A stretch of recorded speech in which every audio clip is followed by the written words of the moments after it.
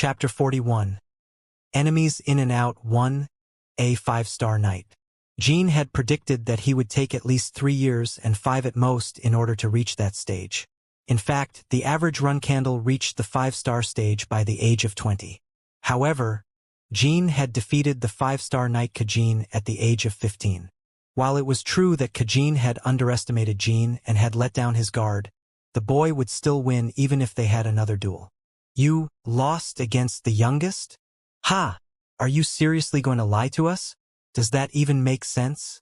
The youngest was only a 3-star knight until not long ago. No matter how much of a moron you are, this is just impossible. Mew and An couldn't believe what they heard from Kajin's report. This wasn't a surprising reaction.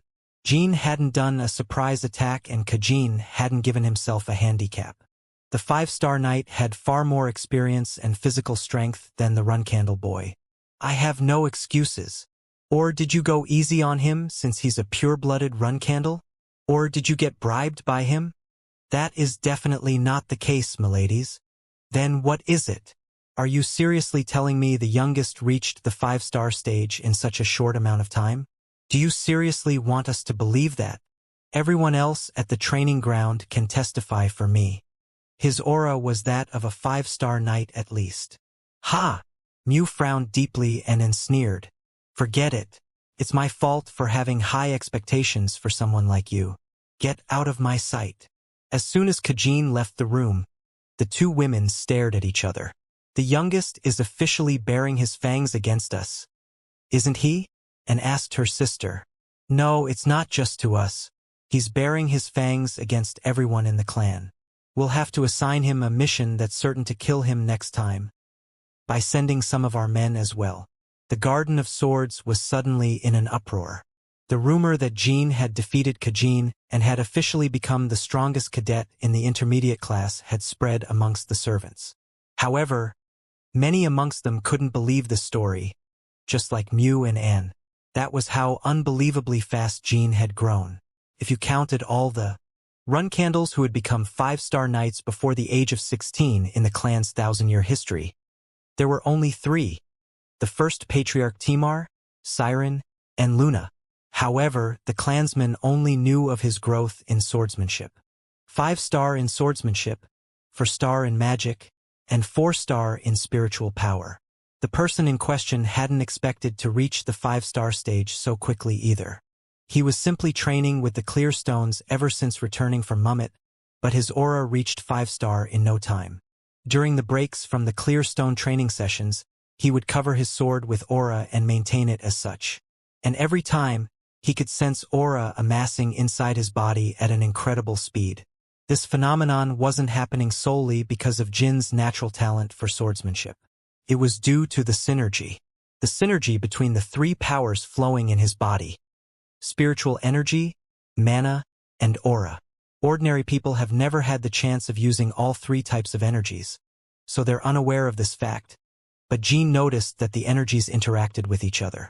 If one of the powers gets stronger, it influences and strengthens the other 2 as well.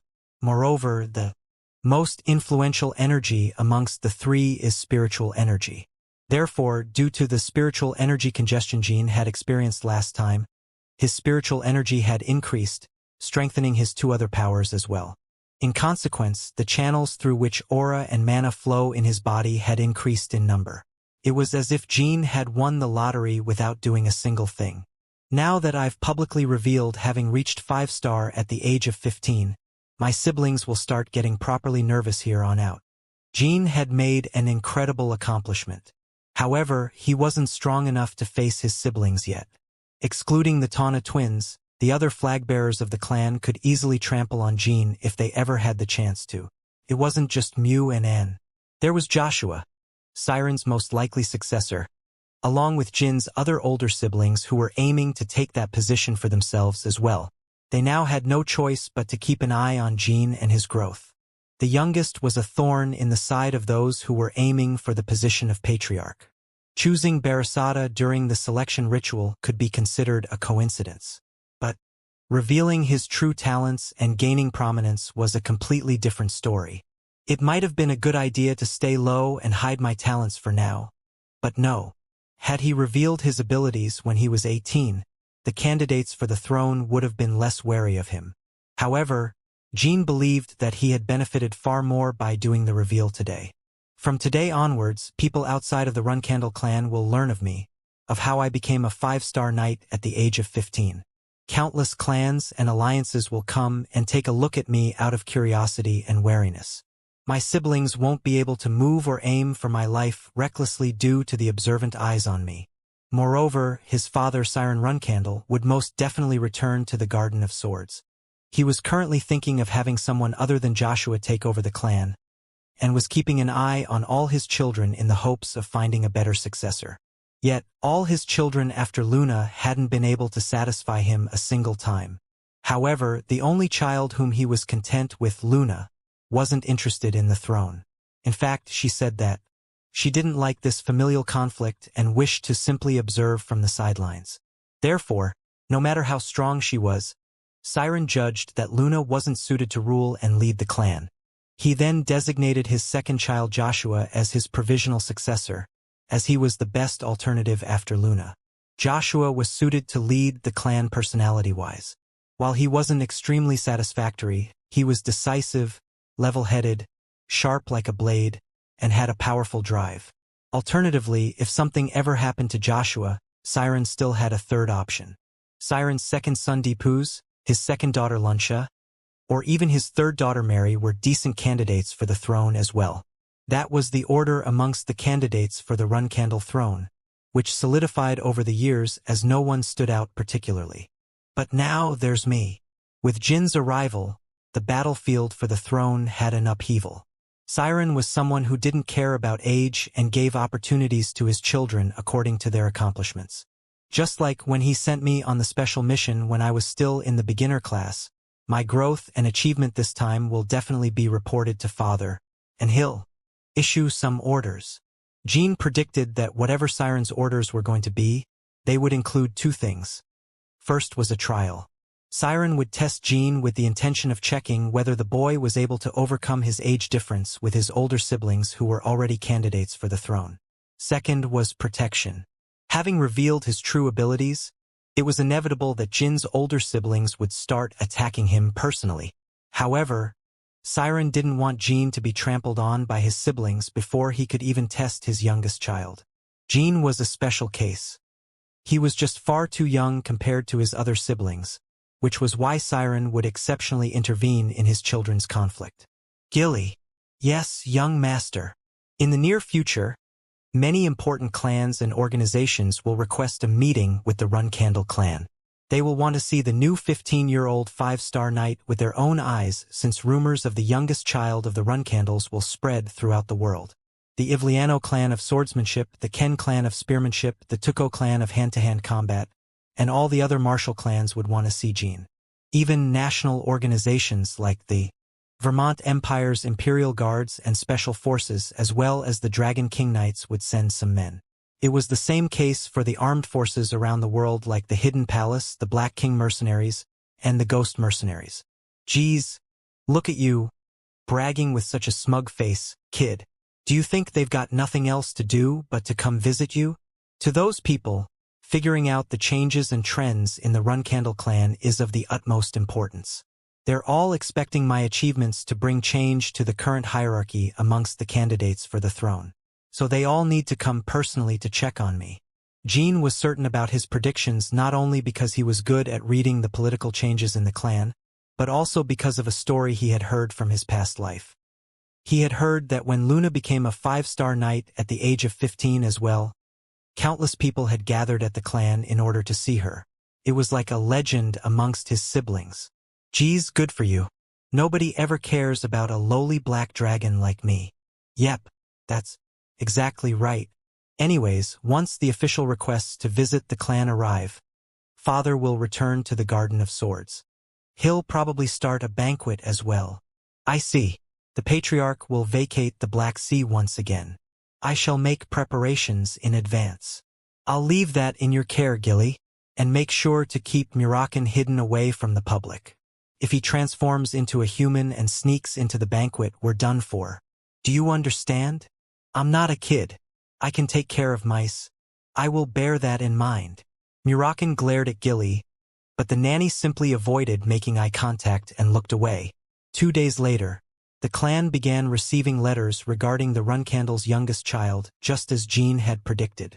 As Jean had never shown himself to the public outside of the clan, the reporters and envoys were desperate to get more information about him. In fact, all that was known about him outside the clan was his age and his 5-star rank. The rich reporters and journalists bribed the servants of the Garden of Swords in order to get some insider information, whereas the skilled ones went to find the receptionist at the Mytel Kingdom's transfer gate and the Black King mercenaries' 3rd Corps. Those two were the only group of people around the world who had met Jean in person. However, the receptionist was someone who cared for her life and didn't reveal her clients' information, while the Black King mercenaries absolutely detested journalists. Meanwhile, the less skilled reporters, in other words, the naive ones who didn't know much about the world, thought that the Runcandles had spread a fake rumor in order to gain some attention. Just what kind of person is Jean Runcandle? The reporters were all sighing and groaning to each other. The Garden of Swords wasn't a place mere reporters could set their foot into. All they could do was wait impatiently as they tried to make use of their connections with other clans, those that had enough influence to enter the Garden of Swords as visitors. And so, another week went by. It was now May 1795. Countless demands and requests to visit the Garden of Swords came rushing to the clan like a broken dam. Everything was going as Jean had predicted. It seems the butlers are extremely busy writing replies to all the requests. These days, young master. When I asked Petro, he mentioned that even the Vermont imperial family sent an official letter. The imperial family? I didn't expect that. Those mystics couldn't hold back their curiosity either, it seems. I find it more mystical that you managed to predict the future so accurately, young Master Jean. Gilly smiled as she felt proud of the boy and continued speaking. Also, Guardian Knight Khan returned to the main house today and announced the Patriarch's decision. He will return in 1 month. The clan is now matching the timing of the visitors with the Patriarch's return. The clan was in an uproar both on the inside and outside due to Jean. However, there were no movements or odd actions from his siblings as of yet. They were simply going on missions or training as usual, and it was the same for Jean. But this wasn't a surprising outcome. Trying to attack or keep Jean in check while the entire clan's attention was on him was a stupid move. The moment they would try to keep him in check, they would be announcing to the world that they feared and or detested their youngest sibling. It would cause great damage to their reputation. But it wasn't as if all his siblings weren't willing to make this stupid move. Why, young master? The man who came running to Jean with a distressed expression was Petro, the second butler.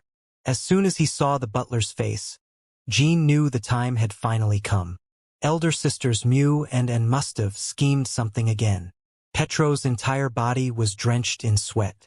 It appeared he had run across the enormous Garden of Swords to tell Jean of this urgent news. Take your time to catch your breath, Petro. H.A. Thank you very much. Phew, you have been assigned a new mission, young master. But the place you'll be dispatched to is... Where is it? The Colin Ruins. Ha! The Colin Ruins? Young master, the flag-bearers have gone too far this time. The Colin Ruins are in Zipful territory. That is correct. The flag-bearers have gone too far. Thus, Madame Rosa has become enraged. She has already summoned the flag-bearers to admonish them. I believe young Master Jean should go see Madame Rosa as well. Jean calmly nodded and began making his way to the main building. Chapter 42. Enemies in and out, 2. There were a total of 5 flag-bearers who came running to the main building with Rosa's summons. They were the 3rd son Ran, the 4th son Vigo, the 4th daughter Mew, the 5th daughter and finally the 2nd daughter Luncia. Rosa made them stand straight in a single file and glared at them with a dark, heavy gaze. The flurry of shouts and reprimands she had been hurling at them had calmed down a bit. But once Jean entered the room, she raised her voice again. How can you people who call themselves flag-bearers mess up so badly? As Rosa let out a thunderous roar, the documents and pen holder on her table went flying in all 4 directions. In fact, the pen holder cracked and broke apart due to the energy in her voice. Hiya! She let out a deep sigh and turned to Jean. "You've arrived." "Yes, mother." His siblings' attention turned to him as well. Ran and Vigo's gazes were dyed in annoyance and irritation. Their reactions were natural as they weren't involved in the issuing of his mission. Mew and Anne were openly showing their animosity towards Jean. Their lips were curled upwards, but their pupils were dyed red in bloodthirst, as if they were warning him they'd kill him if they ever had the chance. Meanwhile, Luncia had a calm bearing. She was merely curious to know if her youngest sibling, whom she hadn't seen in a long while, was truly a 5-star knight as the rumors said. "Have you heard of the news? Your next mission will be at the Colin ruins." "Yes, I've been told. I'm canceling that mission. You won't be going to Colin." "Mother!" Mew and Anne raised their voices simultaneously and took a couple of steps forward. "You wenches only care about killing the youngest, don't you? Did gaining the petty authority and power of a flag-bearer grant you non-existent balls to stand against your mother?" Rosa looked down at her daughters with ice-cold eyes. However, the two daughters didn't let themselves get intimidated. "Mother, is it really so strange that we're trying to kill the youngest?" "What? To be honest, I cannot understand why you try to protect the youngest so much." Mew stared at her mother in the eyes. "Go on. I dare you to continue yapping with that pie-hole. Have you lost your mind? Ever since we were born, you have merely watched us from the sidelines with father and even encouraged us to fight amongst each other. Mother, was that not because competition is a necessity in our family?" "She's right, mother. In fact, you must know how much everyone here has been oppressed and pressured by our older siblings while growing up. Back when I was in the intermediate class, I was also sent on highly difficult missions assigned to me by my older siblings. Dozens of times." A moment of silence followed. Mew and Anne weren't completely in the wrong. Conflict and secret harassment between siblings in the Runcandle clan was inevitable. In fact, it was the fate of all Runcandle children. Moreover, Siren and Rosa never intervened to stop the bloodbath occurring amongst their children. Indeed, you two aren't wrong. Competition is necessary, and you can use whatever means at your disposal to come out on top. Rosa spoke with a soft smile. Mew and Anne understood their mother's intentions. "Be that as it may, did you two reach the 5-star stage by the age of 15? "Ha! You two are different compared to the youngest. Had you two made the same achievements as him in your teenage years, I would have protected you as well. However, you didn't." Rosa openly revealed that she was giving Jean preferential treatment. "In other words, you two weren't worthy of my protection and care. As a matter of fact, seeing how you two are now insolently talking back to me after becoming flag-bearers, I don't regret never having protected you two." Mew and Anne's faces distorted as they blinked, dumbfounded. No matter how harsh of an environment the clan was and how cruel one's siblings were, every child in the world would be hurt after hearing such heart-wrenching words from their parents. "Ha, you are correct, mother. I was being insensible and naive. Thank you for your guidance, mother." The two girls lowered their heads and turned around, exiting the room. "Despite having returned one of your swords each." Luncia merely shrugged and went along with it, whereas Ran and Vigo protested. "And mother, why you want us to return a sword? Are you dissatisfied? You should be glad it's only one sword. I personally would have preferred confiscating all the invaluable swords you two took from the clan's armory. So be grateful I didn't do that." The brothers couldn't say anything in return and lowered their heads. Ran and Vigo felt like they were being framed for a crime they hadn't committed, and obviously enough, their frustration and anger diverted to Jean. "Our family is so messed up. Things are getting troublesome." Jean discreetly clicked his tongue and thought to himself, Rosa Runcandle. Was she truly rebuking the flag-bearers out of love for Jean? Jean was certain that it wasn't the case. "Mother wants me to clash with my siblings far more fiercely and violently." She purposefully summoned elder sister Luncia and elder brothers Ran and Vigo, even though they're unrelated to this incident, in order to have them develop animosity towards me. Correct. Rosa had summoned 3 other flag-bearers in addition to Mew and Anne in order to test Jean. To be more precise, she was testing every single child in this room. She wanted to see how far she could push her children, and whether they'd persistently try to tear each other apart. I wonder how the youngest will pull through this situation. He's a smart boy, so I'm sure he won't act conceited from here on out just because he thinks I'm favoring him. So what will he do? Rosa asked herself. She was excited and curious, but made sure to maintain the furious expression on her face. Would he pretend to defend his siblings and tell her to punish him instead? If he simply stood there with a content smile for having his mother on his side, then that was the end of it. While Jean was a rare genius for reaching 5-star at 15 years old, if that was the extent of his reaction and intelligence, then Rosa was planning on erasing all her interest in her youngest son immediately. Needless to say, even if she were disappointed, he would still be her beloved youngest son. He would just be eliminated from the list of candidates for the succession. If Jean did nothing when she gave him an advantage, Rosa would judge that he wasn't suited to lead the Runcandle clan. Mother, speak freely, Jean. Rosa spoke in a low tone, hiding her excitement.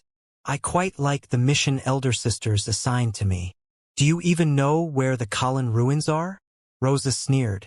Yes, it's in Zipfel territory, and the Runcandles once tried to invade and capture it, but failed to do so. It happened long before I was born, though. So you are aware. Back then, Elder Tellot went to battle with 30 Guardian Knights but faced a predicament. It's now a tourist spot, but the Zipfels are still greatly involved with it. You won't be able to do anything even if you go there. The mission that was assigned to Jean was theft. He had to steal some of the ancient relics the Zipfels were excavating from the Colin ruins. Jean hadn't checked the list of items he had to steal yet, but there were probably at least 3 relics on it. We can't verify that if I don't head there. While it's a dangerous place, I do not believe it's an unreasonable mission. Don't you think elder sisters assigned this mission to me as they believed I was skilled enough for it? What reckless bravado. That, or you're trying to test your mother. Reckless bravado. It wasn't a bad reaction, but it wasn't what Rosa was hoping for. Moreover, if we suddenly change the issuing of the mission, we will be showing our clansmen how lax and careless our clan system is. No clansman would question the Runcandles just because of something like that. Your sisters were simply trying to harm you, and since they couldn't attack you physically, they took advantage of their authority as flag-bearers. That is exactly what I mean, Mother. Jean grinned brightly. I do not plan on backing away from this fight. If I were to duel elder sisters right here, right now, I will definitely lose miserably. However, if I successfully accomplish my mission, I would be able to deal them a powerful blow. Rosa's eyes glittered. In other words, I have a slight chance of winning this fight.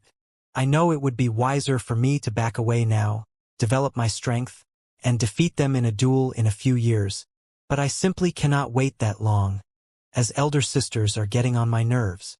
You could easily die at the Colin ruins with the smallest of mistakes. Are you really confident in yourself?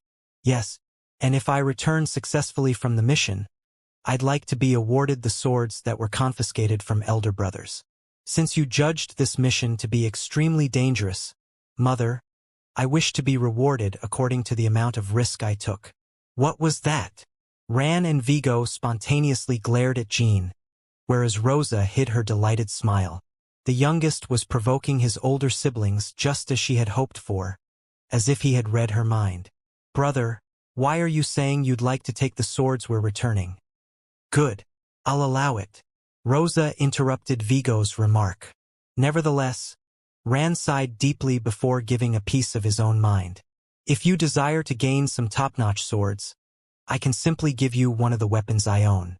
But give up on this mission. Your achievements have spread around the world already, so you must remain alive until Father returns to the garden.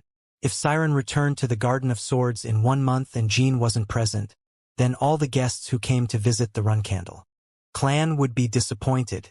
Thus, people would raise suspicions and say that the 5-star 15-year-old knight was a false rumor started by the Runcandles. Some would even believe that the clan tried to cover up the false rumor by saying the child had died on a mission right before the visit. Ran acted as if he were worried about this outcome, but Jean tilted his head in confusion.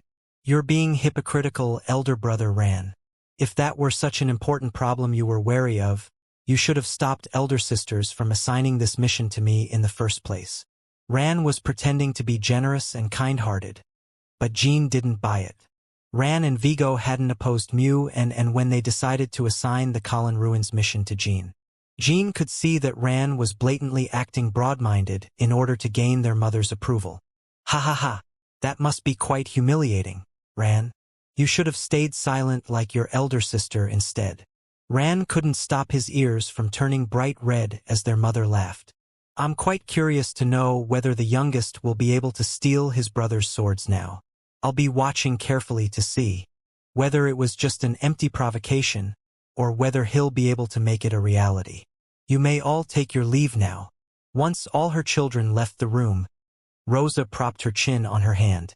I trampled on the other's pride so that the youngest doesn't turn out like Luna, but it seems that was unnecessary. The youngest seemed to be famished for conflict.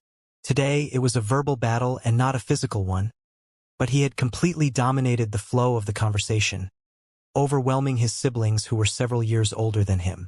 Siren will be happy to see the youngest's growth so far when he's back. Of course, such a thing wouldn't happen if Jean didn't return alive from the Colin Ruins. As soon as they exited the building, Ran and Vigo immediately returned to their rooms. Luncia hesitated to talk with the youngest for a bit, but simply returned to her room as if she couldn't be bothered to do so. Do you actually think you'll be so lucky this time around as well? Mew spoke up without even looking her brother in the eyes. She and were standing against the wall, waiting for him to come out. Who knows? Elder sisters might not know this well, but I'm actually pretty unlucky in life. This is the last time you'll ever act so easygoing. The mission isn't a solo mission. You won't be feeling so lonely on your way to your destination. Haha. Thank you for your concern, elder sisters. Well then, I shall see you another time. The two women glared at the boy's back as he strided away until he disappeared from their sights. Chapter 43. An Unexpected Incident 1. There were 3 other cadets who were assigned the Colin Ruins mission alongside Jean. Kajin Ramello, Mail Hass, and Rima Hass. All 3 were part of Mew and Anne's faction. The Hass brothers were slightly weaker than Kajin, but were still bona fide 5-star knights. Young master, allow me to apologize for my transgression a few days ago. I will make sure not to disappoint you anymore during the upcoming mission. It is an honor to be given the chance to work alongside young Master Jean. The day before their departure, Kajin and the Hass brothers came to find Jean. Their behavior had made a full 180 compared to a few days ago. Their sarcastic remarks had completely vanished and had been replaced by courteous and submissive attitudes. Jean wore a wide smile to show his satisfaction. Indeed, the past is in the past. Let's turn the page now. I'll be in your care from here on out. Thank you very much, young master. Thank you very much. Once the 3 of them left the room, Murakan leaped onto Jin's lap. It's because they kept talking behind my back without having the courage to confront me that they were abandoned by elder sisters. Sending those 3 to the Colin Ruins is basically being sent to die. Backstabbing me during the mission must be their desperate last-ditch effort. Jean was sure of himself. Mew and Anne. Those sly foxes must have ordered their lackeys to kill Jean during the mission. He was also certain that his sisters had promised to look after their family if they successfully killed Jean and also died bravely on the battlefield. The boy had witnessed Mew and deal with people using this exact same method in his past life countless times. Meow, the cat sitting on his lap, laughed out loud. They had to use a transfer gate and travel on land to reach the Colin Ruins. The Colin Ruins originally had around a couple of thousands of natives living in villages. However, the Zipfels discovered the land several hundreds of years ago and took control of the area, so the ruins became a part of the Palon Kingdom. Afterwards, most of the natives were slaughtered and the survivors were enslaved. The descendants of the natives who are still living in Colin to this day appear to be respected by the Zipfels, but they gnashed their teeth at the clan of magicians. However, there was nothing the descendants could do. While they appeared respected, they were still slaves. Moreover, the rest of the world didn't really care about the lives and rights of the Colin natives. The The Zipfels spared the descendants and allowed them to remain in Colin with the excuse of preserving the land in its original state. However, it was all an act where they were trying to redeem themselves from their horrible past deeds. As he thought about this sad truth, Jean frowned deeply. The weak being trampled on by the strong is a common occurrence around the world, but the Zipfels really went too far back then. Originally, the Zipfels weren't the type to commit such massacres. They normally prefer to conquer new lands peacefully and reasonably, while trying to gain the natural respect and loyalty of the conquered. The Zipfels were far more advanced in terms of their public image and relations compared to the Runcandles. In fact, ruling by force was the Runcandle style. If so, why did the Zipfels suppress the Colin natives in such a violent and cruel way back then? Jean knew the answer to this question. It was because of the mirror-like artifact the natives hid away. The Zipfels had some vague knowledge of this artifact when they discovered the island. So they trampled on the natives in order to find it. Currently, the existence of this ancient mirror was top-secret information that hadn't spread outside of the Zipfel clan. However, before Jin's regression, the entire world came to know of this mirror by the time he was 27. One brave journalist wrote an article about this ancient artifact the Zipfels had recently found. The journalist even recorded the details of the artifact's excavation site.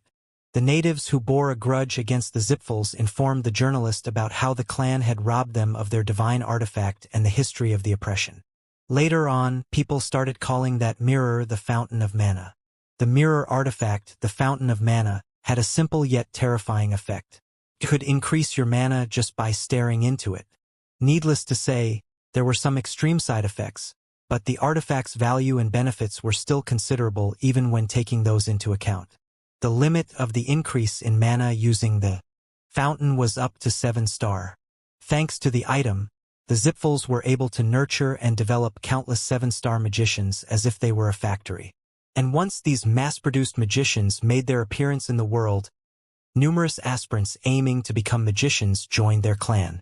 Thus, the already powerful Zipfel clan began leaving the Runcandles behind in the dust and solidified their standing on the continent while putting pressure on their enemy clan of Swordsmen. This time, I won't let those Zipfel bastards get the mirror in their hands. As one would expect, he wasn't planning on stealing the artifact while oppressing the natives like the Zipfels had done. However, for the price of suppressing the natives for several hundreds of years, he was planning on stopping the Zipfels from gaining more power using the fountain. There was no need to hurry. According to his knowledge from his past life, the Zipfels needed another 10 years or more in order to find the mirror. Thus, Jean only needed to steal it before that day came. "We will arrive soon, young master." Jin's strides came to a halt. They were walking down a mountainous road in disguises and masks. "This place is the Zipfel magician's lodgings. This one is for independent magicians. And the relics we must find are here, in the third warehouse." Kajin spread open a map of the Colin ruins and pointed at each vital location. "Are you certain that the items are in the third warehouse?" "We must hope so. If it isn't the case, then our chances at succeeding this mission will drop to 0. There were a total of 4 relics they had to steal. 3 slabs of stones the size of their palms, and 1 bronze bowl. They were worthless items for most people, but for historians, these items were far more valuable than gold. The cadets had to sneak inside the warehouse, steal the relics, and return to the clan. Sneaking inside the warehouse wasn't such a difficult task. The third warehouse didn't contain precious artifacts, so the security was lax. In fact, the warehouse was open to visitors during the day. However, the problem was returning safely to the clan. No matter how worthless the items in the warehouse are, I'm certain there'll be several layers of protective barriers around the building. It's almost impossible to enter the warehouse without getting detected. With our current party, the Zipfel magicians weren't pushovers. If the third warehouse was attacked, they'd be dispatched and would arrive within 5 minutes. Obviously, they'd also capture and punish all intruders. Due to the rich and curious historians making a request to the clan, it seems the 4 of us may die tonight trying to complete our tasks. No matter what happens, the 3 of us will lay our lives down to protect you, young master. Kajin spoke with resolute eyes and the Haas brothers nodded with determined looks. Their acting was pitiful. As he chuckled in his mind, Jean took out some beef jerky from his pocket. Laying your lives down to protect me. That's good to hear. Have some jerky and rest for a bit. We'll commence the operation in an hour. Understood. The three cadets eagerly received the jerky. Chomp, munch, nibble, chew, gulp. As soon as he saw them swallow their food, Jean immediately spat out the jerky he was chewing on. Young master? The three of them realized that something was wrong, but it was already too late. The jerky was coated with a sleep-inducing drug that could make even a 7-star night fall asleep in a couple of seconds. Kajin and the Haas brothers were already feeling drowsy and were barely staying standing. Don't worry, it wasn't poisoned. What are you? You see can't. Thump, flop, thud. All three fell over, entering the dreamland. Jean dug a hole in the ground and pushed them inside, and proceeded to cover up the hole with leaves. They were unlikely to wake up for another 24 hours. And when they did, the mission would already be finished. You see can't, he said, as if I could keep traitors who were planning on backstabbing me by my side when entering enemy territory. In fact, had they not acted so polite, Jean would have been less suspicious of them. However, during their entire trip here, the three cadets were constantly currying favors with Jean. They were planning on having Jean let down his guard, and when the opportunity arose, they'd slice his throat with no hesitation. But Jean had seen through their utterly predictable strategy. It wasn't as if he couldn't understand and sympathize with those three.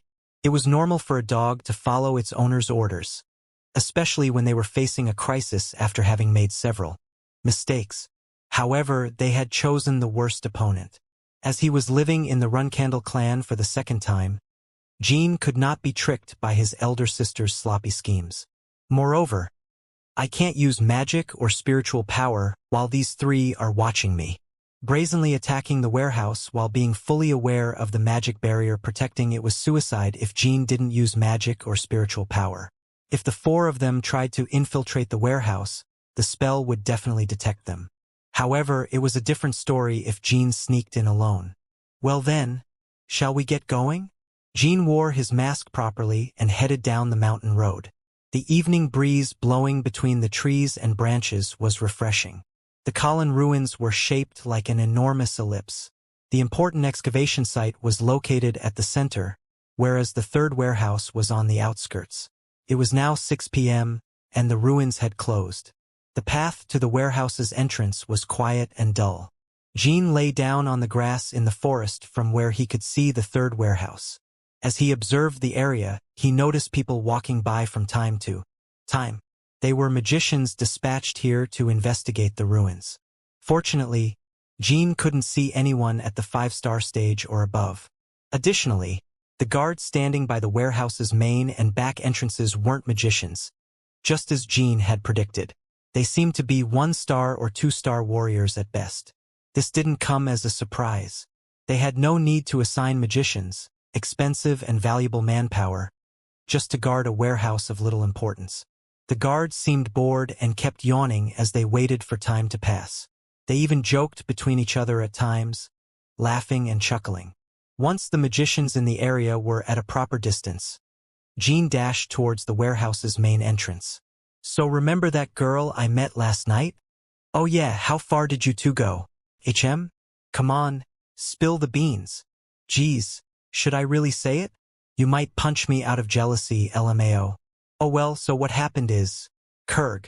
One mercenary fainted after taking Jin's punch to the chin. The other guard who was waiting for the rest of the story immediately thrust his spear towards the intruder.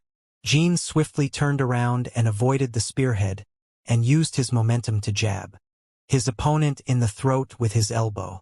The second mercenary's eyes lost their focus and flopped onto the ground. Maybe I should have waited for him to end the story before attacking them. Jean chuckled before picking up the two unconscious bodies, got them on their feet, and leaned them against the wall. By sticking the spears between their legs, they could somehow stay upright. This way, they appeared to be properly standing guard from afar. Jean rummaged through their pockets and found the keys to the warehouse door. The lock on the door was an ordinary one without any spells protecting it. That was how much the Zipfuls didn't care about the third warehouse. No wonder the historians fearlessly requested the run candles to rob these relics. Kriawak, there was no way of repressing the sound of the metal door grinding open. Jean hesitated to use some noise-canceling or noise-reduction magic spells, but decided not to. If there were a magician nearby, the chances of his mana getting detected were high. Before entering the warehouse, Jean observed the interior. After a short while, he noticed a certain familiar magic circle on the floor right in front of the door. Isn't this the magic circle of blood and barrier?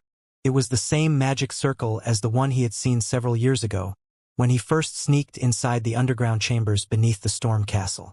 By dropping a few droplets of human blood on it, he could easily neutralize the effects of the circle. The defensive magic circle protecting an unimportant Zipful warehouse was the same as the one protecting a secret chamber only the run candle flag bearers could enter. If the public ever came to learn of this truth, the clan of swordsmen would become a laughingstock. The magic circle of blood and barrier can recognize the blood of a human, a monster, or a plague-stricken human. As long as it was someone healthy, the blood of any human was enough to neutralize it. Jean approached the unconscious yet standing mercenaries again. He then used his dagger to lightly cut the tip of one's finger and caught a few drops of blood with his palm. Afterwards, he sprinkled the blood onto the magic circle. Jean had used the mercenaries' blood in order to avoid getting caught after he accomplished his mission. If the Zipfuls came to investigate the intrusion, they might believe that the magic circle had been neutralized due to the mercenaries' mistake. The first protective spell was easily dealt with. Let's search for the relics now. Suddenly, the magic circle glowed bright red and let out a sharp squeal. The flustered Jean flinched in panic, but soon calmed down and looked back at the bloodstain on his palm. The stain had been made using the unconscious mercenary's blood. In other words, it was definitely human blood.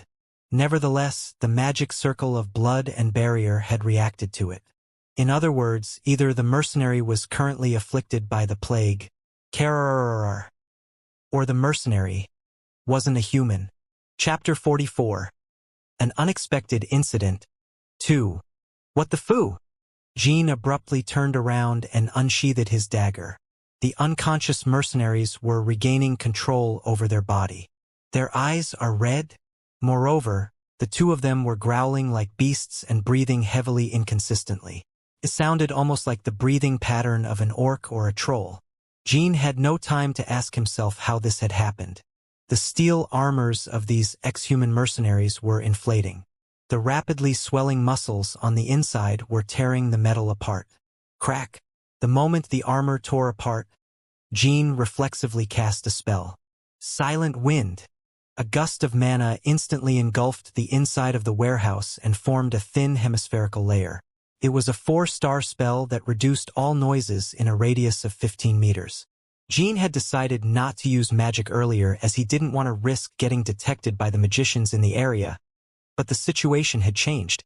He couldn't avoid fighting the mercenaries who had transformed into monsters. They were already reaching their hands out towards Jean. Their fingers had grown sharp and long claws, just like those of the Red Tiger tribe.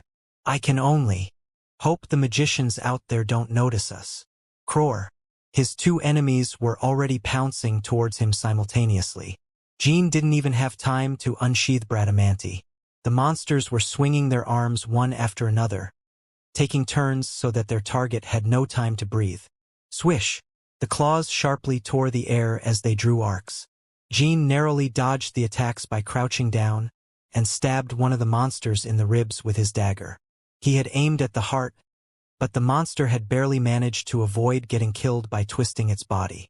However, Jean definitely felt the sensation of flesh being torn and bones breaking. Grah! The monster let out a horrible shriek. It didn't appear to be a fatal injury. The monster didn't bother removing the dagger in its torso and continued swinging its claws. Fortunately, Jean made use of this short breather to create some distance between them and unsheathed Bradamanti. As he hurriedly enveloped the blade in aura, the dark warehouse was brightened up a little. The monsters seemed to have sensed that aura was a dangerous power. As Jean adjusted the distance between them while keeping his sword straight, the black fur covering the monsters' bodies stood on end. Krrr. Croc. The wounded monster belatedly removed the dagger in its chest. Seeing what happened afterwards, Jean couldn't help but let his face show his shock. They can even regenerate? The monster's deep gash in its chest was rapidly healing and closing. The dark red blood quickly stopped gushing out after a couple of seconds. This sort of high-speed regeneration could only be seen in high-ranking and powerful monsters. However, Jin's opponents weren't your typical, naturally born monsters. These enemies were undoubtedly humans even a minute ago. With every passing second, all sorts of thoughts and hypotheses passed through Jin's mind. However, he didn't have the necessary knowledge to understand exactly how this mysterious and freaky incident had happened. He had never seen anything like this in his total 43 years of life. Fortunately, while he couldn't understand how it had happened, Jean could somewhat grasp the fundamentals behind it, thanks to his life as a magician in his past life. It's highly likely these are living golems created through forbidden magic. Those zipful bastards. Are they using the Colin ruins as an experimental facility for forbidden magic? Swoosh! The monsters resumed their flurry of attacks. Jean could only narrowly evade the attacks earlier as he was taken by surprise, but now that he had regained his calm, his enemies' movements appeared clumsy. They had the strength and speed of low-leveled 4-star fighters. However, there was a vast difference between a trained 4-star knight and monsters that only had 4-star physical abilities. Jean easily parried and dodged the monsters' claws and counterattacked. It's not too difficult facing them. Whenever Jean made a feint or moved irregularly, the monsters fell for it each time. He could see their feet getting tangled up, resulting in the monsters losing their balance. There are 3 places the core could be located: the heart, head, or lower abdomen. When it comes to these magical weapons called golems, they never stop moving no matter how much they get wrecked. In fact, Jean had sliced one of the monster's wrist and shoulder, yet there was no change in its behavior. On the other hand, if their cores get destroyed, it's over for them. This was the case even for these living golems that were made with forbidden magic. Stab! Jean backstepped and changed his attack pattern, easily piercing one in the head. The aura surrounding his sword was spinning rapidly, so there was a large hole the size of a fist in the monster's head. So it's not the head. Had Jean fought like he was facing humans, he would have been in a predicament just now. After inflicting a deadly blow to one of the enemies, most fighters would have shifted their focus on the remaining foe. However, the golem with a hole in its head continued swiping its claws. Its speed and power hadn't been affected a single bit. Rather, it became more violent and aggressive. Jean spun around to dodge the attacks and thrust his sword again, this time in the lower abdomen. But this time, he raised his arm with the blade until he reached the heart. This sort of attack would have been nigh impossible for ordinary people. It was at times like this when Jean was grateful for his Runcandle bloodline for giving him a blessed body with superhuman strength. Skryak! The disgusting sound of the monster's flesh ripping apart and its rib cage shattering echoed. Once he retracted his blade, Jean realized that the core was located at the heart. Instead of an actual beating heart, there was a ball of blue mana at the center of the chest. However, it was a completely different-looking core than what Jean was familiar with. Instead of mana, it almost looked like a big glass marble filled with some blue liquid. Moreover, it was incomparably harder than what a normal human's heart was supposed to be. Through the recoil Jean felt when cutting the core apart, he realized that he had barely managed to break it despite the 5-star aura covering his sword. PFFFCHT. The solid-looking ball of mana burst and a terrible stench spread in the air. The dead monster was now slowly transforming back into a human. It couldn't turn back into its previous form perfectly, as the swollen skin and ripped muscles were irreversible. Nevertheless, the shriveled-up corpse on the ground was undoubtedly that of a human. As soon as he saw that, a complicated sentiment grew within Jean, and rage suddenly began boiling in his heart. How dare they do something like this to a fellow human being? rage towards the Zipfels. The remaining monster pounced on Jean as if in response to the boy's anger. Jean had yet to fix his posture after finishing off the first foe. Scree. Its claws slammed and scratched against Bradamanti, creating an unpleasant sound. Jean placed his right foot back and pushed with all his strength to stand his ground. His foe's claws weren't as tough as Bradamanti's blade. While it seemed stronger than ordinary steel, it couldn't compare to the blade of a powerful, ancient sword from thousands of years ago. Crack! As the two opponents clashed, 5 claws broke away, disrupting the power balance. The monster lost its footing and fell face-first to the floor. Jean stamped on the back of its head and stabbed it in the heart from above. He felt the solid ball of mana break at the tip of his sword. The fallen monster's body trembled, and soon enough, it returned to its human form as well. Phew! Only then could Jean finally sigh and relax. He looked at his surroundings and saw that the floor was drenched in the monster's dark red blood. The silent wind spell he had cast earlier was still present. Fortunately, it seemed the magicians in the area hadn't sensed the usage of magic. Keiki! Jean suddenly heard a voice. Came from the fallen monster. No, from the human writhing on the floor. Killed me! He hurriedly crouched down and examined the second victim. Surprisingly, he was still breathing. Barely, but breathing. However, he still had a somewhat inhuman appearance. It was obvious their entire bodies had swollen and torn beyond their limits. Jean soon came to the conclusion that he couldn't be saved. He had countless questions to ask. How and why had they become living golems? Who was behind this? How they had become the Zipfels' experimental subjects? However, the mercenary had no strength left to speak. All Jean could do was liberate him from the pain and agony. Stab. Jean pierced the man in his disturbingly skinny neck, and the victim closed his eyes peacefully. Jean also closed his eyes for a moment and lifted his head. He did not know of their circumstances, but no human in the world wished to become a living golem willingly, especially if they were made to transform into monsters and were treated as expendables. A flame burned in Jin's eyes as he ground his teeth. But this wasn't the moment to lose his cool. An unexpected incident had occurred, through which Jean witnessed the horrible acts committed by the Zipfels behind the scenes. And now, Jean was suspicious of his elder sisters, wondering if they were aware of this truth when sending him on this mission. However, he still had a task to complete. He couldn't just go back home and tell his siblings, "I couldn't finish the mission because a monster attacked me." Otherwise, his entire clan would mock him. And even if the Run Candles decided to bear the disgrace and publicize the details of this mission, about the horrible experiments being secretly performed in the Zipfel clan, nothing would change.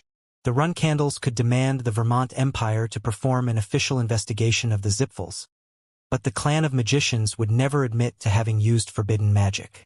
Creating living golems was a terrible crime. Simply finding signs of living golems was more than enough to pressure the Empire to do a formal investigation. However, the Zipfels could just feign innocence even if conclusive evidence were to be found. In that case, no one would be able to hold them responsible for this crime. That was how much power and authority the Zipfels wielded. First, I should take some broken shards of the ball of mana and quickly finish my mission. After a while, Jean regained his composure and picked up a few pieces of the lump of mana. He then walked to the warehouse entrance and checked the situation outside. The magicians aren't making any moves. In other words, most of the magicians here don't know of these living golems and were just told that the warehouse was just an ordinary one. If the magicians knew that living golems were placed as guards outside this building, the security here wouldn't be so lax. There would be at least 27-star magicians constantly keeping an eye on this place. In other words, not every personnel stationed at the Colin ruins were involved with the use of forbidden magic in the clan. I just need to steal the relics and escape as originally planned.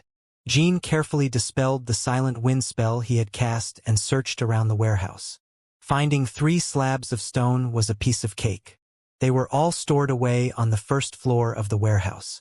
He also found the bronze bowl very quickly. TL/N. Final reminder to people living in countries where you have a ground floor. Korea. calls the lowest floor the first floor like the USA. Keep it in mind when you see another X floor in the future in this novel. However, unlike the slabs of stone, the bronze bowl was protected by a complex spell. It was set to activate when the bowl was removed from its display case. This entire protective spell was the reason why the mission's difficulty was so high. The standard procedure would be to spend several hours trying to dispel the magic like untying a string knot. But, Jean sheathed his sword and gathered mana in both his hands. I'll steal it using a more extreme method. Since there are already 2 living golems lying here as corpses, no matter what crazy thing I do in this building today. Whoosh! The mana in his hands gained a fire attribute. But Jean then infused the mana with spiritual energy. The flame mixed with darkness projected large shadows in the room. The Zipfuls will have no choice but to sweep it under the rug.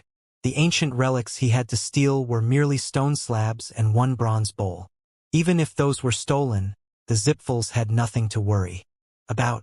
Nevertheless, the Zipfuls would normally do their utmost when trying to find the culprit as the clan's dignity was on the line. However, the situation was different if you added living golems created with forbidden magic into the equation.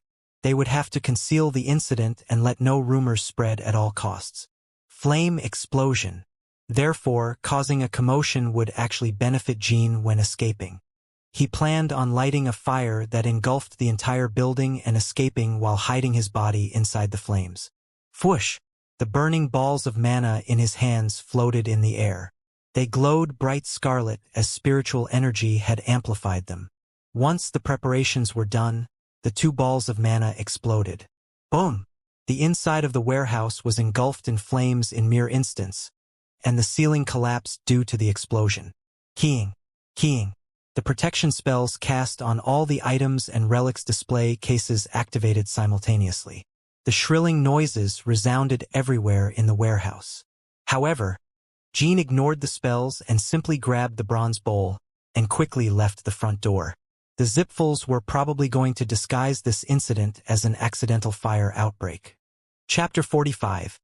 An Unexpected Incident 3. Just what on earth do you 2 think you're doing? Thwack! Thwack!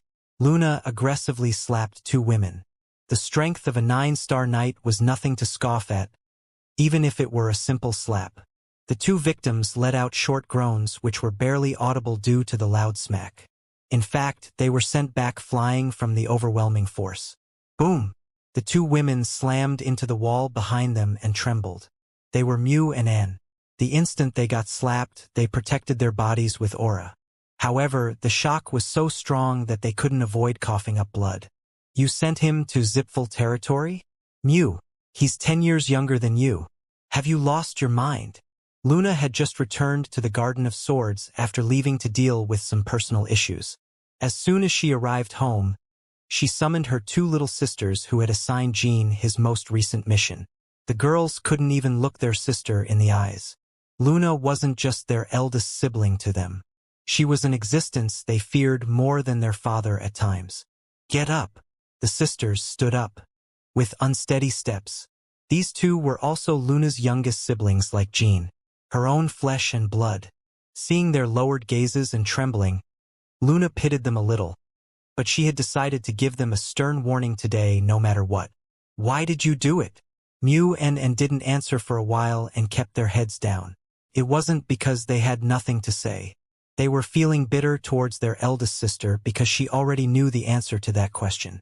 That it was because of the traditional familial conflict, the battle for hegemony, where children fought between each other for a higher standing in the clan.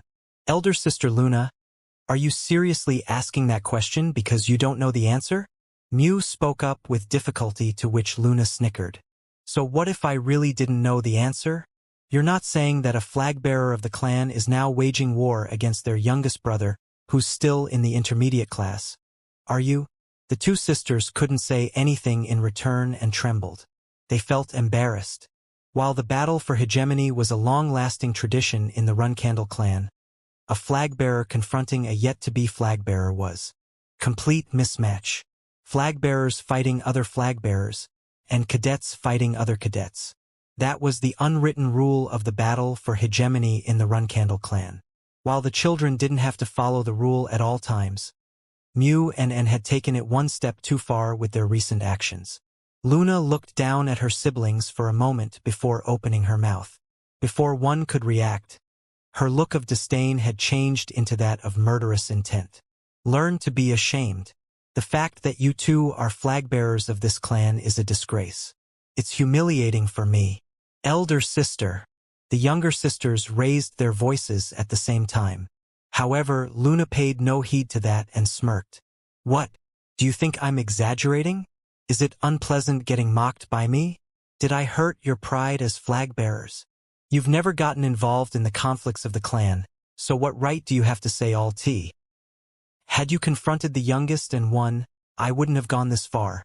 What do you mean? Mew and Anne's eyes widened. You've already lost against him. The youngest returned from the Colin ruins after completing his mission. Jean arrived not long ago and went to report to Mother. I ran into him on my way home and verified his success with my own 2 eyes. The 2 girls bit down on their lips. Do you understand why I told you to be ashamed now? You two ended up attaching wings on the youngest's back while trying to trample on him. I wonder whether there's ever been any flag-bearer in history who lost this miserably after confronting their youngest sibling. Luna continued talking sarcastically, and her younger sister's ears turned bright red. On one hand, they couldn't handle this humiliation. On the other, they were also terrified. Mew and N wouldn't be able to lay a finger on Jean for a while. Their plan of destroying the youngest before he could fully develop had gone up in flames. The sisters weren't confident that they'd be able to defeat Jean after he fully matured. In a few years, the youngest would start getting his revenge against them. As they feared the future, a freezing chill ran down their spines. They could only stare into the emptiness in stupefaction as they turned around to exit Luna's room. Luna spoke up. One final time before they could leave. From what I've observed so far, the youngest isn't a merciful child. You two should be careful from here on out. Do you still have more mockery left to throw at us, elder sister? Luna wore a bitter smile on her face. No, I'm saying this because I'm truly concerned for you. Our relationship may have gone astray sometime in the past, but you two are still my little sisters. Mew and N left without saying anything. Luna stared at the door for a while after their exit and sighed deeply. Clack. As she sat back down at her desk, a teacup was placed in front of her. Taemyun, her nanny who was waiting in the room next door, had returned to Luna's room. Ah, thanks, nanny. Ho ho. I thought that you had relapsed into your period of adolescence when you came home and immediately pummeled your siblings, milady. Adolescence? At my age? As if... It's because your teenage years were quite memorable. Still, I'm worried about ladies Mew and Anne. Considering the 13th young master's personality, I'm sure he won't forget what happened even in the distant future. Do you also think that they won't be able to compete with Jean, Nanny? I believe that in another 5 years, they won't be able to rival young Master Jean even in a formal duel. Considering that, ladies Mew and N have less than 5 years left to live. Don't talk about such gruesome things. They're still our flesh and blood. If the youngest kills them once he's older, it gives me shivers just thinking of it. Speaking of which, have you looked into what we were talking about last time, Nanny? By what we were talking about last time, Luna meant the incident when someone attempted to assassinate Jean in the Storm Castle. She had asked her nanny to look into their other siblings to find out who was the culprit behind the attempt. Technically speaking, it was a curse instead of an assassination attempt, but Luna didn't know about that. Moreover, she had misunderstood the situation. When Jean brought it up, she believed that he was around 5 or 6 years old. However, he was actually a 1-year-old baby when someone had attempted to cast the bladed illusion curse on him. This was because Jean hadn't mentioned that he still remembered everything. From back when he was an infant. Yes, first of all, the culprits aren't ladies Mew and N whom you pummeled earlier.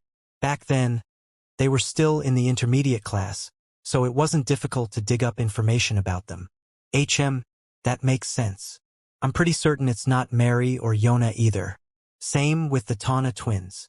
Then the remaining suspects are young masters Joshua, Deepoo's, Ran, Vigo, and Lady Luncia. Except for young masters Ran and Vigo, I cannot carelessly investigate the others.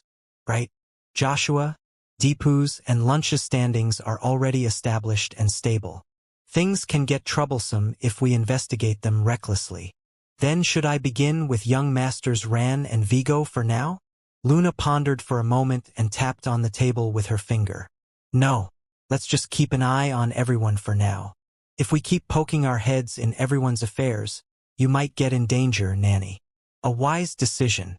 Although there was an assassination attempt back in the Storm Castle, young Master Jean is growing properly, so I believe there is no need to worry too much now. No matter who the culprit is, they must know that I'm looking. After Jean now, they won't make a move carelessly anymore. Anyways, thank you for your help so far, Nanny. It was my pleasure. Should I prepare your meal now? Yeah, some alcohol as well. The usual. Rosa had myriads of questions she wanted to ask her youngest son when he returned after accomplishing his mission. However, she didn't express them out loud. Mummet and the Colin ruins. Everyone had expected him to fail, but each time he returned triumphant and proud. Was he blessed by the heavens? Or did he receive the help of a third party each time? Nobody knew the answer, but with this mission, Rosa was certain that it was the latter. There's an exceptional expert supporting the youngest from the shadows, and the youngest is using that to his advantage to complete his missions. Accomplishing one's missions with the help of another went against the unwritten rule of the clan. The only help one could ask for during a difficult mission was reinforcements from the clan. However, Rosa decided not to question her son nor to blame him. Soon, countless influential envoys from all around the world would come visit the Garden of Swords just to have a look at the youngest. Siren would host a banquet, and the star of the show would be Jean. Even if he had gotten the help of a third party from outside the clan without informing them, the most important fact was that he had returned alive from the mission. Rosa could always reprimand her son on a later date at an appropriate moment after having gathered enough evidence. Good work. No need to go report to the flag bearers. Go take a good rest for today. I'll inform them about your return. Thank you very much, Mother. As soon as he exited the main building where Rosa's office was located, Jean sensed gazes on him. Cadets showed admiration in their eyes. Guardian Knights wore looks of astonishment, whereas flag bearers had looks of contempt and disgust. Mother and my siblings must think I received the help of someone else to complete my missions. Well, that wasn't his problem. Jean didn't plan on resolving this misunderstanding for now. Everything would be uncovered in the future when he reveals his true powers and declares himself a magic swordsman who had contracted with Soderette. As soon as Jean entered his room, Gilly ran up to him and hugged him tightly. When he felt her tears on his cheek, Jean realized how worried Gilly had been for him. I'm all right, Gilly. I'm strong now. I might even win against you in a duel in the near future if I went all out. If something terrible had happened to you, I would have done everything to get revenge on the ladies at the expense of my own life, young master. Geez, don't talk about such scary things, Strawberry Pie. You're too hot-blooded. Isn't it good now that he's back with us safe and sound? Give me a minute, Gilly. Murakan, take a look at this. Jean took out the glass bottle in which he had put the shards of the living golem's core. It's the heart of a living golem. You were lucky, kid. Seeing how you're unscathed, this one must have been a failure. Did you find it at the Colin ruins? The two guards positioned outside the warehouse suddenly transformed into monsters and attacked me.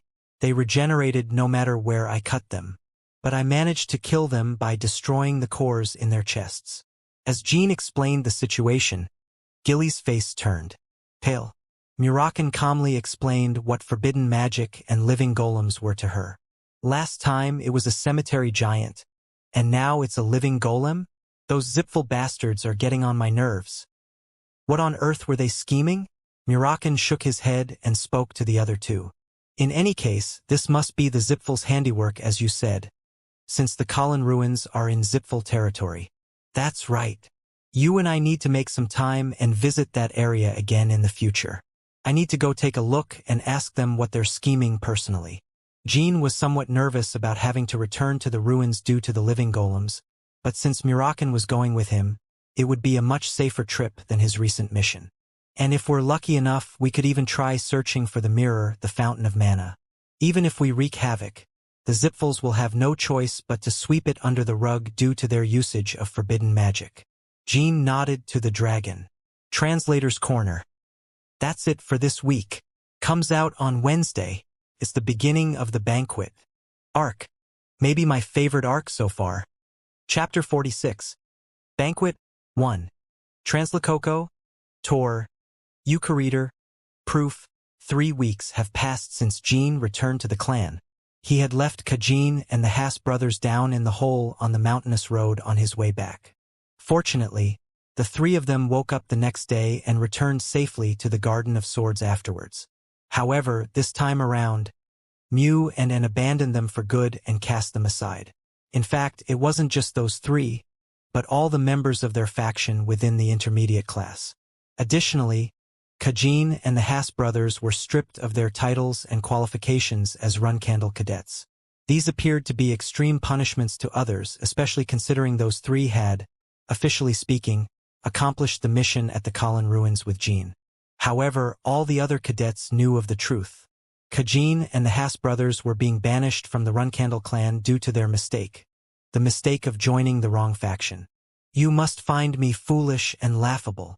Before leaving the Garden of Swords, Kajin shouted to the intermediate cadets. He looked around the crowd, but then stopped his gaze on the leader of the youngest division, Mesa Milcano. But soon enough, you all will be in the same situation as me. We're different from purebloods. No matter how much effort we put into the clan, we're mere mutts being bred by the Runcandles, and in the end you get cast aside like trash. Kakik. I wish you all the best. Nevertheless, not a single cadet shared sympathy towards Kajin Ramello. No one had forgotten his tyrannical rule and terrible deeds from back when he was the intermediate class's dictator. Whatever, you retarded dog. Mesa snorted and waved her hand towards Kajin, shooing him away as if he were a street dog. Clang, clang.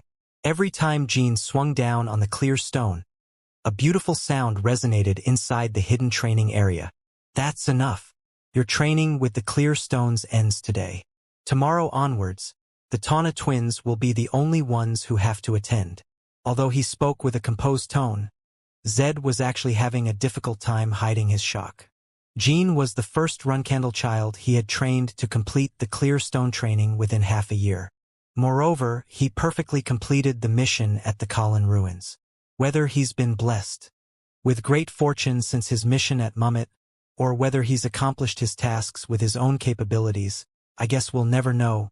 But whatever the answer is, my elder brother won't leave him to stagnate amongst the cadets here on out. Zed was somewhat suspicious of the incidents that had occurred every time Jean was dispatched on a mission. There was the magician's terror attack at Mummet, and now there was a fire at the Colin Ruins. However, he didn't find it to be particularly problematic. He didn't care how Jean had accomplished the missions. What mattered most was that he had skillfully and neatly completed all his tasks using whatever method he had planned in advance. After Jean escaped from the Colin Ruins, the Zipfels reported the incident as an accidental fire at the warehouse, just as he had predicted. There was neither a single bit of information about the robbery of ancient relics nor about the living golems and usage of forbidden magic. Jean didn't inform the clan about the Zipfels' illegal experiments, though. Jean. Yes, uncle. You won't need to attend the morning classes with the cadets anymore either. Next week, the Patriarch will make you take an oath. The Tana twins' ears perked up. Although they were usually dense and dull-witted, they could still understand what Zed was implying with his words. Will Father grant the position of provisional flag-bearer to Jean? Already, the minimum qualification necessary to become a Runcandle flag-bearer was being a 6-star knight. Jean was still at 5-star, so he didn't meet the requirements. However, his age was a game-changer. He was a 5-star knight at such a young age that he had caught Siren's attention. But that young age was the entire reason why he was at the bottom of the hierarchy in the family, so his youth had its merits and demerits. Do you understand what I mean? No matter what the Patriarch demands of you, I believe that you will be successful henceforth. Since Zed was going as far as saying so, it was almost certain that Jean would become a provisional flag bearer. The Run Candle's provisional flag bearers were given one command: to accumulate achievements and gain honor. It was a trial. Honor wasn't something one could suddenly obtain one day. Therefore, provisional flag bearers often left the clan for a long period of time and ventured out into the world on their own. Jean was a super rookie amongst the cadets, but no one outside the clan would recognize him. Someone like Mary Runcandle, Jin's third sister, had to leave to the south and earn the nicknames the Southern Region's Madwoman and Stormwind Mary in order to become a fully fledged flag bearer. Thus, one had to gain reputation about their battle prowess and have everyone recognize their glory to become a true flag bearer. Needless to say, the provisional flag bearers weren't allowed to get any help or support from the clan during this entire trial. Yes, uncle. Thank you very much. For once, Jean didn't hide his emotions and expressed his joy. So far, his life at the Storm Castle and the Garden of Swords was filled with restrictions. He could only train his swordsmanship openly and not his magic or spiritual power. The other two had to be practiced in secret, away from the public's eyes as if he were a criminal. However, if he gained the opportunity to spend a long period of time outside the Runcandle clan, I can train my powers as much as I want, without having to be wary of others. Obviously speaking, he would have to return to the Garden of Swords after having gained great fame and hide his abilities again. But there was no need to complain, as he would finally gain the proper authority and power of a true flag bearer. Because when that day arrives, he would create an enormous fissure in the succession, where the positions and standings of the candidates for the throne would be flipped around. Translococo, Tor, Euchariter, Proof, June 1795. The atmosphere at the Garden of Swords was greatly tense and agitated. All kinds of renowned celebrities and envoys were about to visit the Runcandle clan to see the youngest child, so everything had to be prepared carefully and be absolutely perfect. Moreover, the world's one and only Genesis Knight, their patriarch, was returning to the main house. Siren was on his way to the Garden of Swords. Not only was it an official visit, he was organizing a large banquet with all the guests. Currently, there were over 500 Guardian Knights escorting Siren from the Black Sea as a formality. Siren had departed the Black Sea 2 weeks ago. While he could have used transfer gates to arrive faster, he insisted on walking his way back home. Traveling from the Black Sea to the main house on foot and by sea would take them at least 2 weeks to arrive. During the entire 2 weeks, the 500-plus Guardian Knights would be traveling alongside the Patriarch, so the necessary expenses were astronomical. Moreover, since over 500 Guardian Knights had emptied their positions at the main house, the others had to fill in the empty spots and work a lot harder than usual. Nevertheless, Siren insisted on traveling by foot in order to show the entire world the Runcandle's dignity. During the past 2 weeks, the outside world was constantly talking about how Siren was doing a magnificent parade across the continent to return home. Whenever Siren and the Guardian Knights marched through cities and towns, the inhabitants stood on the side to watch the incredible spectacle and bowed when the Genesis Knight passed in front of them. Lord Patriarch, we will be arriving at the Garden of Swords in 2 hours. My youngest child seems to enjoy constantly disturbing my training. I was planning on staying at the Black Sea for at least 10 years. How many times have I left the Black Sea to return to the clan just because of him? Although he appeared to be irritated, Siren had a soft grin on his face. I noticed that young Master Jean was out of the ordinary since his days at the Storm Castle. But, to be honest, I never thought he'd be this outstanding. His behavior and achievements at the Garden of Swords are really astonishing. His fighting spirit and audacity are quite exceptional. That little kid's gaze has always shown great ambition and drive ever since I went to visit the Storm Castle. He thinks he kept it properly hidden and that I hadn't noticed it though. Haha. Jean Runcandle, his 13th child. Even Siren could see that his youngest son was greatly different compared to his other children. It wasn't just a question of being able to use a bit of spiritual power due to having gained Soderet's interest. Siren had been keeping an eye on Jean because of the fighting spirit and resolve he had seen in the boy's eyes many years ago. Although no one had specifically taught him, the youngest already knew how to properly destroy and tear someone down back then. Even if one assumed that he was able to defeat and oppress the Tana twins back at the Storm Castle thanks to his spiritual power, Siren was still unable to forget Jin's silhouette as he provoked his other siblings as soon as he had arrived at the Garden of Swords. I already have plenty of children who are eloquent and have a way with words. I wasn't very surprised when the youngest came to the garden and immediately provoked the others, but I still had some interest in him. And look at how far he's come now. He's returned alive every time his siblings sent him out to die and even became a 5-star knight. I'm still more amazed by the results of his very first mission, the one you assigned to him, Lord Patriarch, rather than his achievements at Mummet and the Colin Ruins. While Mesa Milkano getting kidnapped was outside our expectations, we could never have imagined the young master would fight and kill the White Wolf warrior. It was quite an odd incident. I was hoping the youngest would use his companions as meat shields in order to kill the White Wolf warrior. Never in my wildest dreams did I think he'd defeat the warrior on his own. He even rescued the kidnapped cadet. It seems he proved to us the weight of his principles and beliefs. As he reminisced about the past, Siren nodded to himself in satisfaction. Do you truly believe that the young master defeated the White Wolf warrior on his own? I do. Oh, technically speaking, I guess it's not quite on his own. In any case, he's quite the interesting brat.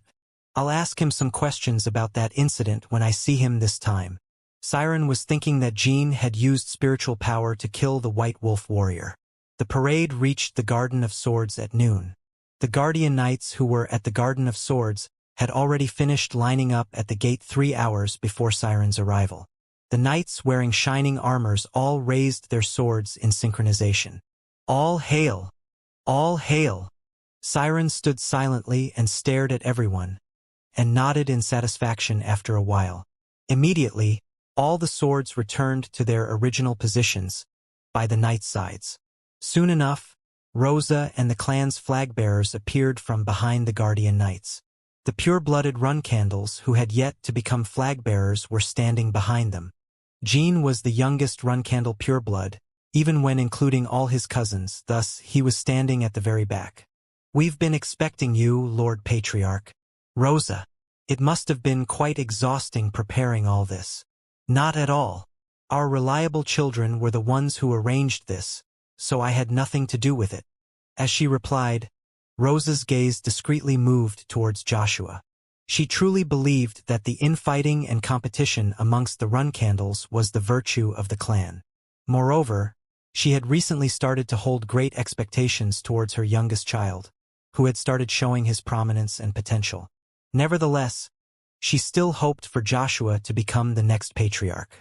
The expectations she had towards her second daughter Luncia, second son Deepuz, third daughter Mary, and youngest son Jean were all as candidates for the throne after Joshua. Siren could clearly read Rosa's intentions, but didn't react to them. However, there was one thing he found unpleasant: the imposing and confident expression on his eldest son's face. Ever since Luna renounced her right for the throne, Joshua was convinced he'd become the next patriarch. He considered this battle for hegemony a walk in the park and believed the throne was guaranteed to be his. Siren actually thought that his second son Deepuz or third daughter Mary were more suited for the throne, despite the fact that they weren't perfectly satisfactory either. If our children were truly so reliable, I wouldn't have needed to leave the Black Sea. The guests visiting today are only coming here to stay on my good side, not out of fear of our children. Siren put emphasis on the word children. You are indeed correct. Let us head inside. I've personally prepared your favorite dishes for the first time in a while. Now that must have been quite strenuous. I have great expectations for today's lunch. Siren walked past Joshua and didn't even glance at his eldest son. Strictly speaking, he didn't glance at his other children either as he continued walking. However, it must have felt like a humiliation to Joshua as they were standing before the entire clan. Siren continued making his way but came to a halt just a single time and spoke out loud. Ran Vigo. Yes, father. Did you gift your swords to the youngest? The swords I gave you special permission to take from the clan's armory.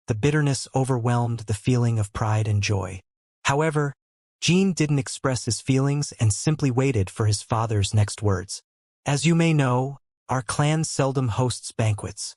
Yes, we only organize one when there's something truly worth celebrating. In other words, the feats you've achieved so far are that impressive. Thank you very much, father. Siren softly stroked Jean on the head. Jean was initially scared out of his wits, but managed to keep his shock hidden. How many guests do you think there are today? My rough estimate would be 1,000, father. Right, I received a report that it was about 1,000. There are around 200 more guests today compared to the banquet we organized 7 years ago. Do you understand what that signifies? Jean didn't need to think about the answer. It means that during the past 7 years, our clan's authority and power has increased. Siren had a satisfied smile. Exactly. Other clans could easily have 1,000 guests come to their banquet as well, but all the visitors today are prominent and distinguished figures. We don't let small fry or worthless people attend our banquets. Jean nodded to his father's words. Just as Siren had said, the 1,000 guests today were all stars and celebrities. They were the leaders standing at the steering wheel of the world, ruling over the billions of people inhabiting this continent. But even amongst all these rulers, the one standing at the summit was Siren Runcandle. All I've done during the past 7 years was killing monsters in the Black Sea and training in seclusion. Yet, our clan's prestige has increased over the years, and the only reason behind it is that I'm the only Genesis Knight of this era. Jean politely waited for Siren to continue his speech. In other words, once I disappear, most of the people gathered here today may turn their backs on the Runcandle clan. Jean was aware of this truth better than anyone else. Without his father, Siren Runcandle, the clan would never have been able to amass so much power and influence. The Runcandles were one of the 2 major clans on this continent alongside the Zipfels. But if Siren were to be taken out of the equation, the gap in power and military strength between the Zipfels and the Runcandles would only grow larger and larger. Thus, the world would head towards a system where the Zipfels held total power over the continent. The Vermont Empire, which was currently acting as the mediator between the 2 clans, would most definitely side with the clan of magicians if things took such a drastic turn. I wonder what the youngest has to say about this. Siren has had this conversation with all his children so far. He had asked them similar questions along the lines of, if I disappear, people will turn their backs on the Runcandles. What do you think of this? Most of the time, his children gave similar answers, such as, that won't happen, father. Or why would you ever disappear, father? Some of them would even foolishly declare that they'd become the next Genesis Knight. Father. After a long silence, Jean called out to his father. Speak freely, son. If you were to disappear one day, and all these guests truly turned their backs on the Runcandles, and in consequence, the Zipfels mobilized all their forces to suppress us, and the clan were to be at the point of no return. Jean paused for a moment and made eye contact with Siren. I would leave the clan. Having heard the answer, Siren glared at Jean with bloodshot eyes. What? Did you say you'd leave the clan? Yes. If the Runcandle clan were to collapse just because you aren't present, father, then it would be due to the succeeding clan leader's incompetence. I do not plan on dying a dog's death under an incompetent patriarch or matriarch. It was a shocking and absurd answer. Siren was angered by the youngest's insolent attitude for a short while, but it was soon replaced with great curiosity. Keep talking. Jean let out a deep breath before continuing his words. How many of those guests' weaknesses do we, as a clan, have in our grasp? Weaknesses. Yes, allow me to take Duke Byrne over there as an example. The Byrne clan's head tricked the Emperor and embezzled some of the Empire's treasures. Nevertheless, he's confidently attending our banquet, all thanks to our help and the debt he owes us. There is also the man smoking towards the left of the courtyard. He is Lance Cleaver. Am I correct? It's a bit difficult to recognize people just from the portraits I've seen before. In any case, Lance, the Cleaver clan's greatest warrior, once requested us to kill 3 Zipfel magicians for him. Over there is Miss Charlotte Harold, who once sold her family's heirloom due to her terrible gambling addiction. She then requested us to recover it for her, and the Herald clan has yet to repay us that debt in full to this day. And the woman behind Miss Charlotte is Lord Bellard's mistress. She was originally an illegitimate daughter of the Vermont imperial family.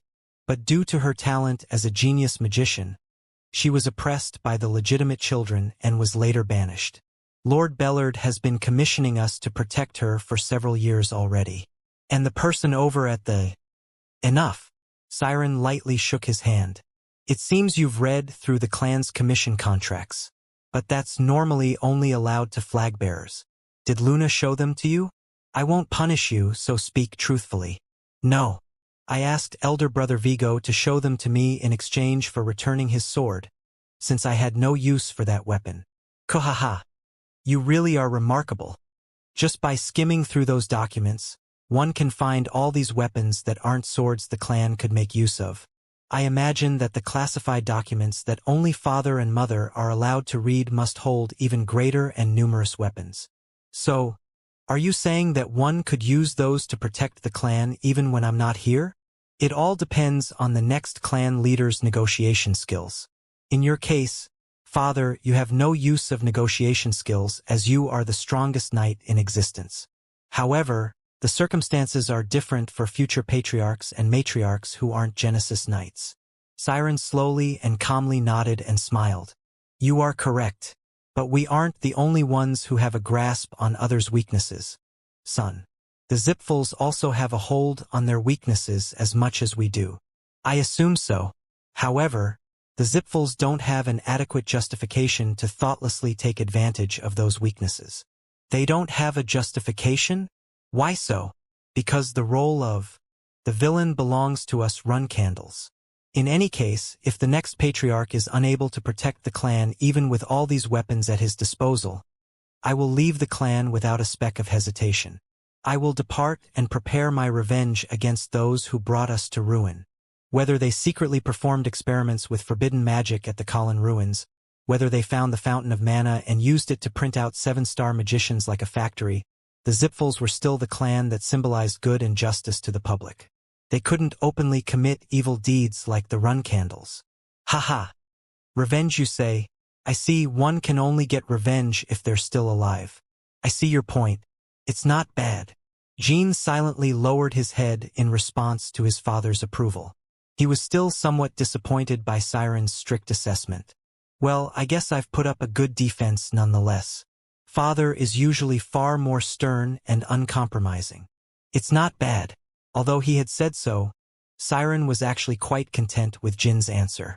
Siren believed that the youngest was pragmatic enough and had come up with an effective plan. It wasn't as if his other children hadn't come up with similar ideas in their heads. But their problem was that they didn't dare to assume the Runcandle clan would be destroyed and say it out loud to their father. Meanwhile, Jin's honest and confident beliefs were quite a breath of fresh air to Siren. The boy wasn't being conceited and getting ahead of himself. Calculating wasn't quite the right word to describe him right now.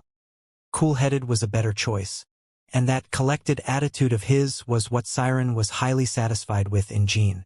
It's such a pity this child was born so late. It's as if Luna's talent, Mary's wild nature, and Deepu's competitive spirit were collected into one single body. 10 years at the shortest and 15 at the longest. That was Siren's prediction on how long he could protect his position as patriarch. He was now curious to know whether the youngest would be able to turn around the current successor candidate hierarchy in that period of time. Watching over Jean would be his new entertainment and hobby now. The guests have almost reached the mansion. Let's head back inside. Under the dark evening sky, countless lights illuminated the plains beyond the Garden of Swords' front gate. Those lights belonged to the campsites that were created outside the Runcandle main house, where the attendants of today's visitors remained at. These people would have to wait under the tents for 3 days until the banquet ended. Yes, father. Oh, and after the banquet ends, I need to have a word with you. Stay on standby in the house until I summon you. Jin's promotion to a provisional flag bearer. That was what this was about. As he had already heard about it from his uncle, Jean wasn't quite surprised. However, hearing about it from his father's mouth directly was a completely different feeling. So once the banquet ends, I'll have to set out and travel for a long time. One thing that was necessary to become a true flag-bearer was honor and reputation. Jean would have to wander around the world after the banquet in order to build up his honor. During that time, he would not be restricted by the clan in any way, so he could use his magic and spiritual power alongside his swordsmanship as much as he wanted. Using his past life's knowledge, he could even find great opportunities for himself and search for artifacts or divine objects. His memories would be a great advantage for him.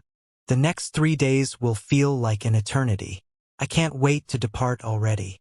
Siren and Jean left the balcony and entered the central hall. The gigantic chandelier hanging on the ceiling illuminated their faces as they took a step inside. The two headed up the second floor and waited for the guests to arrive and greet them, when suddenly, 3 butlers came rushing towards Siren.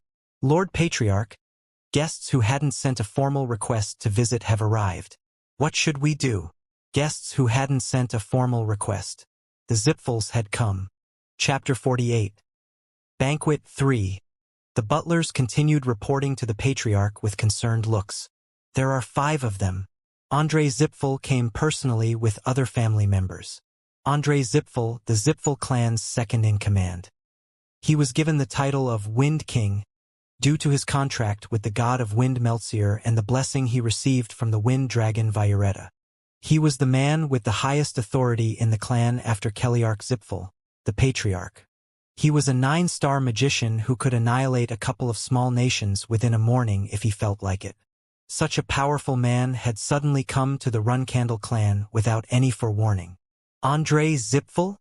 Just like Baradin Zipfel, he was someone Jean envied and idolized in his past life as a rookie magician. If it were the Jean from before his death, his heart would be racing like crazy right now from excitement of meeting his idol, a grand magician even his master had acknowledged. But it seems like he's someone without any manners. Right now, he was merely an impudent and rude guest who had come uninvited. Whether he was a grand magician or a grand magician's grandfather, one had to show the proper courtesy and manners when visiting the Runcandle's venerated garden. Even Keliarch Zipfel, the Patriarch, had shown the proper respect when visiting the clan 20 years ago, and the Vermont Emperor had done the same 12 years ago. Jean discreetly turned his head to check his father, and Siren appeared to be of the same opinion as his son. What an impertinent prick. The visitors who were looking up at Siren from the first floor didn't know what was going on, but the sharp ones amongst them noticed the change in facial expression on Siren's face. Soon enough, a tense atmosphere took over the hall. The butlers kept their heads lowered and waited for Siren to respond. Hines, the first-class butler in the middle with clean, white hair, approached Siren. "Yes, Lord Patriarch. Inform Andre Zipfel to get lost, but let the other Zipfel clansmen with him inside. And don't do it yourself. Tell the servants to do it." Jean almost choked on his saliva as he listened from the side. Although Andre had been rude to come uninvited, to send him away at the gate like this would be a terrible insult. Only a true monarch would be allowed to refuse and humiliate Andre like this. "Understood," Hines replied with a composed tone. Once the butlers took their leave, Siren turned to Jean with a softened look. "Do you think that my decision was a bit extreme? I found it quite gratifying. This should embarrass Andre Zipfel quite a bit and put him in a tough spot." "Why do you think it'll put him in a tough spot?"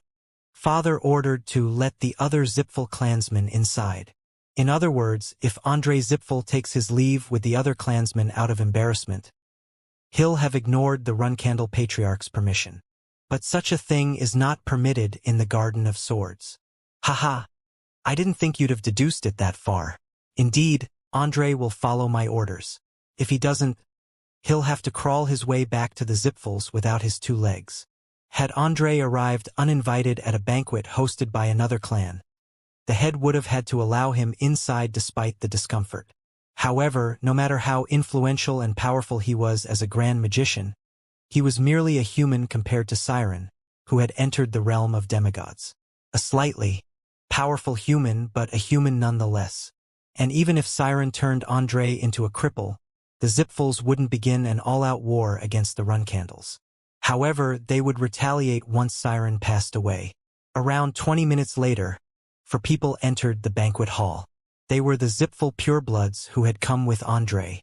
The Grand Magician himself didn't join the venue though, just as the father and son had predicted. 3 of the 4 Zipfuls were anxiously looking around the hall, carefully keeping an eye on their surroundings. They appeared to be between 15 and 20 years of age. Siren smiled in satisfaction at the sight, stood up, and clapped a single time. Thump! It sounded more like a deep and powerful drum than that of a clap. As the echo resonated in the hall, the guests chatting on the first floor stopped talking and raised their heads to the second floor where Siren was waiting. The boys and girls from the Zipful clan were concerned that Siren would rebuke them in public. Needless to say, the Genesis Knight had already turned the page and held no more interest in them. Amidst the silence, Siren looked down at the guests and spoke out loud. "Ladies and gentlemen, thank you for coming all this way to the Garden of Swords. I am Siren, patriarch of the Runcandle clan. It seems I've gotten myself quite a decent son in my latter years. Thanks to him, I have another opportunity to reunite with all these familiar faces and spend a good time. So, a round of applause to Jean Runcandle. Clap, clap, clap, clap. Cheers and applause ensued like every formal banquet. However, the banquets hosted by the Runcandles were known for being quite peculiar, where the greetings were short and the hosts didn't accept gifts. As you all may know, there are just 2 simple rules you need to follow at Runcandle banquets. First, if a fight breaks out during the merrymaking, the people involved will be escorted to the dueling arena by the Guardian Knights. Second, the loser must accept their defeat, and the winner must show mercy. Don't forget that this is a celebration. The public call the Runcandle banquets a single-log bridge party. The principle behind a single-log bridge is that if 2 people come face-to-face on the bridge, it will be followed by confrontation and dispute until one person admits defeat and goes back the way they came. And that was exactly the case at Runcandle banquets. 1,000 influential and powerful figures from around the world had gathered in one place. Many of them held grudges against other guests, so confrontation and disputes were inevitable since the guests would have gotten drunk from the available alcohol. In normal banquets, the 2 parties with animosity would just stare at each other from afar or would simply have light verbal disputes. But the banquets hosted by the Runcandles were different. If 2 drunk archenemies made eye contact, they just had to head to the arena without making a fuss. The only rules were no killing and accepting the results of the duels. Some would find it a shame not being able to kill their nemesis, but it was still quite enjoyable for the winner to pummel and clobber their opponent to the ground. The loser would even have to admit being weaker and inferior to them, which was very satisfying. Well then, I hope you all have a great time before you return. Woohoo! More cheers followed, and Jean trembled as he watched the flushed and joyful faces downstairs.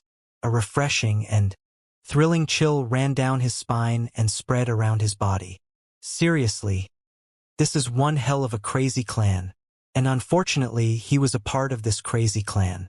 You can also head downstairs and enjoy yourself, and if someone piques your interest, you can take them to the arena. But it can't be someone who looks weaker than you, unless they insulted you and the clan. Yes, father, and I assume I'm not allowed to lose either. Obviously, if you do, I will take away everything I've given you so far. Bradamanti and your nanny included. I shall keep that in mind. Siren went downstairs first and mingled with the guests. Although he had organized this banquet for Jean, he didn't plan on bringing his son everywhere with him and bragging to the guests. Jean chuckled as he watched his father's back. He then turned around and went down the stairs on the other side. Come to think of it, it's the first time I've chatted with my father like this. Back in his past life, he could never have imagined a day like this would come. The day he and his father would chat like a typical father-son relationship. Suddenly, a surge of emotions took over him and a lump formed in his throat. But Jean then took a deep breath and erased these feelings. Having a good father-son relationship or making his father proud weren't part of his objectives for his new life. What matters most is for me to surpass you, father. In truth, that was what Siren wished for the most from his children. but Jean had no way of knowing that fact. As soon as Jean arrived on the first floor, he immediately sensed countless gazes on him, scrutinizing him. Some of them came from large groups of people who stared at him openly, while others were far more discreet. They were all surprised yet interested. Was this delicate and childish-looking boy really a five-star knight? The guests asked each other with eyes filled with curiosity. What should Jean do now? Should he confidently walk towards the crowd with an imposing expression like a lion? Or should he act like an innocent child and approach the guests, thanking them for coming today? Jean grinned to himself as he realized he had come up with ridiculous ideas he'd never even carry out. He planned on walking to the center of the hall and standing still with a composed look, as if he had little to no regard for the guests. His position tonight would be at the center of everything, and this would continue being the case for the rest of his life. The future owner of the house merely had to stay still at his position. The ones who had to make an effort to come talk to him were the guests. Jean grabbed a glass of wine from one of the busy servants' tray. The expensive and famed wine that even a rich aristocrat only opened on special days was being handed out like cheap water. Ha! Ha ha! Congratulations, brother. Can we stay by your side for a while? The first ones to come talk to Jean were none other than the Tana twins. Jean stared at his brothers standing side by side and smiled. Of course. How is your clear stone training going these days? As Jean happily welcomed them, color returned to the twins' faces. Amidst all these guests, they wanted to use Jin's fame to increase their own standing and reputation. Something along the lines of "we're close to him, everyone." Not to mention that Emma had told them to do so. Now that Mew and Anne had given up on them, their nanny had told the twins to get on Jin's good side.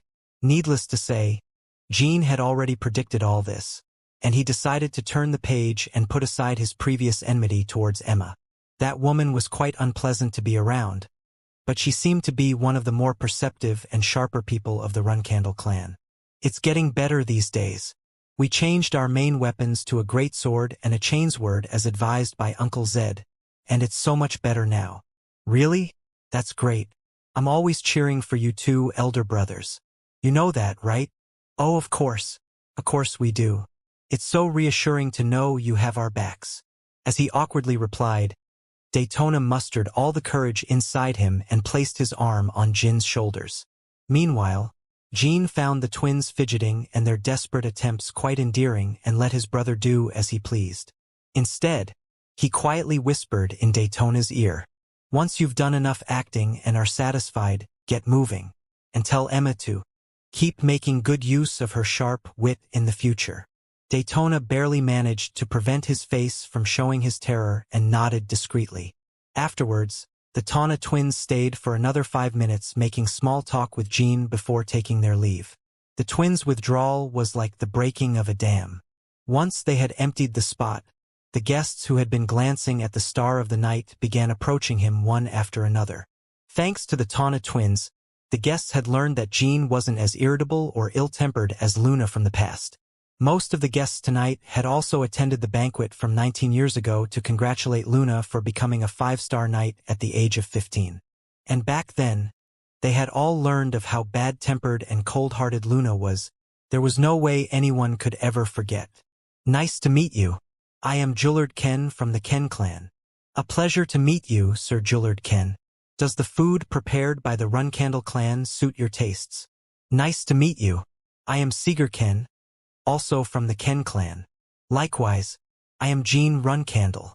I've always wanted to meet people from the Ken clan who are renowned for their spearmanship." "Ha. We came running here as fast as possible when we heard the young master of the Runcandle clan had become a 5-star knight."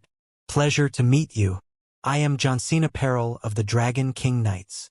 "Oh, so you are Sir Johnsina.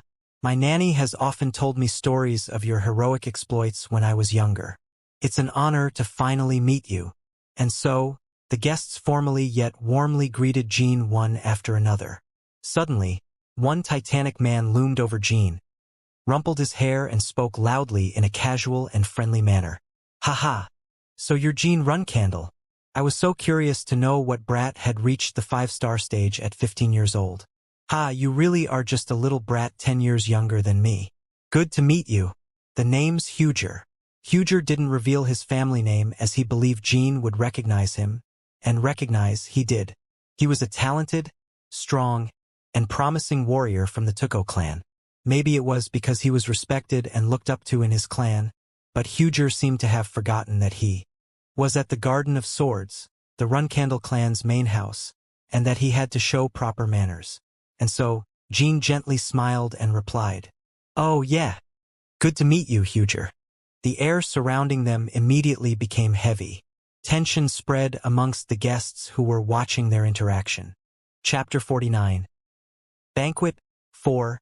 Huji's vigorous laughter and excitement disappeared, and his face hardened.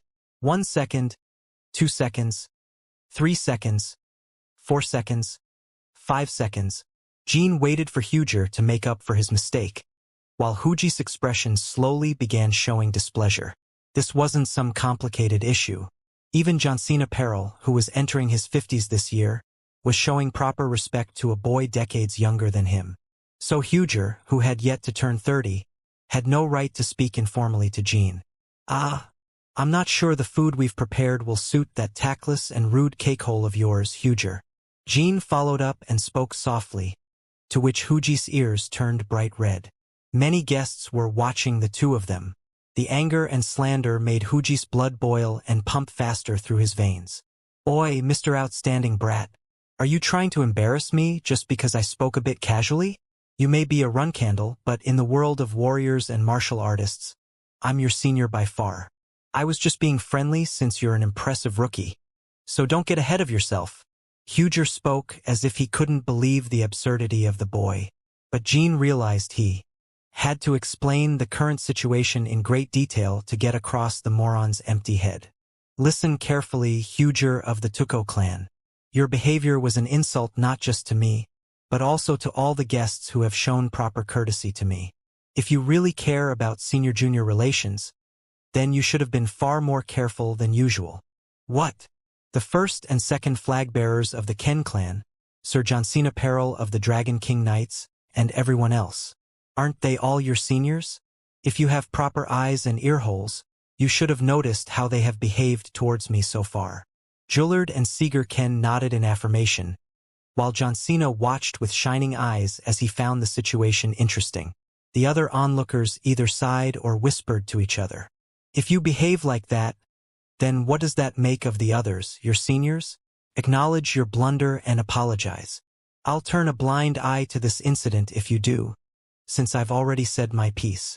Huger was about to explode in rage, but, "Oh!" The spectators let out sounds of admiration and awe, while some of them even whistled out loud. "He's got you this time, Huger. Kuhaha. See? I've always told you to be more careful in front of others, Huger. My friend, it seems you've been taught an important life lesson by the Runcandle young master.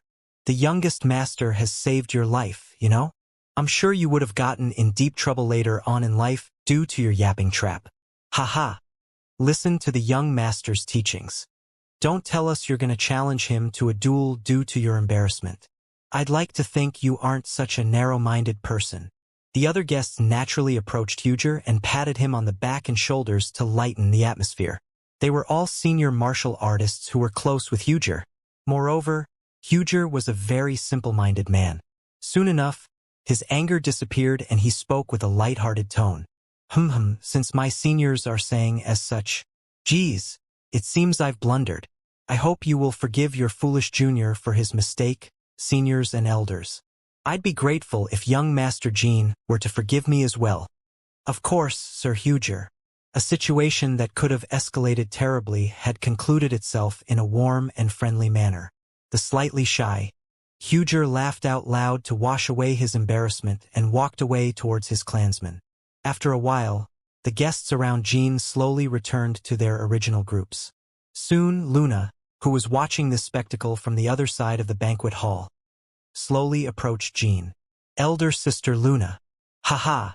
You really do have an innate talent at making enemies, don't you? You can behave more like a cute and ordinary child from time to time if you want." Clang. The two of them lightly clinked their glasses together. If there weren't so many guests watching us, I would have shrugged it off and moved on as well.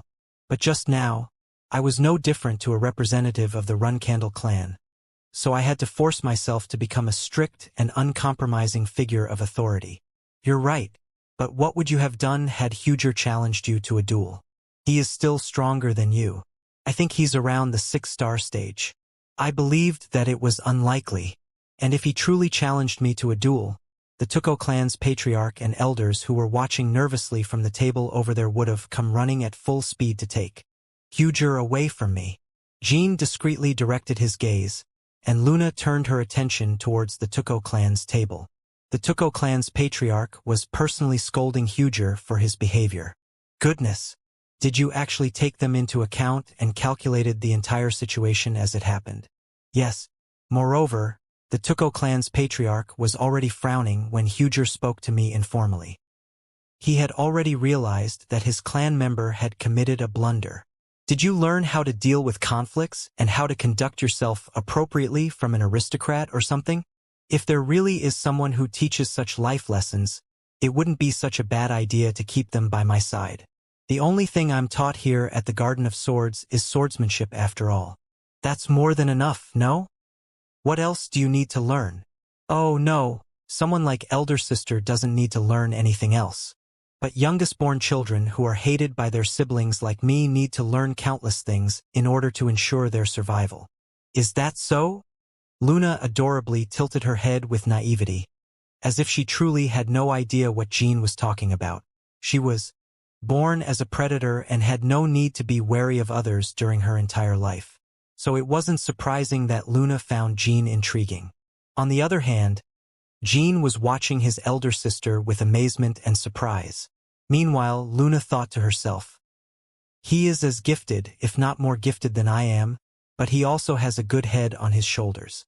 No wonder someone tried to kill him back at the Storm Castle. Just which of our siblings noticed Jin's potential so many years ago? As the guests watched the two siblings have a friendly chat, they wondered whether Luna was truly the terrifying white whale.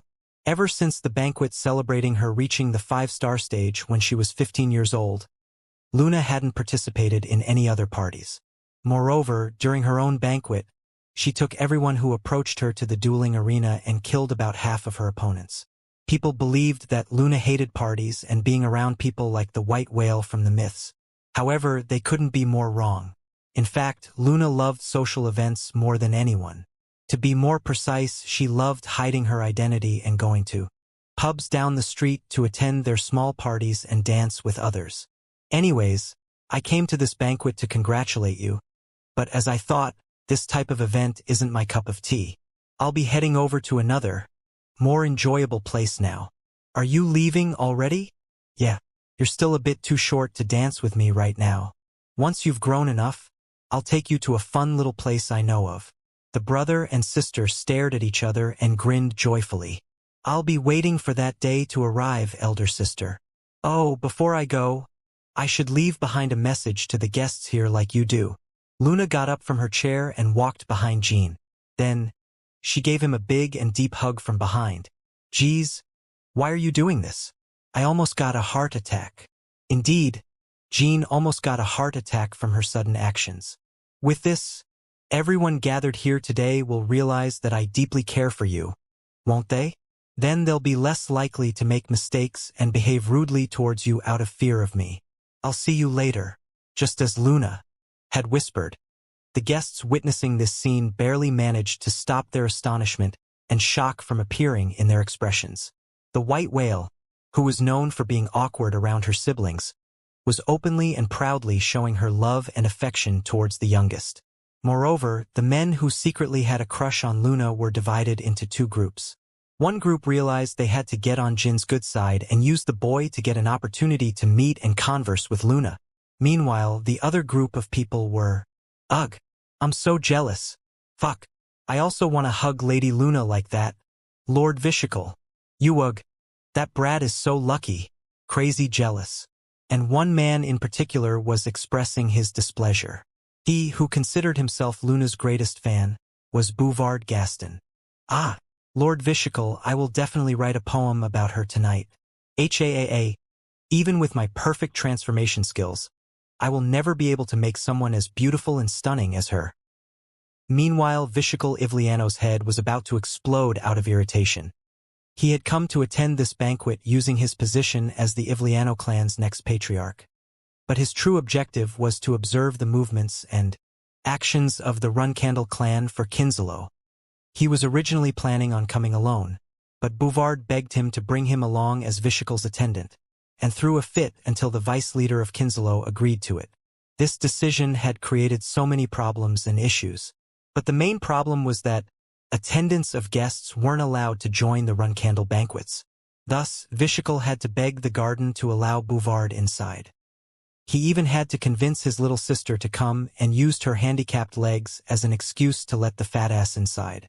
However, the only reason behind Bouvard's wish to attend the banquet was to see Luna Runcandle. Vishakal hid his trembling fist that couldn't wait to punch Bouvard inside his coat pocket. Lord Vishakal, tonight, I'll write a poem for Lady Luna and sing it for the entire night. The entire night. Just shut up for a minute, Bouvard Gaston. Please don't be like that, elder brother. This may be an important issue for Mr. Bouvard. And thanks to Mr. Bouvard, I'm able to attend and observe the Runcandle's famous banquet called the Single Log Bridge Party. A woman with beaming eyes spoke to her. Brother from the wheelchair Bouvard was pushing. Vishakal's one and only little sister, Margila Ivliano. Lady Margila is such an understanding and kind lady. Sniff, sniff. I, Bouvard Gaston, will explore every nook and cranny of this banquet hall for you, milady. Thank you, Bouvard. The group of three was quite conspicuous due to the wheelchair. In fact, Jin's attention was caught by them and he was calmly watching them. But he didn't recognize Vishakal or Bouvard. He didn't know Vishakal was Kinsalo's vice leader in his past life either, while Bouvard had changed his appearance with his transformation skills. After a while, Jean shifted his gaze away from them. People were once again coming to make small talk with him, so he didn't have the leeway to continue observing them. It's tiresome, being the star of the night. In any case, where did those Zipfels go? Jean had been searching for the Zipfel visitors who had arrived at the last moment. They were, quite obviously, the guests Jean was most wary of. However, Jean couldn't find the Zipfel boys and girls amidst the 1,000 guests in the hall. Maybe they were hiding in one corner of the room trying not to catch anyone's attention. It's a bit annoying, but let's try walking around the hall to look for them. Jean was about to get off his chair, when suddenly, clack, someone laid down their wine glass on Jin's table and sat down next to him. May I dare ask the Runcandle's rising star for a glass? Although her words were polite, her tone wasn't the same. It was the voice of a young woman who sounded like she was challenging him. Jean raised his head and made eye contact with the girl. He then couldn't stop himself from chuckling softly. You are. I am Cirrus Indorma of the Hidden Palace. It's an honor to meet you. Cirrus smiled thinly with squinted eyes. Translator's Corner. What a cliffhanger. I hate you for this, author. Now I gotta translate the immediately. Proofreader's Corner. Ya boi got caught. Are they gonna fight? Are they? Coco, we need to know. Translator's Corner 2. Yes. We need to know. I can't wait for the next Chapter 50. Banquet 5. Of course the Hidden Palace sent an envoy to the Runcandle banquet. Jean had somewhat expected this reunion. He stared at Cirrus for a few seconds before grabbing the wine bottle. He then calmly poured her a glass. So you are the master of the Hidden Palace's daughter. Likewise, it's an honor to meet you. Jean handed her glass back as he stayed wary of her. How could you ever repay a debt to someone like me? Just think of this as a nice memory. And if you remember me from time to time, just bow in the direction of the Hidden Palace whenever you can. Well then, bye. Those were Cirrus's words back at Mummet. Back then, she was oddly kind to Jean. Not only had she immediately removed Jean from the list of suspects for the terror attack on the Moonlit Well, she had even rubbed some ointment on his injured shin. She seemed very different from the rumors Jean had heard about her in his past life. Nevertheless, Jean didn't think much about her show of kindness. She was probably nice to me on a whim as someone with more power than me. That was how Jean understood Cirrus Indorma as a person. Needless to say, this didn't mean Cirrus was actually stronger than Jean. She just believed herself to be stronger than him back at Mummet. I am quite jealous of you for growing so strong so quickly, even though we are the same age. How envious I am of your blessed run-candle blood and body. Although she was expressing her envy, Cirrus herself was no ordinary girl either. She was already in the middle phase of the 4-star stage and was still growing at an incredible speed. Indeed, we run-candles are fortunate to have these blessed bodies. However, the Hidden Palace's bloodline can also be considered blessed. No? I cannot even imagine how much the master of the Hidden Palace must cherish milady. Yes, unlike you, I am an only child. Thus, it is true that I receive a lot of love and attention. Ah, is it considered discourteous to bring up such a topic? Cirrus's gaze softened a little. Her silver hair was naturally swaying, as if to accentuate her beauty. Not at all. Everyone around the world knows the fact that I'm the youngest-born child of the Runcandles already. In fact, I should be the one envious of you, Lady Cirrus. It's quite troublesome having numerous siblings. Oh my, you speak of such things so casually despite all these eyes and ears watching and listening to us. What if your siblings interrogate you about this later on? Is it not considered the youngest child's privilege to be able to complain whenever and wherever they want? Ha ha ha. In any case, I would love to visit the Hidden Palace one day. And it may not be a pipe dream if I maintain close relations with Lady Cirrus from now on. Ha ha. I never expected someone from the Garden of Swords to wish to visit the Hidden Palace. All right, we shall send you an invitation in the near future. Before Jean could respond, Cirrus grabbed the wine bottle and poured Jean a glass as well. His attention moved towards the glass, which was now being filled with color once more. A few minutes went by where the two 15-year-olds didn't share a word. I'm quite certain she recognized me. Isn't it about time for her to bring up that incident? It wasn't as if soot could completely hide someone's face. And he couldn't change his voice either. Jean was confident Cirrus had recognized him today. And if the Hidden Palace's successor did in fact fail to recognize me, then I'd be greatly disappointed in her. Cirrus suddenly leaned closer to Jean. There is one thing I'd like to ask you, young Master Jean Runcandle. Yes, Lady Cirrus. Ask away. Has the wound on your shin healed already? Finally, the real conversation was about to begin. Jean smiled and shrugged lightly. Yes, it has, all thanks to a certain outstanding lady, to whom a lowly boy like me will never be able to repay his debt, who rubbed some ointment on it with her own hands. He answered in an offhand manner, to which Cirrus frowned. You're a lot more shameless than you look, young Master Jean. In this case, you will need to explain to me why you were present at the moonlit well in Mummet that day. And why must I do that? On that day, my subordinate, Ryu of the Hidden Palace's 7 swords, didn't manage to find the culprit behind the magic attack. It was quite a disgraceful incident for all of us. Later on, I even wondered whether the young boy I had released was in fact the culprit. Zerrrrrrrr. Cirrus dragged her chair closer to Jean.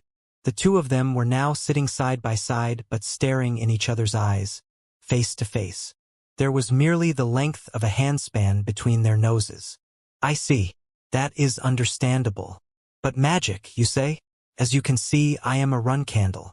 Do you believe I'd be the culprit? My hand has only ever held a sword since birth, never a magician's staff. Of course, I am of the same opinion. However, I assume that you were at Mummet that day on a mission for the Runcandle clan. So it is possible that you found the task difficult to achieve alone and hired a magician to help you out. Cirrus ground her teeth and continued talking. Moreover, no matter how much I think about it, the only people worthy of being assassination targets of the Runcandle clan on that day at the moonlit well were our guards from the Hidden Palace. Thus, as the captain of the Hidden Palace's 7 swords, this isn't an issue I can simply forget about. Although she was speaking softly and calmly, there was a hint of killing intent in her voice. The moment she had seen Jin's face in the banquet hall, she was absolutely certain that Jin had been sent to Mummet to assassinate one or more of the hidden palace guards. Moreover, she was disappointed in herself for having failed to recognize the culprit behind the attack on her subordinates and for foolishly showing goodwill to the boy. She thinks that I attacked the moonlit well because my targets were the hidden palace guards. Well, I guess she's half right since I did end up injuring some of the guards while trying to kill Alcaro. Having read through Sirius's intentions, Jean continued feigning ignorance. I thought we were getting along quite well. So I don't understand why you're acting like this, Lady Cirrus. Humph. So you plan on pleading innocent until the end. Alright then. If that's how you're going to be, I have an idea of my own. May I ask what this plan of yours is? I'll drag you to the dueling arena and beat you up like a sandbag. Once I'm done, I'll spit on that contemptible smug face of yours. I challenge you to a duel, Jean.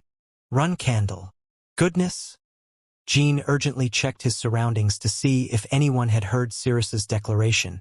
Fortunately, no one appeared to have heard her as she was whispering to him from up close. Should I say it louder? Let's go. You need to pay for ridiculing me back then. At this rate, Jean wouldn't be able to avoid fighting her. Sirius would be the perfect opponent for me to test my current swordplay skills on. But the master of the Hidden Palace's only child, Cirrus Indorma.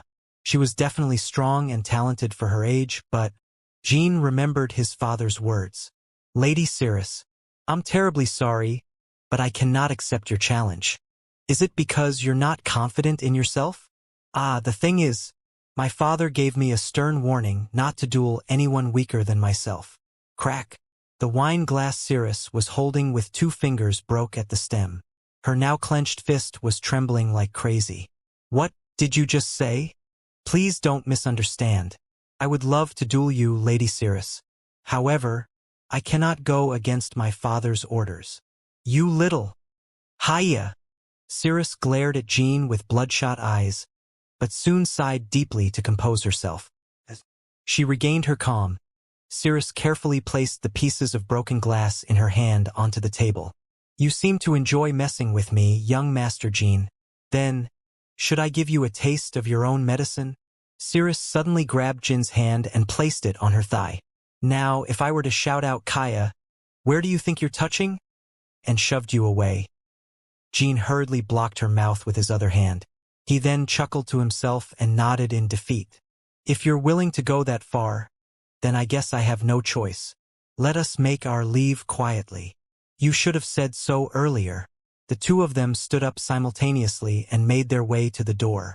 However, the few people who had been observing them couldn't help but misunderstand. How immoral, depraved. Did you see that, Mary? The youngest put his hand on her thigh, and I think they even kissed. Do kids these days actually behave like that the moment they make eye contact with a stranger? Unbelievable. Where do they think they're going? At the table on the other side was Deepu's Runcandle gulping down wine with his sister, Mary. From their position, it almost looked like Jean had kissed Cirrus when he blocked her mouth with his hand. We've got countless empty rooms nearby, so I'm sure they'll just go to one of those. Stop thinking about them, elder brother. They're all grown up already. They're 15. Goodness gracious. Are you telling me you also behaved like that when you were 15? That's none of your business. Or do you think you can handle the truth? Forget it. Just drink some more wine. Whether it be the master of the Hidden Palace's daughter or our youngest sibling, they won't be able to date others freely in a couple of years. So let them have their fun while they still can. The dueling arena was still quiet. The combatants and spectators would begin gathering here once midnight passed. It appeared Jean and Cirrus would do the honor of having the first duel of this banquet. Jean actually preferred this silence. Defeating Cirrus in front of countless guests would have been far too cruel to the girl. Once they entered the arena, the guardian knights stationed inside raised their blades in salutation. Have you come to duel, young master? That's right. Other than the medic, you may all take a break outside. Oh, and bring us 2 decent swords to use. Yes, we shall seal off the arena until your duel is over. The sharp-witted guardian knight replied to Jean, and the boy nodded in satisfaction. That would be perfect. The medic also read the room and left Jean and Cirrus alone. He would remain in the waiting room until the battle ended. Now, there were only 2 people standing inside the wide, round arena. Not long afterwards, the Guardian Knight returned with 2 swords. Jean told Cirrus to choose her weapon first. Please choose the one that best fits in your hand, Lady Cirrus. Jean, run candle. Your arrogance pierces through the skies, even though you're just an ordinary 5-star knight. Cirrus didn't bother comparing the blades and simply grabbed the one closest to her. Once she got in her stance and raised her weapon, the air around her changed completely. The burning anger in her eyes was replaced with icy cold concentration, and the sword she held diagonally didn't show any visible trembling. So this is how I get to experience the famous Hidden Palace's swordsmanship from the rumors. An ordinary 5-star knight. That was how Cirrus had described Jean. And she wasn't wrong. Cirrus knew that Jean had yet to learn the Run Candle's secret techniques and decisive killing moves. On the other hand, while Cirrus was still at 4-star, she was the Hidden Palace's only successor. That was why she could openly look down on Jean, who had reached a higher stage than her. Before we begin, I want you to promise me something. What is it? If I win, you must tell me everything related to the incident at Mummet. Not a single piece of information left out. Do you understand? I understand. In that case, if I win, Lady Cirrus will have to forget our coincidental encounter that day. You will never have seen me that day. Today is the first time you will have met me. Looks like you truly were doing something fishy. Come at me. As soon as she finished talking, Jean dashed and reduced the distance between them. He was planning on overpowering her with the vast difference in their physical capabilities. Sekrrr. Suddenly, a strange cold energy swirled around Cirrus's sword and froze her blade. It was the main reason why the Hidden Palace could stand tall in the middle of the West Sea, as well as the power that symbolized the Endorma bloodline. The myriad ice blades. Translator's Corner. Another cliffhanger. The author just loves torturing their readers. This is by far my favorite chapter in this novel as of now. Love Jin's interactions with Cirrus and his siblings' reaction to their immoral behavior. LMAO whelp. It's the end of Volume 2. I'll see you all on Wednesday for the beginning of Volume 3. Chapter 51. Banquet. 6. Sharp and hard crystals of ice were swirling around Cirrus's blade. Although it was the innate power of the Endorma bloodline used to kill their opponents, Jean couldn't help but find her figure beautiful and breathtaking, shining under the crystal lights. Every time she thrust her sword, the small crystals broke apart and reflected the moonlight. The cold energy's crystals were spread apart densely like a net and shone brilliantly. And while it gave Jean the urge to touch these beautiful floating shards, they were lethal weapons that would tear him apart. Crack! The 2 blades collided, and the sound of ice breaking echoed in the arena. Had Jean not covered his sword with aura instinctively, his weapon would have shattered into bits and pieces. So this is the rumored myriad ice blades. Most people would have been bewildered when suddenly facing the myriad ice blades, but Jean didn't show any change in his expression. It's still too early to be surprised. Jean, run candle. I'm not really surprised. Or so Jean would have liked to reply, but his opponent had such an elated and triumphant face that he didn't want to spoil her mood. So he didn't say anything and calmly dodged her attack with nimble footwork. Although Jean had some time and room to spare, Cirrus believed he had narrowly avoided her blade. As Jean adjusted the distance between them and continued retreating, a wide grin grew on Cirrus's face. You will tell me everything related to that day. I wouldn't be so sure. I could have cut you down just now if I wished for it. Indeed, it would have been possible had he used spiritual power, so Jean was technically telling the truth. Looks like your bluffs are 5-star like your swordsmanship. Cirrus swung her sword with full power once again. There are many cases where a 4-star defeats a 5-star in a duel of pure swordsmanship. Thus, if you added the myriad ice blades and Cirrus's abundant fighting experience into the equation, it was beyond doubt that she would win this duel. At least, that's what Cirrus was thinking. Shhhrk. Shrrrrk. Every time her sword was swung, the air around the blade froze. It was a highly dangerous power. In fact, the rumors say that an Endorma who masters the myriad ice blades can freeze an entire ocean. I didn't think you'd use your secret technique right off the bat, Cirrus. As the youngest child who has yet to learn the clan's secret techniques, it's quite disheartening to watch. That's not my problem. Jean didn't counterattack and simply continued concentrating on his defense. Thus, Cirrus believed that her victory was guaranteed. A horizontal slash, lower slash, now a diagonal. Cirrus's swordplay was fierce yet drew flexible trajectories. Jean threw his body around to dodge and fend off her attacks. Although it appeared as if he was being pushed back, Jean was waiting for an opening. Moreover, the fact that he was able to ward off her sword every time proved his swordsmanship's superiority to Cirrus's. Soon enough, Cirrus realized that her opponent was more composed than she had expected. I guess a 5-star is still a 5-star. He was narrowly dodging and parrying my attacks earlier, but as we continue fighting, his true character and skills are showing. It took a genius to know another genius. Cirrus admitted the fact that she had underestimated Jean. His swordsmanship was clearly far more advanced than hers. But that's the extent of it. The Myriad Ice Blade's third form can easily make up for the difference. The Myriad Ice Blade's third form. It was a technique that the Endormas called Avalanche. Cirrus could only use this technique a single time. Its consumption of aura and cold energy was severe, so it was a last resort she could only use at a decisive moment in a duel. His strength and stamina are superior to mine, so there's no need to drag out this fight. When he finishes reading my attack pattern and finally counterattacks, I'll turn the tables on him and finish this once and for all. Clang, clang, terrority. Their messy and chaotic duel slowly but gradually came to a stalemate. As time passed, both of them were getting used to each other's movements. But there was no reason to let the fight drag out. And Cirrus wasn't the only one thinking that.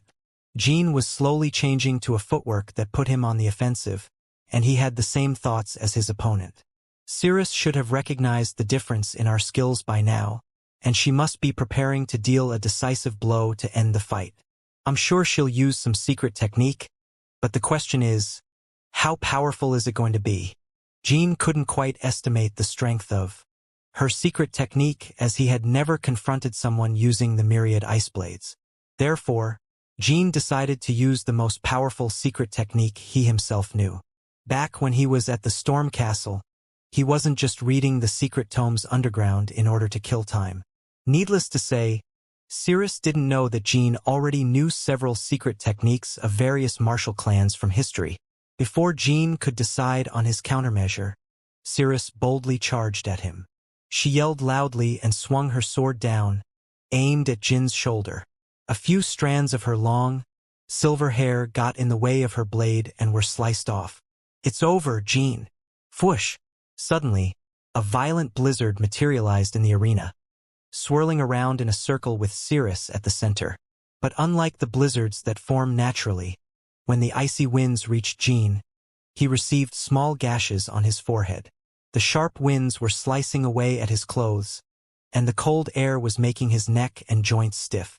Myriad Ice Blade's third form, Avalanche. Once Cirrus finished generating this snowstorm, the arena was completely dyed white. Crystals of ice formed and exploded with dull sounds, and pure white aura crashed into the obstacles like an avalanche. The scenery had unexpectedly changed to that of a snowy mountain peak in winter.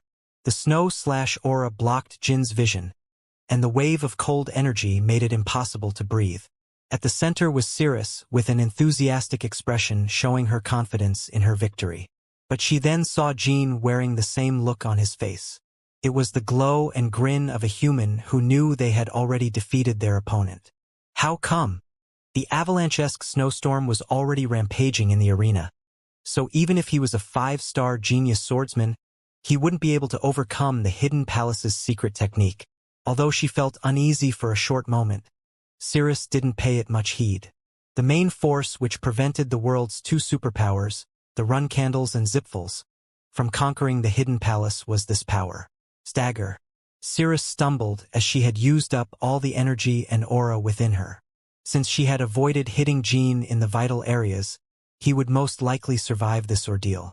But at the very least, the Runcandle's youngest child would fear her from today onwards. However, Cirrus couldn't savor the taste of victory.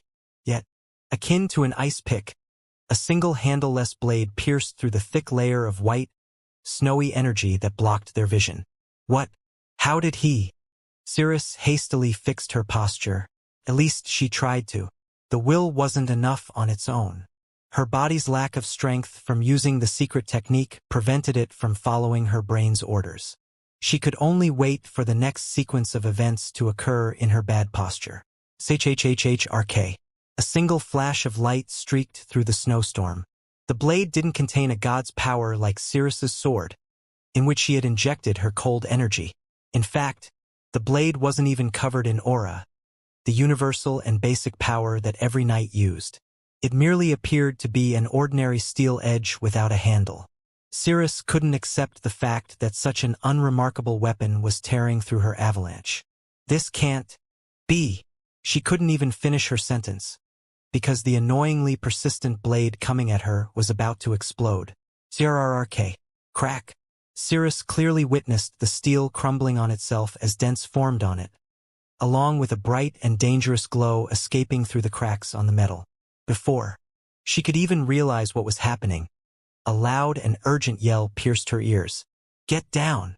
It was the boy whom she had been fighting until now. Cirrus didn't plan on listening to him. Even if she was in great peril and could lose her life, accepting her opponent's mercy in order to avoid the danger was a greater humiliation than being defeated. Boom! Jin's steel blade that had been compressed to the size of a knuckle exploded. Tiny steel shards flew forward. Each little fragment was shining with aura. Although the weapon that tore through the storm wasn't covered in aura, its blade was filled to the brim with energy. It was the decisive and killing move called Blade Storm of the ancient and ruined clan of swordsmen, the Attila clan. Since they had been destroyed by the Runcandles, there were barely any records left of their swordplay and techniques. In other words, this move was quite literally Jin's secret technique.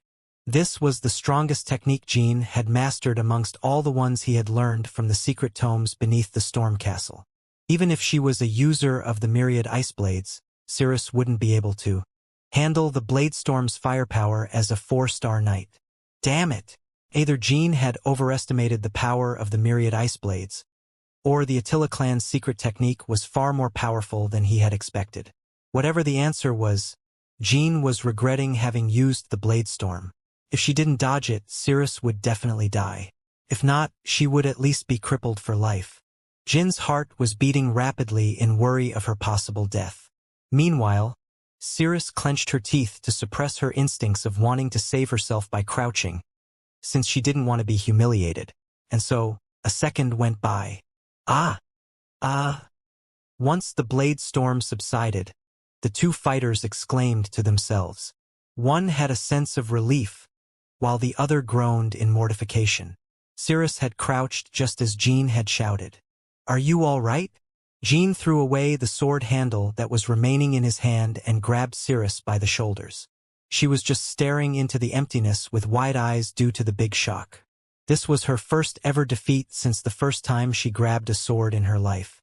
I crouched because I was afraid of dying or getting hurt. Cirrus and Dorma was afraid. When victory was within hand's reach but the blade storm turned the tables, Cirrus had made up her mind not to avoid the blow. She believed that she wasn't a weak human who needed to rely on her enemy's mercy and pity. However, no matter how strong her pride was, no matter how important her honor was compared to her life, no matter how iron-willed she was still a 15-year-old girl. She was too young to willingly and forcibly suppress her survival instincts and desire to live. Phew, things could have taken a dangerous turn just now. I deeply apologize for that. Once he made sure Cirrus was unscathed, Jin sighed and put a hand on his chest. He could tell what the silent Cirrus was thinking. No matter what he says to cheer her up, she would still be crushed by this sense of defeat. Geez, I should have held myself back and narrowly lost to her. She's just a kid. If one counted the total number of years Jin had lived, he was already in his 40s. When he realized that he was almost the cause of death of a young 15-year-old girl, he was crushed by a sense of guilt.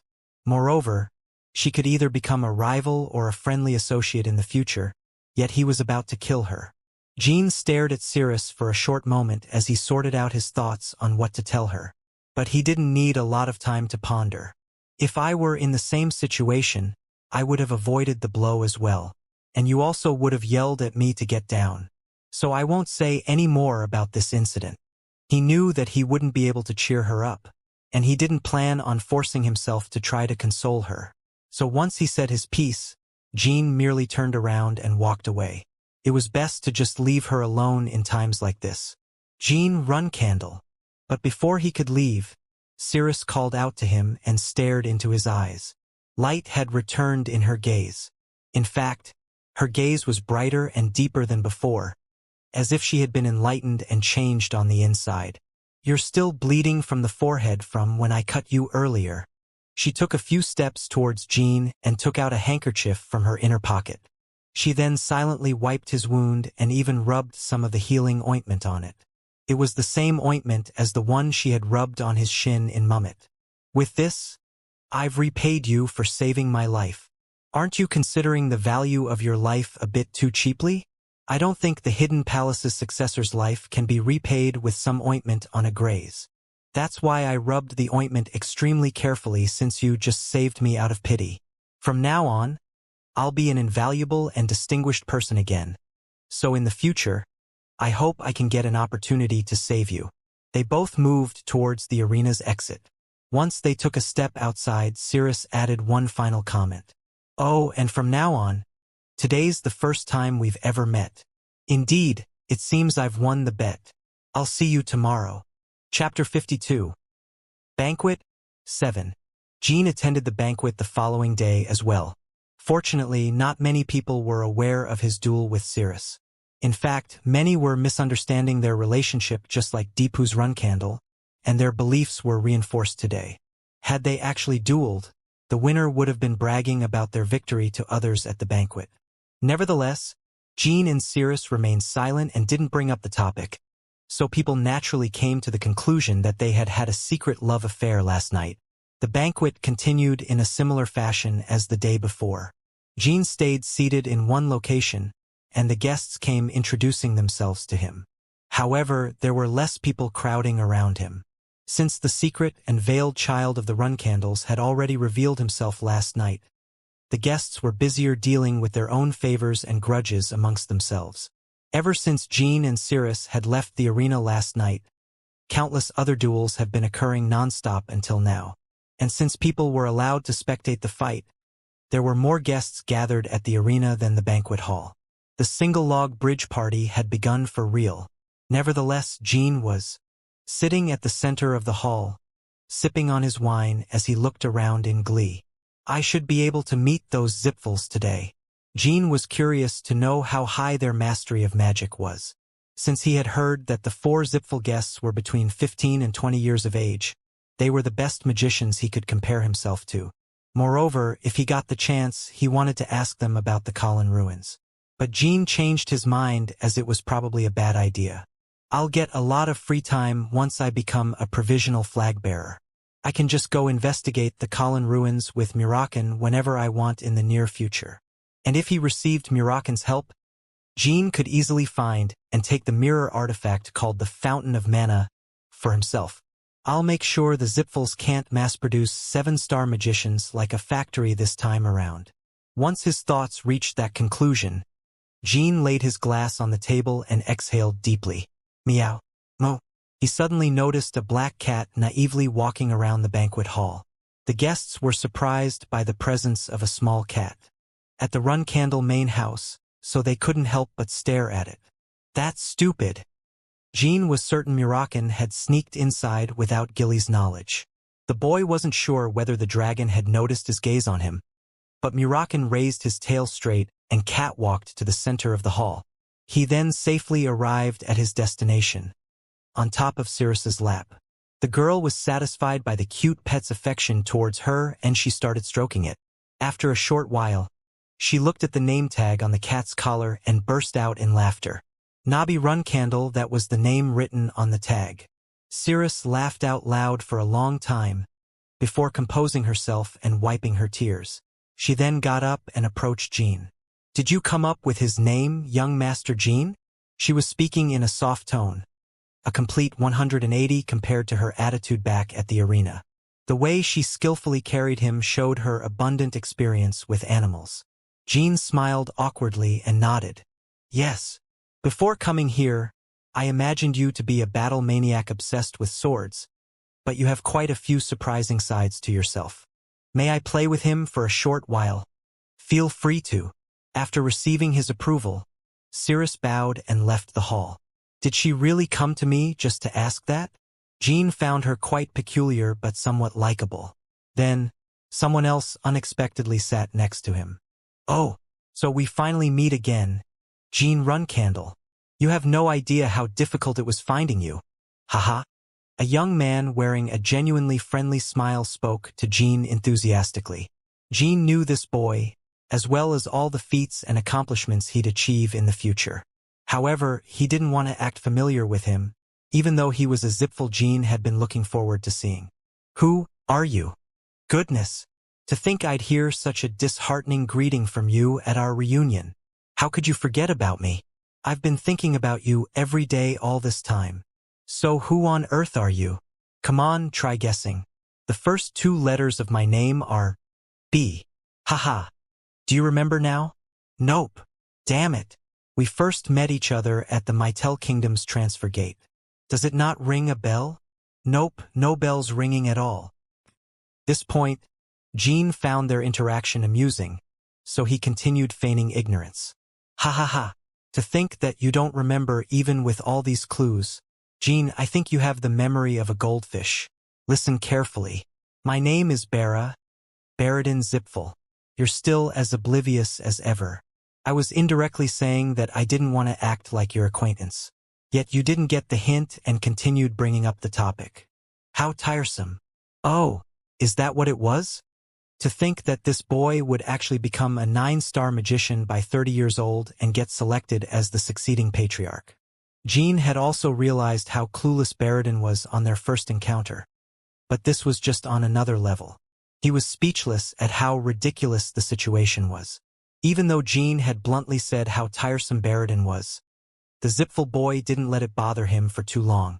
He wore a gloomy expression for a short while, but soon resumed the conversation. "You have no idea how much I was looking for you since yesterday. Geez, the Runcandle's banquet hall is enormous. No matter how much I walked around, I just couldn't find you. I think I roamed the hall for 2 hours or something. Gosh, no matter how large this hall is, it's just a banquet hall. Are you seriously telling me you didn't find me after searching for 2 hours?" Jean spoke as he recalled the previous day. He was the center of attention and guests continued approaching him. He was also located at the center of the hall, so even if someone didn't want to see him, they'd inevitably notice the boy at least once during the evening. "Yeah, I'm serious. Had I used magic, I could have found you in 10 seconds, but isn't it banned to use magic at the Runcandle estate? I just kept walking around, but always saw the same faces around me." "Is that so? Anyways, it's so good to see you again, Jean. Has it been 5 years already? To think you're already a 5-star. I knew you'd be the cause of some big event the last time I saw you. Haha. But I haven't been lazing around all this time either. I've already reached the directionally challenged boy paused to add a dramatic effect. 6-star stage. Kuhahaha. I'm already a 6-star magician. In other words, I'm 1 level higher than your swordsmanship." Baradin was 3 years older than Jean, so he was a 6-star magician by the age of 18. This was quite the achievement. It was worthy of being celebrated just like Jin's exceptional growth. However, he's only 6-star? Jean was greatly surprised as Baradin's level was far lower than he had expected. Putting aside the foolish act of revealing his abilities in enemy territory, Jean was shocked that the most talented pureblood of the Zipfel clan was only a 6-star magician. "I feel like my mana will be about 7-star in 3 years, though." Had he overestimated Baradin due to his achievements in Jin's past life? Or was he lying about his own growth to trick the run candles? Seeing your shocked face makes the time I spent searching for you totally worth it, Jean. I'm looking forward to the day I finally get to fight you. I was greatly enlightened by our last encounter and trained like crazy. Try your best catching up to me, Jean. Now let's have a toast. Jean didn't bother revealing the true reason behind his shock and raised his glass of wine with a bewildered face. As the cups hit each other, Jean barely suppressed the smile that was about to grow on his face. If Baradin was only able to reach 6-star by 18 years old, the next person to reach the peak of magic after Keliark Zipfel will be me. I'm sure of it. Jean was reevaluating his own potential objectively. Meanwhile, the unaware Baradin was standing with his chest puffed out as he thought Jean had acknowledged him. You should care more about me from now on. I have no doubts that you'll become the succeeding Runcandle Patriarch. So in the future, the Runcandles under your rule will be fighting the Zipfels under mine. Just think about it. Doesn't that get your blood pumping? Jean smiled softly. Baradin Zipfel. It seems I need to give you another piece of advice just like 5 years ago. Oh, what is it? You should learn to hold your tongue. Haha. You say the same thing as my father. Anyone would say that after knowing you for more than a minute. Anyways, why did the Zipfels come to the banquet without sending a formal request? They had come at the last minute, resulting in their second-in-command getting humiliated. Jean silently waited for Baradin's answer. Oh, that's because of me. I pestered Uncle Andre to let me come, saying that I absolutely had to see you. What? We just happened to be in Huphester when I heard the news of a banquet celebrating your achievement. So I thought, this is fate. Fate is letting me see him once again. And so I came here. Is that it? Yep, that's it. Jean was at a loss for words. Andre Zipfel, the clan's second-in-command, actually listened to a kid's tantrum and came to enemy territory without any preparation? Jean just couldn't comprehend Andre's thought process using common sense. However, as he dwelled on it a bit longer, he realized how much love, affection, and attention the boy known as Baradin Zipfel was receiving in the clan of magicians. Baradin was already being treated like the next patriarch of the clan. The Zipfel clan was a place where geniuses in magic were a dime a dozen. However, this boy was already being considered the best of the best, despite not being 20 years old yet. Once he realized that, a certain thought went through Jin's mind. If we kill Baradin before he can fully mature, we could deal a terrible blow against the Zipfels. Even if they killed Baradin, the Zipfels surely had an alternative. Nevertheless, they would lose the only magician of this generation who would reach 9-star by the age of 30. Baradin would surely become the Zipfels' strongest magician of this generation in the future, and losing him would be a terrible outcome for them. Baradin. What? You should be grateful that we're in a banquet hall right now. Kiki, aren't you being a bit too cold to me? But yeah, I know. I know that your father showed mercy to my uncle. Speaking of which, let me make you a promise. If you ever come to a Zipfel banquet without a formal request, we won't bring you any harm. Baradin wore a cunning smile as he scratched the back of his head. Really? What if I suddenly attacked people in the middle of the hall and sabotaged the banquet? I never take back my words. Even if you cause a terror attack, we won't kill you. If a fight were to break out, I won't take part in it at the very least. What a foolish romanticist, thought Jean. Still, he couldn't put aside the possibility that Baradin knew about the human experiments conducted using forbidden magic inside the Zipfel clan. However, no matter how stupid Baradin was, Jean couldn't just bluntly ask questions about the Colin ruins as it was risky. Having emptied his glass, Jean suddenly stood up from his seat. Where are you going? Some displeasing creep has been glancing at me since earlier, so I'm off to give him a good scolding. Jean directed his gaze towards the left. Over there was a certain man leering at Jean since a while ago. Bouvard Gaston. Oh, are you starting a fight? Can I watch? Jean ignored Baradin's question and walked towards Bouvard. Excuse me, sir. Do you happen to have something you wish to tell me? Vishical wasn't next to him. He was looking around the banquet hall with his sister Margila. That was why Bouvard could act so carelessly with no repercussions. Until now, that is. When will Lady Luna return? What was that? Hee, I'm talking about Lady Luna. Will she not make another appearance at the banquet? I wanted to give her this. It's a poem I wrote all night long, filling it with my love. Ha. Jean chuckled and Bouvard took that as an acknowledgement. So far, Jean could just let this insolence pass as just one chubby man's foolishness. He was about to ignore the man as he appeared to be lacking in the brain department.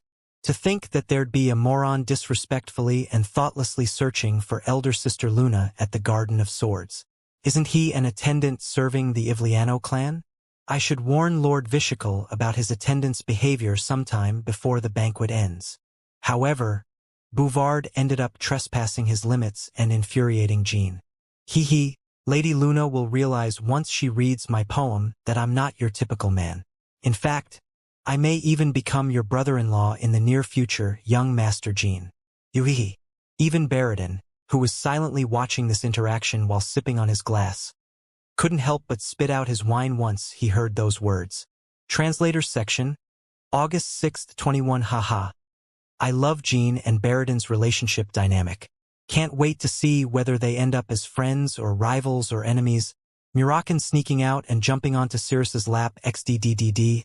He's a man of culture who likes his thighs. Degree. And finally, can someone get me a FING shotgun? I need to go hunt down a wild pig that's bothering best sister Luna. Proofreaders section, August 6, 21. That Jean Baradin dynamic was going so well. But then towards the end it's just chills. Just chills. Such unwarranted confidence. Tonight we hunt Coco. Let me grab my hunting gear real quick. Chapter 53. Banquet 8. SKRRT. Jean took the pieces of paper in Bouvard's hands and tore them in four. The thick stack was easily torn apart like a thin cloth. It seems you need a beating, sir. Eh? Bouvard's eyes opened wide as he stared at Jean, dumbfounded. He had no idea why Jean was reacting as such. And that ignorant look of surprise on his face angered Jean even further. Not only did he thoughtlessly mention elder sister's name, he also wants to be my brother-in-law? If they weren't in the banquet hall, Jean would have ripped the guest's tongue out of his mouth immediately. Not only had Bouvard insulted Luna Runcandle with his words, he had basically looked down upon the entire Runcandle clan. No one was allowed to speak as such of the Runcandles unless they were the Vermont imperial family. Needless to say, Bouvard wasn't trying to offend the Runcandles.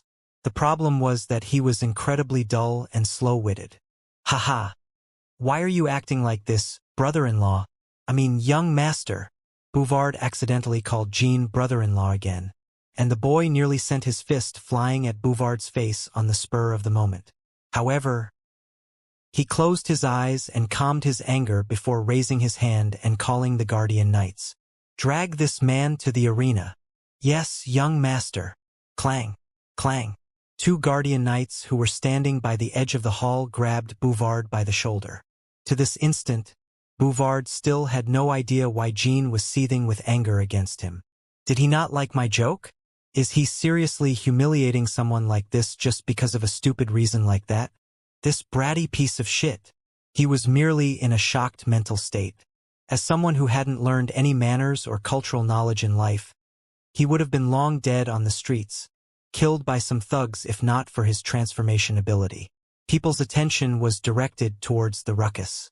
Their eyes were full of curiosity as they observed the man who would become Jin's first dueling opponent of the banquet. Most weren't aware of Jin's battle with Sirius. Please don't act like this, young master.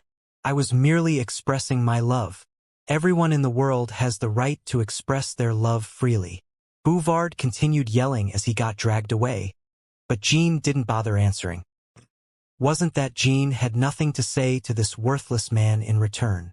Arg, young Master Jean, who on earth treats their guests as such? Release me. As they slowly approached the arena, Bouvard felt like livestock being dragged to the slaughterhouse. God damn it. Those Zipfel followers should have murdered this brat 5 years ago. 5 years ago, Jean had departed from the Storm Castle. The radical Zipfel followers had disguised themselves as guardian knights and attempted to assassinate Jean. The culprit behind their perfect disguises was Bouvard Gaston. Although he was affiliated with Kinselo, he often lent a helping hand to the Zipful followers. Due to his personality, Bouvard would help anyone out as long as they were going to commit acts that would cause chaos in the world. Of course, as long as he himself didn't get put in danger. There's no way he knows I'm the one who transformed those assassins, so why is he acting like this? He's making a fuss just 'cause I called his sister pretty. In fact, no one else in the world knew that Bouvard was the culprit behind the attack 5 years ago, as he had been informed that the Zipful followers who had asked for his help failed their mission and died. The duel shall be a bare-handed fight. Before entering the arena, Jean spoke in a cold voice. Bouvard stayed silent and didn't consent, so the Guardian Knights grabbed his head and forcefully made him nod. Be Bouvard. Vishical Ivliano had coincidentally returned from his tour of the garden with Margila. As soon as he saw the spectacle and Bouvard's involvement, he was greatly shocked and stared in astonishment. What is going on, elder brother? Wow, a duel. It seems Mr. Bouvard is having a duel with young Master Jean. That fucking moron. He had caused trouble in the short time during which the siblings were away. Vishical was certain that Bouvard had asked Jean to introduce him to Lady Luna, talking about stupid things like love and marriage. Once Vishical successfully carries out Kinselo's grand master plan, he swore to tear that pig apart and murder him horribly. Sigh. We should follow them to the arena for the time being, Margila. Understood, elder brother. I've always wanted to see Mr. Bouvard fighting before. The siblings weren't the only ones headed to the arena. Cirrus had also been watching the spectacle before her, with Murakan in her arms. I was planning on asking him for another duel later on, but what's this now? Why is he willingly dueling against that man? Her irritation was unsurprising. Although she wasn't confident of defeating Jean, even if they fought again, she wanted to continue facing him in multiple duels until the end of the banquet. Oh, to think I'd meet the Hidden Palace's successor in person. It seems it was the correct decision to participate in the banquet this time. You must be Lady Cirrus Indorma. It is a pleasure to meet you. I am Baradin Zip. Get lost. Ah yes. After his pitiful attempt at trying to get to know her, Baradin simply followed her from behind to the arena with a sorrowful expression. By the way, you should be wary of that cat. It once scratched me on the face. Haha. Quite the nasty feline. Cirrus completely ignored him as he continued attempting to have small talk with her and entered the spectators' area in the arena. Even if she knew that he was the rising star of the Zipfuls, she would have behaved the same way. The arena was filled with excitement and vigor, unlike when Jean had dueled with Cirrus the previous evening. Countless martial artists were having fights one after another, while the spectators cheered and booed at the top of their lungs. Normally speaking, one had to inform the arena's host about their intention to duel and wait in line until their turn. However, Jean had no need to follow those rules. As soon as he appeared at the arena, the crowd immediately died down. One Guardian Knight approached the host and whispered to him the details of Jin's duel. Next up is the leading man of the banquet, the rising star of the run candles. Young Master Jean will be having a duel. Wah-ah-ah-ah. As the crowd cheered like crazy, Jean warmed his body up and got on the circular stage. He then turned around and spoke to Bouvard. Get up. Most of the spectators didn't recognize Bouvard, but even though his name wasn't well known, no one looked down on him. They believed that anyone who was worthy enough to come to the Run Candle banquet would be strong. Is he some hermit who trains in seclusion? I hear he came as an attendant of the Ivliano clan, but he seems quite noteworthy. At this stage, Bouvard couldn't bail out of the duel. Irritation and anger began boiling inside. Even though he had been proving his innocence during the entire walk to the arena, the little brat had completely ignored and humiliated him. It was now time for Bouvard to reveal his skills. Good. I accept the duel. Try not to regret your decision. Bouvard got on stage and stood before Jean. Young Master Jean Runcandle. Allow me to formally introduce myself before the duel. I am Boo. Silence. I do not care for your insignificant name. Let us begin. Before the host could even announce the beginning of the duel, Jean dashed to his opponent. The spectators deduced that Bouvard had committed a grave offense for Jean to behave in such a way. Cook! Having not expected the surprise attack, Bouvard took a punch in the cheek and took a couple of steps back. As he winced in pain, foul words and curses escaped his mouth instinctively. But Bouvard was no dunce. Although it wasn't well known, he was a 6-star martial artist. Ha! Swoosh! His fist flew forward at an unbelievable speed one would never expect from a portly man like him. Although his strike appeared quite simple and unsophisticated, Bouvard's hand was covered in a piercing aura. A fierce counterattack. But Jean calmly avoided the punch. At first sight, Bouvard's aura appeared to be far more destructive and powerful than Jean's. The spectators were slightly disappointed since Bouvard was weaker than expected, but they still watched in excitement since he was stronger than Jean. Looks like young Master Jean chose an opponent stronger than himself. And that fatty's specialty seems to be hand-to-hand combat. The young master made a poor choice by putting his sword away. He might get defeated and humiliated at this rate. Just as the audience had observed, Bouvard was skilled in hand-to-hand combat. In fact, if this arena weren't in the Garden of Swords but in an ordinary city with more average contestants, then Bouvard would attract a lot of attention from the spectators. Meanwhile, Jean was a knight who fought with a sword.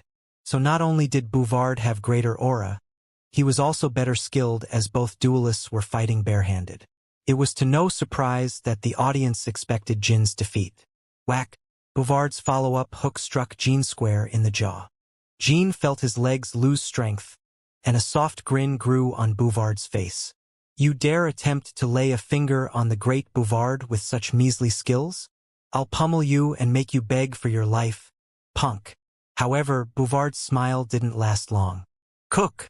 The stumbling Jean should have fallen face first to the floor, but instead, he pounced at Bouvard with an arm clocked back and bloodlust in his eyes. I punched him straight in the jaw.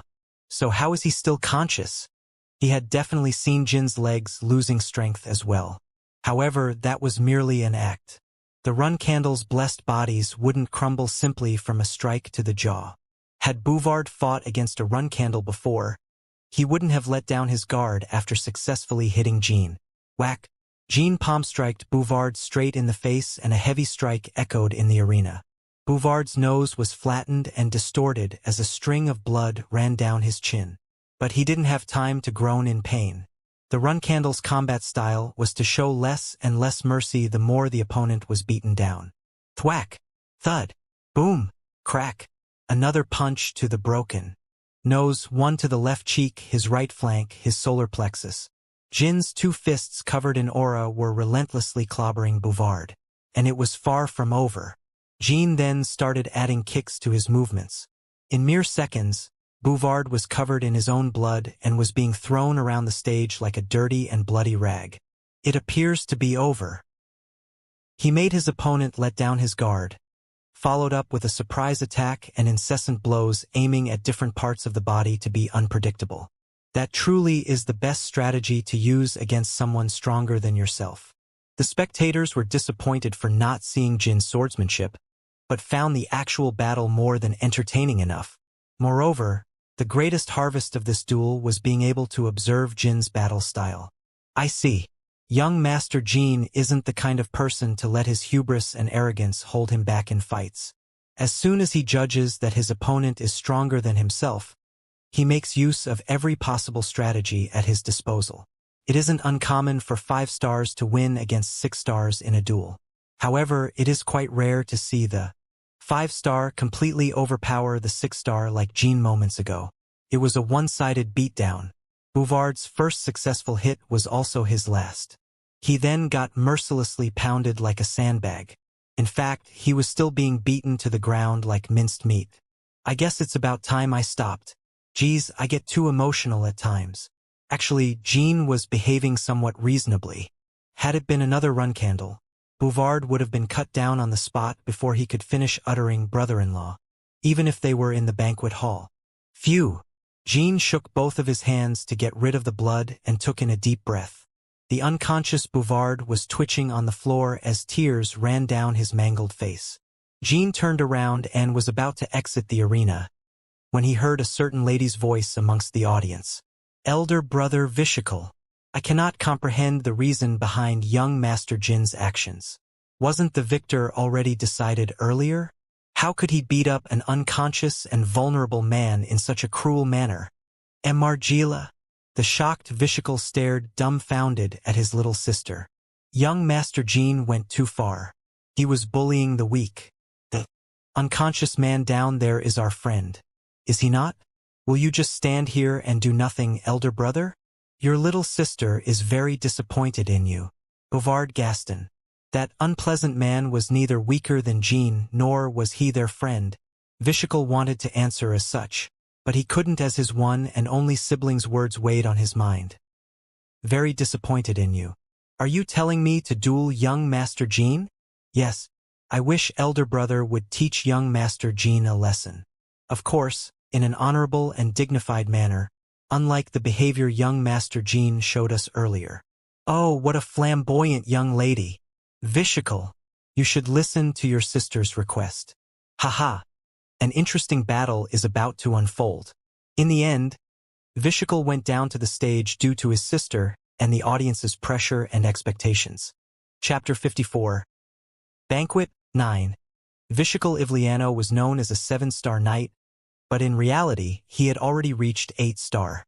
In other words, he was an insurmountable opponent to the current Jean. A duel with a 7-star knight. This was a great opportunity for Jean. Whether he won or lost, the battle would greatly affect his reputation in a positive manner. As long as he appeared to have put up a good fight to the spectators, it would benefit him. Moreover, experiencing the Ivliano swordsmanship would be a perfect opportunity to study it. Even Siren had recognized the previous Ivliano patriarch as a powerful man worthy of respect, so Jean always wanted to face an Ivliano swordsman. However, Margila Ivliano, what a laughable lady. Jean was fully aware that the woman was enjoying this situation. The moral duty she had brought up was all just a sham. Her goal was merely to watch an entertaining battle. That, or she enjoyed putting her brother in troublesome situations and watching him flail around. Whatever her real intention was, Jean didn't find it very pleasing. You seem to care deeply about your sister, Lord Vishakal. Jean reached out his hand towards the guardian. Knights on standby outside the stage as he spoke. One knight respectfully approached and placed a sword in the young master's hand. Whirr! Jin's blade immediately began shining in aura, as if someone had cast a magic light. Yes, indeed, young Master Jin. I also care deeply about my elder sister. So from now on, you should teach your servants not to open their mouths carelessly. He referred to the 6-star martial artist Bouvard Gaston as a mere servant. The audience realized that the run candles and their pride had not changed over the years. The man you pummeled to the ground is called Bouvard Gaston, and he is our attendant, not a servant. Did he commit some sort of blunder?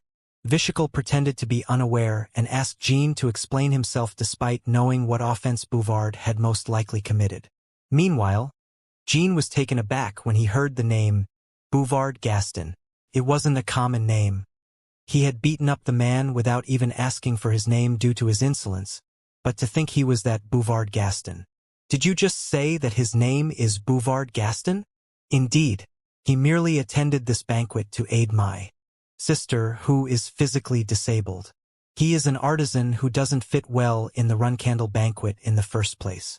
Thus, whatever faux pas he may have committed, he meant no evil. I hope the young master will generously overlook his blunder this time around. An artisan. There was no need to verify the Fatas's identity any longer. The attendant Vishakal had brought with him was none other than the transformer Jean had been searching for. The people around the world were still unaware of the existence of the transformer Bouvard Gaston. Even the Vermont Empire's special forces, who were investigating the transformation crimes, had yet to find any clues or traces potentially leading to the culprit. Thus, Vishakal had merely told Bouvard to wear a simple disguise when coming to the run candles, as no one would suspect them. Moreover, since Bouvard Gaston had yet to spread around the world as the Transformer's name, he had no need to use a fake name when attending the banquet. Vishakal had thought that no one would show any interest in Bouvard in the first place, so he wondered whether a disguise was truly necessary. Of course, this didn't apply to Jean, as he was a regressor. He knew about Bouvard Gaston from his past life. I should have let him introduce himself earlier. Not only is his face different, but we're also located in the Run-Candle clan's main house, the Garden of Swords. I could never have predicted my opponent to be Bouvard. Had I known his true identity earlier, I wouldn't have let him off with such a light beating. Not only was Bouvard implicated in Jin's assassination attempt when he had departed the Storm Castle, but the Transformer was also the main cause behind the chaos and confusion that would soon take over the world. Thus, it would have been much better to kill him and use him as compost. If Jean were certain that Vishical had no real connection with Bouvard Gaston, he would have grabbed this opportunity and killed the unconscious, bloodied Bouvard straight away. However, Bouvard Gaston and Vishical Ivliano, how were they related? Did Vishical know that Bouvard was the Transformer? Jin's brain began overclocking, and his thought process accelerated. When Bouvard was captured by the Vermont Special Forces in his past life, there was not a single piece of news about the Ivliano clan being involved with the transformation crimes. It was greatly emphasized that Bouvard was the one and only culprit behind those crimes. Back then, Jean read the articles in the newspapers without much thought. But if he assumed that Vishical was aware of Bouvard's true identity, this situation was far more dangerous than he had initially thought. Anyhow, Jean did not have enough time to come up with all the answers. There were countless eyes watching them right now, and Jean was still standing face to face with Vishical. Very well. Since I also took advantage of the duel to beat him half to death, I shall overlook the blunder this time around. Thank you very much. Then, shall we begin our duel as well? I am in your care, young Master Jean. I thank you in advance for your guidance. A guardian knight handed Vishical a sword, and the duel began. Jean promptly erased all the questions popping up in his head. He couldn't afford to show a change in his behavior after hearing Bouvard's name, nor could he show his suspicion towards Vishical and Bouvard's relationship. I'll need to start investigating the Ivliano clan alongside the Zipfel clan, especially everything related to Vishical. Ivliano. Clang. Jean realized the truth as soon as their blades clashed the first time. Unlike what's known publicly, he's not a 7-star knight. That was Jin's intuition. Needless to say, Vishical hadn't used his full power in the exchange just now.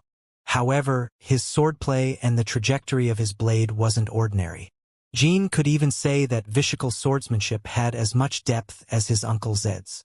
He couldn't explain it properly, but Jean knew as soon as their swords clashed that Vishical was hiding his true skills. Many of the spectators also realized this truth while observing the first exchange. That fellow seems to have had an enlightenment recently. His movements have gotten more profound. No wonder he's called the Ivliano clan's hope. The expressions of the spectators got serious. Although the duel was a complete mismatch, this was the perfect opportunity to observe and appreciate the swordsmanship of both the Ivliano clan's pillar of support and the Run-Candle's rising star. Schling. Slit. Vishical's blade moved like a whip and cut Jin's shoulder. It wasn't deep, but blood erupted from the injury and splattered on the arena's floor. Jean tried to avoid the following attacks but got wounded. The thigh.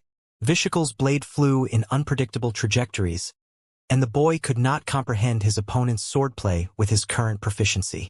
As I thought, young Master Jean is getting overwhelmed by Lord Vishical.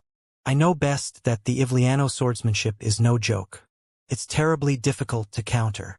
The gap in their skills is too big. Well, it's not surprising since a 5-star is facing a 7-star.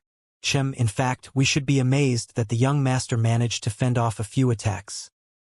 The Ivliano clan's swordsmanship was cunning and irregular. Those who have experienced that devious style before always tried to avoid facing another Ivliano swordsman in their life. You all seem to be unaware, but swordsmen from the Run-Candle clan often shine brighter in situations like this.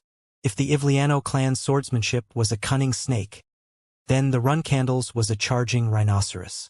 Even if its horn were to be broken, it would never stop its headbutt. The Run-Candle swordsmanship was specialized in facing foes stronger than the user. The problem was that, since the Run-Candles were often too strong and rarely faced opponents that surpassed them, they couldn't make full use of their fighting style efficiently. Although blood kept gushing out of his shoulder and thigh, Jin's blade still stood strong and fierce. In fact, his movements slowly changed from the defensive to the offensive. His senses got sharper and his blade's trajectory became bolder and daring. Visical's sword slashed Jin in the chest, but the boy took another step forward, as if he would put his life on the line to aim at the 7-star's neck. Impressive, young Master Jin, Vishical yelled as he dodged Jin's attack. Even though he was facing a young boy who was weaker than himself, the Runcandle's wild and bold swordplay was sending chills down his spine and making his hair stand on end. Cook! The attack Jin had attempted, in return for a 20-ish centimeter long wound on his chest, went down the drain. The boy let out a low groan, as the long injury was inhibiting his battle prowess, unlike the small gashes on his shoulder and thigh. Fortunately, his bones and organs hadn't been touched. This reminds me of that time I fought against the White Wolf warrior. He had no way of defeating Vishical through ordinary means, similar to his battle against the Beastman. Even with the Runcandle's blessed body and their bold swordsmanship, Jin couldn't defeat his opponent. He had no choice but to lose. Nevertheless, Jin's heart began beating like crazy for the first time in a long while, as a feeling of satisfaction swept through his body. It's clear that Vishical is going easy on me, but it's also true that I'm facing him quite remarkably. And that was more than enough for now. Not all 8 stars were on the same level, and that also went for 5 stars. If any other 5-star knight amongst the Runcandle cadets were to face Vishical right now, they wouldn't be able to put up a good fight like Jin was doing, no matter how much Vishical went easy on them. Moreover, Jin was facing his opponent while having sealed 2 of his abilities: magic and spiritual power. My vision is starting to get blurrier and dimmer, but for some reason I still feel like I can read and predict Vishical's next move. Jin had lost too much blood. He slowly made up his mind to bring this duel to an end. As his vision got darker, Jin finally realized the goal of his training with Luna and began to understand the principle behind the mind's eye exercise. The boy's stance changed. Jin closed his eyes and held his sword upright with both hands in front of his chest. It almost looked like the stance knights would take during a wedding ceremony or something of the sort. The audience believed that Jin had given up and was waiting for his opponent to deal the final blow to end the duel. Vishical was of the same opinion. Deep down, he wanted to praise the young boy for lasting this long. To show respect to young Master Jin, he finally wrapped his sword in aura for the first time during the battle. His intention was to break Jin's blade and bring an end to the duel. He believed that it was an appropriate way to finish things while respecting the boy's spirit and tenacity. This was an excellent duel, young Master Jin. Zoom! Vishical went all out on this last attack and charged at Jin. His blade was covered in the powerful aura of an 8-star knight. It sliced the air and flew horizontally along with Vishical's body. Krong! Jin's sword, which was standing vertically in his hands, shattered almost simultaneously as Vishical made his final move. The Ivliano clan's secret technique smashed the sword and reached towards Jin's neck, but froze right before touching the boy's skin. Had Vishical not stopped his weapon in time, it would have definitely decapitated his target. Jin remained standing for around 2 seconds, before falling to the ground, unconscious. The victor is Lord Vishical. As soon as the host announced the results of the duel, the medical team rushed onto the stage.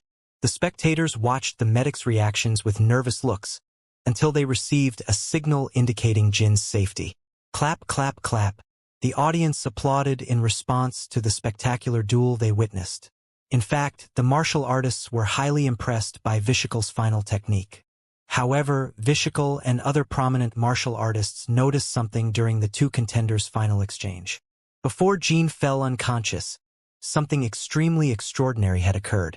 What was that? At the end? Are you seriously telling me that during our spar, he reached the mind's blade realm for a split second? Vishical had undoubtedly destroyed Jin's sword. However, the instant the blade shattered, Vishical felt the sensation of something sharp flying upwards and piercing his chin. That would have been the conclusion of the duel had Vishical's final attack landed 0.1 seconds slower. The 8 stars' instincts were telling him as such.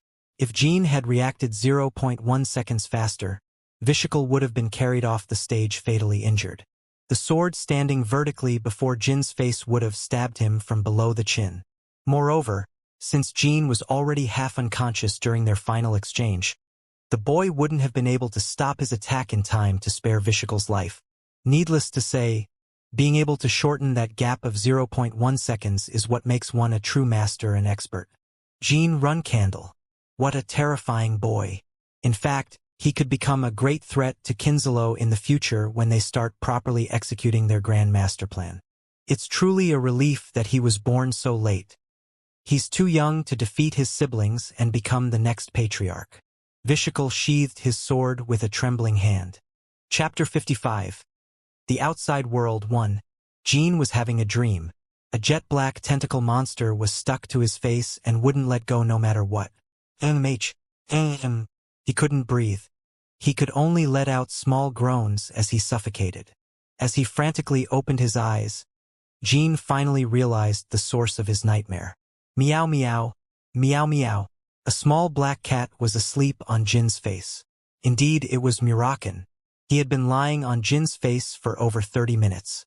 Get off me, jeez. Jean slowly got up and stretched his arms. Sun rays beamed in through the window and brightened his room. He could smell the fragrant aroma of tea near him. It was the scent of the black tea Gilly often brewed for him. I had a nightmare because of Murakan, but now that I'm awake, I feel fully refreshed. Did I fall unconscious right after the duel with Vishikal? His entire body felt light like a feather. The wound on his chest and the grazes throughout his entire body had completely vanished. The Runcandle medic had probably healed Jean while he was unconscious. You've awakened, young master. Gilly sensed his awakening and approached the bedside with a cup of tea and some cold water. How long was I out for, Gilly? For 2 days. What? 2 days? Jean was surprised but quickly nodded in acknowledgement. Not only had he bled too much, but during the final exchange, he had reached a new realm for a short instant, which used up all his mental and physical energy. Considering those circumstances, he had woken up pretty early. The banquet must have ended already. It seems I was unable to send everyone off and bid them farewell. There is no need to worry so much. During the past 2 days, your duel against Lord Vishikal was the hot topic of the banquet that everyone gossiped about. I think everyone was understanding of your situation. Moreover, you've shown them more than enough courtesy while you were attending. Gilly was right. Although there was a complete mismatch between an 8-star and a 5-star, the duel was all that the guests were talking about until the end of the banquet. It was because of the mind's blade Jean had displayed at the very end. Although it couldn't be called a perfect mind's blade, the fact that a turnabout almost happened during Jin's fight against an 8-star knight was more than extraordinary. Vishikal wasn't the only one to have noticed Jin's feat. In fact, many others had realized it. However, the 8-star knight in question appeared to have been so shocked that he never returned to the arena afterwards until the end of the banquet. The daily training I've done with elder sister Luna is finally paying off. I couldn't understand anything in the beginning. To think that it would come in handy like this. Jean recalled Luna continuously saying, "Use the eye of the mind to observe," like some religious chant, and chuckled to himself.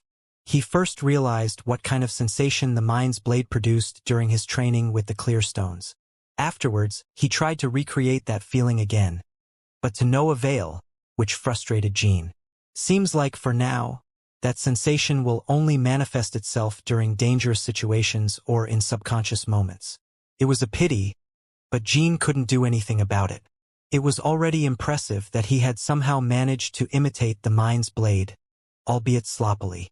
Generally speaking, the mind's blade was a realm only attainable by true masters starting from the 8-star stage.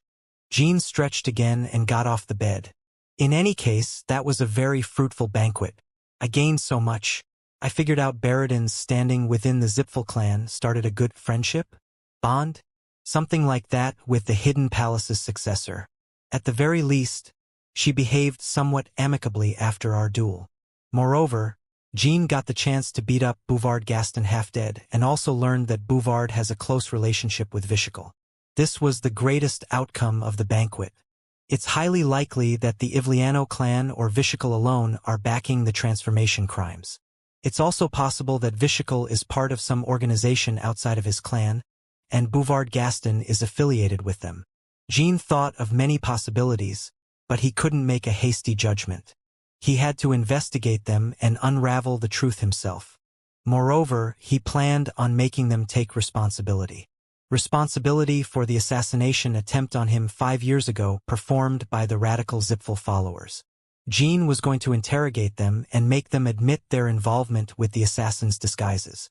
After Jin's thoughts came to an end, Gilly pointed at a certain vase on the bedside.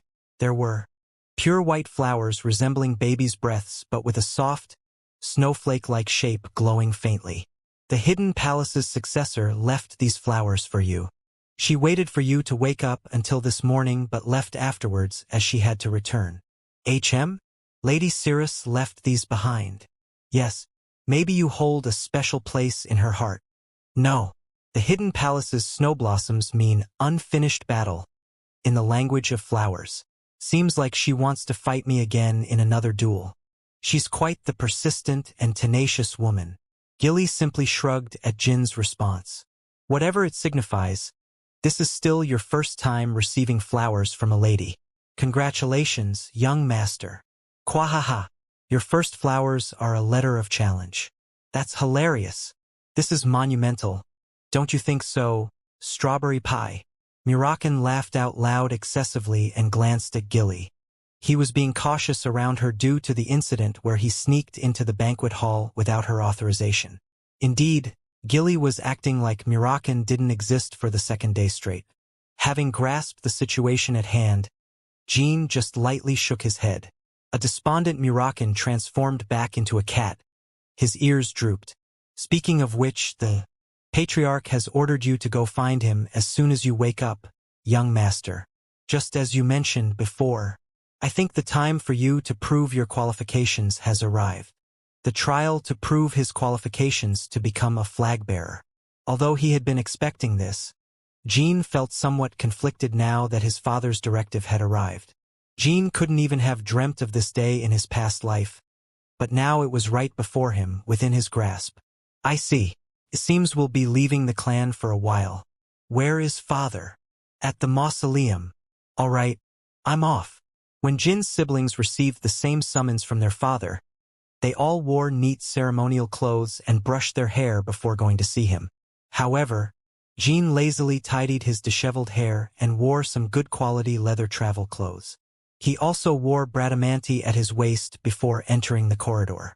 The mausoleum, the Garden of Swords courtyard, where countless swords were impaled, was no different to the clan's graveyard. However, the clansmen who achieved extraordinary accomplishments even amidst the best knights were allowed to be buried in the mausoleum as heroes of the clan. Inside the mausoleum, at the lowest floor underground, there was not a single spot of light. The darkness smelled of metal, and a low voice resounded. You're here. Jean could barely see Siren's silhouette from behind. He respectfully lowered his head. It's been a long time since a child of mine answered my summons in such comfortable clothes. I assume you've realized that you'll be spending time outside of the clan for a while, right? Yes. I plan on departing immediately. Siren quite liked this aspect of his youngest son. The boy didn't feel intimidated by him and simply announced his intentions clearly. His other children couldn't even have imagined behaving as such before their father. They already had a hard time trying to conceal their fear and anxiety just by being in his presence. Actually, it wasn't the case for all his other children. Luna was also different. She had quickly left Siren's grasp and lived her own life. Jean was aware of his father's personality, which was why he purposefully came in laid-back clothes. Ever since my regression, I find my father to be the easiest person to read. It was an inexplicable thought. In his past life, not only was Jean terrified of Siren, but he also had barely interacted with his father during his 28 years of life. The father and son duo didn't speak for a while. Nevertheless, it wasn't an awkward silence. Is this your first time inside the mausoleum? Siren was the first to break the silence. Yes, father. If the garden is a burial ground permitted only to those who bring honor to the clan, then the mausoleum is only permitted to those who protect the clan. That was it. As simple as that. The Runcandle clan had faced countless dangers during its 1,000-year-long history. The dangers varied from all kinds of small, personal disputes to big threats that brought the clan to the brink of destruction. Indeed, all kinds of conflicts and battles had threatened the clan throughout time. And every time such major incidents happened, the people who protected the clan till their very last breaths received the honor of getting buried in the clan's mausoleum. Did you know? The clan's first patriarch, Timar Runcandle, is not buried here. As soon as Timar's name exited Siren's mouth, Jean had a hunch that his father would bring up the topic of Sodaret. He was confident in his intuition. Yes, I am also aware that there is not a single grave or tombstone throughout the garden dedicated to the first patriarch. The only legacy that was left behind was Timar's beloved sword, Barasada, which was now hailed as the family heirloom.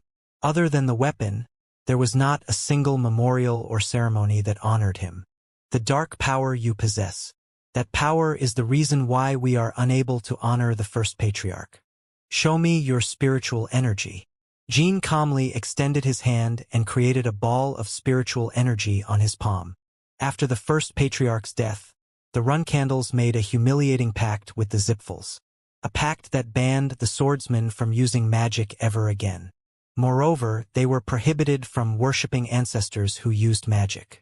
That was the true reason behind the downgrade of the Runcandle clan, the unique clan of magic swordsmen, to a mere clan of knights. It was an inescapable fate, as Sodaret wasn't there to protect the Runcandles from the Zipfels gods anymore. As a result of the pact, the Zipfels gods united their powers and cast a curse on the Runcandle bloodline. Thus, every Runcandle after Timar was born with a body that couldn't control mana. When you beat the Tawna twins with spiritual power back at the Storm Castle, I didn't ask you the details of how you obtained that power. Do you remember? Yes. I also remember that I lied about how I'd used the spiritual power to protect the clan. Haha, that's right. You were lucky you were still young. If you told such a lie before me now, I wouldn't have let it slide so easily. Although Siren was laughing, Jean knew that his father was being serious. Thus, he didn't laugh along. Sodaret, did you hear his voice? Yes, I heard him. He called me his contractor. Needless to say, Jean had yet to hear Sodaret's voice ever since his regression. But there was no need to hide his identity as the contractor from Siren anymore. How unfair this is for your siblings. Not only was Jean born with more potential than Luna, but he had also contracted the god who had left the clan long ago. In fact, maybe Jean was able to contract Sodaret thanks to his extraordinary potential. Will you be able to defeat your siblings and conquer the clan using that power? Jean had already come up with an answer to that question. If I explore the world and do not find anything else worth conquering more than the clan, then I shall do so. Jean had also predicted that this answer would greatly satisfy his father. It goes without saying that Siren smiled widely, showing his beautiful and uniform teeth. The others departed the Garden of Swords in order to get recognized by the clan. But you will depart the garden in order to find a reason to recognize the clan itself, is that it? I'm not sure whether it's praiseworthy or pure insolence. Kuhahaha. Siren hunched forward towards Jean, who still had his right arm extended forward with a ball of spiritual energy. I shall give you 5 years. During that time, whether you get recognized by the clan or recognize it, find an answer for yourself and return. I shall await with impatience. There was no need to drag out the conversation. Schling. Jean unsheathed Bradamanti and raised his sword. Thank you for everything until now. I shall see you again in 5 years, father. Jean exited the mausoleum and returned to his room. Gilly had already finished the preparations for their departure and was waiting for him. The only luggage they had was a small basket in which lay Mirakan along with some dry food and Jin's notebook with the transcription of the secret tomes. Gilly had metal nails impaling her wrists and ankles.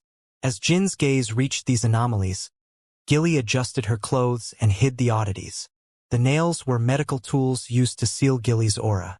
She would be unable to use the energy until Jin's qualifications as a flag bearer were proven. I had heard about this from my seniors and the other nannies, but it feels quite weird to suddenly lose my powers. Haha. Gilly laughed awkwardly, to which Jean felt a suffocating throb in his chest.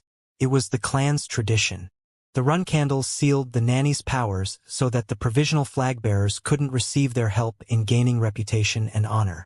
If they ever removed the seal without the clan's authorization, the nanny would be crippled mercilessly.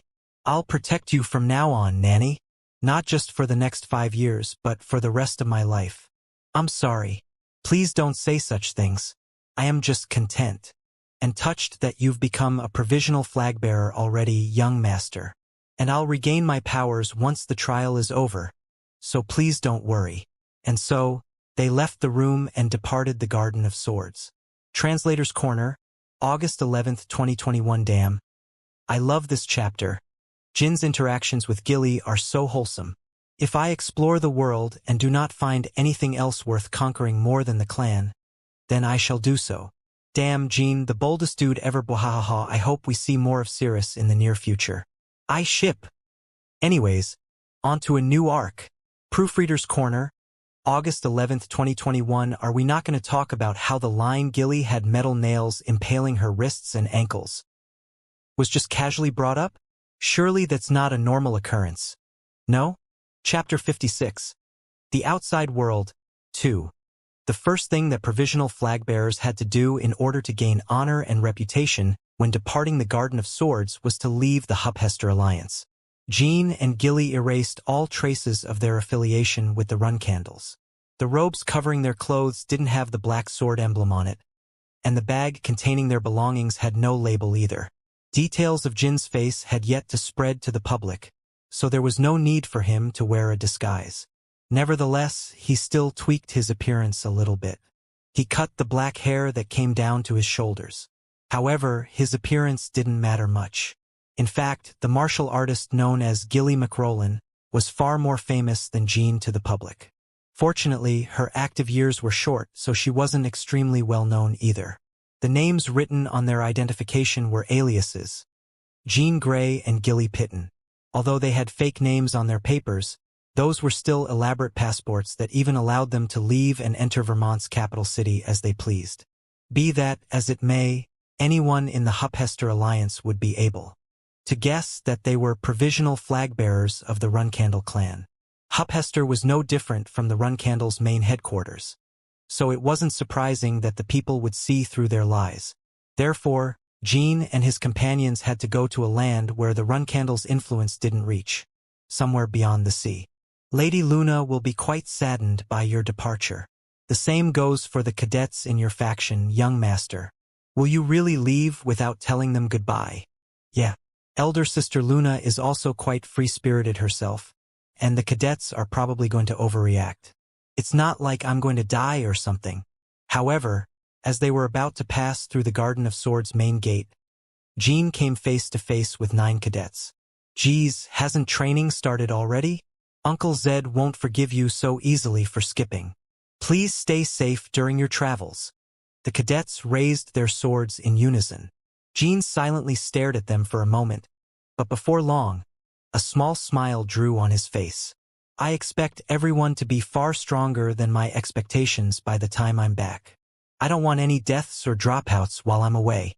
Good luck enduring the disciplinary punishment for skipping class to come see me. Jean fist-bumped everyone before continuing his way to leave the garden. How curious. It's a completely different feeling compared to back then. In his past life, Jean was banished from the clan at the age of 25. He had to leave the Garden of Swords in a similar fashion as today. However, the atmosphere of leaving as a 15-year-old provisional flag bearer was poles apart from the atmosphere back then. 15 years. It had taken Jean 15 long years to finally get 5 years of freedom. Those 15 years felt like an eternity to the boy, since he had a fully conscious mind since his rebirth. Jean felt so giddy that he couldn't stop himself from humming a cute little melody. Generally speaking, Siren never gave a 5-year time span to a provisional flag bearer. It usually spanned between 6 months to 2 years maximum. Within that time, The provisional flag-bearers have to gain honor and reputation before returning to the clan. There's only one reason Father gave me 5 long years. It's for me to reach the pinnacle of spiritual power before coming back. Needless to say, Jean wasn't a goodie. Two shoes who listened to his father's every word. He didn't plan on reaching the pinnacle of spiritual power only, but also that of Magic Siren, who had remained in the mausoleum, quietly thought to himself. I wonder, will the youngest gain the power to liberate the run candles from the Zipfels? I can't wait to see.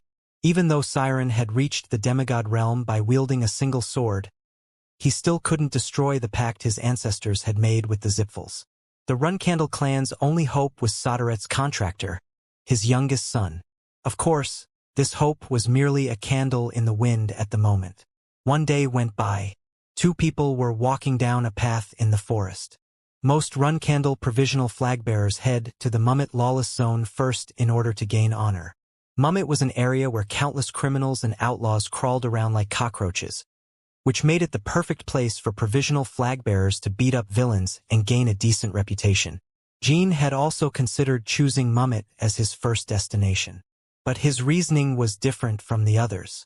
He didn't want to go to Mummet to beat up criminals, but to find someone who went by the name Hister. Hister was Jin's magic teacher in his past life, and he couldn't wait to see them again. However, Jean couldn't allow himself to waste time just because he missed his master. It's not like Master will recognize me in this life anyway. Jean could always go find his master whenever he wanted in the future. Thus, Jean renounced Mummet as his first destination and decided to head to the Akin Kingdom, the land where I died in my past life. Jean had died in his sleep when 3 9-star knights attacked the city he was in. Fortunately, that death ended up being a blessing in disguise, as Jean gained a second chance at life. Why the Akin Kingdom specifically, young master? Have you been to Akin before, Gilly? No. When I was out on my mission at the Colin Ruins, I overheard a conversation between some magicians there. Apparently, many unregistered magicians have been messing around in the Akin Kingdom recently. Unregistered magicians? Just as the name implied, unregistered magicians are magicians who didn't register their names at the Magic Association. Most of them are either criminals or evil mercenaries, right? It seems. They've been collaborating with martial artist mercenaries and terrorizing the Akin citizens. I plan on heading there and beating them to a pulp. It goes without saying that Jean hadn't overheard any of this at the Colin Ruins. It was merely the information he knew from his past life. Anyone who has been in the Akin Kingdom knows that unregistered magicians and mercenaries have been wreaking havoc. The small number of unregistered magicians and mercenaries in Akin were all pawns and henchmen of the evil Tising clan of the Akin underworld. Jin's true business lay with that clan. The underground auction house the Tisings hosted contained countless items. Items whose true values were yet to be known around the world. I absolutely need to buy a few magic tomes and a certain ring. Although most books are written in archaic language or in a secret code, the ancient magic tomes contain some interesting spells. Many of them can't compare to modern magic spells that have been improved over decades and centuries, but some rare ones are still exceptional spells that transcend time and era. Thanks to his excellent master, Jean also knows how to distinguish the good magic tomes from the bad ones. Moreover, in 5 to 6 years, a certain item's true value will spread around the world, and the artifact in question would receive a proper name. It was a helmet artifact in the shape of a ring, and it was an item that every martial artist in his past life dreamed of having. A great idea, young master. I very much adored beating up villains back when I was still active as well. I'm feeling excited already. Gilly spoke as she did a fist pump. Although her skills as a 7-star knight had been sealed, Gilly's heart couldn't help but beat in excitement at the thought of traveling the world with Jean and Murakan. However, there was one big problem. Young master, I don't think we can use the transfer gate to go to the Akin Kingdom. We will have to buy the cheapest ticket and go by ship. The trio were broke. Back at the Garden of Swords, none of them had to worry about money, but currently they only had 10 gold coins in their pockets. With these funds, they couldn't pay for the transfer gate, let alone buy a single high-class ship ticket. Jin's life, As the rich son of a wealthy family that could use 300 to 500 coins per day without hesitation had come to an end. Poof! The black cat inside Gilly's basket transformed back into a human. Strawberry pie. I knew this would happen, so I secretly brought a few of my limited edition magazines with me. Foo-foo, we could easily buy a high-class ship ticket by selling one of these. When did you even pack those up, Lord Murakan? Shem. Won't it be a bit embarrassing when we sell them? Put those away, Murakan. We're not cold-hearted people that'd make you sell your treasured collection. Young master, I do believe that I'd be able to earn a few hundred coins by enduring the shame and selling them to a peddler in a city. 100. I bought this one for 2,000 coins. You can't sell this at that price. Gilly and Murakan squabbled with each other for a short while about the erotic magazine's prices, and Jean found them adorable. Soon enough, he shook his head and spoke up. Enough, both of you. I have an idea for our funds. Before heading to Akin, let's stop by the Jean Kingdom tonight. There's someone I can make good use of over there. The Jean Kingdom? But how will we get there without money in the first place? We can just ride Murakan. What are you doing? Transform into your original form already. Although a day had passed since they had left the Garden of Swords, it was still broad daylight. It wasn't the appropriate time for the legendary black dragon to suddenly appear in the skies. Oh, can I really do that, kid? And nonsense. We cannot do that, young master. What if someone sees us? We haven't exited the Run Candle territory yet. Come on, it's fine. We should enjoy ourselves for once. A single time wouldn't hurt. Transform already, Murakan. We've got a long journey ahead of us. Gilly didn't even have the opportunity to stop them again. Swoosh! Murakan had already returned to his black dragon form and grabbed the two humans with his hand. He then placed them on his back. Hold on tight. I'll have to fly restlessly to reach the Jean Kingdom by nightfall. The three of them soon darted across the Huphester skyline and headed to the Jean Kingdom. In the near future, a small rumor spread within Central Huphester, where people said they saw a dragon. Nevertheless, no one ever learned of the truth of that incident. No one except Jin's eldest sister. He really is quite extraordinary. He's flying through the sky on a dragon as soon as he becomes a provisional flag-bearer. Luna was sitting on her balcony drinking alcohol while thinking of her youngest sibling who had just departed. Needless to say, she had seen Murakan flying across the sky as well as the two people riding on his back. A toast to my ungrateful and insensitive brother who didn't come say bye. Humph. Ugh. Unfortunately, Gilly had a terrible case of acrophobia. As soon as they landed on a hill in the vicinity of the Jean Kingdom's capital, Gilly got off Murakan and trembled in fear for a long while. Hey, are you alright, Strawberry Pie? Hey, kid. Strawberry Pie is completely terrified right now because of you. Why is it my fault? It's because you were flying weirdly. You're the one who wanted to ride me. Breathe deeply, Strawberry Pie. That's right, take it slow. Breathe deeply. Good. Jean and Murakan consoled Gilly for a while as they patted her on the back. She was still trembling all over with a face pale as a ghost. Murakan made use of this opportunity and embraced Gilly in a big hug. Whether she was aware of his intentions or not, Gilly didn't resist. Murakan then talked big while staring at Jean. This won't do. I'll look after Strawberry Pie, so you go get the money, kid. You crazy? Are you being serious? Jean was about to blurt that out, but managed to hold back. He then decided to follow Murakan's suggestion. The boy ran down the hill and the streets for 2 hours before reaching his destination. The Bill clan's residence. It was a gigantic mansion visible from anywhere in the Jean Kingdom's capital city. No wonder they were Jean's greatest clan of merchants. Jean approached the front gate and the guard stopped him. What's with you? Get lost, brat. As soon as he heard the old-fashioned, cliché line, Jean felt a nostalgic sensation as memories flooded his mind. He had heard similar lines so many times in his past life, where he roamed. No, crawled the lands as a beggar. The long flight on Murakan had disheveled. His hair and the traveling clothes he was wearing didn't have the clan's black sword emblem on them.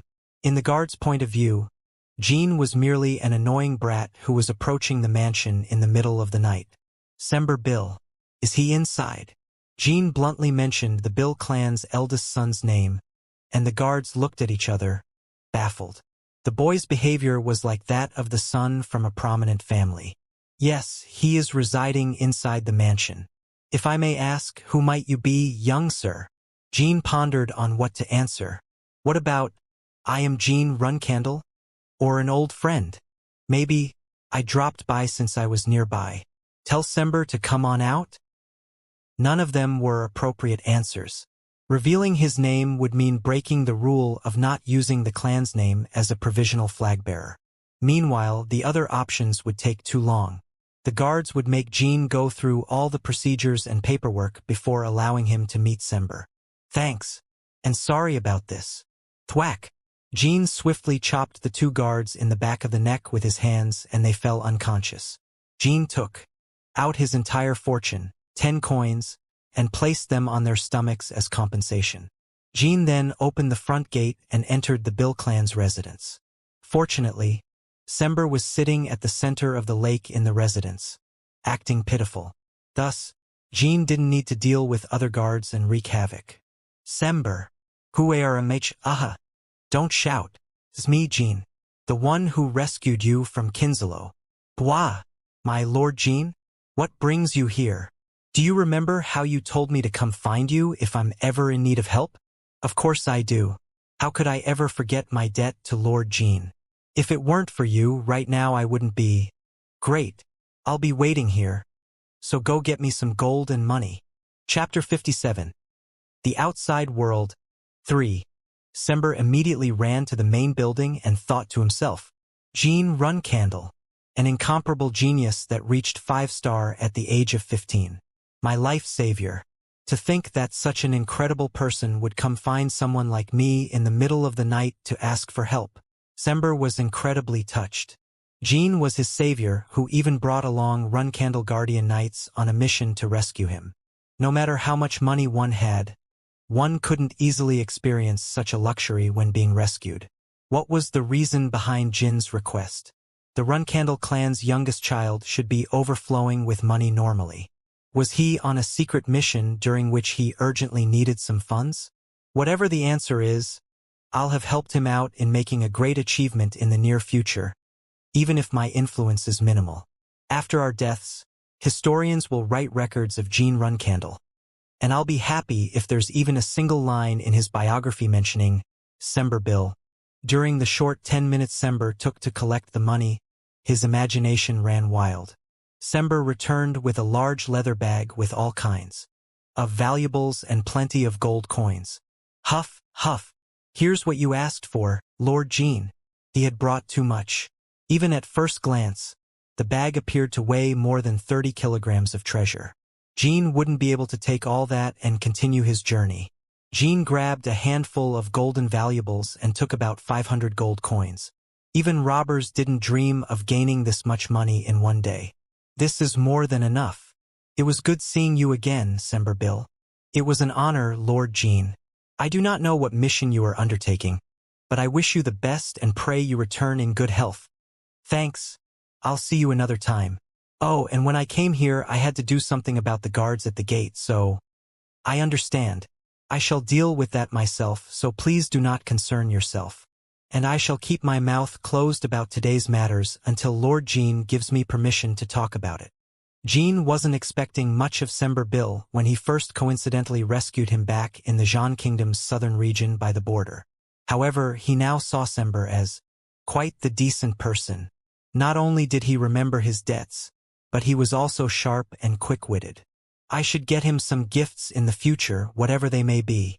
Sember excitedly waved his hands until Jin's silhouette disappeared into the night. Most Runcandle provisional flag-bearers spend their first 2 months in poverty. They had only ever learnt striking, stabbing, and slashing enemies since their birth inside this clan of swordsmen. Thus, their senses and intuition in money and finances were non-existent. They had never earned money themselves, so it wasn't surprising that they'd spend a couple months in poverty once out in the real world. Therefore, most provisional flag bearers either killed the crime lords in Mummet and brought their heads to the Vermont Criminal Investigation Team, or they lived as mercenaries to earn money. But until then, they'd still be penniless. Munch, munch, gulp. Today was Jin's third day as a provisional flag bearer. The boy, his nanny, and his pet dragon were devouring all the food at the Jean Kingdom's best and most popular restaurant. Although they had ordered dozens of dishes, the bill had barely scratched their funds. Don't eat too much, Murakan. The transfer gate is in an hour. If you throw up everything like last time... Quiet, kid. Even if I end up vomiting later, I'll still eat everything. That's what it means to live like an apex predator like me. How stubborn. Young master, please try some of this too. Jean cooking is quite delicious. Kuhaha. Didn't you ask Jean, isn't that extorting money from him, young master? Just yesterday, strawberry pie? You seem pretty comfortable eating now. The three of them were planning on using the transfer gate rather than riding Murakan to travel. The reason behind this decision wasn't Gilly's fear of heights, but because of their destination. Although the underground organization Teasing was making a mess out of the country, the Akin Kingdom was undeniably part of the Ludero-Magic Federation. And the Ludero-Magic Federation was under the management of the Zipfels. Moreover, 80% of the active dragons today were affiliated with the Zipfels. Therefore, recklessly riding on Murakan and flying into the kingdom was no different from a declaration of war to them. The reason why the Runcandles can't break their pact with the Zipfels is also because of those dragons. Technically, it was because of the gods who had created those dragons.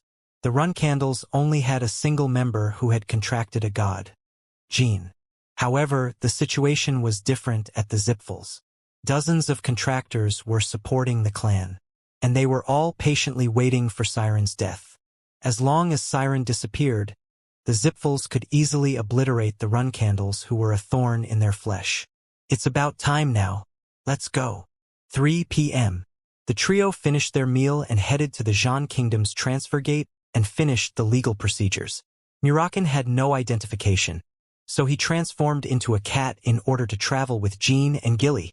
The teleportation will soon begin. Wire.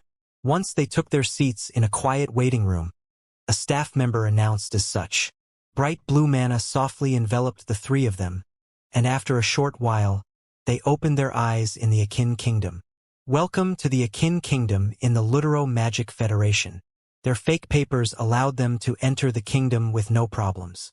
As they exited the building and entered the streets, the strong sunlight shone on them. It's been 15 years. Jean had spent 1 year in the Akin Kingdom's capital city right before his regression. Although there was a 15-year gap between the current city and the one from Jin's memories, the view hadn't particularly changed. The street vendors who were doing business on the streets, the homeless people crouching on the ground next to them, people from the dark alleyways of the city, etc. The shadows on people's faces drew a stark contrast to the clean roads and the bright sunlight. Indeed, the city was warm all year round. It must be because of the Teasing clan's tyranny. I remember hearing that their reign of terror was worse now compared to in the future. Gilly also noticed the disparity and stayed wary of their surroundings. The city is oddly somber, even though the weather's so pleasant. According to the magicians at the Colin Ruins, the climate here is good, but life here isn't enjoyable. Let's find an inn first before we search for our prey. Yes, young master. In truth, Jean had already chosen their inn as well as their first target. Jet, the information broker. Jean was quite close with Jet in his past life. Not long after he arrived in the Akin Kingdom, he received Jet's help when settling down. However, they weren't close in the good sense of the term. Jet was someone who often backstabbed people for his own benefit. That punk. These days, he must be scamming morons as a self-proclaimed top-class information broker. Fuck. Just thinking of him makes my blood boil. In fact, Jean himself was one of those morons who got scammed by Jet in his past life. The information broker had tricked him so much under the guise of introducing him to the Teasing underground auction house. This time, Jean planned on revealing Jet's schemes from the beginning to teach him a lesson. I'll beat Jet up. Then, I'll control him and make good use of his skills. It's much easier to explain things to Gilly and Murakan if I associate myself with Jet. Jean didn't plan on revealing himself as a regressor to Gilly and Murakan in the future. Thus, Jean needed good excuses in order to convince them whenever he made plans using his knowledge from his past life. Just like right now. Kid, do we really need to look for an inn in this rundown alleyway? Aren't there good enough inns by the main street? The young master must have a good reason for his actions, Lord Murakan. But there is no need to reside in a place like this when we have as much money as we do, Strawberry Pie. Indeed, it would be a great idea to spread the news that we have a lot of money in this city, where countless unregistered magicians are wreaking havoc. Am I right, Murakan? Ha! Are you seriously telling me that I, the great Murakan, must sleep in this dirty inn that even orcs would avoid, just because of those petty criminals? Jean made up some excuse and guided the two others towards Jet's inn.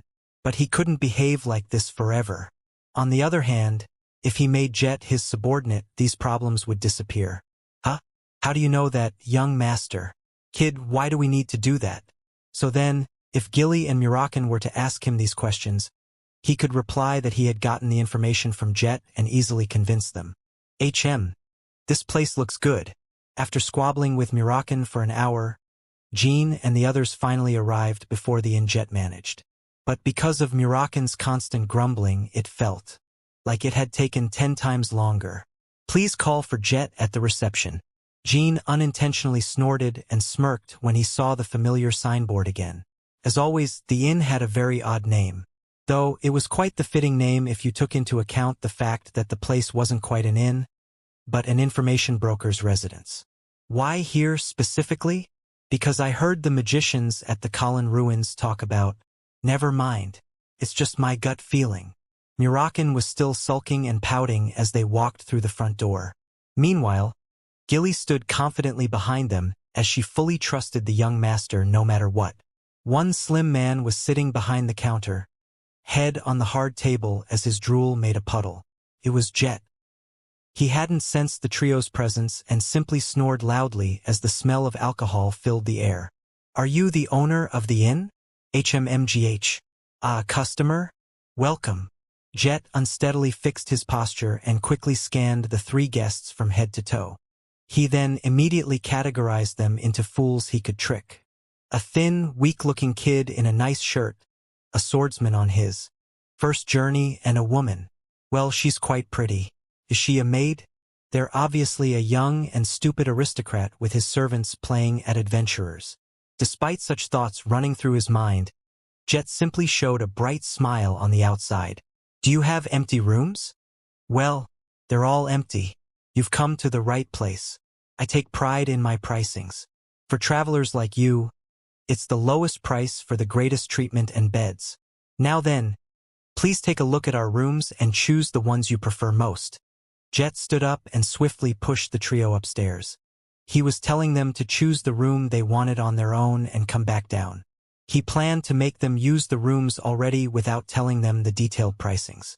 A typical scammer's technique. Furthermore, Jet quickly prepared 3 drinks for the guests while they were upstairs. Once the kid and his servants downed their glasses, he would charge them absurd fees for the service. Had the guests been seasoned mercenaries, Jet would have stopped his schemes at this point. However, Jet didn't plan on holding back his tricks before this group of naive travelers. Once there, back and drink those 3 will start a new life in the underground auction house forever. Hoo. I just hit the jackpot. Jet had made up his mind as soon as he saw the trio. He would sedate them with sleeping pills and sell them as slaves in the teasing underground auction house. A quick mind and fast execution of his plans. This was how Jet became the greatest information broker of a kin in the future. Needless to say, Jean knew more about Jet than Jet himself did. He was already 4 steps ahead of him. I bet he's impatiently waiting for us to trick us with that outdated technique and make the most profit possible. Get ready to die, Jet. As he had predicted, Jet was waiting for them downstairs with 3 drinks as the trio returned. Goodness, you must be parched from your journey. Please have a cup to quench your throats, This is our inn's special orange juice. Its taste is unrivaled. Even aristocrats sometimes come here just to have another sip of this juice. The run candles' blessed bodies have a slight resistance against most poisons, so these cheap sleeping pills would barely have an effect on Jean. Jean pondered for a while. Should he down the cup and tell him the sleeping pill was tasty while pummeling the man? Or should he dare Jet to taste test the drink first? However, there was one option that Jean had completely overlooked. Did you lose your fucking mind, you lowly son of a flea? Murakin wasn't in a good mood for a while now. The dragon had been staring at the bubbles floating in the spiked orange juice. Oi, kid, didn't your gut tell you this place was good? Then you should check your gut and fix it while I beat this piece of crap to death. Make sure to check carefully, all right? Creak. Murakin spoke as he slowly closed the inn's front door. It was now Jet's fate to endure Murakin's beating and spill all the beans. Proofreader's Corner. December 3rd, 21. Just something to note and a little transparency. Especially for those who are not in our Discord server. Yes, the credits for this chapter and the next one still say that Coco is the translator, and that she has returned, which still pains my heart, but we decided to change translators around 2 weeks ago. Both chapters were done a while back in preparation for the planned increase in locked chaps. However, personal things happened, and Coco was unable to work on the rest of the locked chaps. SMYS's new translator is still adjusting but is slowly working on them. So please wait a little more. I hope you all understand the slow updates and enjoyed this chap regardless. I'll go cry in a corner now. Chapter 58. Teasing Underground Auction House 1. Jet was doubting his own ears. Had these travelers, who were in Akin for the first time, lost their minds? Even so, customers were still customers. He decided to treat them with respect as he normally should. Why are you acting like this, sir? Haha, even if you're a customer, it'll be problematic if you hurl insults at me. Kurg. Crack. Murakin's left punch broke one of Jet's ribs in the blink of an eye. The scammer gasped for air, but before he could even feel the pain, a heel swiftly descended upon his shoulder, instantly rupturing his shoulder muscle. His 2 eyes and ears couldn't believe what was happening before him. Even though I'm a 5-star knight? Although he was currently living like a ruffian in these streets, Jet was once part of a mercenary group. He had gone through countless hardships and was a seasoned fighter. There were very few situations where a 5-star knight could get beaten down so one-sidedly. Lord Murakin, why are you attacking him? The inn's owner is going to die. That's the whole point, Strawberry Pie. I'm trying to kill him. He put some poison in our drinks. Fortunately for him, Jet was quick-witted and adaptable. He didn't hesitate to change his behavior as he was quite attached to his life. The best plan right now was to immediately kneel down, admit his wrongdoings, and beg for his life. That's Karg, Cook, Erp. Needless to say, Murakin didn't give Jet the time to apologize and continued his flurry of attacks. The dragon in human form spat out all kinds of insults to the inn owner, such as, "You lowly son of a flea, piece of trash, go die," etc. However, his face was surprisingly expressionless the entire time. Murakin's lack of expression further enhanced Jet's fears. Such a satisfying spectacle. Seeing Jet, with whom Jean had a terrible relationship in his past life, getting pummeled to the ground gave him a brand new sense of gratification. However, the scammer would be quite useful here on out. If this continued, Jet would soon turn into a cold corpse. Enough, Murakin. Let's hear him out for now. Do you seriously have things to talk about with this asshole who secretly tried to poison us? Kid? Murakin paused his beating and turned to Jean. Seeing a once-in-a-lifetime opportunity, Jet immediately knelt towards the boy. Please spare my life, young master. I will do anything to pay for my sins. Despite his broken ribs and his flattened nose, Jet spoke clearly and articulately. His tenacity and will to survive were quite admirable. Jet had crawled to Jin's feet in the blink of an eye and clung to his pants. Murakin snorted but reluctantly paused his outburst of anger. Jean was still the promised contractor of 1,000 years, so he would listen to the boy's thoughts and plans. Whack! Let go. Your blood is staining it. Jean crouched down and slapped Jet across the cheek.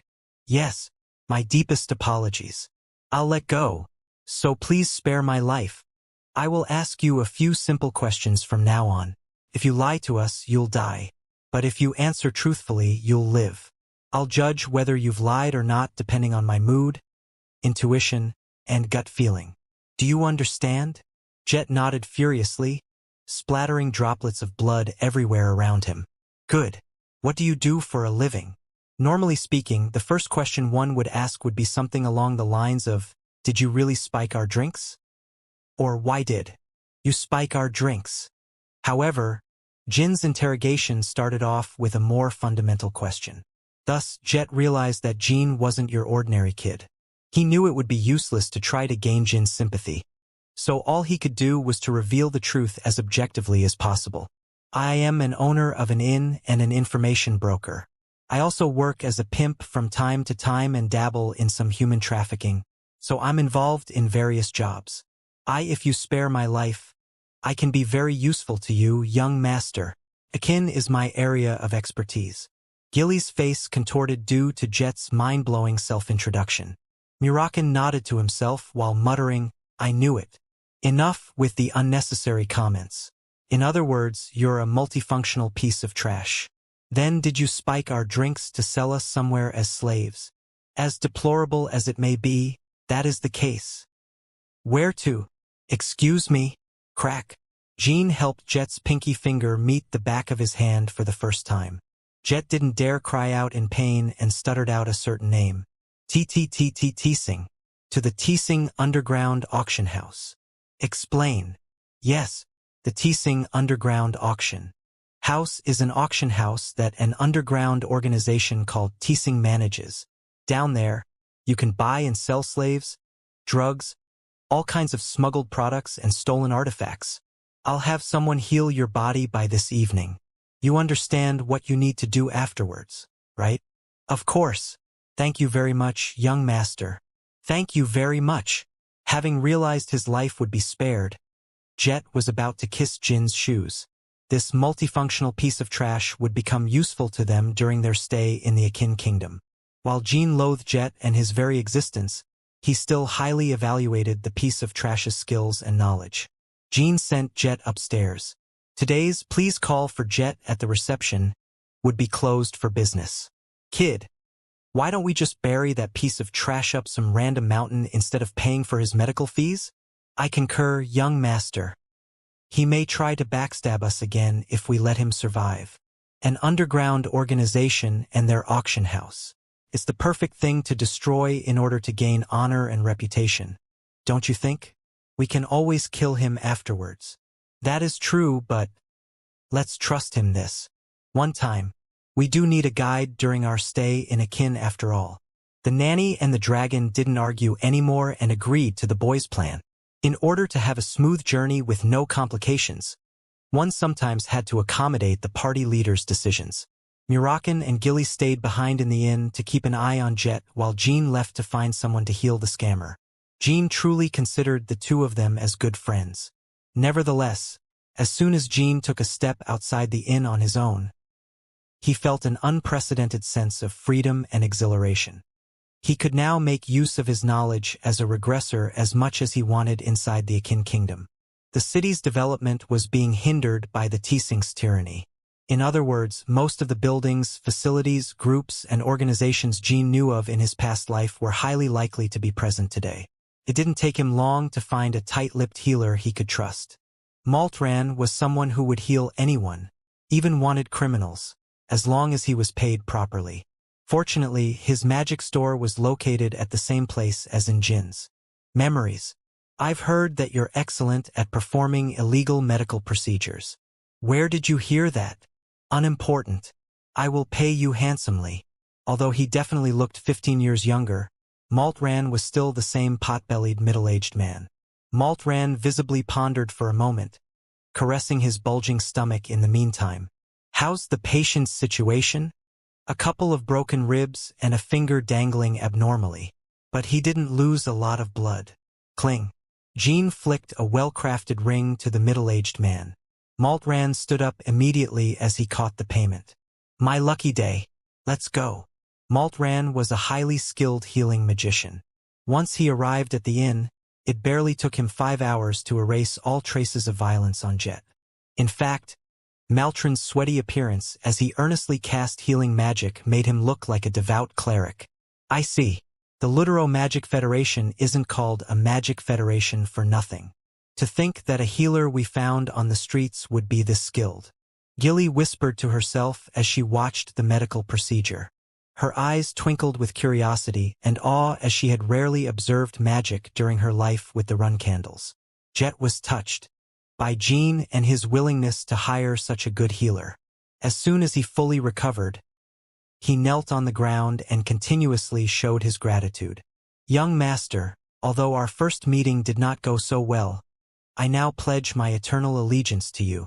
Please allow me to serve you. That'll depend on your behavior and performance here on out. Have you finished, healer? I hope his ribs won't suddenly break apart again in a few hours. What an unfunny joke. Well then, I will take my leave. Please call me again if there's another emergency. I will even heal someone for free a single time as long as it's nothing too serious. I always work as much as I'm paid. You have excellent work ethics. Have a nice day. Maltran left the inn. Jet was now carefully observing the trio, who were sipping on their cups of black tea while seated. No matter how much I think about it, these people, they smell of money and authority. And here I thought I had an eye for people. How did I not notice it immediately? And why did such big shots come to this desolate area of the city? The man who had beat him up was an extremely skilled fighter. The maids seemed to be used to seeing violent scenes. Finally, the boy Jet judged as a young and stupid aristocrat was naturally ordering the other two around as if they were his vassals. This was a sight Jet had never seen before. Is he the heir to a prominent martial clan? Or the Vermont Special Forces? Either way, if I recklessly betray them, I'll be erased from the face of this continent without a single trace left behind. After a while, Jet concluded that the trio were the Vermont Special Forces. He even believed that their actions so far had all been calculated, including their disastrous first encounter. Jet wasn't foolish to think so. The trio immediately realized their drinks were spiked and somehow found an excellent healer within an hour after the beating. These people must have investigated me before. I bet they know all kinds of information about me. They must plan on using me to enter the Teesing underground auction house to carry out some kind of mission. And once they fulfill their mission, they would get rid of their now useless hunting dog, Jet. Once he came to that conclusion, Jet clenched his teeth and steeled himself. He needed to become an indispensable existence to them in order to survive. He needed to be so useful to them that they wouldn't kill him. Thus, he needed to show them his absolute and undying loyalty and serve them wholeheartedly. Although the Teesings held immense power and authority, they could only wield those inside akin like a frog in a well. Meanwhile, the Vermont Special Forces was an internationally renowned and prestigious organization. Therefore, Jet had no reason to hesitate on which side of the conflict he had to stand on. Jet soon shared more information about the Teesings and the underground auction house to the trio. Even though he made the wrong assumption about them, he was still a top-notch information broker. Although the Teesing's publicly known boss is someone called Salka, the real boss of the group is someone else. Salka is just a frontman and signboard. We call the real boss Spiderhand Alu among ourselves. Really? Alu is an extremely dangerous individual. Rumors say that Alu even has connections with pureblood run candles beyond the sea. About the underground auction house, Jean already knew most of the information Jet was sharing, but simply let the information broker continue his endless speech. This way, his companions could also learn of the information Jean knew from his past life. Still, connections with pureblood run candles? To think that such false rumors about Alu would spread. I highly doubt any of my siblings would associate themselves with some random thugs in the Lutero Magic Federa. Jean suddenly placed his teacup back on the table as if he had suddenly remembered something. There is one. The one who tried to place a curse on me. It's possible if it's them. After all, this is the Lutero Magic Federation, the Zipfels territory. He couldn't make a hasty conclusion. Only a top-class magician could cast a curse on the level of bladed illusion, and there was no way these underground thugs had such a magician within their ranks. However, there was nothing Jean could do other than grasping at straws. He had spent 10 years in the Storm Castle and 5 in the Garden of Swords. All this time, he had searched for the culprit behind the curse, but couldn't find a single clue or trace. "Have you finished explaining?" "Yes, please. Don't hesitate to ask me any questions after we arrive as well. I shall explain everything with all my heart. I swear to you on my son's life." "You have a son?" Although Jean acted ignorant, he was quite close with Jet's son in his past life. The son was a kind and gentle kid, unlike his father. "Yes, since I've pledged my allegiance to you, let us set off after you've seen my son's face. It is to prove that I hold no intention of betraying you, young master." The son was probably about 2 years old right now. To think that he'd use his own toddler as a tool to show his sincerity. Jean was once again amazed by Jet's awful nature and shook his head in response. "Forget it. Let's just go." Chapter 59. Teasing Underground Auction House. 2. Any facilities managed by the Teasings can only be accessed by newcomers if they have an introduction from a regular. As a matter of course, that held true for the underground auction house as well. 1 hour by carriage. It wasn't very far from Jet's Inn. The place they arrived at looked like an ordinary aristocrat's villa at first sight. However, it was actually a location where all kinds of illegal transactions took place. "Oh hey Jet, why do you have so many people with you today? Are they goods?" "Watch your mouth. These people are my guests." Jet simultaneously shamed all of the guards. Although the guard apologized for his careless words, it showed that Jet was a respected and honored individual of Teasing. The 3 then followed Jet into the auction house. Even though it was operated by sketchy alleyway dealers, there were akin nobles partying from the courtyard. This place hasn't changed one bit. Still pretty corrupted. Most of the nation's leaders were from the Teasing clan, and not even official investigation agencies could snoop around this area. While regular citizens got abused by unregistered magicians and mercenaries, the feast never ended in the auction house as all kinds of things, including humans, got sold. Although the Zipfels were aware that all of this was happening, they didn't try to control and restrict these people. Not only was it because this land was important to the people of Akin, but also because the Zipfel clan received bribes from Spider-Hand Alu. It was very nerve-wracking. Filthy scum. Jet ordered the guards to retrieve some masks and distributed them to his guests. "Since we are going underground instead of lingering here, I recommend wearing a mask. Usually masks aren't allowed, but since I am your escort, you can cover your profile." Hehe. There was a hidden staircase behind the garden. As expected, there wasn't a single thing different about this place. Even in the far future, the Teasings would rule the Akin kingdom, and an auction would be held here every day, unless Jean interfered with the business of this place. As soon as they entered the underground area, the chattering stopped, and a pleasant violin melody filled the air. A group of musicians in tuxedos was constantly playing tunes for the public. It's just as I remembered it. It was all to Spider-Hand Alu's tastes. He always tried to convince people that he wasn't an uncivilized gangster. "What?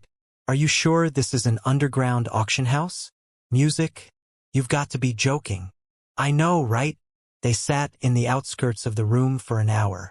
In the meantime, Jet informed the other executives that he brought guests. For the time being, there wasn't anyone who came to check the 3 masked people. It does seem like Jet is a respected newbie recruit amongst those other fat asses. "So what are you gonna do?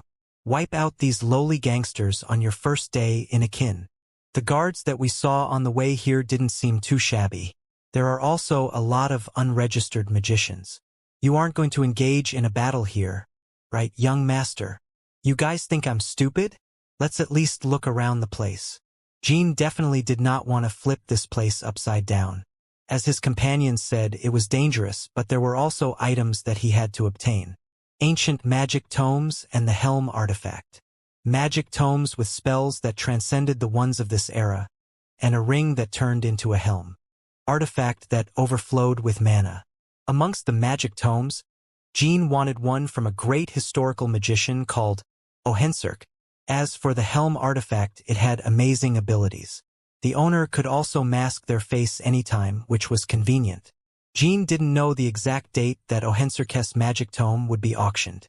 It was more likely to get struck by lightning than the chances of the tome being sold today. It doesn't really need to be Ohenserk's. Ancient magicians' tomes are sold here every day anyway. It'll be best to just wait a few days and buy the best item there is. Conversely, he knew the exact date when the helm artifact would be sold. Around 5 or 6 years later, the helm of the Demon King would soon fall into the hands of Emperor Vermont. When Emperor Vermont acquired the helm through tribute, many romanticists, historians, and scientists gathered together. They all considered the helm a masterpiece and tracked it down to take it for themselves. The historians called it the Helm of the Demon King, due to the speculation that ancient demon kings used it in the past. For a while, there was a great commotion in the magic journalism community. They always got worked up when magic experimenters discovered or declared a new masterpiece. Since Jean was caught up on the massive, thick journals, he naturally knew the location where it was first discovered as well as the date it was auctioned. Surprisingly, it was located in Akin's notorious underground auction house. Yet, the helm had not been sold for the past few years, so it was thrown into a room. The helm would be traded 5 years later, which means that it's in storage right now. They didn't have to come on the day of the helm's auction. They just needed to steal it. The problem is, how do we find and steal it in the first place? As Murakin and Gilly mentioned, they weren't dealing with a small organization that they could easily fight. Most of the guards were at least 6 stars, and there were unregistered magicians disguised as regular customers. It wasn't a crowd that Jean could handle on his own, and neither could they just use Murakin's power. As soon as he reveals his draconic magic, the Lutero Magic Federation would alert an emergency. Thank you to those who came here this wonderful evening at the Teesing Underground Auction House, and thank you for waiting. We will now start the auction. After debating with himself for a while, the auctioneer finally emerged onto the stage. Simultaneously, a dozen naked slaves joined him, separated between men and women. All of them had drowsy eyes, as if they were drugged. At least there weren't any children. All right. Numbers 1 through 30. Today's stock looks pretty darn good. Let's get this started. The slave auction began. It didn't even take an hour for all of them to be sold. So you were trying to sell us off like that? Haha. It was foolish of me, young master. Jean wanted to save them. Half of them were probably misfortunate people who were dragged in here without them knowing. But now wasn't the time. I can't think of a way to retrieve the helm without getting caught. The best idea was to bribe mercenary groups like the Black King Mercenaries or Ghost Mercenaries and call several 7-star soldiers to wipe out the entire place. But, aside from not having the kind of money to do that, Jean couldn't use his Runcandle name to command the army, especially an army of a grand scale. He was terrorized by the feeling of being cornered. The situations and plans were too risky. A little later, he thought of a third option. Well, it'll feel a little awkward, but it'll be fun. It'll also help with finding out who Alu's connection is within the Runcandle clan. That day, Jean didn't buy anything from the auction and returned to the inn. For a while, Jean spent each day doing nothing. He trained his magic and spirit energy on one side of the inn during the day and spent the rest of the day carefully watching the items sold at the underground auction house. When the 3 companions first came to the auction house, the Teesing guards were uninterested. But as the days progressed, their gaze slowly changed. Jet offered hospitality without any complaints. Hey kid, I am often curious about what goes on inside your head. You think that plan would actually work? Young master, I have an uneasy feeling about this. Would they really not know him? Jet emphasized that Spider-Hand Alu is a people person. That's the key point, Gilly. Alu probably knows someone from the Zipfel clan, but they're probably just a low-tier magician or some old servant. So, even if I call myself Baradin, he can't call bullshit. But you are a Runcandle. To say that you will impersonate Baradin Zipfel, this plan is a little... I don't know what to say. Jin's plan went like this. If a valuable ancient tome was put on auction, he would buy it and find a Lu. Then, in the name of Baradin Zipfel, reprimand him for selling tomes that are of his clan's property. Like Jin, Baradin was yet to become an important leader, so he was not well known yet. At my age, I am able to conjure at least 5-star magic. If I were a Lu, I would believe that I am Baradin. And even if we get busted, we can just run away. Well, I'm powerless right now, and would it be that simple? The kid's right, Strawberry Pie. I wouldn't even need to transform into my true form. Running away with 2 people is a piece of cake against these thugs.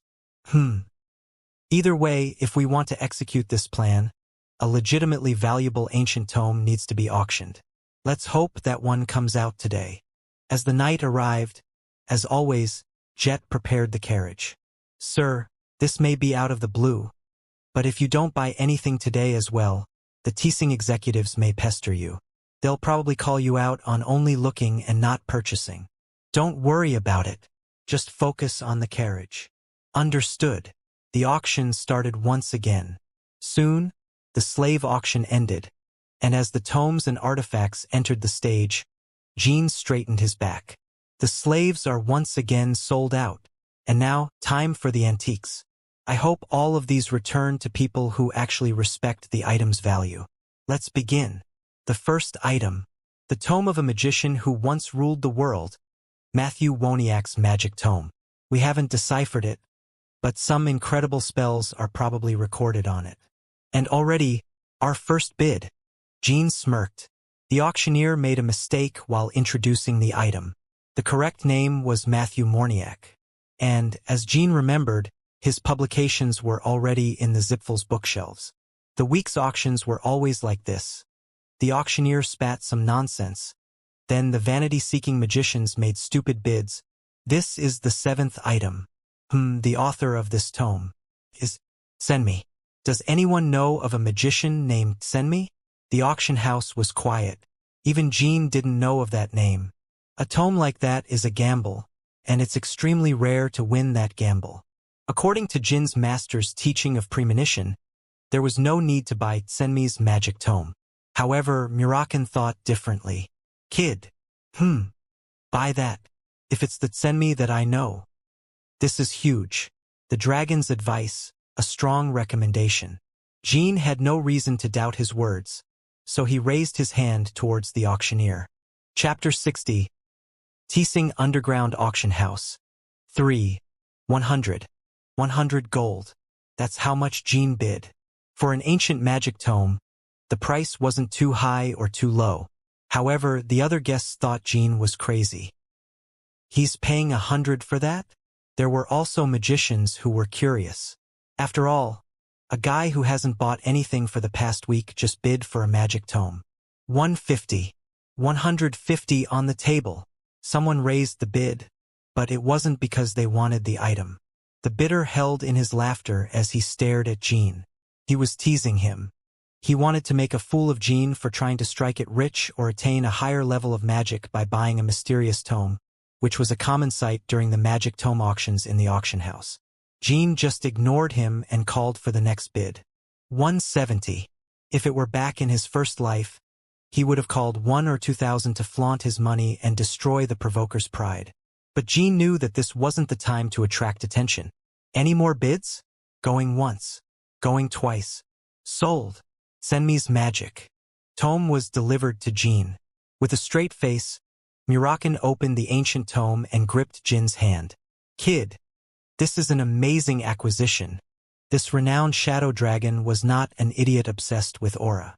He, like other dragons, could cast countless spells. And, back in his heyday, his magic skill level was at least 9 stars. An item that got Murakan all worked up? It must have spells incomparable to those of Ohenserkes. Additionally, Jin's and his companion's luck was yet to be over. This is the 25th item of the auction. Previously owned by Shujil Hister.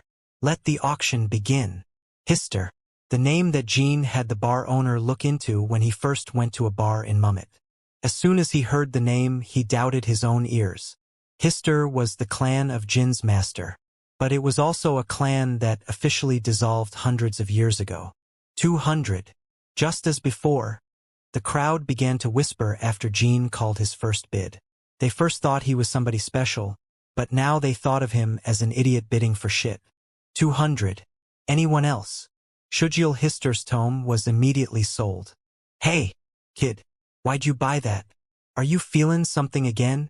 I thought it would be weird if I only bought one item, and I also have a good feeling about this one. As soon as the tome arrived, Murakan cracked open the book. Not even 1 minute in, he shook his head. Unlike Murakan, Jin's heart pounded as he examined the tome. It's just a tome with weird and complicated ciphers. Nothing too special. Murakan didn't seem to know. This weird and complicated cipher system was only known by two people, Jin and his master. And since Jin learned it from his master, Shujil Hister must be his master's ancestor. After seeing the complex text, sorrow struck Jin's heart.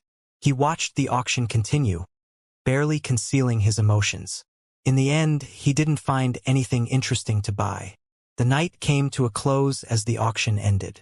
Some guests stayed and enjoyed their time while others immediately left.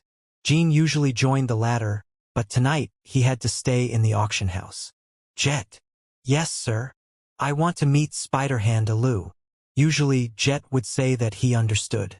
However, this time his expression changed. Sir. That will be difficult. Even though you are a guest, meeting Alu is impossible. The most I can do is introduce you to Salka. If you really need to meet him directly, then please give us a few days. Tell Alu that Baradin Zipfel wanted to see him. It looked as if Jet's eyes would pop out as his face flushed red. He covered his mouth in shock. Be Baradin Zipfel? Understood. Instead of answering, Jet simply blinked. Shit. These guys weren't part of Vermont's special forces, but were members of the Zipfel clan. Cold sweat drenched his body. Even though Vermont's special forces were notorious, it wasn't comparable to the Literal Magic Federation. If anyone else introduced themselves as Baradin Zipfel, Jet would have scoffed and cussed at the sight. However, that was not the case. In Jet's eyes, Jean and his party were beyond comprehension. Additionally, they have been part of the Literal Magic Federation for quite some time, so there is no way they would be accused of impersonating the Zipfels. Jet's brain was running at the speed of light. I was mistaken. Severely mistaken. They're not a part of Vermont's special forces, but are pureblood Zipfels. This is an encounter of a lifetime. 5 minutes ago, Jet's main goal was to become an informant of the presumed Special Forces unit. Then, he could have saved his life and earned some reward greater than that of Teesing's. But what about becoming a servant of a Zipfel? To a member of the Literal Magic Federation, there is no greater honor than serving a Zipfel. As Jean lifted his hand, Jet stood with stone-cold eyes. He quickly passed a few employees and opened a door. Shit. Whatever. Whatever happens, happens. Murakan shrugged. Unlike his careless words, he was definitely itching for a fight. Gilly put her hand on her forehead as she heaved a heavy sigh. A run candle impersonated a Zipfel. Other than getting the message to Alu, Gilly thought of a different, more important problem. If this information ever reaches the ears of future clan members or the Patriarch, then the young master will be executed. It would be the first time in the clan's 1,000-year history. Not only that, but the Zipfels were also surely going to get worked up to catch the impersonator. Lies are always meant to be uncovered. On the contrary, it's surprising how the young master committed these devious acts without remorse. The awkward melody of a violin filled the room. As time felt like it was slowing down, a different agent came to greet the three. You are Baradin? Slap. In a split second, Jean slapped the life out of the agent and caught the attention of the entire room. Are you Alu? He wasn't. Jean still asked despite knowing Alu's face. The agent looked confused, but he couldn't fight back or anything. If this insolent kid is indeed Baradin Zipfel, the entirety of Teesing could disappear overnight. And no, sir. The boss ordered me to escort you to him. Slap. Jean slapped the agent once more. The agent quickly straightened his back and bowed as an apology for his ineptitude. Up until this moment, the plan went perfectly. Make Alu bring his ass here. I already revealed my name, and yet he sends over an underling. Fwoosh! On his right hand, Jean conjured a crimson sphere made of flames. Jin's mask flickered. With one look, one could tell that it was, at the very least, a 5-star skill. Anyone can claim to be a Zipful. However, a young boy invoking high-level magic and calling himself Zipful seemed more convincing. I apologize. I will report this to the boss. The agents quickly led the other customers out of the auction house. The agent who got slapped was scrambling away, but Jean wasn't satisfied. Tell your stupid boss to crawl to my feet. Since he mistreated his guests, he must be punished. Jean discontinued the spell and scanned his surroundings. The rest of the guests had left, and the agents were startled. His words were loud and clear. If the boss actually appeared crawling on the floor, then the agents would have to do so as well. 5 minutes passed. Spider-Hand Alu crawled into Jin's presence. A fairly large, middle-aged man crawling on the floor wasn't the most pleasurable sight. As for Alu, there were a million thoughts passing his mind. With him was a herd of his underlings, and among them was Jet, who had bruises all over his face. It seemed that the others beat him up for saying bullshit about Baradin Zipful being present. The other agents, who were awkwardly standing, quickly lowered their bodies to the ground. I guess Zipful is a very scary name to hear. I'm sure the detected aura would be around 7-star, but they came crawling without even checking. If the situation proceeded as is, the rest of the job would be a piece of cake. After scaring Alu, they could examine the storage and take the helm artifact. However, Alu wasn't just any easy human. If he ever saw an opportunity after conversing for a while, he would let loose and kill all 3 of them. Jean did not say anything while Alu crawled to his feet. Jean stood as if he was used to acting like a superior. Frankly speaking, he acted the same way back home. Rise. I am Alu, the man who runs the Tising clan. I failed to recognize your excellency, and for that, I beg for mercy. With the other man towering over 2 meters, meeting Alu felt like facing a wall. However, he was permanently looking downwards, eyes never meeting Jin's. It was an obvious reaction after meeting an assumed pureblood Zipful. Shut up. Look at these. Jean tossed Senmi's and Shujil's tomes to Alu. What do these look like? Opening the tomes, Alu's face drained of color. They're magic tomes. I apologize. We sold ancient magic tomes without the Zipful's permission. These 2 tomes that I purchased today are greatly valued, even by my clan. I can't imagine the number of magicians who left to search for these. Baradin, sir. This may sound like an excuse, but I am unrelated to that. My stupidity couldn't realize the tome's worth and troubled you. I will try my best to recollect the other auction tomes. Please give me a chance. Would you be faster at gathering them, or would we magicians be faster?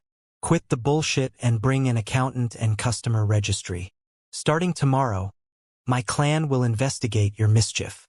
As Jean skillfully lied, Alu realized that he had nothing to say. If the Zipfuls started the investigation, then the T-Syncs would be destroyed. Alu reconsidered his options. Baradin Zipful. Does his clan know that he's here? If they didn't, maybe getting rid of him would be better. Chapter 61. T-Sing Underground Auction House. 4. They're probably trying to comprehend the situation. Aside from identifying me as the real Baradin, they would be dying to know if the Zipful clan knew of this commotion. He would be thinking of that too. In extreme scenarios, humans tend to prioritize survival over anything else. They can't strike me anyway, even if they confirm that I am acting without the clan's knowledge. The real Baradin Zipful and the impersonator Jean Runcandle. They could be identified as the brightest magicians of their era, but they were still in their teens. So fighting a group of T-Sync's unregistered magicians would still be dangerous. There was actually no need to even summon them. Alu could probably deal with Jean by himself. But Baradin wasn't the only person that Alu had to consider. How good are Baradin Zipful's bodyguards? A young man with slanted eyes and an emotionless woman. In the process of getting rid of Baradin, the bodyguards were the greatest threat. It wasn't easy to consider. Seeing that neither of their auras were detectable, they could either be weak magicians or masters who concealed their true power. And Jet, come over here. Don't just sit there like that. Yes, sir. Damn, your face is a mess. Did you get beat up after mentioning my name? Oh, I'm okay, sir. Don't worry about an insignificant guy like me. Please remember your tasks. Yeah? All right then. Although Jean felt sympathy for Jet, he was the least of his concerns. What are you doing, Alu? Bring me your transaction records and customer registry. Yes, Sir Baradin. Hey, didn't you hear him? Hustle. The teasing agents at the edge of the room scattered like ants. Despite there being over 10 volumes of the records and registry, it was all still just the tip of the iceberg. This is everything that is in the auction house, Sir Baradin. More important documents are in my residence's magic safe. As Alu's voice drifted off, he became self-conscious. May I go there myself and retrieve it? You only need to wait a little bit. Haha. Wait a little bit, my ass. Can't you see the situation you're in? Who are you trying to fool with that obvious trickery? If I send you alone to find the purchase history, do you plan on destroying all of the important documents and contacting your connections to find out whether I'm real and why I'm here? No, Sir Baradin. That is not my true intention. Alu knew that his plan was obvious, but he had to take his chances. Alu's ears flushed red, and he ducked his head only to see the edge of Jin's foot. Ha ha ha, Alu. It seems you know how to be embarrassed. Very well, go ahead. Go by yourself. Do whatever you can for the time being, and you'd still be in the palm of the Zipfels. As soon as he heard that, Alu lost all hope. From his perspective, those were words that sprouted a chain of misunderstandings. He was not alone. I thought wrong. There must be Zipfel magicians outside already. Jean smirked, knowing that Alu would dig his own grave by overthinking the whole situation. I have been mistaken. I will proceed with a supervisor of your choice, Sir Baradin. Piss off. Starting now, I expect wise decisions from you, Spider-Hand Alu. For the time being, I will be searching the storage. The hopelessness in Alu's face dissolved. If he acted upon Baradin's expectations, he could get out of this situation alive. It will take around 2 hours, Sir Baradin. You guys escort Sir Baradin to the storage room while I am absent. With a serious look on his face, Alu moved to exit the auction house. The only ones left inside were the teasing agents as well as Jean and his companions. The quick-witted agents approached Jean and immediately escorted him to the storage. There are many items from the boss's residence and summer house, but the teasing auction house has only one official storage room. This way, please. A snitch. As soon as the boss was about to crumble, the agent commented about the many items from the boss's residence and summer house to expose the crimes of embezzlement. If they all found out that he was bluffing, how would they react? Jean scoffed. It was his first time seeing the teasing underground auction house's storage room. It started one more floor beneath the auction house, and its entire structure had 3 levels. The first basement housed the slaves, below that was the second basement with shelves of magic tomes, and lastly, the third basement that was filled with artifacts. Jean and the others were surprised at seeing the storage being bigger and more organized than they had expected. The slaves didn't react to the sight of new people. Although they were not drugged yet to be presented on stage, they didn't exactly foster any hope either. I will be outside. Please call me anytime if you need assistance. As soon as the teasing guard left, Jet began to worry. I didn't know you were such an important person, a successor of the Zipfel clan. Sir, please offer me a chance to display my loyalty. I will do anything. Good idea. Starting now, go find out about the birthplace and real name of each slave in the first basement. Afterwards, a clan member will come and take them away. Oh, yes, I understand. I will proceed immediately. The Zipfel clan explicitly prohibited slave trading. In reality, there were still many who engaged in these illicit activities, but they just needed to avoid getting caught. Also, underlings should have fun while working for their reward. So, kid, what are you gonna do? That Alu bastard will return after confirming that you're an imposter. Yeah, I know that. Outside the auction house, contrary to what Alu imagined, there were no Zipful magicians. He was walking on eggshells, thinking that they were watching, but he would soon realize that it was all a hoax and contact acquaintances to confirm Baradin's identity. He would ask someone who knew of the appearance and whereabouts of Baradin Zipful. It was only a matter of time until Jean got busted. Why did you order Jet to survey the slaves when we are short on time? It's easy for us to escape, but he's dead meat anyway. No, the paper with the birthplace and name will save Jet. As long as we drop off the slave registry at the Zipful clan's residence and the Vermont Empire's press, the Teesing clan is doomed. Even if we're impersonators. If the public caught on to this, not even the Zipfuls could let this institution continue. The most elite magicians will be dispatched to save the slaves, wipe out the Teesings, and righteously rebuild the rotten Akin kingdom. This result was obvious because the clan's lowest-ranked members needed to prioritize the Zipful's reputation over the Teesing clan's bribe. The irony will force them to make a move. Jean planned on appointing Jet as the messenger. Then the Zipful clan would protect him as a witness. Of course, in this scenario, Jet would be stuck with the Zipfuls and the Empire's investigation team. But since he had strong survival instincts, he would only spit evidence that would be advantageous for him. For example, he would say something like, "There definitely wasn't an impersonator of Baradin in Akin, and I am only reporting this institution because I felt disillusioned from the slave trading done by the Teesings." Ultimately, Jean was not saving Jet because he was valuable. He was just being considerate of Jet's 2-year-old son. Under witness protection, Jet can scrap his shady backstreet life and peacefully live the rest of his life with his son in vast unknown lands. It wasn't a bad future for the father and son. When considering all the other possibilities, there was no better future than this one. Not for Jet, but for the child.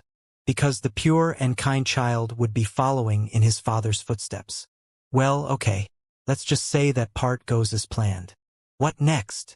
Well, what do you think? Until Alu comes back, we get to shop for free and then leave. The Zipfuls will deal with our mess, so you go to the second basement to find useful magic tomes. Gilly and I will visit the third basement to find the artifact. Young master, will we be choosing to commit these reckless actions in the future? I can't believe you're doing this. I'll take that as a compliment, Gilly. Let's go. At the Lutero Magic Federation, artifacts are normally more valuable than standard magic tomes. Additionally, in an auction house like this, it was common to find ancient magic tomes, but finding a high-tier artifact was pretty rare. The third basement was no different from a trash dump. It was hard to believe that there was a hidden masterpiece between these useless artifacts that people wouldn't take even if given for free. The two didn't need much time to find the helm of the Demon King. Within the unruly mess in the corner of the room, they chose and opened the smallest chest. This is it. A low-quality silver ring with a ruby stone. As Jean suppressed his excitement and slipped on the ring, he could feel the energy flowing through his fingers. The mana, unlike normal mana, was formless. It was as if a dozen snakes wrapped around his finger, and the mana slowly entered his head, and Jean absorbed it all. Normal magicians would only think of this effect as an enhancement in magic. That's probably why this isn't considered a masterpiece right now. Now, Jean could use the magic he absorbed to summon a shadow-black helm whenever he wanted. If the user never utilized a powerful artifact or didn't have a strong feel for magic like Jean did, then the power was not immediately noticeable. Summon Helm. Fwoosh! Jean tested out his new artifact and black mana spread through the air. It formed lines and discs that slowly approached Jin's face. It didn't even take 1 second for the helm to form. The completed helm covered the entire face and neck. It had a hole for breathing and 2 others for the eyes. On each side of the helmet were 2 cool-looking sharp horns. Rather than being surprised, Gilly smiled at the sight of Jin's successful conjuring of the helm. I actually doubted if this would work out, but thankfully we found it quick. Since they found the artifact, there was no need to stay in the third basement. Gilly, I think this place is filled with garbage. Let's just return to Murakan. Even I, an expert in magical artifacts, do not see anything in particular that catches my eye. Still, just in case, I shall take some ornamental artifacts that would make us good money. The magic tome basement had the same situation. Even though Murakin meticulously searched for Ohenserkes works, he couldn't find anything while Jet surveyed the slaves. Kiddo, since we already got Senmi's tome, there is no need to greed for more. Let's leave. It had been an hour since Alu left. When Jean, Murakin, and Gilly walked back upstairs into the auction house, the agents respectfully greeted them. Jet, you can go home now. Yes, sir. I will be waiting for you at the inn. Hehe. Please do not forget my service. Service, my ass? You were going to rat us out. Oh, please forget the past. Since I met Sir Baradin, I have been reborn as a new person. Jean flashed a sarcastic smile. Yeah, let's just forget the past. Shall we? Big shot of a kin Jet. Lend me your ear for a moment. All right. As Jet offered his ear, Jean finally whispered, I am not Baradin Zipful, so take your son and quickly escape this place. If you can go to the Vermont Empire, I assure you, that is the only way for you to survive. To Jet, it had to be a jaw-dropping truth. Chapter 62. Teesing Underground Auction House. 5. Wait. Then who is that bastard? Is he part of the Vermont Special Forces? Just like I guessed. Jet was hastily running with his son peacefully sleeping in his arms. Luckily, the child remained sound asleep until they arrived at the dock. Damn it, my life is ruined. I was gonna land a position as an accountant in Akin. His big dreams, everything he worked hard for, he had to leave them all behind. I didn't think that I would be running away. Even until the moment he boarded the ship, he doubted his life decisions based on the words of a child he didn't even know. Jet climbed into the starboard with a disappointed face and sifted through his pockets. He grabbed a heavy gold necklace, a ring, and a handful of tiny gold pieces. Keep this while you run away. Feed your son well. Those were the last words Jet heard from Jean. He couldn't understand the child's intent of helping after impersonating Baradin and manipulating Jet. Welp, I'll first get to Vermont and wait for the news. Jet was clearly depressed. Asterisk, asterisk, asterisk, bang. The auction house's agents woke up to the sound of someone busting a door open. Alu furiously stomped in with heavy breaths. That scamming fucker. Where is he? Huh? Boss. Who do you mean? Baradin Zipful. That bloody impersonator of Baradin Zipful. Bring him to me right now. I will peel his skin and kill him. What do you mean by impersonator, boss? There's no way. All of the agents exchanged glances of cluelessness, as if uttering, did you know? The hell if I did. Boss, they already left. About an hour ago. Alu was going to go insane from their stupidity. Slap. Slap. He slapped each of his agents with his thick hand. You useless sons of bitches. You let that happen. You just let that happen. But boss, you got tricked as well. No one had the courage to point it out. Whenever Alu's eyes were in the back of his head, it was smarter to just stay silent. Boss, those guys, they took all of the customer registry and transaction records. They didn't take anything valuable from the basement though. Alu was about to explode. As much as he wanted to slaughter all of his workers, catching the impersonator was more important. Get ready to chase them down. We're catching those rat bastards before sunrise. Asterisk, asterisk, asterisk. Meanwhile, Jean had already sent the anonymous letter to 3 places using postal magic. He sent it to the Vermont Imperial Family Zipful House and the Akin Kingdom Press. If the anonymous note only said, Teesing is bad, then the 3 organizations wouldn't bat an eye. However, Jean sent different pieces of evidence for each recipient. He sent the slave records to the Imperial Family, the transaction history to the Zipfuls, and the customer registry to the press. The Vermont Imperial Family would take action after seeing that the majority of the slaves in the Teesing Underground were citizens of its empire. The Zipfuls would get heated over all of the illegal transactions of valuable artifacts. Essentially, the Teesing clan is doomed. And of course, the Akin Kingdom Press would speak out after receiving the customer registry. Even though the press was under the Teesing's control, there were those who silently despised the clan's business. Now, the organizations just needed to read the information within 2 days. Then, the Tising clan would be obliterated and forgotten forever. Despite the imminent downfall, Jean did not leave Akin. He and his companions were waiting for Alu at the outskirts of the kingdom. Jean needed to check if he has a connection with a run candle in any way. Kiddo, aren't you being too wary of Jet's words? You really think any of your siblings could get along with those lowly scums? I agree, young master. There's no way a run candle would meet such people. The Tisings themselves are not significant, but Alu is at least a 7-star. Thus, he is a man of significance. Jean didn't know anything from Alu's past aside from the fact that, at some point, he took control of the clan and corrupted Akin. Well, we should at least thank him before we leave. Other than Tsenmi's magic tome, he also gave us a great masterpiece.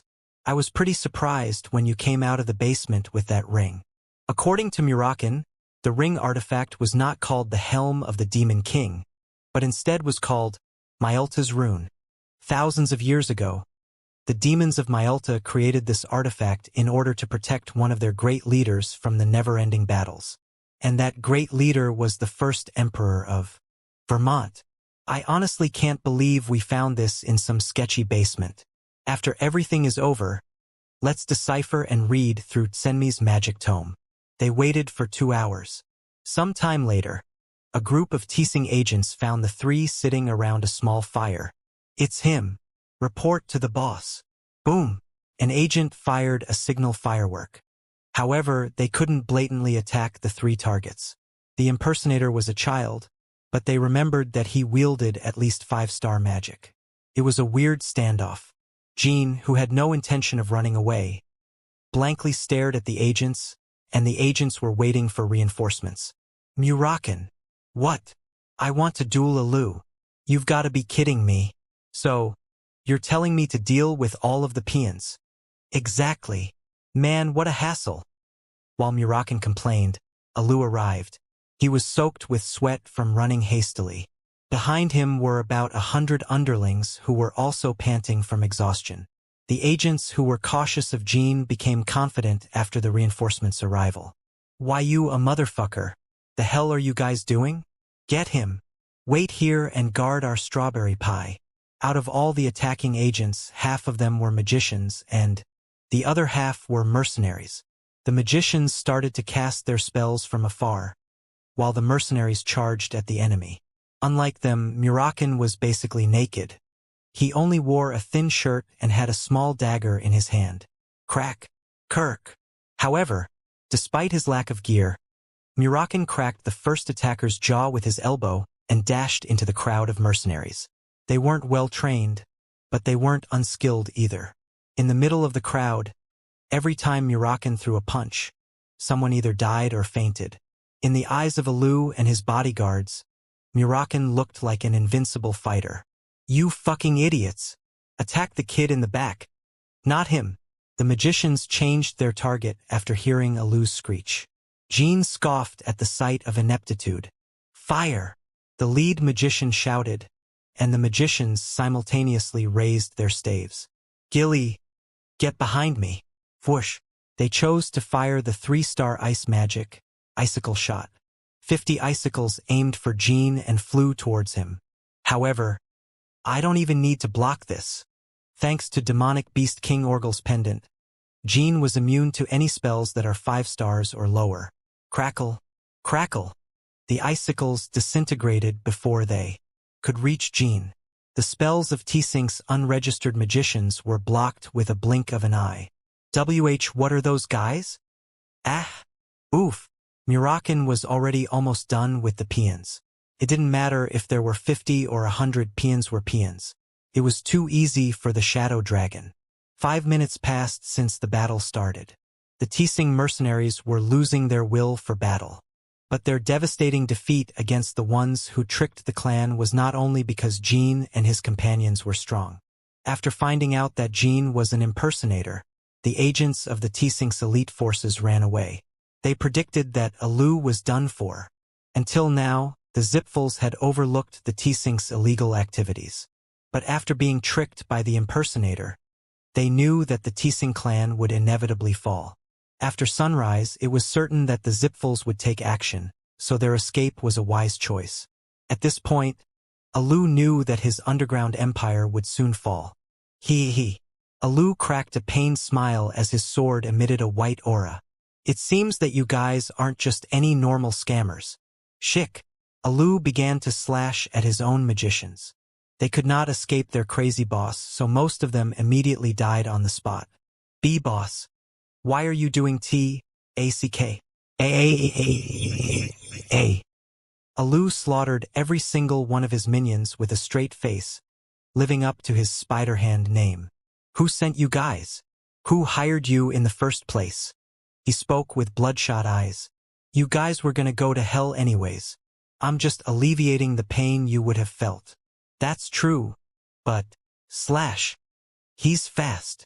Alu threw a dagger at Jean, barely missing his cheek. If Jean were a little slower, the dagger would have sliced his neck. But how unfortunate. I don't intend to go to hell alone. You guys are coming with me. This was just the beginning. There were 50 meters between Jean and Alu. Jean felt the goosebumps traversing his body. As expected from a 7-star knight. He had met countless 7-star knights, but this was the first time one tried to kill him. His throat dried from the pressure of the standoff.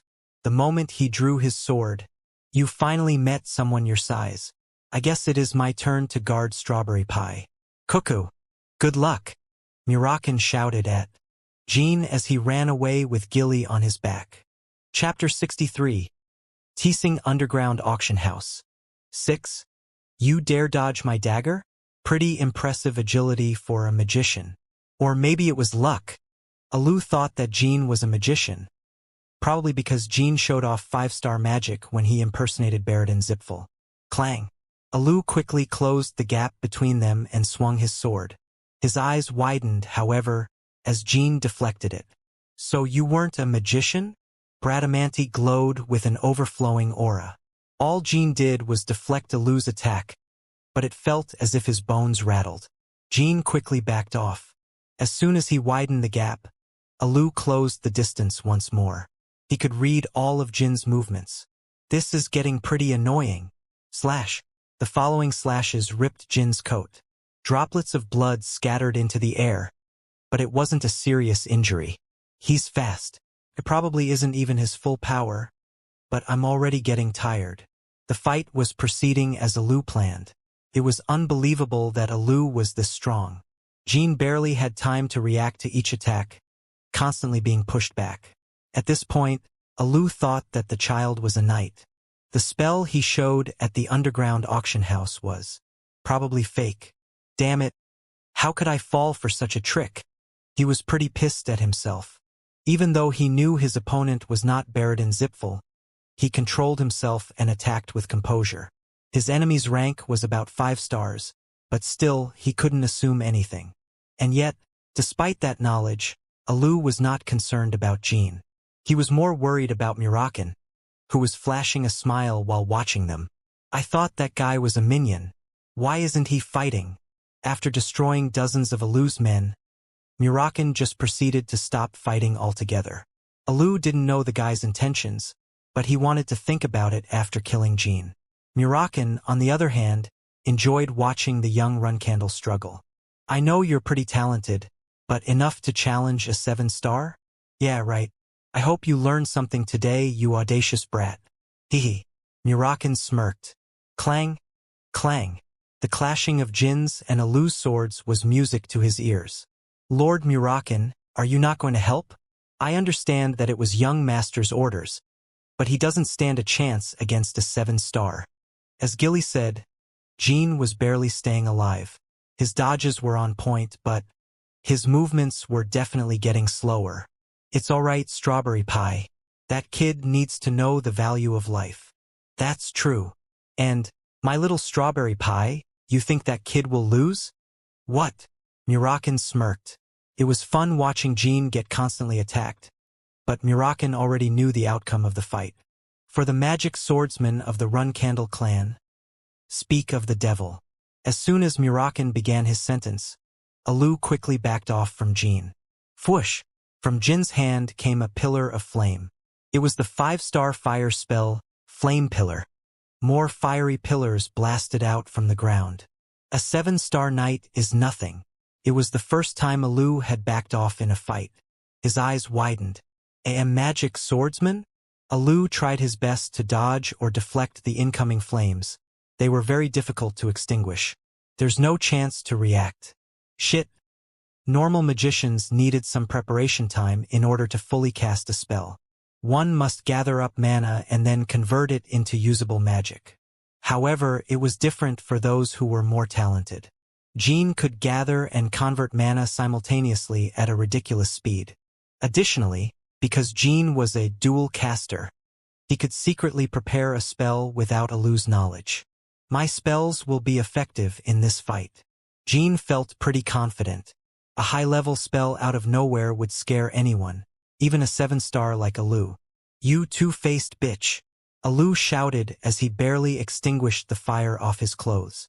Jin already prepared the same spell, but he knew that the same attack wouldn't work twice. I'll use this spell again to make him piss his pants, and then I'll finish him off shortly afterwards. It didn't matter how strong the opponent was. As long as he held a few tricks up his sleeve, the outcome of the battle would always be a 50-50. Win or lose. That was how Jin maintained a 50% win rate throughout his battles against opponents who were stronger than him. Or at least before the world finds out he was a magic swordsman. It was because he had mana and spirit energy.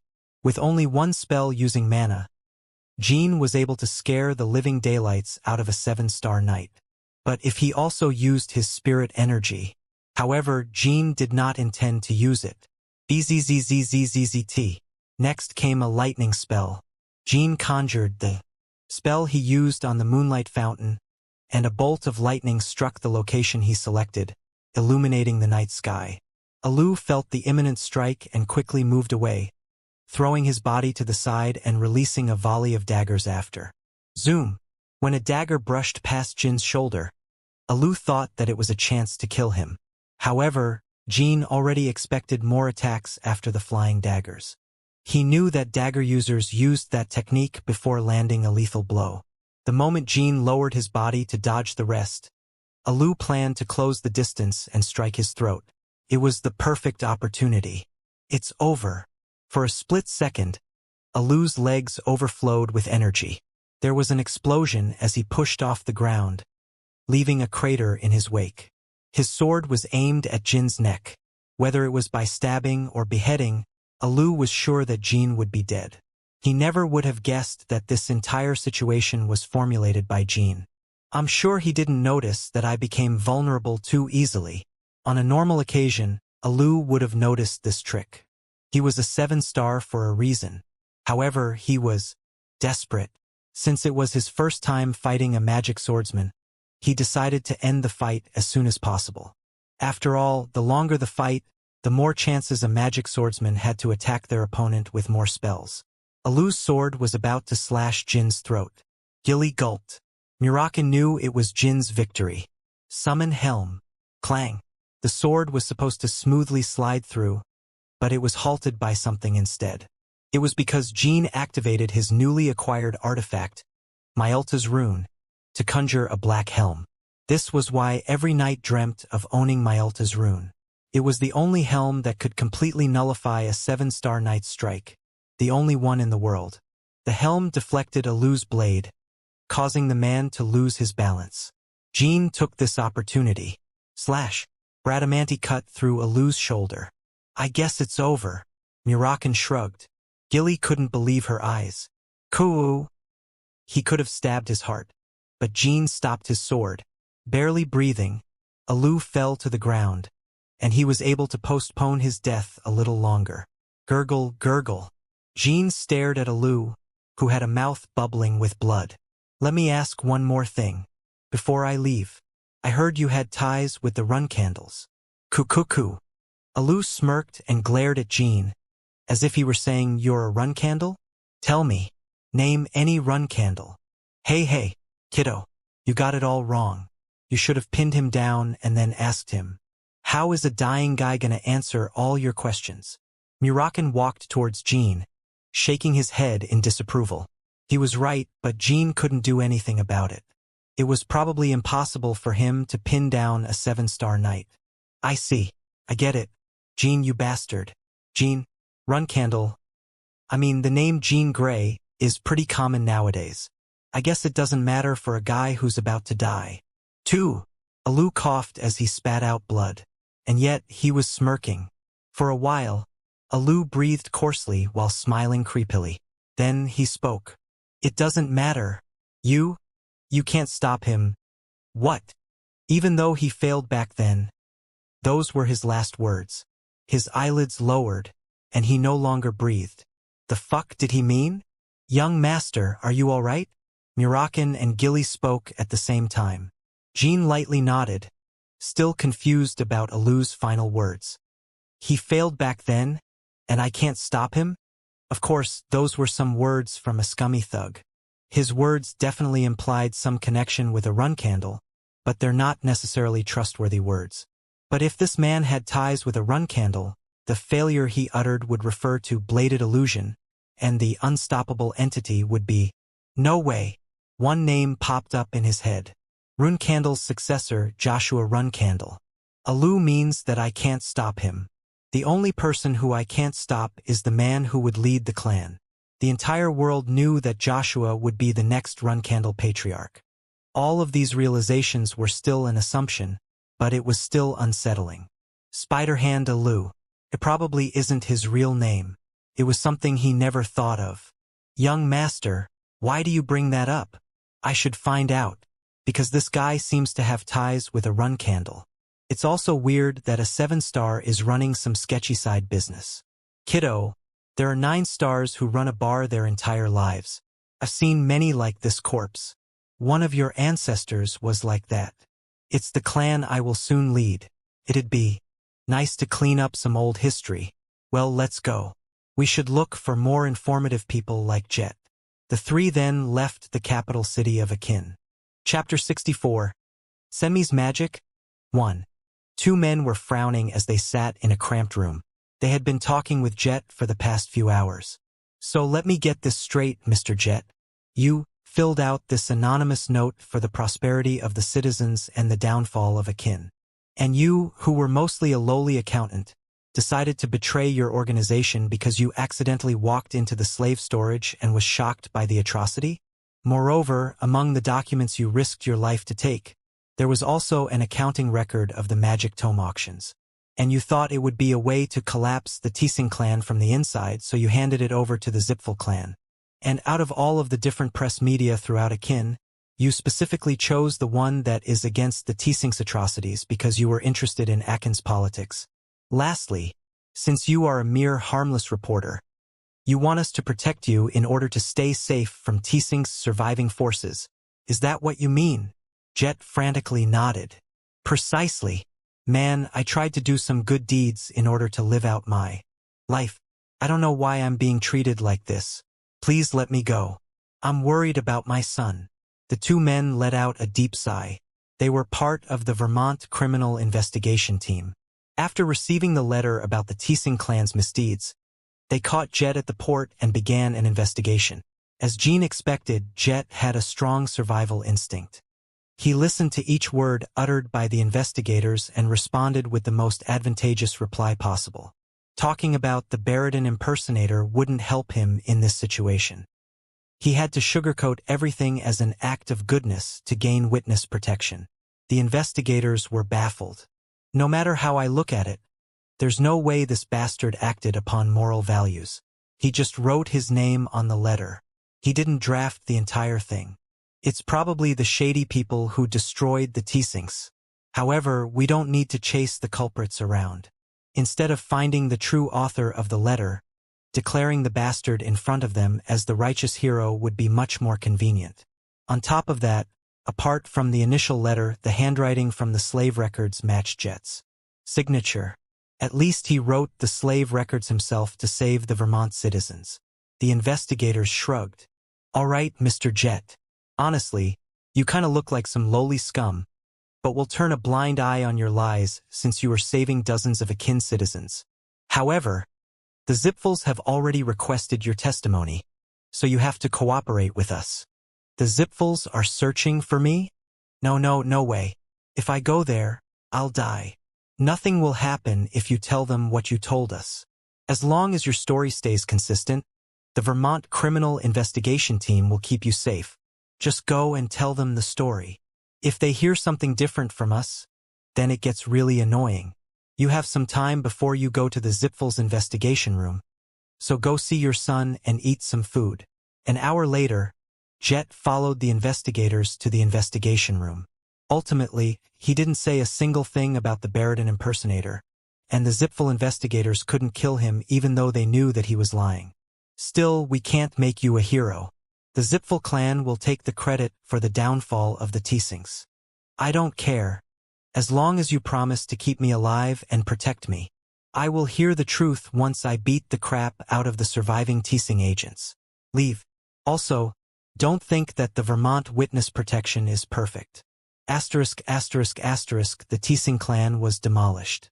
Despite causing a ruckus, the three companions didn't even get a bounty on their heads. This wasn't the Zipfels' business. The destruction was unfortunate for those who lived off of Teesing's dirty money. However, if the Zipfels announced that they destroyed the Teesings, then they would gain more trust from the citizens of Akin. Either way, for the Zipfels, the support gained from the people of a minuscule kingdom was equivalent to that of an ant. So the Zipfel clan and Vermont imperial family would share the fame while you would rake in the true benefits.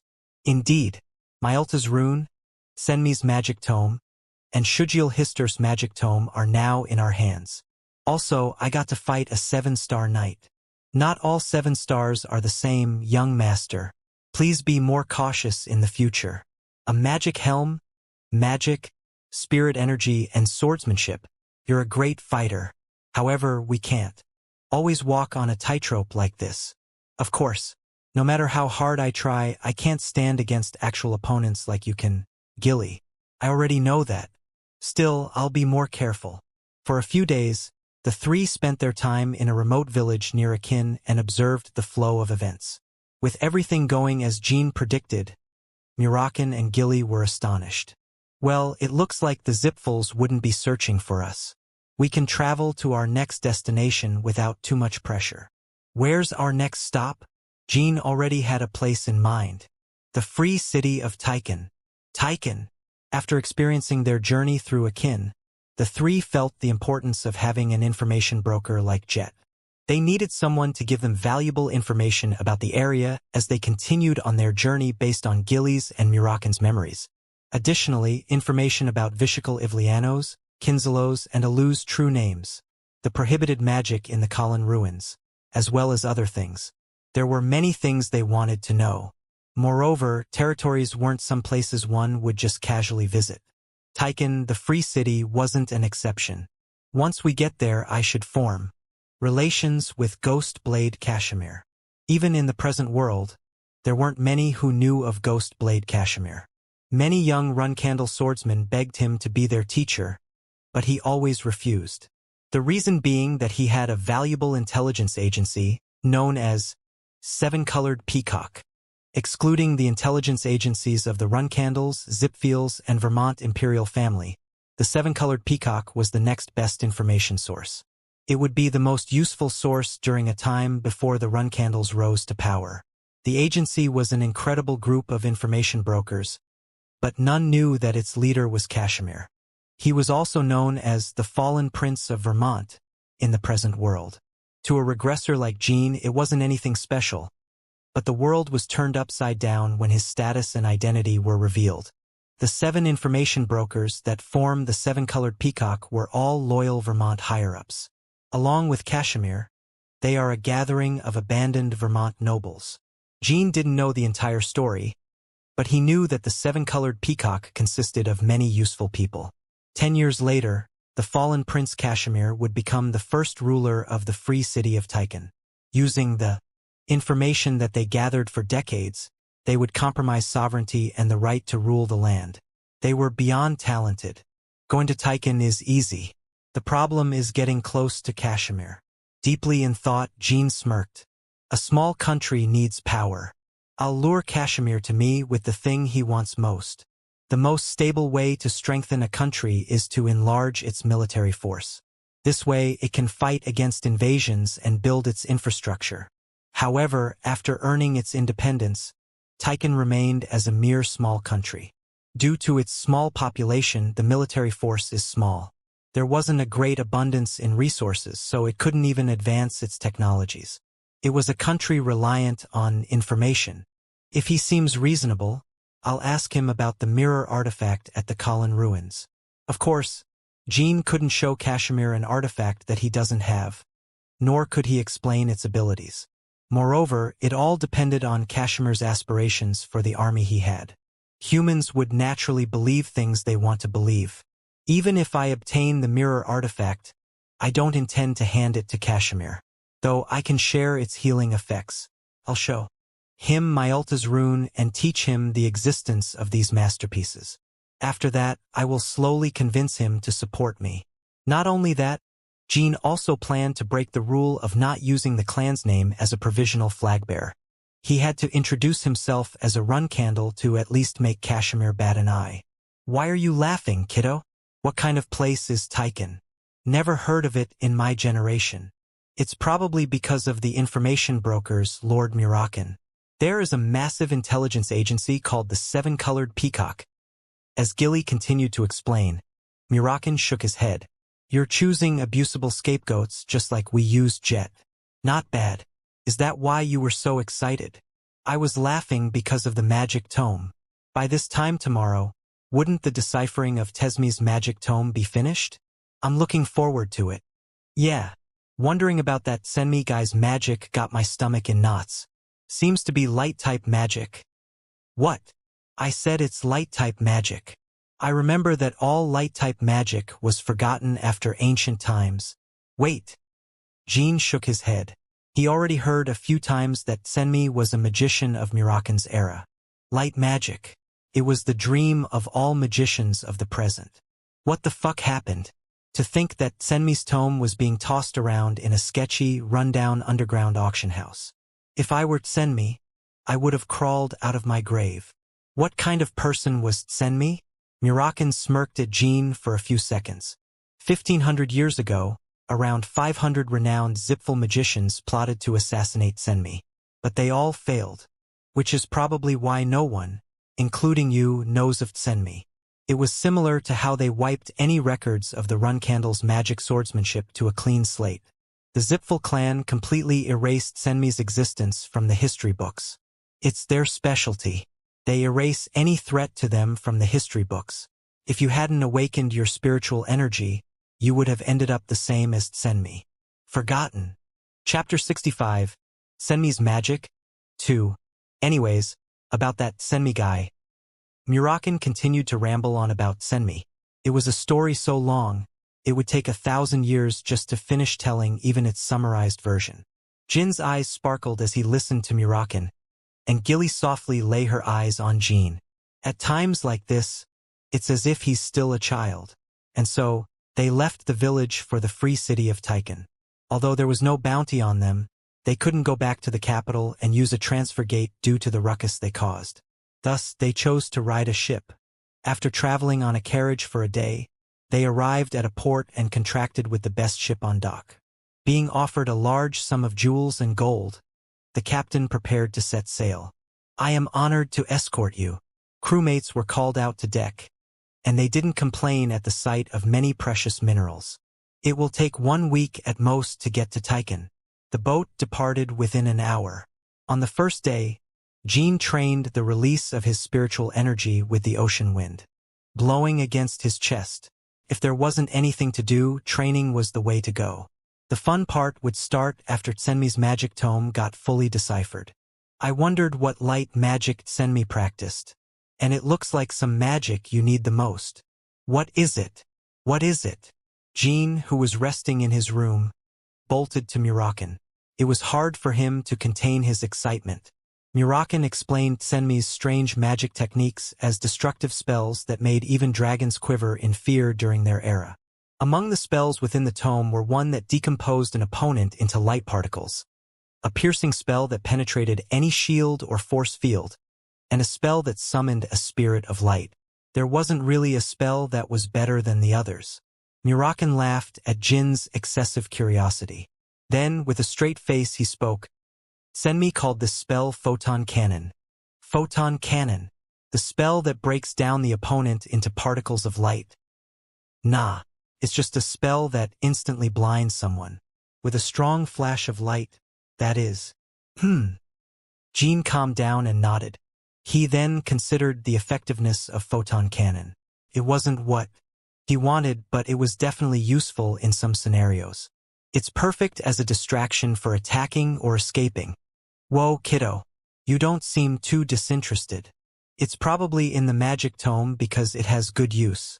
But I would be lying if I said I wasn't disappointed. Still, it's indeed a spell that I may need the most. Of course, it's easy to learn too. I deciphered it an hour ago and cast it as a test. Closed the door for a sec. The curtains too. Seeing the darkness in the room during a bright afternoon felt bizarre. It doesn't necessarily need to be cast in the darkness, but it's a light spell. I'll demonstrate. So open your eyes wide and watch carefully. SSSSSSSSS. In Murakan's right hand, mana started to gather and solidify. Naturally, Jin was staring intently at the mana sphere, awaiting some bright result. However, the ball of energy was drowned in black. It's a light spell, so why is it blah? The moment he spoke, before the mana sphere dissipated and disappeared, there was a bright white light akin to hot, glowing steel. For a split second, the instant the light exploded, Jin reflexively flinched and let out a groan. Ugh! It was because of the blinding light that filled the room. It was as if he were staring at the sun during the highest noon. The light felt like a giant needle prodding his retinas. I feel like my eyes will get swollen. Photon Cannon was unleashed for only a second, yet being exposed for such a short time was enough to make one's eyes very weary. Jin opened his eyes and saw an afterimage. A giant blob floating across his vision. He really wanted to give Murakan a nice uppercut for telling him to watch carefully, but the strength of the spell gave him goosebumps. Incredible! If he could cast this spell at will during a battle, fighting a stronger opponent wouldn't be a problem. Including the scenarios where he would need to escape, the spell was useful in terms of offense and defense. From my knowledge, I'm pretty sure the spell was Senmi's most prized spell. So, what do you think? It's incredible.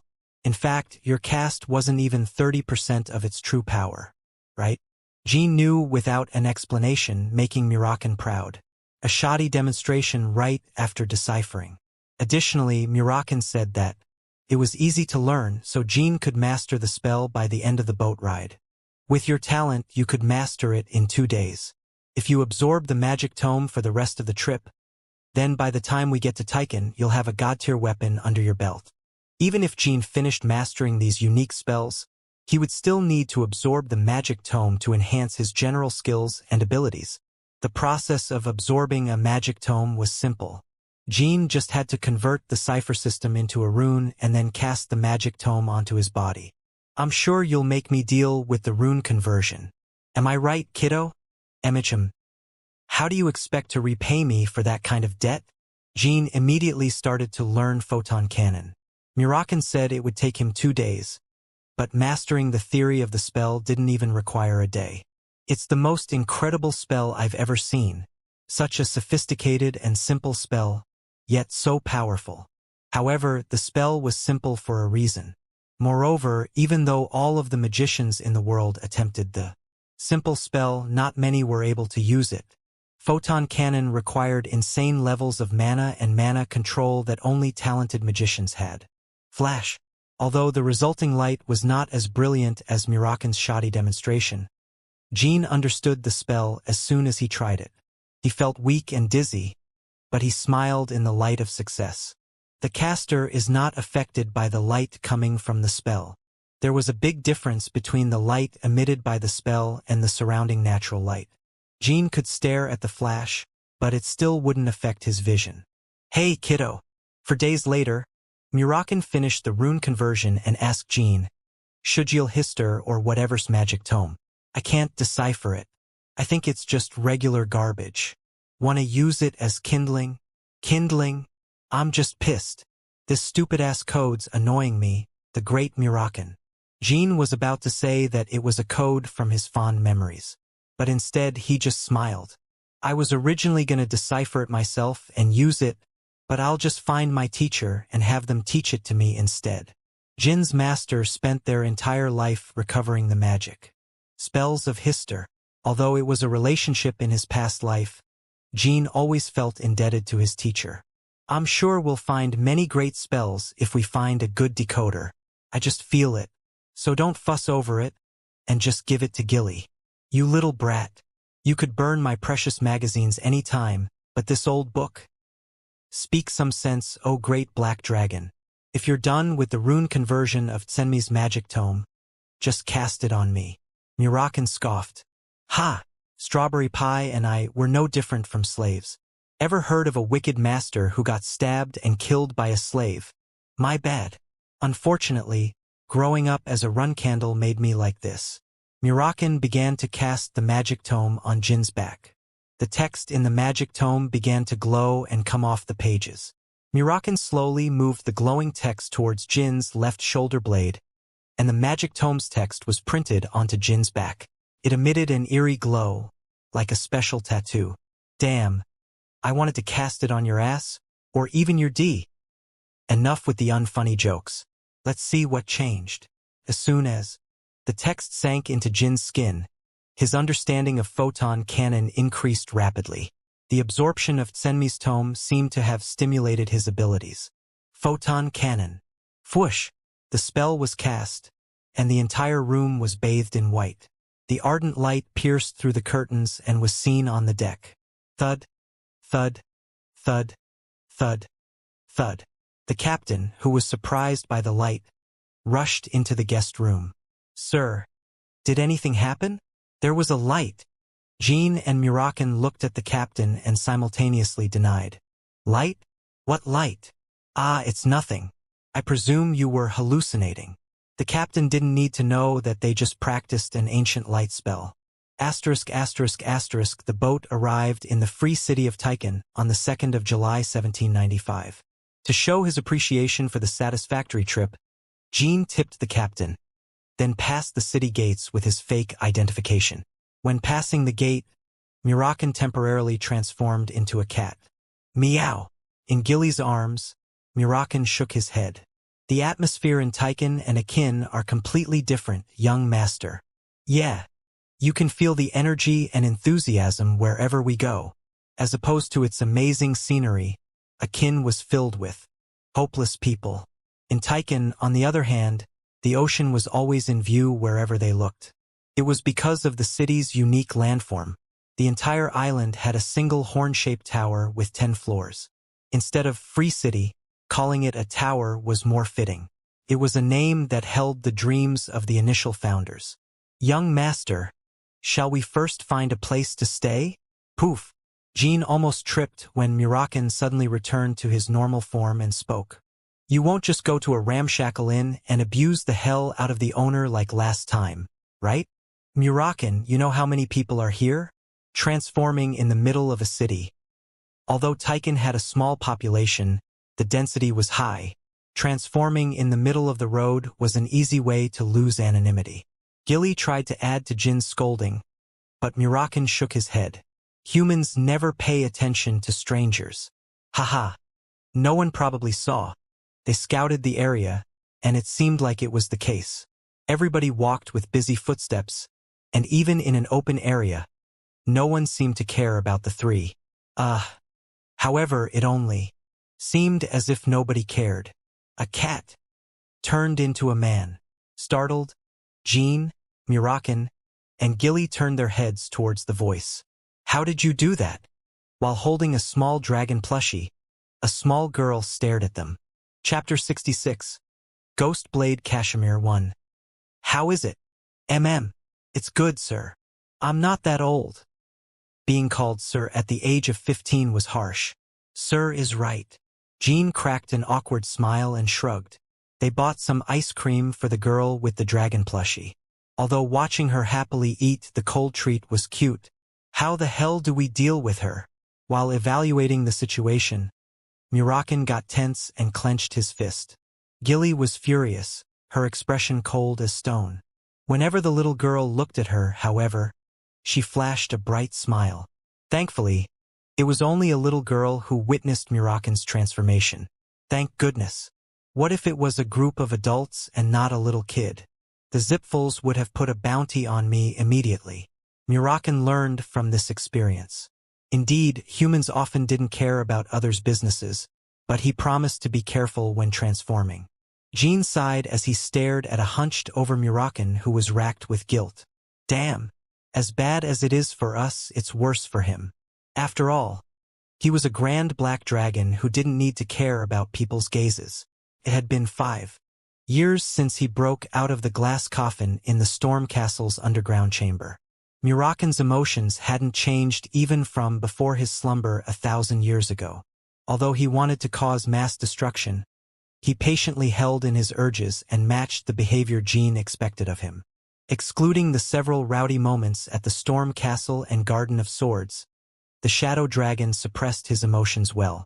If I think about it like that, I kind of feel sorry. Jean bought more ice cream and gave it to Murakan.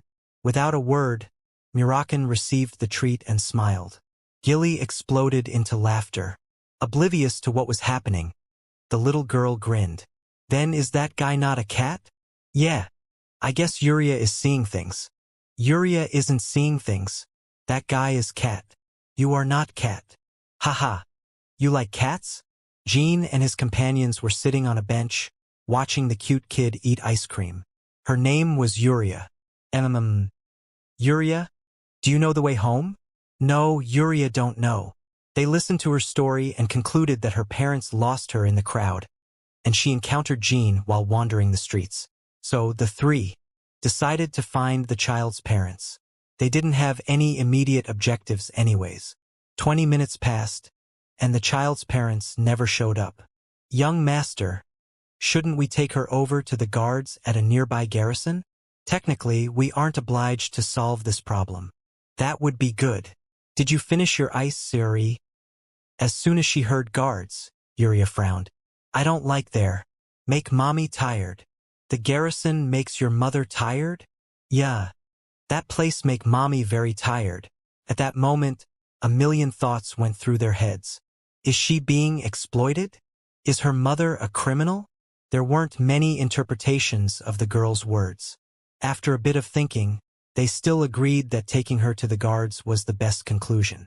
Yuria pouted, then accepted her fate. What a nice child, young master. There was a time when young master was also… never mind. Haha.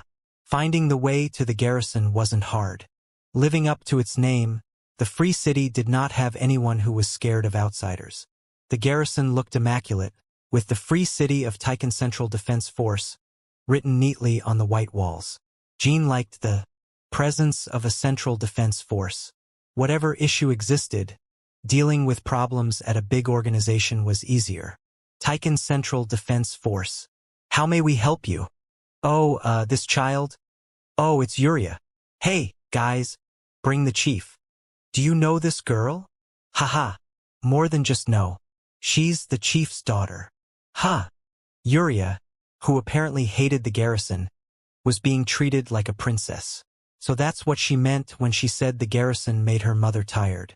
The 3 of them smiled simultaneously. Hey kid, you dare fool the great Murakan?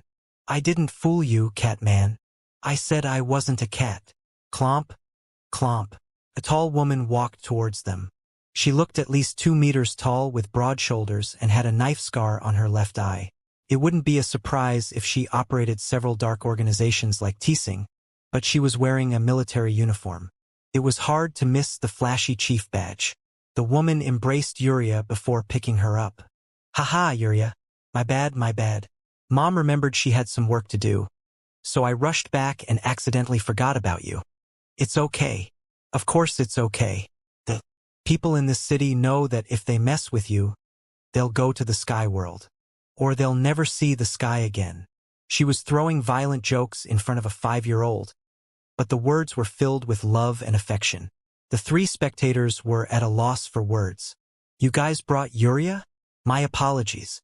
I am Tychon's chief of defense, Elisa Betzer." They exchanged handshakes. "Tourists, I see. It seems that I was a little careless since I knew that the citizens knew Yuria well."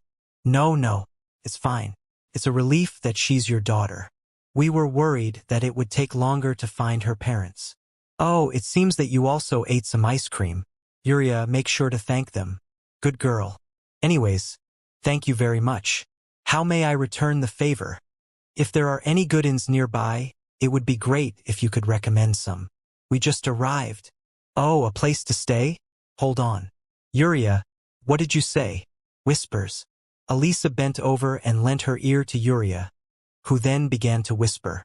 Elisa thought for a moment, wrote something on a piece of paper, stamped it and handed it to Jean. It was a simple letter. It's an introductory letter with the Chief of Defense's seal. "Wherever you go, if you show them this pass, then you will be treated with the utmost respect. The provided food will change as well." "That's amazing. It will be of good use. We shall leave now." The three left the building, and Elisa shrugged her shoulders. "Yuria, you really saw a cat turn into that man?" But they didn't want to share it, so I guess they didn't tell you." Elisa patted Yuria's head. "All right, everyone has their secrets." And then she thought, transformation, only dragons can do that, and there's no way Yuria is lying. I must ask Kashmir. The power of Tychon's chief of defense's pass was beyond their expectations. Jean chose the most luxurious inn in the outskirts of the city. When he showed the pass to the receptionist, employees were summoned to escort them, and all kinds of services were discounted. On top of that, they were offered the most luxurious room without a reservation. Jean, Murakan, and Gilly were finally able to rest comfortably. "Wow, we've only experienced this kind of treatment in Huphester. Isn't nepotism great? The cushion bed is great, kiddo. Our living space needs to be more like this. Our place in Akin was a pain in the ass. I have a good feeling about this place, seeing the great fortune we got as soon as we came. Oh my, the cocktails and sautéed shrimp are delicious. Young master, have a taste. Can we order some more?" "My goodness, Gilly. No need to ask. Just order more." Their visit felt like a vacation trip. This is new. The three have been together since their days at the Storm Castle, but it was their first time experiencing this kind of hospitality. Gilly seemed to be especially happy, for she was constantly singing and humming a tune. Seeing her indulge in the lavish goods, Jean felt pity. She likes this stuff so much. As soon as she became a fair lady, she got stuck with me. No time to play, no time for herself. He wouldn't have made Gilly go through this in his past life. In fact, he wouldn't make anybody in the clan experience this kind of abject deprivation, even if they weren't pure-blood run candles. Was this lifestyle truly for Gilly? Was it righteous to let her live her life from here? For a moment, he considered letting Gilly go. "Gilly." "Yes, young master? Have you ever regretted accompanying me?" Gilly halted her humming and movements and stared at Jean. She knew exactly why he posed this question. "Not once in my life. This kind of joy is meaningless if not spent with you, young master. Oh, including Lord Murakan. Though he is definitely annoying at times. On that note, let me ask you, Strawberry Pie, why do you remain stuck to the run candles? You don't seek treasures like that Emma person, nor do you want political power." Jean was thankful that Murakan joined the conversation. He didn't know how to respond to Gilly's heartwarming response. Did I catch on to something? Or do you feel indebted to the clan for life? Your dedication definitely has some ulterior motive. May I share regarding this topic at a later time? When are you going to tell us, huh? Strawberry Pie. When I become old and senile, perhaps? That's not too far in the future. I can wait until then, but you'll have to tell us why. Gilly meant that response as a joke, but Murakan took her seriously. Realistically speaking, a few decades of her life was nothing to Murakan. Haha, I guess I'll order some more shrimp. Once Gilly left the room, Murakan called Jean over. "Hey kid. What? It's a blessed life." Agreed. Not long after leaving, Gilly returned to their quarters. However, her startled face didn't look as if she had ordered more shrimps. "Young master, Lord Murakan, something's not right. There's not a single person in sight in the lobby." "What?" Employees and guests included, all seemed to have cleared the building. Something clunk, clunk, clunk. At that moment, dozens of footsteps resounded from the hallway, approaching their vicinity. It was definitely the sound of marching soldiers equipped with steel boots. The stomping stopped at their door. Then, a more quiet pair of footsteps approached it. A man entered the open door. Murakan was clueless about the man's identity, but their visitor was a famous swordsman that Jean and Gilly knew. "Hello there." It was Ghostblade Kashmir. Chapter 67. Ghostblade Kashmir 2. Meeting Kashmir was their main objective for coming to Tychon. However, they struggled to find a way to meet him. But to think that he would come straight to their doorstep. Quite the unexpected turn of events. "What's this?" Naturally, Jean stepped in front of Gilly and Murakan. Kashmir leaned on the doorway and shrugged his shoulders. It was hard to miss the scimitar on his waist. It was a curved blade that slaughtered hundreds of strong opponents before its owner was given the name Ghostblade. "Oh my, did I disturb your peaceful break?" Murakan, who was amused by the situation, smirked. Jean thought about why Kashmir came to them. "There's no way he knows about our business in Akin. It seems the chief of defense leaked our general location, and the inn owner saw our pass and contacted her. But why? They just arrived in Tychon and have only been in the city for a grand total of 2 hours. They didn't do anything in particular, just spent some quality quiet time. There was no reason for Kashmir to be interested in them." Then he remembered their encounter with Yuria. Unless, what if Yuria told Elisa about Murakan's transformation, and knowing that transformation is an ability only dragons have? Elisa reported it to Kashmir. Certain of the possibility, Jean began to formulate the scenarios in his head. If he was convinced by a 5-year-old who witnessed it and believes that we are dragons, it means that he's desperate. As a close acquaintance, the chief of defense probably knows this as well. It didn't seem like a horrible situation, though. The armored knights outside don't seem to intend to threaten us. They were brought to prepare for a possible fight against a dragon. If not, there's no reason to keep them outside. They would have come into the room if they wanted to scare us. Jean realized that Kashmir evacuated the people inside the inn for the same reason. Probably evacuated not only the inn, but the surrounding area as well. Causing a dragon's rage because of this encounter would devastate the vicinity. It didn't even take a few seconds to evaluate the situation. Their short stay in Tychon easily narrowed down all of the possibilities. At this point, Jean thought he could safely approach Kashmir. In addition to not knowing that Murakan was the dragon, he mobilized the troops outside and evacuated everyone. His preparation was immaculate. However, he made one small mistake. "Oh my ass, you bitch. You talking like that to me? Do you know who I am? What? So fucking annoying. You think the world is so easy just because you have a cool weapon on your ass and some goons to drag around?" Kashmir didn't greet them. More specifically, Murakan respectfully. Murakan continued to spit swears and curses, and Kashmir was startled. It was a widely known fact that dragons didn't have the greatest personalities. Kashmir should have known this, but he just nonchalantly greeted Murakan anyways. Though he was the fallen prince, was his attitude because he had been part of the Vermont imperial family? Regardless, Murakan was on the nicer side amongst the nasty dragons. "Who do you think you are, messing up the nice mood? I'm asking you, you mongrel. Do you know who I am? Answer me." "I don't know." Kashmir's handsome profile was ruined as he answered Murakan. He seemed to be very shocked. At that moment, he was certain that Murakan was the dragon. Otherwise, he wouldn't stand still like a scarecrow after being brutally humiliated. "Oh, is there a lump of gold stuck in your throat? You're still not talking, you dumbass dog. Come here. Get your ass over here. People like you need a nice beating to get into the right mind."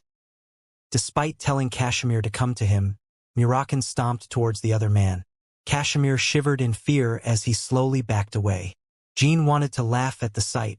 Murakan, calm down. Relax. Don't worry about it. Jean softly stopped Murakan. The dragon then stood still, eyes fixed on Kashmir.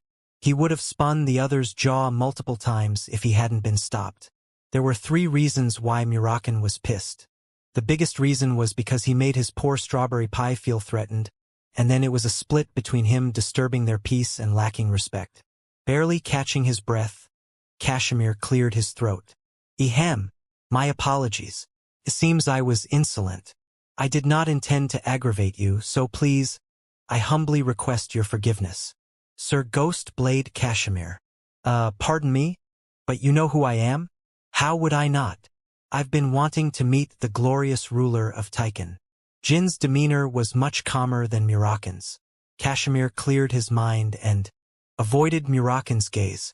I didn't know that you would suddenly visit like this. Maybe because of a certain cat. Hearing this, Kashmir regained his composure and the sharpness in his eyes. He overcame his trauma when he remembered what he originally came for. And your name is? It's Jean Runcandle. Without hesitation, he said his real name. Gilly, who stood behind him, covered her mouth. Murakan was also slightly surprised. Someone identifying as a Runcandle heir was an occasion out of their control, but revealing his own identity should have been avoided at all costs. Of course, the one who was surprised the most was Kashmir. If you had attended the banquet not so long ago, then I'm sure we would have met beforehand. It is a pleasure to meet you, Sir Kashmir. Kashmir slightly smiled. So he's Jean Runcandle. After revealing that man as the dragon, the boy just reveals himself. Was there even a case where the Runcandles and dragons got along? According to his knowledge, it was impossible. Since ancient times, dragons only formed relations with magicians who either contracted with gods or have special abilities. That frivolous man is the dragon. His speech and tone was like a back alley thug, but the momentary pressure and threat he gave off was immense. Analyzing the crew in front of him, Kashmir naturally turned his eyes towards Gilly. And isn't that woman Gilly McRollan? Before being deemed the fallen prince, he had seen some of the McRollans at the Vermont Imperial Palace. Although he didn't remember Gilly precisely, he had a vivid memory of a young Gilly displaying a claws-potent power at a training academy. And there was no doubt about it. The boy in front of him was a Runcandle, though he couldn't understand why Jean was being accompanied by a dragon. It's a long story. Sir Kashmir, please take a seat. Kashmir ordered the soldiers to clear the area. In his position, it was a dangerous move, but he acted out of pacifism to gain the favor of the dragon. Murakan, however, was still annoyed. Respecting Jin's decision, Gilly set 3 goblets on the table. Murakan was forced to follow the kid's agenda. Glug, glug. Jean poured some wine into Kashmir's goblet. Young Master Jean, does your clan know of your whereabouts with a dragon? I've never thought of a Runcandle and a dragon working together. The clan does not know. You're telling me a risky secret like it's nothing, because you just sent your soldiers away. If things don't go as I planned, and depending on the outcome of this conversation, we can just get rid of you. Kashmir assumed that Jean was joking and awkwardly laughed. I guess we didn't give Yuria enough ice cream. If we knew this would happen, we would have bought her better stuff. I guess Sir Kashmir and Elisa really trust Yuria? Seeing that you acted upon the child's seemingly fake story, and since young Master Jean shared a clandestine secret, I will share one as well. Yuria is my daughter. There is no reason for me not to trust her. Kashmir looked robust, but he definitely was lacking compared to Elisa. However, picturing the two next to each other, they do look nice together. No, that's not important right now. Jean nodded and continued to speak. I have never heard news of Sir Kashmir having a daughter. As if that information wasn't enough, Kashmir added to his words. And my daughter contracted with AZ Mill. By AZ Mill you mean, yes, the god of sight, AZ Mill. Jean finally understood why Kashmir and Elisa trusted Yuria's absurd story. Anyone who contracted with the god of sight would never be seeing things. There was no such thing as hallucinations for them. I think my secret is of equivalent weight to yours. My daughter contracted with AZ Mill. Revealing such truth required a great sum of courage. AZ Mill's contractor not only gained the absolute eye that enables them to see the truth behind everything, but also the all-seeing eye which allows them to see a vision of the future. All of the rulers and leaders in the world searched for the one who contracted with AZ Mill with the hopes and greed of avoiding the uncertainty of the future. Which is why most of AZ Mill's contractors were abused and taken advantage of, living the rest of their life in misery. Especially with the extremity of the Zipfels and the Vermont imperial family's actions. Everyone knew that they wanted to keep the contractor by their side, by all means. Wait, you mongrel. If that kid is AZ's contractor, then where's the dragon? I didn't sense any presence of a dragon in this city. It's well known that AZ's dragons take really good care of the contractors. Engaged in the conversation, Murakin sat in a chair, which settled the mood. Combining the dragon's words with the image of Yuria holding onto a dragon doll, Jean finally deduced why Kashmir came to them. For some reason, the dragon disappeared. That's why he urgently came here after hearing of another dragon's presence. Kashmir's face dimmed. Yuria's guardian dragon suddenly disappeared about a year ago. I think that either the Vermont imperial family or the Zipfels are at fault, but it's just a hunch. What kind of stupid dragon would get kidnapped just like that? At least speak some sense. Murakin paused, then his eyes widened. Wait, it's been a year? And your daughter is 5. Indeed. Kashmir dropped his head, holding a hopeless and melancholic expression, as he thought of the day he lost his friend and creating a doll for his daughter to commemorate them. But right now, losing an acquaintance was the least of Kashmir's concerns. Then that means your daughter is constantly looking into the future. A young contractor can't control their abilities without their dragon. Holy shit. She probably saw my transformation from a vision. Pardon? Yuria is constantly looking into the future. A measly human like you wouldn't understand. Witnessing the future inflicts so much mental strain, even for a dragon. Right now, your daughter is so young. She can't differentiate between fantasy and reality. What do you? At this rate, your daughter will go crazy and become bedridden forever. After 1 or 2 years, she will slowly feel exhausted, and it just snowballs from there. It becomes impossible to stop. We must find that dragon. Chapter 68. Ghostblade Kashmir 3. Kashmir's eyes went bloodshot. Anyone would get shocked after hearing that their daughter would become bedridden for life. Murakin, what do you mean by that? That kid will become bedridden? Elaborate. Jin's chest felt heavy. He felt his stomach sink at the thought of a horrible fate for a small, innocent child. You humans think that clairvoyance is miraculous and extraordinary, but that is only one side of the coin. The moment you make a contract with AZ Mill, you lose the ability to change the future. Murakin continued to explain the causation principle. If one sees the future, they must follow it. No matter what. When you begin to act against it, AZ Mill will begin to condemn you. Even though they want to alter their actions, thought processes, or decisions based upon the future, AZ Mill's contractors must abide by their fate.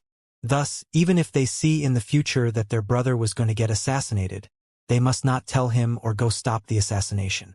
Since everyone in the room deduced the near future, the causation principle applied to them as well. However, even though they try to change the future, AZ Mill punishes the contractor regardless. If they disobey the causation principle, the contractor will receive death as their punishment. Your daughter has been living in a different world than you and me. She's basically living a pre-planned life.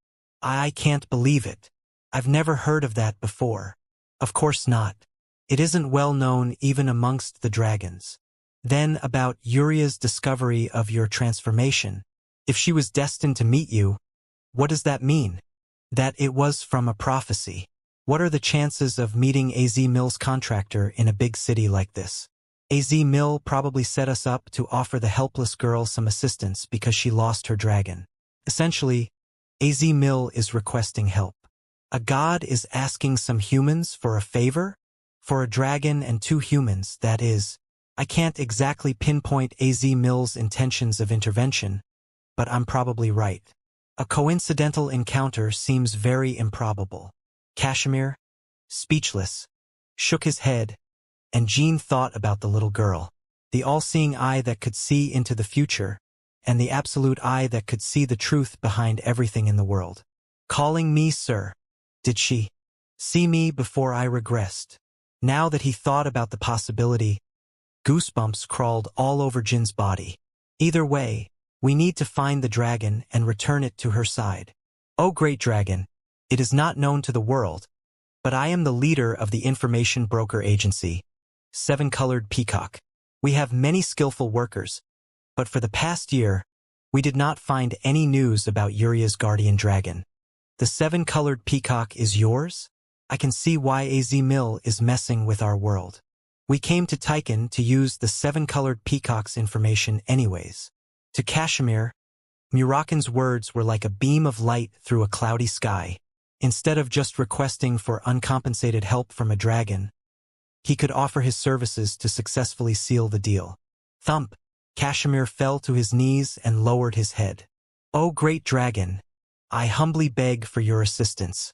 I will do anything for my daughter. I would even offer you the entirety of the 7-Colored Peacock. Normally, Kashmir was a very composed man. Although he was kicked out as a former member of the Vermont imperial family, his sense of pride and self-esteem were very strong. However, this was a situation in which his daughter's life was on the line. Although they were not backed with any evidence, Kashmir didn't doubt a single word uttered by the dragon, desperation filling his senses. After all, he was in the presence of a dragon and a run candle. They would not lie as it would soil their name. Surprised, Gilly blinked, and Jin's eyes widened. I want to help out, but I don't make the final decision. Pardon? You have to ask this kid. Whatever we do, it's this little fella that decides everything. So, what are we gonna do, kiddo?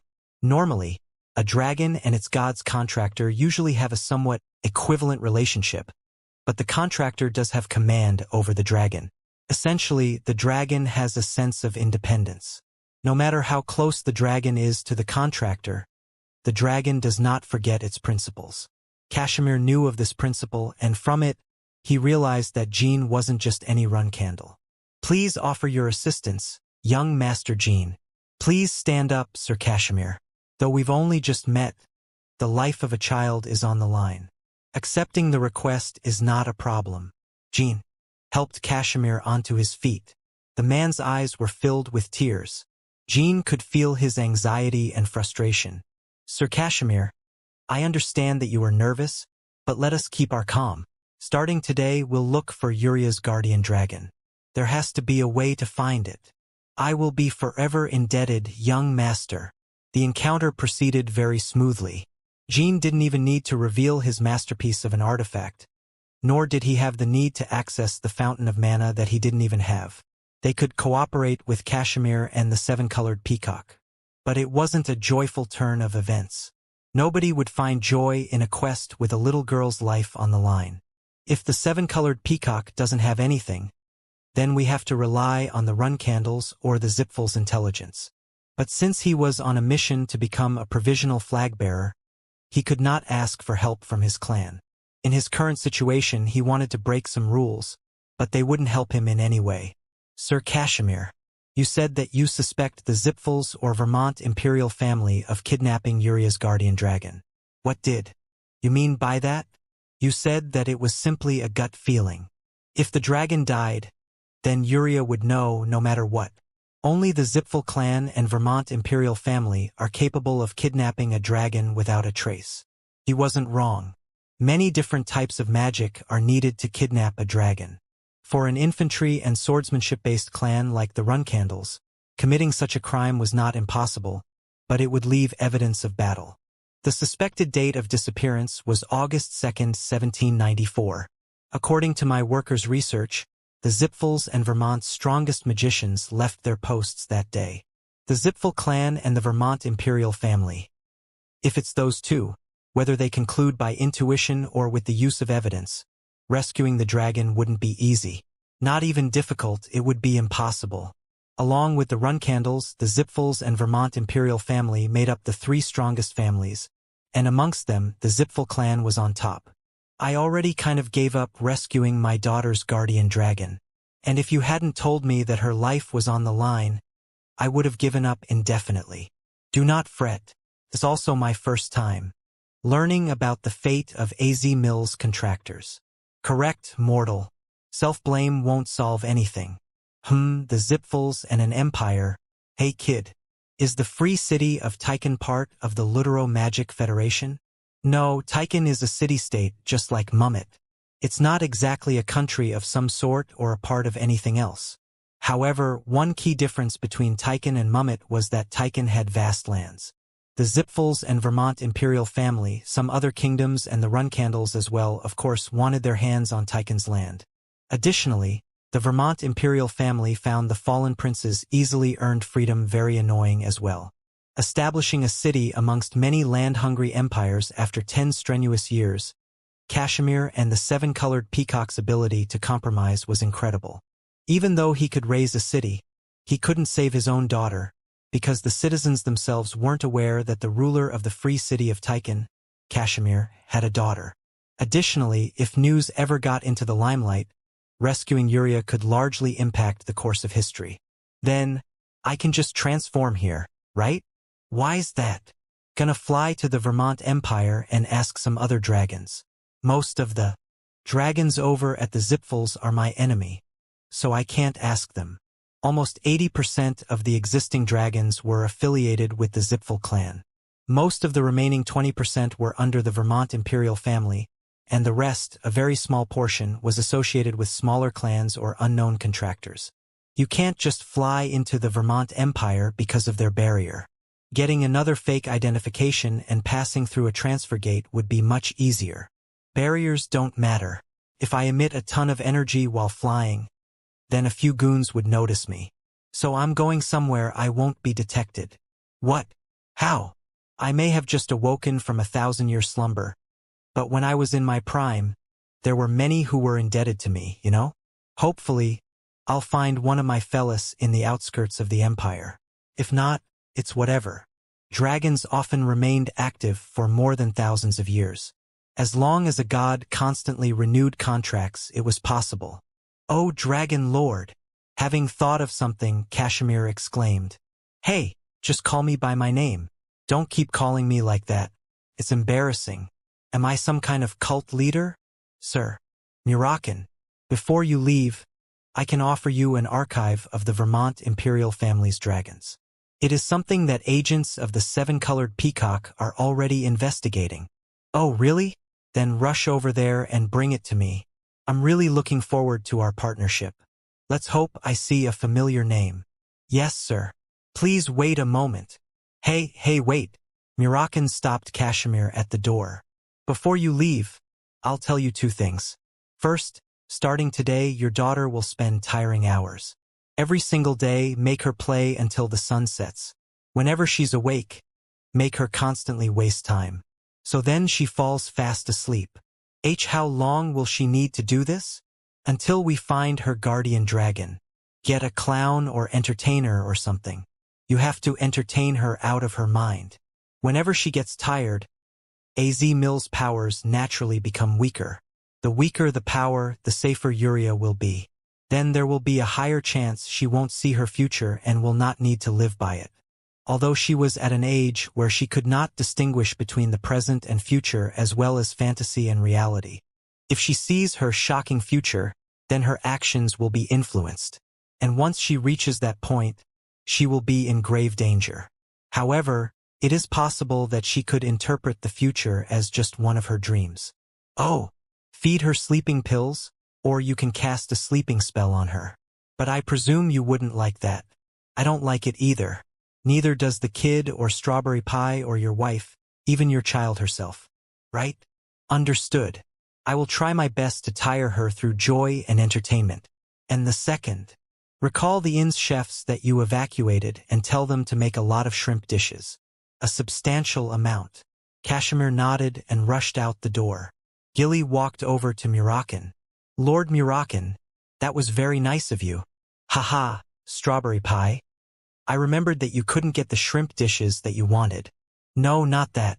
I meant when you calmly communicated with Sir Kashmir in order to alleviate his anxiety. Embarrassed, Murakan awkwardly looked away and coughed. His feelings don't mean anything to me anyway. Chapter 69. Intertwining Fates, 1. Amongst the dragons currently affiliated with the Vermont imperial family, the seven-colored peacock could identify 6.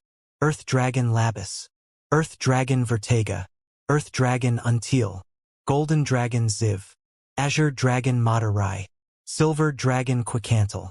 After learning of their identities, Murakan let out a sigh. Ha! These guys are still active. Before he regressed, Jean had information on the 3 Earth Dragons as well as the Azure and Golden Dragons being affiliated with the Vermont imperial family. However, he didn't expect the Silver Dragon Quicantle to be included. Were there people who contracted with the god of time? Only a contractor with the god of time can be blessed with the presence of a silver dragon. It was similar to how Fire Dragon Cadden accompanied Keliark Zipfel, contractor of the god of flames. Wind Dragon Violetta guarded Andre Zipfel, contractor of the god of wind, and Black Dragon Murakan protected Jean, contractor of the god of shadows. In his past life, Jean was 26 when he heard about a magician who contracted with the god of time, Ulta.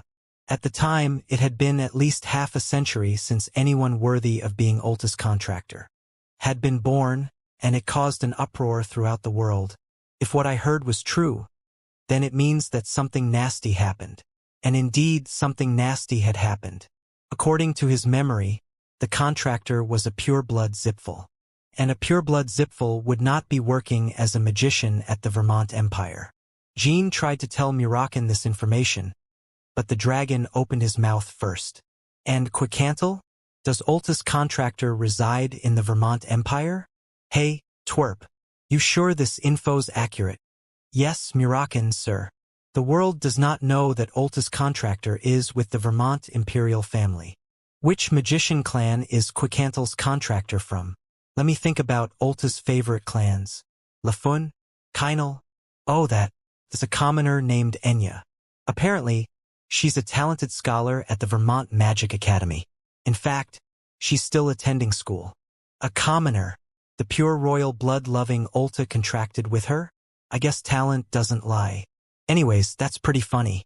I can just ask Quicantle regarding the whereabouts of AZ Mill's guardian dragon. Jean was confused by commoner and talented scholar. I've never heard of the name Enya.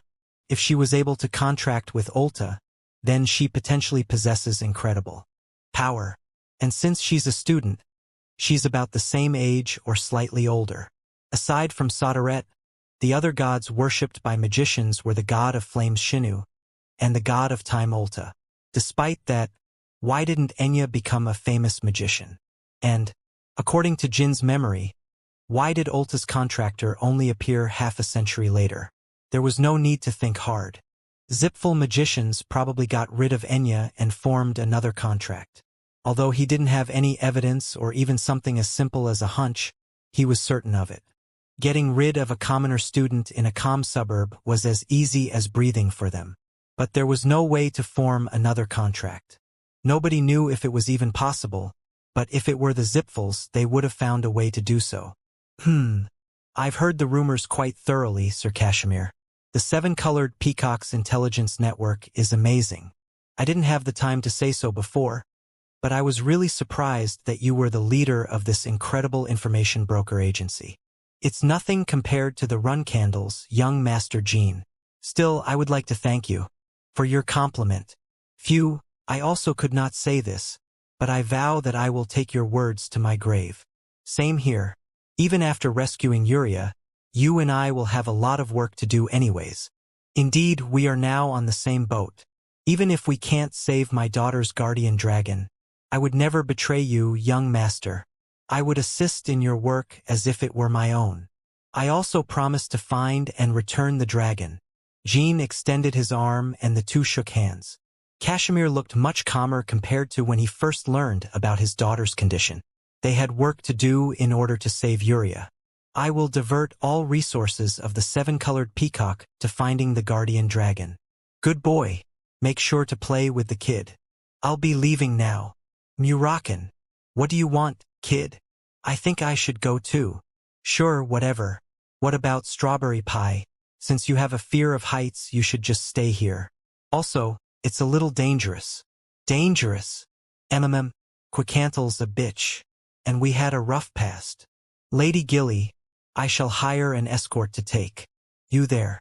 I'll get some talkative fellows so they can keep you from worrying about Sir Murakan or the young master. If you can, please prepare escorts with Vermont Imperial blood. As Jean said this, Cashimir's eyes widened.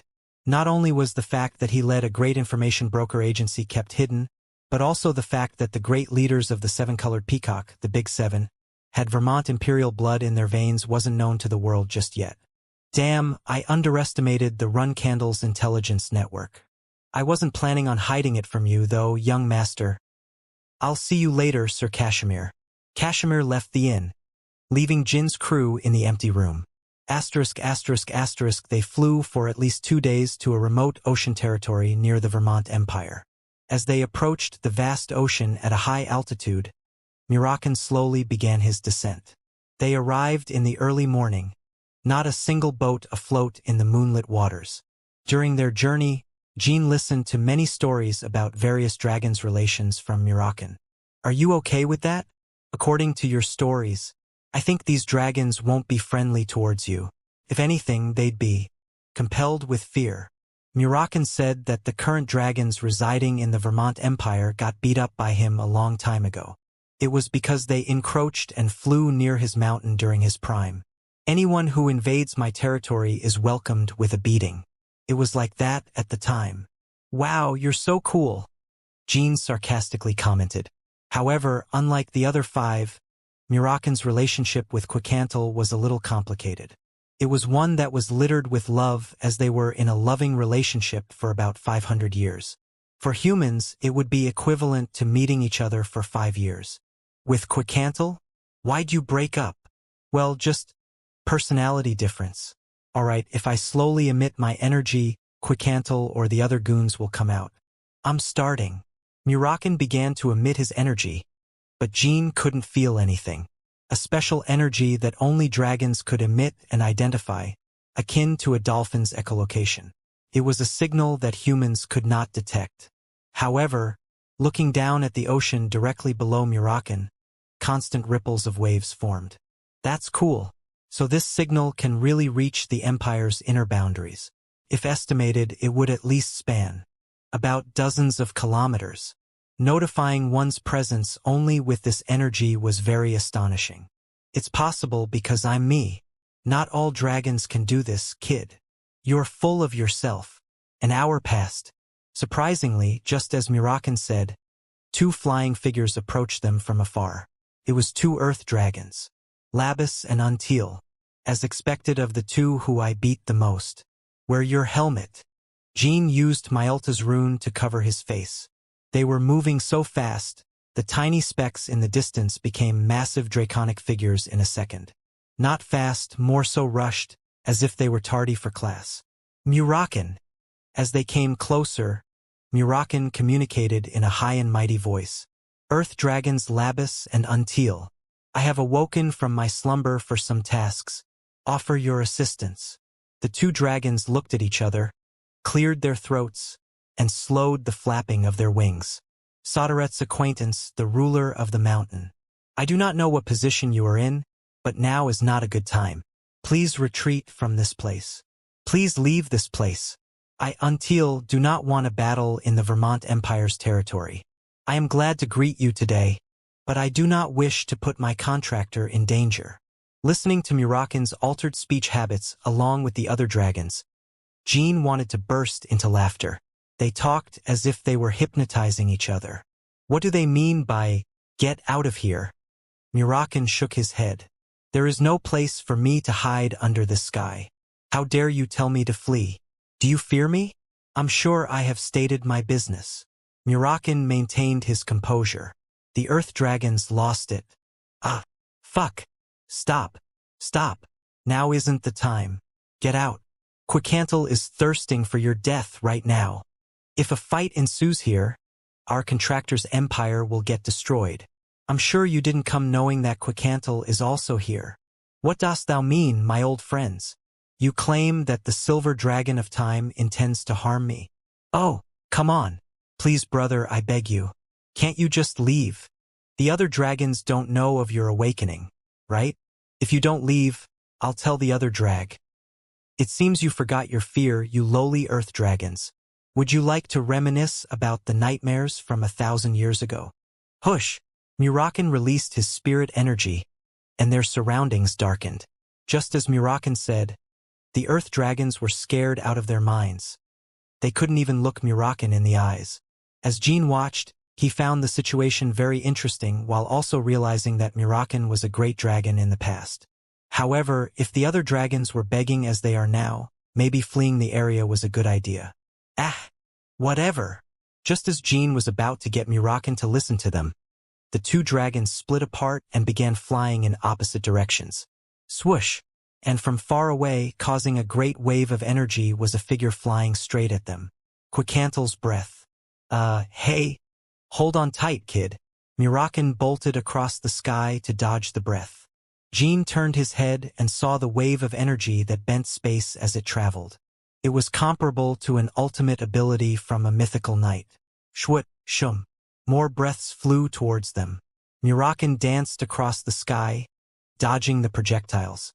Jean verified the attacker's direction while holding onto Murakan's scales. Shooting breaths and closing the gap? A shiny silver dragon that blended into the night sky finally revealed itself as it flew through the clouds. Quicantle, the one who guarded the horizon of time. Crack! Quickly closing the gap, Quicantle opened her snout and snapped at Murakan's neck. Thankfully, it only skimmed his scales, but as their bodies tangled, Murakan felt that he was being overpowered. Unlike Murakan, who lost his power after losing Timar, she was still in her prime. I will disembowel you. Who do you think you are, showing your face on this land? You should have remained asleep. Pretty harsh for a greeting. Murakan untangled himself and backed off. What's this? We have to fight that monstrous dragon. That's why I said it might be dangerous, kid. If she gets any closer, shove Bradamanti into her. Okay? Chapter 70. Intertwining Fates. 2. How the hell am I supposed to stab that thing? Firmly holding on for dear life during a turbulent and erratic flight was already enough. Every time Murakan and Quicantle tackled each other, Jean felt the impact vibrate his bones. She's treating him like a mortal enemy. Quicantle's movements screamed her intention to kill Murakan. The breaths she shot were filled with murderous intent, and she kept snapping at his throat. Fwiat! Quicantle's breath skimmed past Murakan's back. He checked his back, and there he saw Jean, dripping with cold sweat. The battle seemed one-sided, with Murakan constantly being beaten up. But Murakan wasn't thinking of playing defensive the entire time. Calm down and let's talk this out. Quicantle. Hush!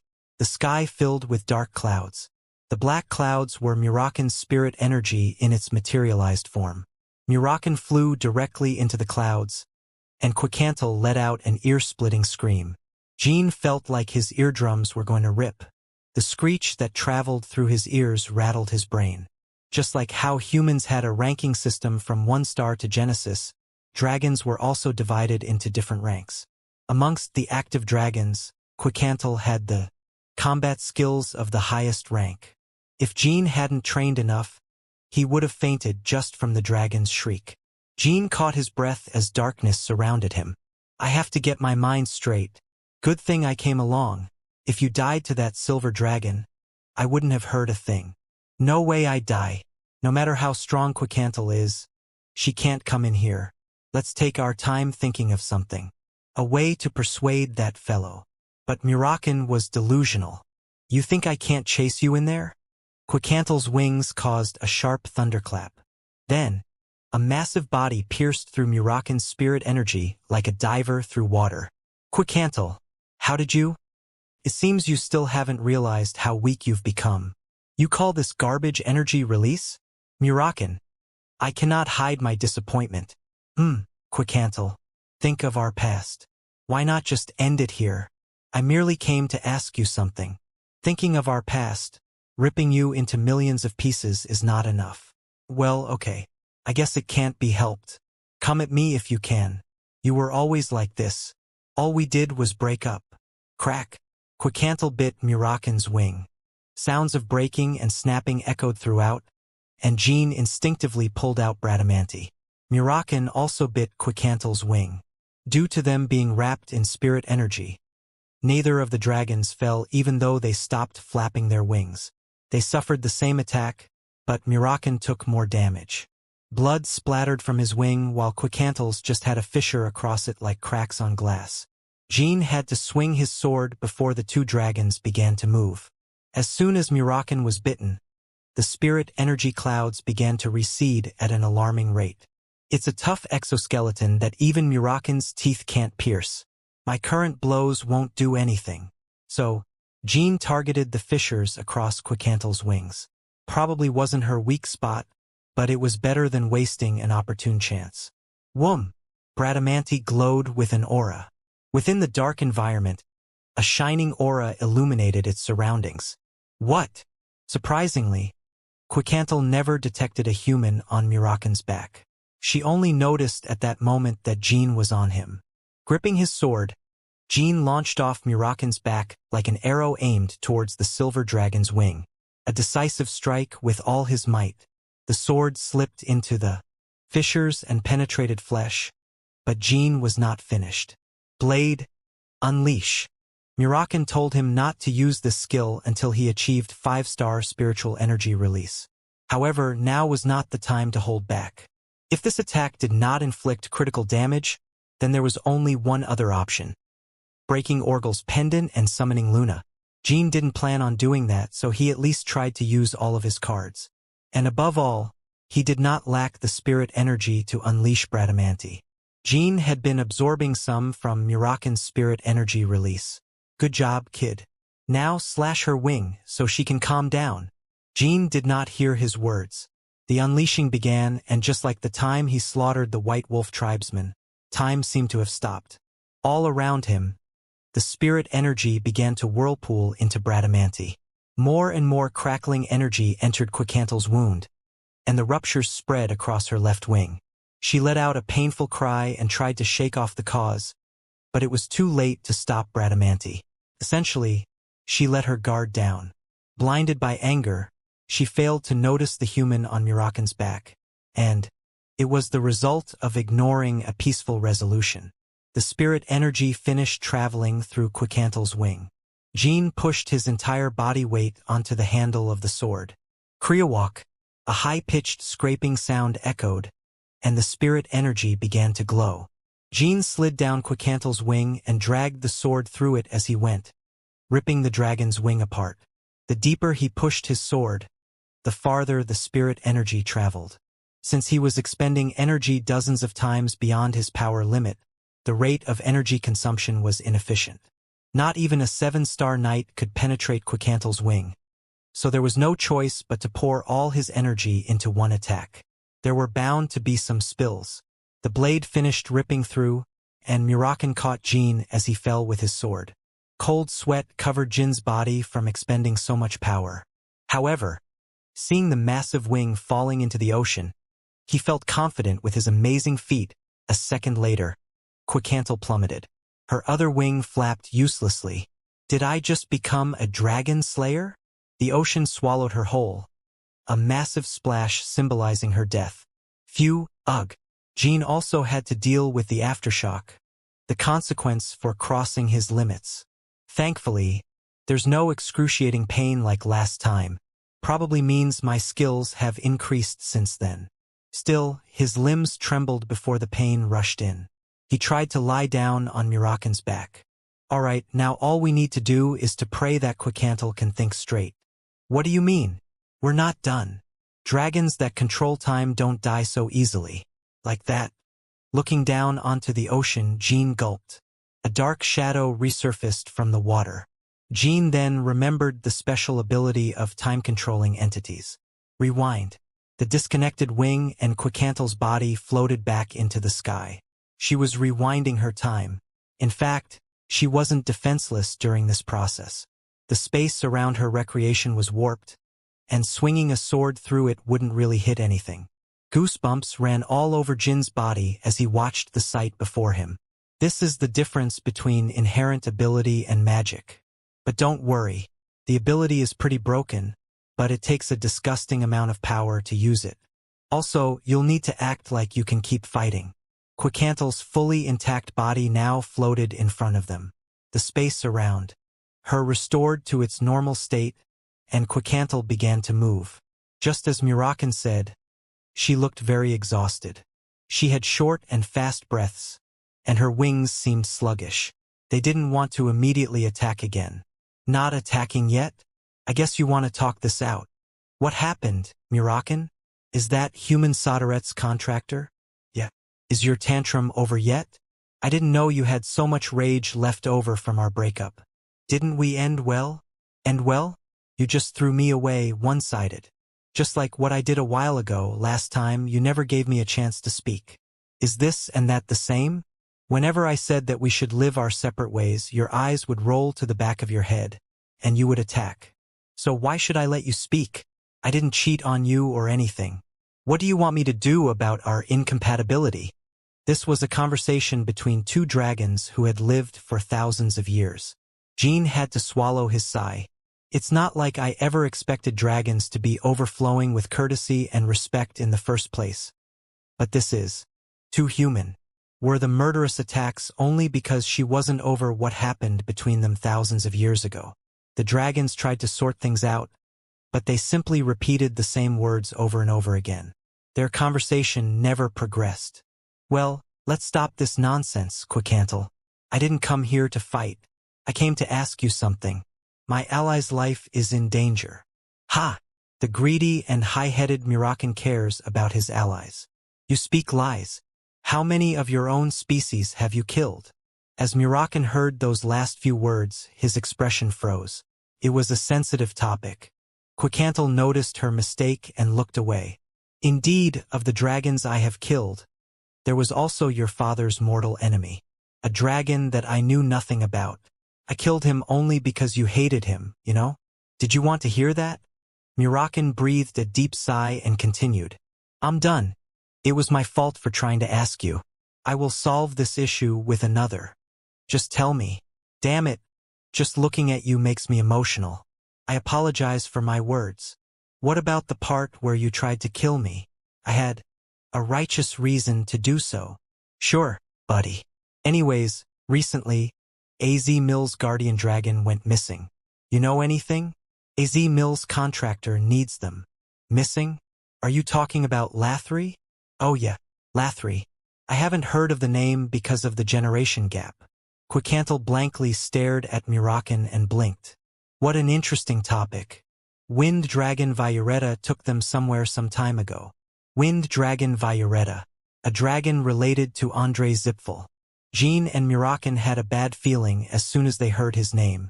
Why though? I heard that, since the other dragons under AZ Mill weren't active, Violetta took Lathri instead to teach them some draconic magic. They finally knew the culprit behind Uria's missing dragon. Chapter 71. Intertwining Fates. 3. Quickantle slowly blinked as Murakan thoroughly explained the situation. It certainly is a serious problem. But first, let us relocate. There is a small island a few minutes from here. Follow me. Quickantle flew past Murakan. Before following her, Murakan talked with Jin. Phew, we could have died today. You okay, kiddo? I didn't think you could successfully unleash your sword. There wasn't any spiritual energy congestion like last time, but my entire body feels like it's gonna shatter. More than that, are you okay?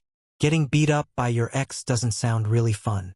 Ulta's dragons know their hotshots, so a small scratch to their pride will make them turn into monsters.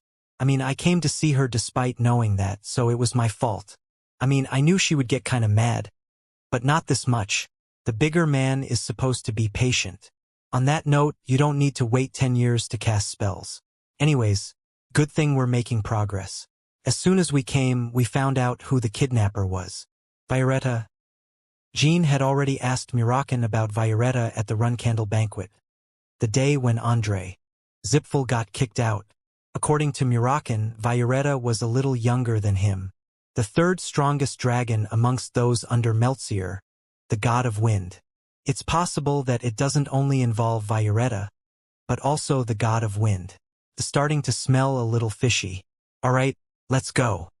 They instantly caught up to Quicantle. She slowed down to match Murakin's speed, considerate of his exhausted state. It seemed she lost her violent tendencies. They approached a no-man's island in the middle of the Vermont Empire's waters. Once they successfully landed, the two dragons changed into their human forms. Jean was startled by Quicantle's transformation. The hysterical breath-shooting dragon was gone, and there stood a beautiful woman, which was weird to him. No one's here. It is possible, however, that other dragons can hear our conversation. She didn't seem to trust Earth dragons Labus and Unteal, as if not regarding them as her allies. Murakin shrugged. Quicantle remained silent for a while, staring at the black dragon, though it was hard to tell if it truly was just staring or glaring. Murakin couldn't ignore her gaze. Am I supposed to leave them alone? Or? Before Jean had the chance to leave, Murakin broke the silence. We didn't come here to just exchange weird glances. Tell me exactly when Violetta took Lathri. Quicantle bit her lower lip and sighed. Over a year ago, exactly when Kashmir said the dragon went missing. Tricking Lathri about learning draconic magic. That's pretty nasty. But Murakin, why do you think that Violetta kidnapped Lathri for malicious intent? Maybe it really is to teach them draconic magic. Quicantle, AZ Mill's current contractor, is really young. She can't control her powers. What? That's when it's most dangerous without a guardian dragon. Violetta definitely knows about that. And even if he didn't, Lathri would have told him. Doesn't matter. Tell him that Lathri will learn the draconic stuff later and to return them to their contractor now. Definitely peculiar. If they didn't intend to kill AZ Mill's contractor, Lathri would have been returned ages ago. Quicantle furrowed her eyebrows. To her, the life of AZ Mill's contractor was not important. After all, she had to protect Enya, not a contractor of a different god. However, Quicantle just remembered that Violetta showed some interest towards Enya. How did you know that Violetta took Lathri? Violetta stopped by the Empire. When it happened, apparently he was going to introduce Lathri to me. But in reality, it was to see Enya. Who's Enya? Murakin played it dumb, and Quicantle, unexpectedly, revealed that she was Olta's contractor. Anyways, Violetta really wanted to meet Enya for some reason. Even though I rejected his requests many times, that creep keeps trying to latch on. With your personality, you just let him latch on to ya? You calmly denied it, I see. What's this? You're scared of the Zipfels now. Quicantle sighed. It wasn't because I was scared of the Zipfels. There was nothing I could do. The higher-ups of the Vermont Empire already knew that Enya was the contractor, and the information was probably already passed down to Andre Zipfel. And Enya was one of Vermont Magic Academy's scholars. If Quicantle fought with Violetta for any reason, the Academy's Zipfel thugs would do some undesirable things towards Enya. If I dealt with it my way, it's a loss for me as a guardian dragon. Anyways, hearing about Lathri, I think that Violetta's approach towards Enya may have some shady goal. You're one to talk. You were trying to harm my contractor a while ago. I didn't know you had a human on your back. If I knew Soderette had a contractor, I wouldn't have gone that far. Sure, you wouldn't. Silence. Murakin. What kid? For Enya's case, the higher-ups of the Vermont Empire already know who and where she is, but not AZ Mill's contractor.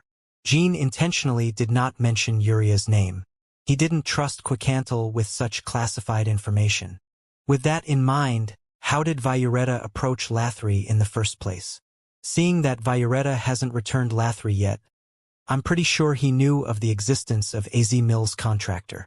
On top of that, the fact that the contractor is young. For sure.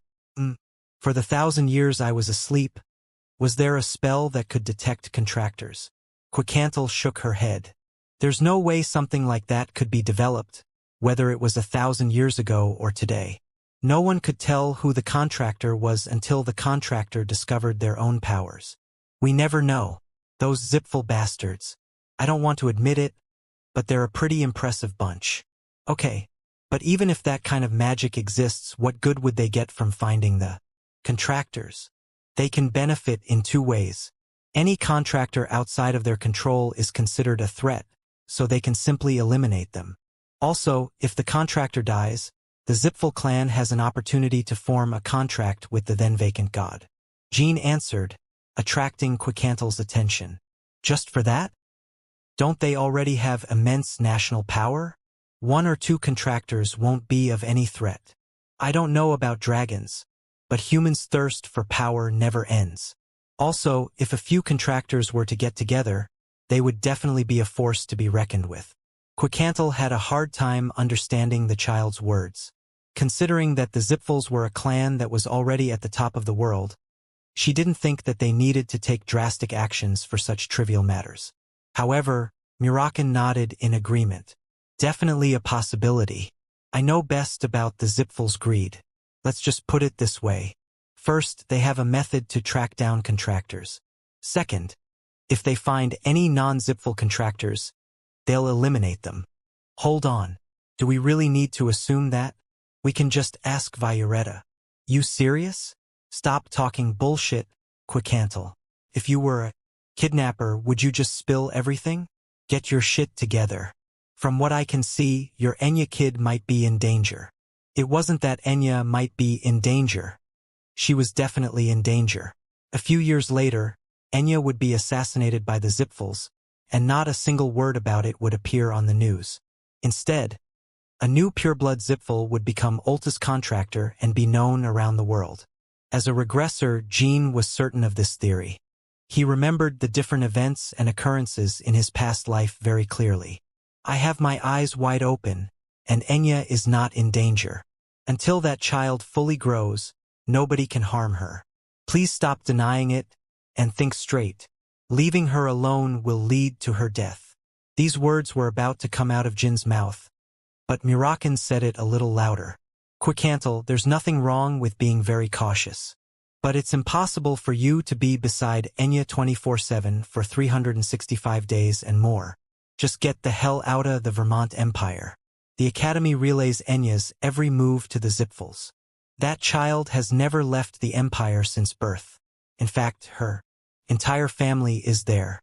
Are you telling me to change their life because of an unknown and uncertain threat? Life is only enjoyable if you're still breathing. Look, this is only a suggestion. The choice is yours anyways. Ms. Quicantel, please listen to what I have to say.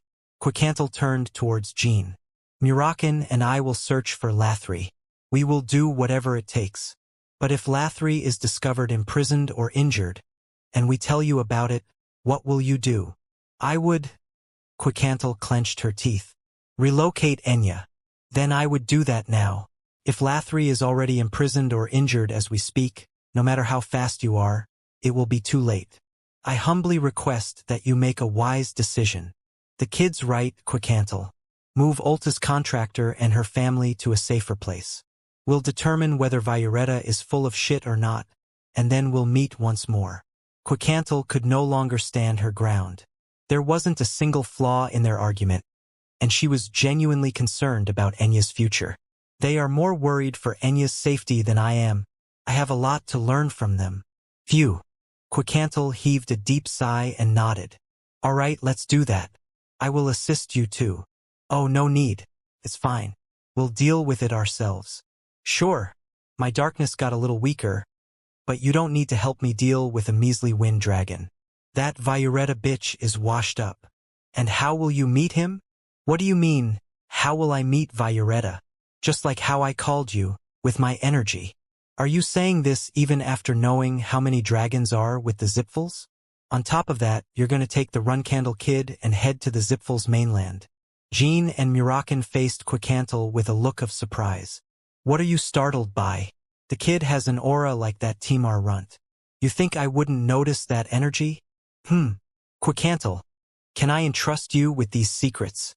I still hold Timar in high regard.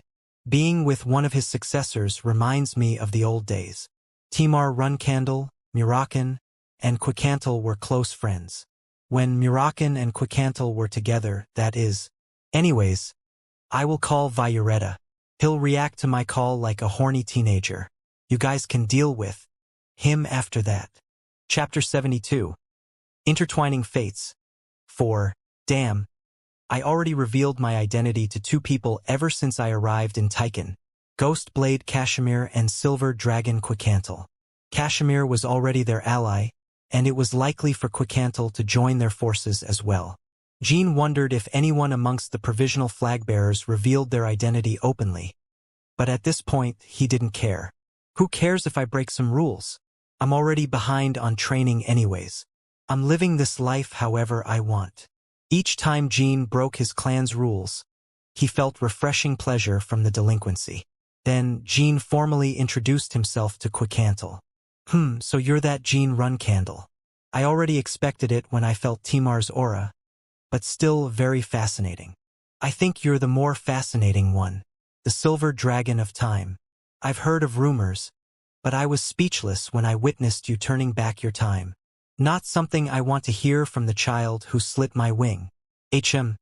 I'm saying that you're interesting because Enya often talked about you. Ulta's contractor spoke of me? Yes. Not so long ago, every single press in the world couldn't stop talking about your 5-star acquisition. Enya read about it and told me multiple times that, even though you're both 15, she admires you because you're very talented. Haha. There's nothing to admire. It's a little embarrassing since I've never even met her before. I'm sure she has incredible potential within her as a contractor. Yeah, Quicantle. Very awkward of you to put Jean on top of a pedestal. You gonna take responsibility for his heightened ego?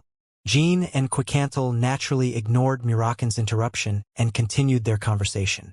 If that kid sees you, she would be very elated. Why don't you visit the Vermont Empire before you set out for Violetta? Quicantle said that it would take about a week to summon the Wind Dragon. It would have been great if they could immediately meet and beat Violetta. But the Wind Dragon was with the Zipful's second in command. Basically, not an entity that was easy to meet. Enya will also need time to get things sorted out, and it would be nice to have you explain to her why she must leave the Empire. Since you're the man of her dreams, maybe it'll be easier for her to understand. Jean nodded. Persuading Enya was an ulterior motive. After all, staying in the Vermont Empire to meet Violetta was convenient. The reason being the location of their rendezvous, the place they were standing on, the uninhabited island. At this location, even if a big fight broke out, no problems would arise from it. Just like how Jean and Murakan were not interrupted while fighting Quicantle. Then, Ms. Quicantle, where would be a good place to stay in the Empire? I believe that the capital is too crowded to maintain our secrecy. The Vermont Empire was not small like Akin. There were probably people who could recognize Jean in the streets. People like low-ranked nobles and the Dragon King Knights resided there. It would be too risky. Oh, you can stay at my place. We have a lot of empty rooms. Hey, wait, your house? It's okay if it's a small place, so just buy us a remote residence. I'll repay you later. Isn't it weird to share a roof when we, broke up? Stop acting hysterical, Murakan. I merely proposed this to help you with your little business. Huh? Hysterical? What about you? It would be great if we forget past events. Let's make sure to distinguish work and personal matters. Though it was baffling, there was no point in talking. Murakan quaked in frustration before letting out a sigh. Asterisk. Jean and Murakan had no choice but to hide in Quicantle's wings to sneak in since Murakan couldn't transform carelessly within the Empire. Quicantle's dwelling sat in the middle of a forest on the outskirts of the capital. It was a house she built when she became Enya's guardian dragon.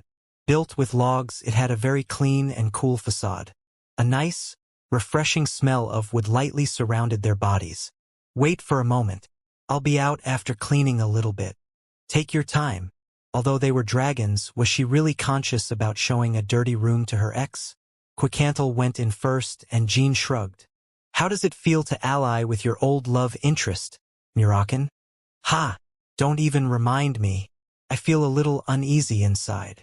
Murakin could not take his eyes off the log cabin. That bitch! She built the exact same house from 1,000 years ago. So this is why she wanted to bring us here. Yet, despite being faced with the house of their past, Murakin didn't feel his burnt-out love rekindle. His uneasiness stemmed from reminiscing about their nostalgic past. 1,000 years ago, partying all the time with Timar and Quicantal in a log cabin with the same design. One passed without leaving a grave, and the other became a past lover. As he remembered the good old days, bitterness filled his heart. You can come in now. As soon as he entered, Jean unintentionally smirked. This is clean? Quicantal seems to have an unexpectedly clumsy side to her. It looked like the room was hastily cleaned, but around the house, there were clothes and empty bottles lying on the floor. Anything to drink? Just some cold water, thank you. You, Murakin? Toss me a few bottles of wine. God damn it. This is why I didn't want to come here. You came here first and disturbed my peace. And I really don't have any other intentions, so if you really don't like it, then get the hell out. Whatever. Murakin murmured some complaints as he tossed himself on the living room sofa. Before Quicantal could bring over the water and wine to her guests, Murakin was suddenly sound asleep, snoring loudly. What the? Murakin? Asleep? How do you just sleep like that? Probably because of our fight. He was bitten all over, after all. I used a lot of spirit energy myself, which explains my exhaustion. Ah, I see. I didn't know because you seemed fine a moment ago. Pop. Quicantal popped the cork off the wine bottle that was originally for Murakin and poured some wine into her own glass. Jean Runcandle. Yes. I'm assisting you due to my allegiance with Timar as well as for Enya's safety, but the main reason is that sleeping bastard. I see. Jean didn't have anything to say. He could only imagine how deep her lingering feelings were for Murakin. But the words that followed were completely different. That fool doesn't really know how weak he has become. When he was in his prime, Murakin was the strongest of the strongest. Even the fire dragons, who were born for combat, tried to avoid him at all costs. In fact, other dragons had subservient relationships with their gods. But Murakin had an equal relationship with Sodaret, hence he was special. Unfortunately, this was no longer the case. Thanks to Jean, Murakin was recovering some of his spiritual energy, but he was still incomparably weaker than his past self. Currently, Murakin can't fight Violetta. With respect to his pride, I didn't mention it a moment ago. But when the time comes for them to fight, I will fight in lieu of him. Is Violetta that strong? Kind of, but it's more because Murakin is significantly weaker. My murderous rampage earlier would simply be a child's tantrum for the Murakin from 1,000 years ago. Quicantal drained her goblet into her mouth. She looked discontent as she poured herself another. I'm saying this so you'd know. If I told this to Murakin, he would strongly deny my help. Jean calmly nodded. She was crazy at first sight, but it's relieving to see this side of her. Zzzzzzzzzzzzz. Zzzzzzzzzzzzz. Murakin's snoring echoed throughout the room. Jean Runcandle. What will you do after you confirm whether or not Violetta kidnapped Lathri? If I help you capture or kill Violetta, the Zipfuls will take action. Well, I am a Runcandle. Having disputes with the Zipfuls is pretty natural. An interesting response. I can assume you didn't think this through yet. Not that I've never thought about it. However, I don't have anything fully planned, so you're not wrong. Either way, the first thing to do is to save AZ Mills contractor. It seems you are very close to AZ Mills contractor. Not really. We only met 2 days ago. Quicantal's eyes widened. What? I mean, I can't just watch a kid shrivel up and die. AZ Mills contractor is a child named Yuria, and she's only 5 years old. So for a child you only met 2 days ago, you're planning to risk your life and fight Violetta? And as a provisional flag-bearer, rouse the entire Zipful clan. Something like that. Haha, truly the return of Timar. Each action and intent of yours is analogous to his fervor. Very interesting. I've noticed it earlier, but it seems you were very close to the first patriarch. Close is an understatement. Timar was a friend I would have given up everything for. Together with Murakan, we had a hell of a time in the past. Then why did Murakan go into a 1,000-year slumber after losing to the first patriarch? A question Jean often pondered about. He asked Murakan a few times, but he never heard a real answer from him. It'll be better if you heard directly from Murakan. He'll tell you when the time comes. It must be a meaningful story. Jean understood the situation and simply nodded. There was no reason to hear the story as of this moment. Naturally, silence ensued. Soon after, footsteps could be heard from outside the cabin. Creak. The front door opened, and a girl peered inside. Ms. Quicantle, I'm home? Who might these men be? It was Enya who immediately bowed to Jean. She didn't know who he was, but she had a hunch that he was someone important. Come sit here, Enya. This is Jean Runcandle, and that sleeping scoundrel is a dragon. An old friend. Ah yes, Mr. Jean Runcandle. It is nice to me. Jean Runcandle? Enya's eyes grew and ran up to Jean. Her face flushed red. I'm a big fan. Lord Jean, it is an honor to be in your presence. Quicantle smacked her forehead, and Jean could only offer an awkward smile. Enya, how about we maintain your dignity as a contractor? Oopsie. My apologies, Ms. Quicantle. But it's Lord Jean. Is he the real Jean Runcandle? Oh heavens, my goodness. Oh God. Lord Jean is in front of my eyes. Aya. Enya's dream came true in the presence of Jean. Chapter 73. Intertwining Fates. 5. Huhuea. Excited out of her mind, Enya bellowed and beat her chest like a beastly primate. Her uproar surprised Jean, making him step backwards. The girl's guardian dragon sighed. Snatch! Enya grabbed Jin's 2 hands and bowed. With her head inches away from hitting the ground, it looked like prostration. It's a great pleasure to meet you, Lord Jean. I'm Enya. Oh, nice to meet you too, Enya. Kai-ah. Seriously. Jean had never seen a situation like this in his entire life.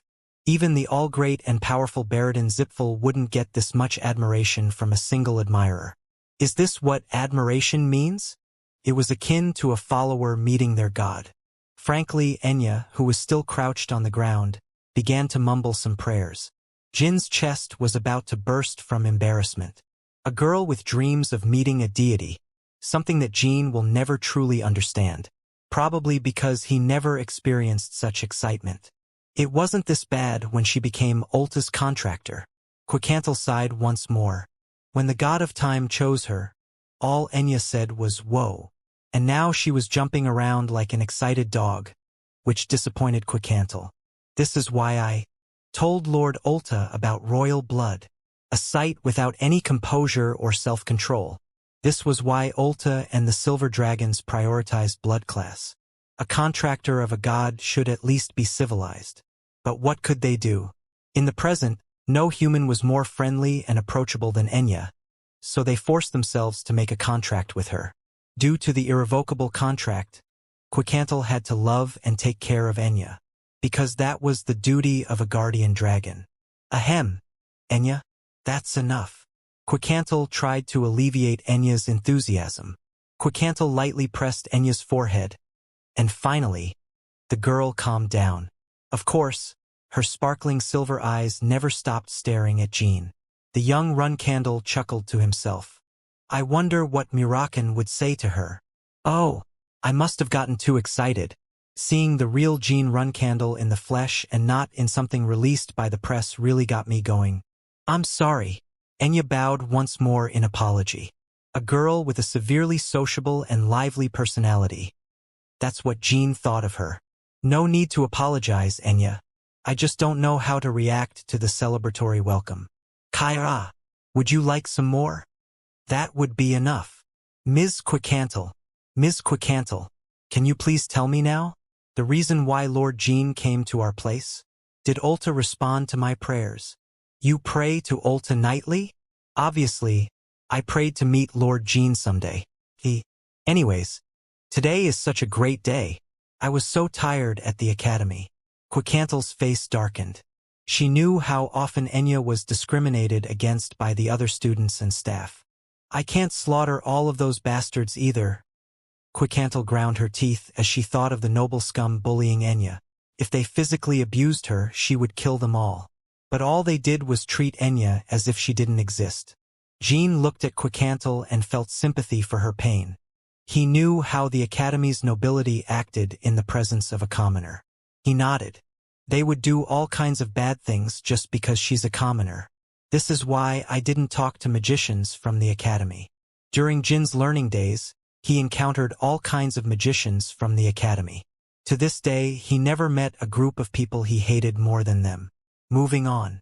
It was time to pull Enya out of the discriminatory shithole.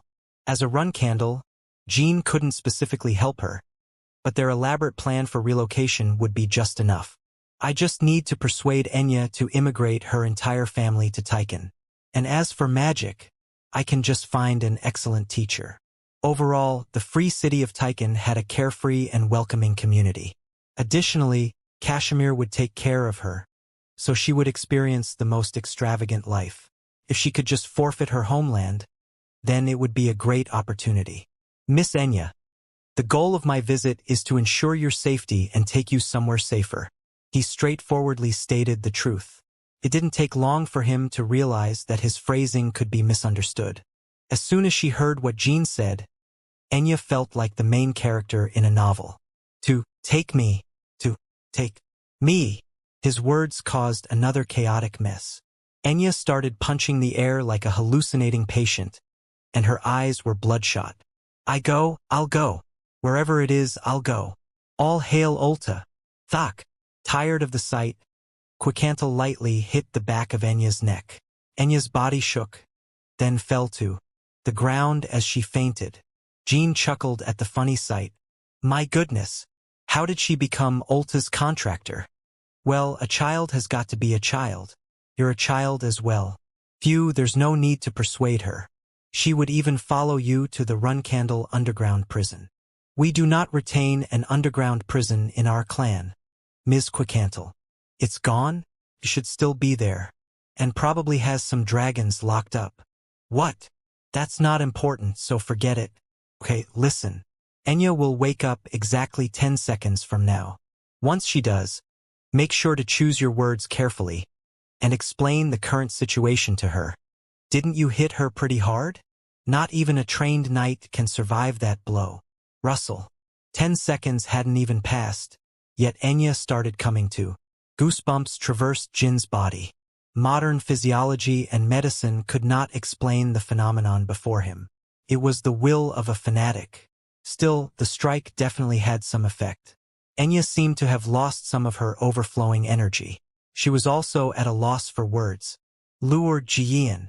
Miss Enya, I will slowly explain the current situation. Enya nodded.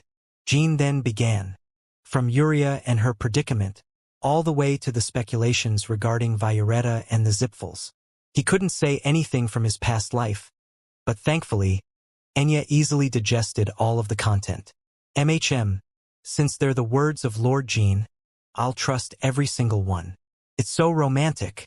Dragons, conflict, adventure, a boy and a girl, and Lord Jean, something like that. I'm fine as long as it's for the benefit of me. Anyways, I must leave the Vermont Empire with my family and head to Tychon. Exactly. And when should we leave? The sooner the better. Ms. Quickhantle and I have some business in the Empire, so it's a good idea for you to leave first. Officially leaving the Academy and clearing out the area was not a good idea. The Vermont Imperial family will not let Ulta's contractor go so easily, and the moment they notice her intention to leave, they will chain her down at all costs, whether it be by capturing her family as hostage or using drugs to prevent her from leaving. The Vermont Special Forces would also be assigned to monitor them. Before that happens, secretly leaving was the most optimal choice. There would be a search and chase, but it would start in the Lutero Magic Federation instead of Tychon. Though it doesn't mean there's no danger at all. It depends how much the Vermont Imperial family cares about Ulta's contractor. As Jean saw it, the Vermont Imperial family didn't really care about Enya. If they did care, then Enya wouldn't be wearing ragged clothes. Either they're being cautious of the Zipfels or they can't give her special care because the world simply doesn't know about her yet. She isn't even being escorted by anyone. If the problem was the latter, then she would at least have some bodyguards around her at all times.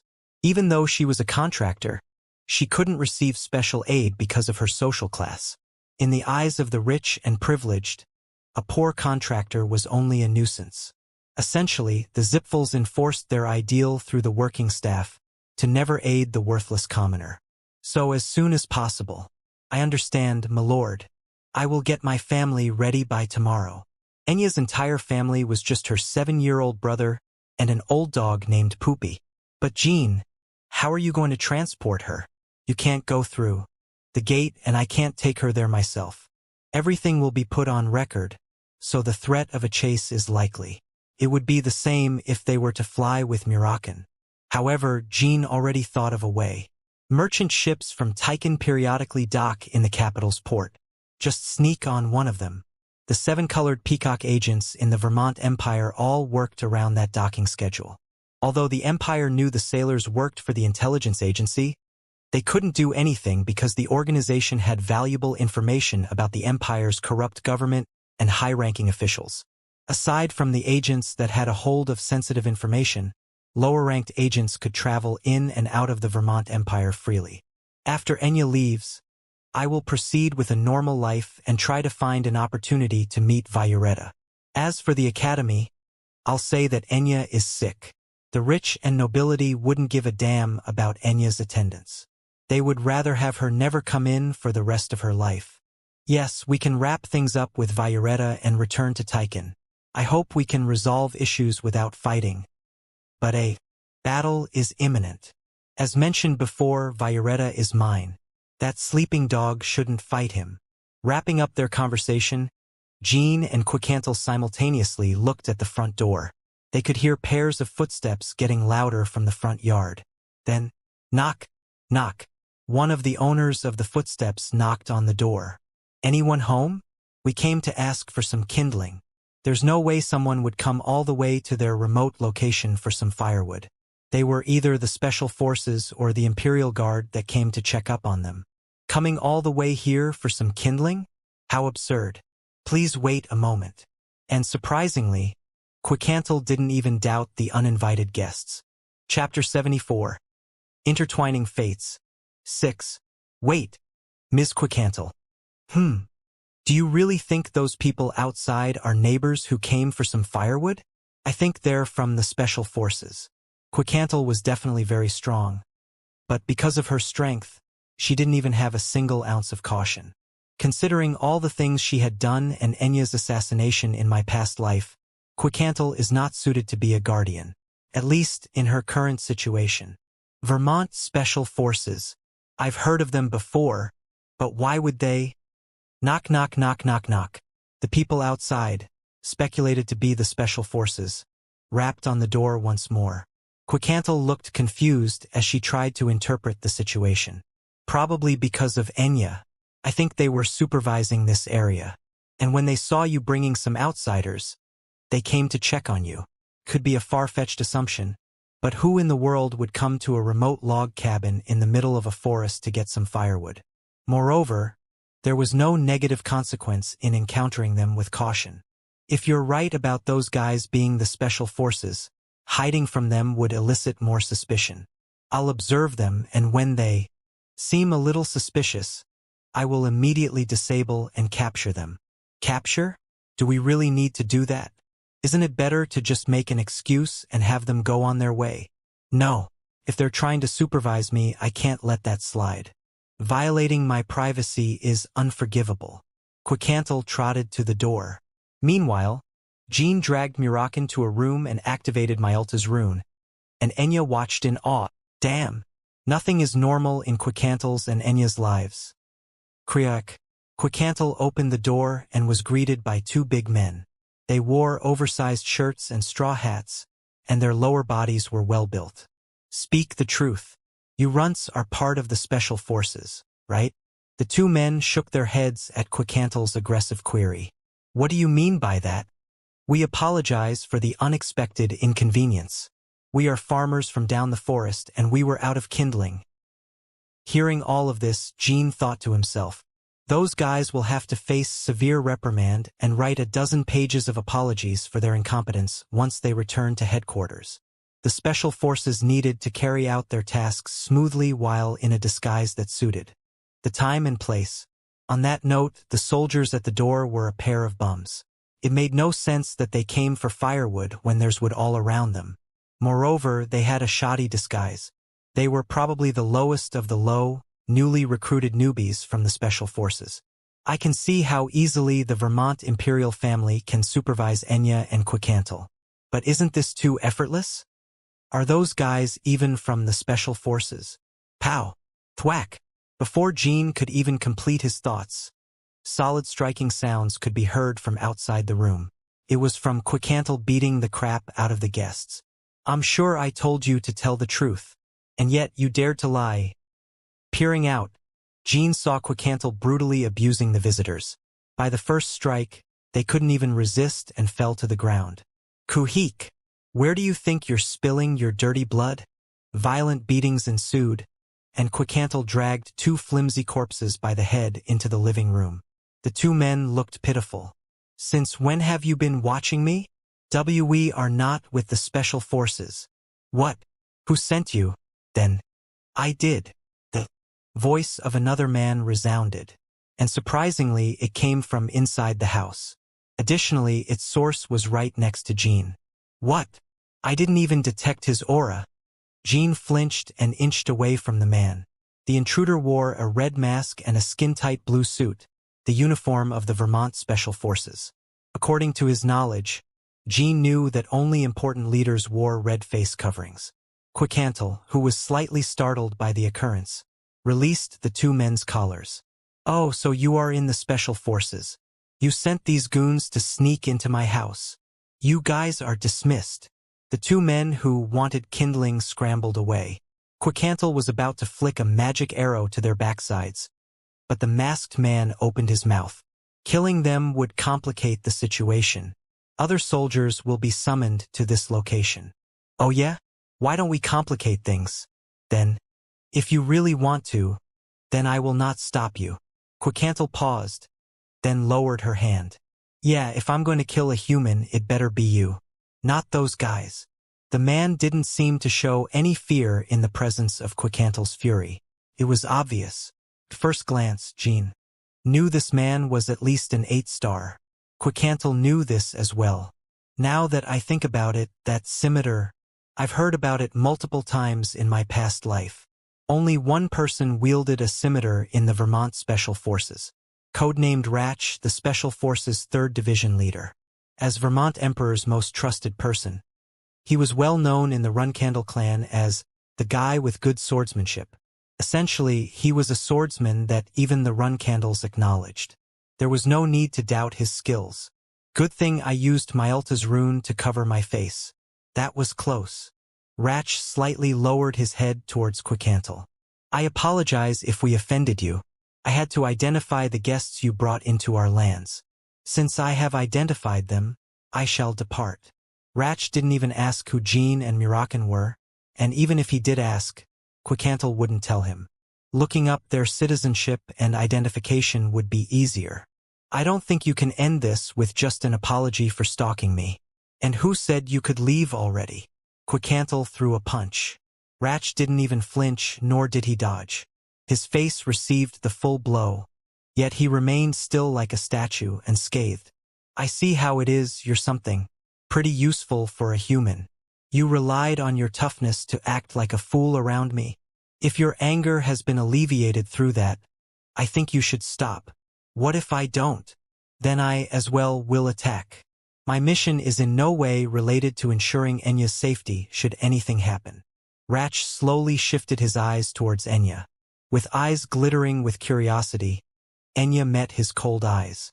The man's frigid glare froze her in place. It was a threat.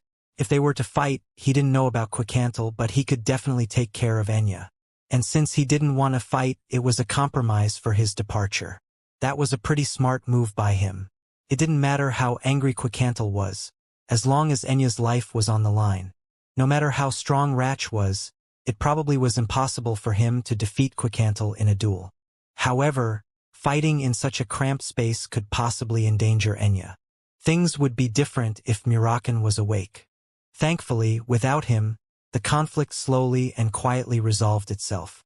All right then, I will see you next time. Ratch walked past Quicantle and through the doorway. The moment he stepped outside, he vanished. That piece of... Quicantle threw a tantrum. Aside from the fact that she had been stalked by the Vermont imperial family, she also felt like she had been played. I'm a dumbass for keeping Enya in this hellhole. Quicantle sighed. Jean Runcandle, if I hadn't met you and Murakan, I can't imagine the horrible fate that Enya would have faced. Not just Enya. They were watching me too. Enya remained shocked. Eyes widened and face frozen. Tish, that person, W, was very scary. Receiving a look filled with murderous intent from an 8-star knight was a different level from the bullying she received at the Magic Academy. My brother. I must go get my brother. Lord Jean, let's leave now. Please go with Ms. Quicantle. You should board the Tychon merchant ship first thing tomorrow morning. Her luggage was a small bundle of items. No different than the items in her school bag, it was all of the things she needed to leave the Vermont Empire. With the bundle on her back, she tightly held her brother, Pinty, by the hand and tucked her dog to her chest with the other. Her eyes were filled with fear. Milord? Are we really not going to get caught? I was super scared after seeing that man that I couldn't even sleep. All Jean could do was offer her some words of relief. Even if we get caught, I will promise that you and your family will be safe. Trust me. Either way, getting out of here as soon as possible would be our safest bet. Still, Jean safely assumed that the Vermont Special Forces didn't monitor Enya in close quarters. Despite Quicantle's carelessness, it wasn't enough to miss stalkers within her vicinity. Before Ratch came in, even Murakan didn't detect anything. We were probably found out when we flew through the Empire's barrier while on Ms. Quicantle's back. And it's likely that the Vermont Special Forces were dispatched afterwards. Additionally, with yesterday's incident, the Vermont Imperial family probably knows that Quicantle was pissed.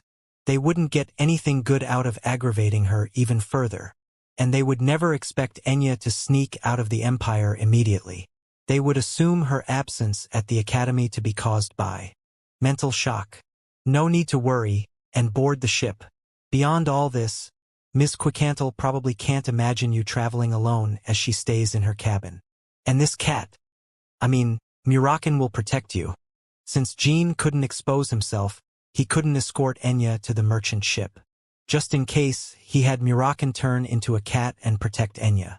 If the Special Forces were to notice Enya's escape, Murakan could stop their attacks. The main street led straight to the port anyways, so Jean was sure that being spotted would be unlikely. In a street filled with thousands of people, pinpointing Enya's family's exact location would be impossible without closely stalking her. Milord, don't worry.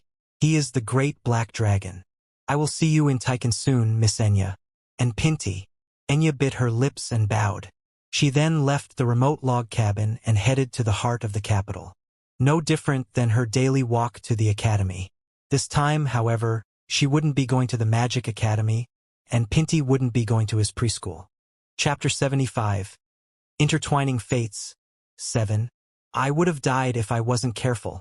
Ratch, who escaped the remote log cabin, felt relief despite only showing a straight face. His demeanor was born from hours and hours of strict facial expression and emotion suppression training necessary to become a Vermont Special Forces Division leader. Quicantle probably displayed inconceivable power to him, but he didn't really feel fear. After all, to the Vermont Special Forces, death was considered only a small inconvenience when it came to executing missions. But who were those two guys in the house? The man with long hair was probably Quicantle's lover, and the boy with the strange artifact covering his face. Maybe she's hiding her children. He would have never imagined that they were Jean Runcandle and Merkin, the black dragon who woke from a 1,000-year slumber.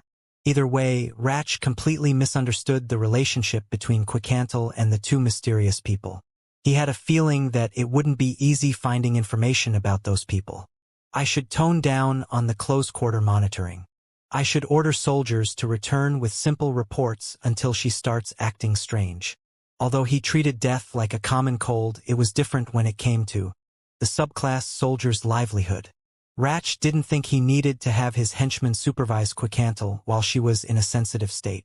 Thanks to the division leader's decision to take caution, Enya and her family were able to safely board the Tychan merchant ship, and the Vermont Imperial family did not notice that Olta's contractor was missing, at least, until Quicantle left to meet Violetta. ****** A week later, mid-July of 1795. Just as Jean expected, there weren't any spies monitoring Enya and Quicantle's location around the cabin at all times. During that time, Jean and Murakin never left the house. Once a day, only Quicantle left for the city to get food and drinks. During their stay, Jean received a message that Enya safely arrived in Tychan and was receiving protection under Kashmir. Well, I already knew they'd be safe, but receiving a personal letter from Enya is more reassuring. We can definitely meet Violetta with a lighter burden. Quicantle had already contacted the Wind Dragon. She requested a rendezvous to discuss Enya. Violetta quickly accepted the request, and the promised date was tomorrow night. You think Violetta will come alone? Kid, between dragons, etiquette is very important. Quicantle called to just meet, so bringing a line of Zipful magicians would be unacceptable. Even if you call them for a fight, they'll come alone, without reinforcements. Oh, so that's why you went to the Vermont Empire's ocean territory with such bravado. Of course, there's nothing that could stop the great Murakin. Sure, buddy. Remember when you almost died to me when you came here? If it weren't for Jean, you would have been sinking to the depths of the cold ocean right now. I was going easy on you, Quicantle. Do I need to beat some more sense into you? What? While the two dragons growled at each other, arguing that one's strength is more superior than the other's, Jean was deeply entrenched in his thoughts. So he's saying the dragons come alone whenever they're summoned because of etiquette. But we're a group of 3 going to meet Violetta. Well, who really cares? Jean shrugged it off and went to separate the two whose fighting easily became a routine sight for the young Runcandle. Yeah. No more, you guys. You'll end up fighting before we even meet Violetta tomorrow. I think we should plan more thoroughly about what we should do once we meet him. What do you mean, what we should do? We just tell him that we called to find out about the whereabouts of Lathri, not to talk about Enya. And if he's bullshitting about teaching them draconic magic, then we just beat him up. I concur. Since Enya isn't here, I can act as aggressively as I want. Yes, it all sounds good. I just wanted to ask because Violetta wouldn't answer so easily. And if a battle breaks out, even if we win, we will need to face the Zipful's wrath. I think we should at least consider the consequences of our actions. Jean firmly stated this in a serious tone. I already predicted that intervening with the Zipfuls in order to save Uria's guardian dragon would cause some problems, but not this much. Fighting with Violetta meant turning the entirety of the Zipful clan into their enemy. And, as of the moment, Jean did not have the forces to fight them. Even if he called his latest ally's army, Kashimir's regiment of Tychan, they wouldn't stand a chance. As a matter of fact, rescuing Lathri wasn't that beneficial in many ways. In exchange for allying with Kashimir, A.Z. Mills' contractor, and the 7-colored peacock, Jean would be turning the Zipfuls against himself.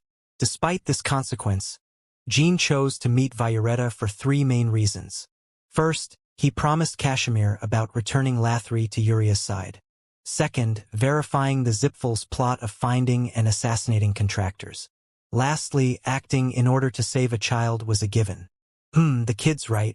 Though I'm not really scared of their retaliation, it's still something to think about.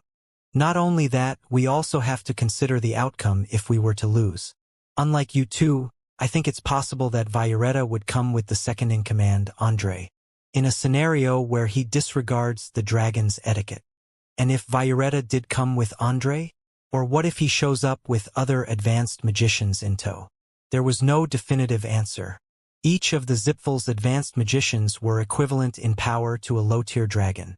Of course, Jean already had a last resort planned, but he wanted to hear Quicantel's opinion. Don't worry about that. If Violetta brings other goons to the rendezvous point and they try to attack me, I will summon the Vermont Imperial Family's dragons as reinforcement. That's a great plan. Even if we don't find out more about the kidnappings, in the event that Violetta refuses to cooperate, we have a good reason to call reinforcements. Exactly. And when I take care of Violetta, if we have the Imperial family's dragons on our side, then the Zipfuls can't really take action. The Zipful clan and Vermont Imperial family have some complicated political ties, after all. The Vermont Imperial family was the balancing weight between the Zipful clan and Runcandle clan. Whichever direction the Vermont Imperial family were to stick to, the balance between the two strongest clans would break. Therefore, Quicantel could destroy Violetta, and the Zipfuls would still be unable to do anything. If the Zipfuls made the Vermont Imperial family turn against them, then the Runcandles would take the free benefit. It would be a very satisfactory response. This way, no matter what they did, they would not be targeted by the Zipfuls. Sounds good. Then tomorrow we will entrust the job to you. In the meantime, Murakan and I will be hiding nearby. Huh? Kid? What do you mean by that? It means we'll be backup. If Violetta comes alone, Miss Quicantel will fight him by herself. Nothing good will come out from us selling our faces to the Zipfuls. Quicantel smiled at Jin's response in satisfaction. Yeah, Murakan, it would be best if you don't come out at all. I will be fighting, so all you need to do is watch. Her words were lined with a teasing undertone, but Quicantel was genuinely concerned about Murakan. She firmly believed that he stood no chance against Violetta in his current state. Damn it. I understand that I got a little weaker, but I don't want any sympathy from my ex. Who's sympathizing? Shut your idiotic self up and help me out if I ever get in trouble. But of course, that would never happen. Asterisk, asterisk, asterisk, nothing would have happened if Violetta came alone because, amongst all of the active dragons out there, Quicantel was one of the strongest dragons. However, as Jean predicted, Violetta brought along a person. And it was the Zipful's second-in-command, Andre Zipful. Standing in the middle of the island, Quicantel glared at Violetta. Jean and Murakan were hiding, watching the tense scene. They already filled the forest with spiritual energy, so their presence was concealed. Ho ho hum. It is this old man's first time meeting the Silver Dragon of Time.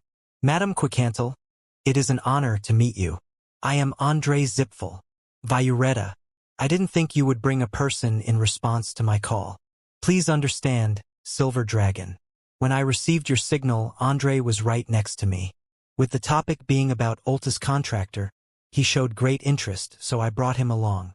Quicantel expressed severe disappointment, and Andre chuckled, messing up his first impression even further. Violetta, you have been very disrespectful ever since you started asking me to introduce Enya.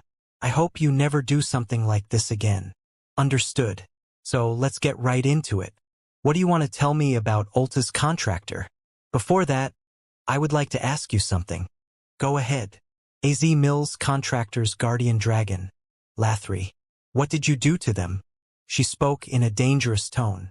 Violetta chuckled for a bit in return, then held a straight face. Damn, I got baited. You called to talk about Lathri, not Ulta's contractor. I knew something was up. Violetta's head shook as he spoke. Answer my question, Violetta. 1 year ago, you took Lathri to teach them some draconic magic. I saw with my own 2 eyes, and to this day, AZ Mills Contractor failed to locate their guardian dragon. I don't know how to answer you without leaving you unsatisfied. Chem Lathri is fine. I would have never known you'd have a connection with AZ Mills Contractor. Were you asked to find Lathri? Exactly. Now, if that made sense, return Lathri now. AZ Mills Contractor is searching intently. Whoosh whoosh. Whirlwinds suddenly manifested, surrounding the island. It was a cyclone caused by Violetta's wind ability. Violetta, it seems you've gone crazy. You are under the Zipfuls indeed. But to a point where you kidnap your own kind? And a youngling at that? Based on your actions, Just tell me that you want to fight. You know too much about our business. I will say this now. Hand over Enya, and we will spare you. Quicantle smirked. Oh yeah? Perfect. I wasn't going to spare you anyway, no matter what you chose to do. Chapter 76. A replica that shouldn't exist. 1. These crazy fuckers.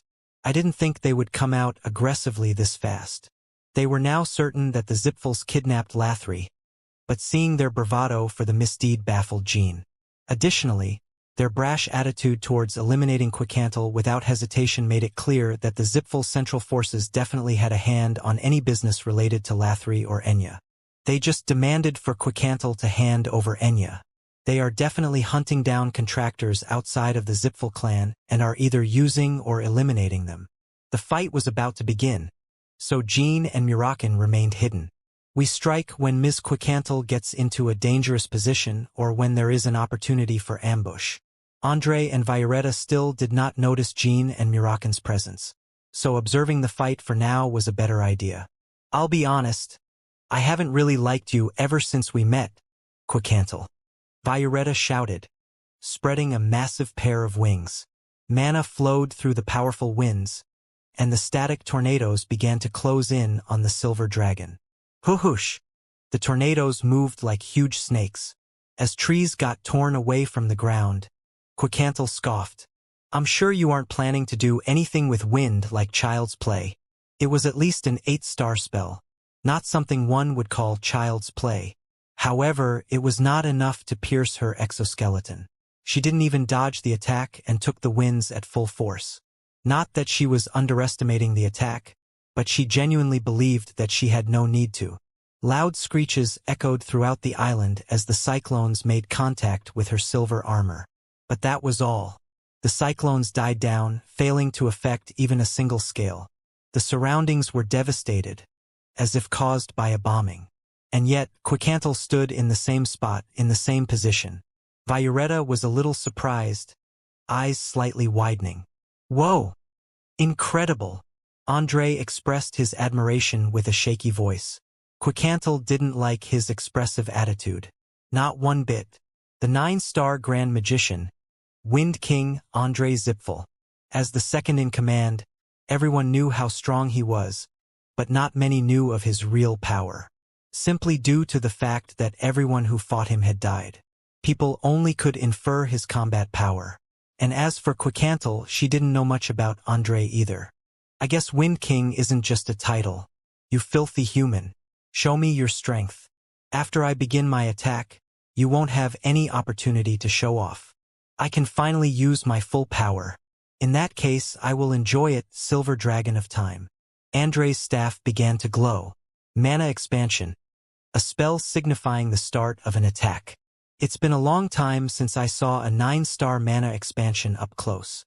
In an instant, about 500 meters around them, the blue mana dyed their surroundings.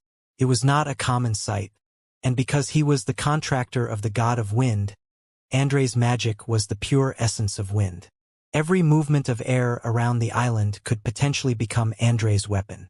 Wind was invisible, although the artificial compression and movement of wind was visible as it ripped through space. Wind, at its purest, had no form.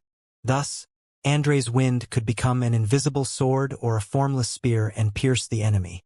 The space around the Grand Magician began to morph with the flow of wind. No one knew what would come out of the bending space. If I had one thing to say, Andre smirked and extended his finger towards Quicantle. I am especially strong against dragons, so please be careful. Hiss from Andre's finger. Wind in the form of a spike flew out. Quicantle sensed the danger and spread her wings. She planned on flying upwards, dodging the attack and shooting her breath to counter him. But there was a reason Andre mentioned his strength against dragons. My flight has been disabled? No matter how much she flapped her gigantic wings, no wind occurred. In fact, her wings felt heavier, as if she were swimming in water. A technique that only Meltzier's contractor could use, windless domain. Inside the mana expansion, there was nothing that could fly without Andre's permission. And losing the ability to fly was a great loss to a dragon's combat power. Crackle! Andre's wind spikes hit Quickantle's chest. Some scales broke off and fell to the ground. Simultaneously, Violetta flew to the sky. These bastards! You are definitely strong, but you were too careless. Violetta's breath flew at many angles. Quickanttle conjured a force field with her mana, but Andre cast another spell. This time, it wasn't an inherited spell from Meltsier. Instead, it was the Zipful's lightning-attributed spell, Lightning Storm. Blue chains crackled and gathered in Andre's palm as his feet started lifting off the ground. Just because he was Meltsier's contractor didn't mean that he was limited to wind-attributed spells. Even Jean used spells of multiple attributes freely while using spiritual energy. This can be lethal. That cursed human. Unable to attack, Quickanttle felt as if she was being pushed into a corner. Do we go now? Jean exchanged looks with Murakin, and the black dragon shook his head. Quickanttle was indeed acting cocky, but those guys are also underestimating her. Let's watch for a little longer. If we go now, then her pride is gonna get hurt. As Murakin finished speaking, Andre also finished casting his spell. Violent chains of electricity charged towards Quickanttle. Hundreds of sparks and crackles of electricity, enough to blind a man, mixed with Quickantle's breath. Although they were pretty far away, Jean felt shocks throughout his body despite protecting himself with spiritual energy. Power definitely worthy of being the Zipful clan's second-in-command. However, despite its uncontested strength, the spell didn't hit its target and was rendered useless. Quickanttle activated her temporal powers and froze Andre's spell. As the Grand Magician ruled the wind as Meltsier's contractor, Quickanttle ruled time as one of Ulta's dragons. That was a pretty neat trick. More and more crackling bolts of lightning froze in front of Quickanttle. Before them was an even match between two God-given powers. Andre lowered his staff and lowered to the ground. Strangely, avarice flickered in his eyes. A very coveted power. Seeing it with my own eyes, I can feel the blood vessels twitching inside my aged body. Quickanttle remained silent and stepped away from the frozen bolts of lightning. I guess it's my turn now. It may still be a situation where her ability to fly was incapacitated, but Quickanttle was confident that she could still rule the skies. If you won't let me fly, then I will not let you move a single finger. Screech-each. A sharp sound echoed, and waves of energy emerged from Quickantle's forehead.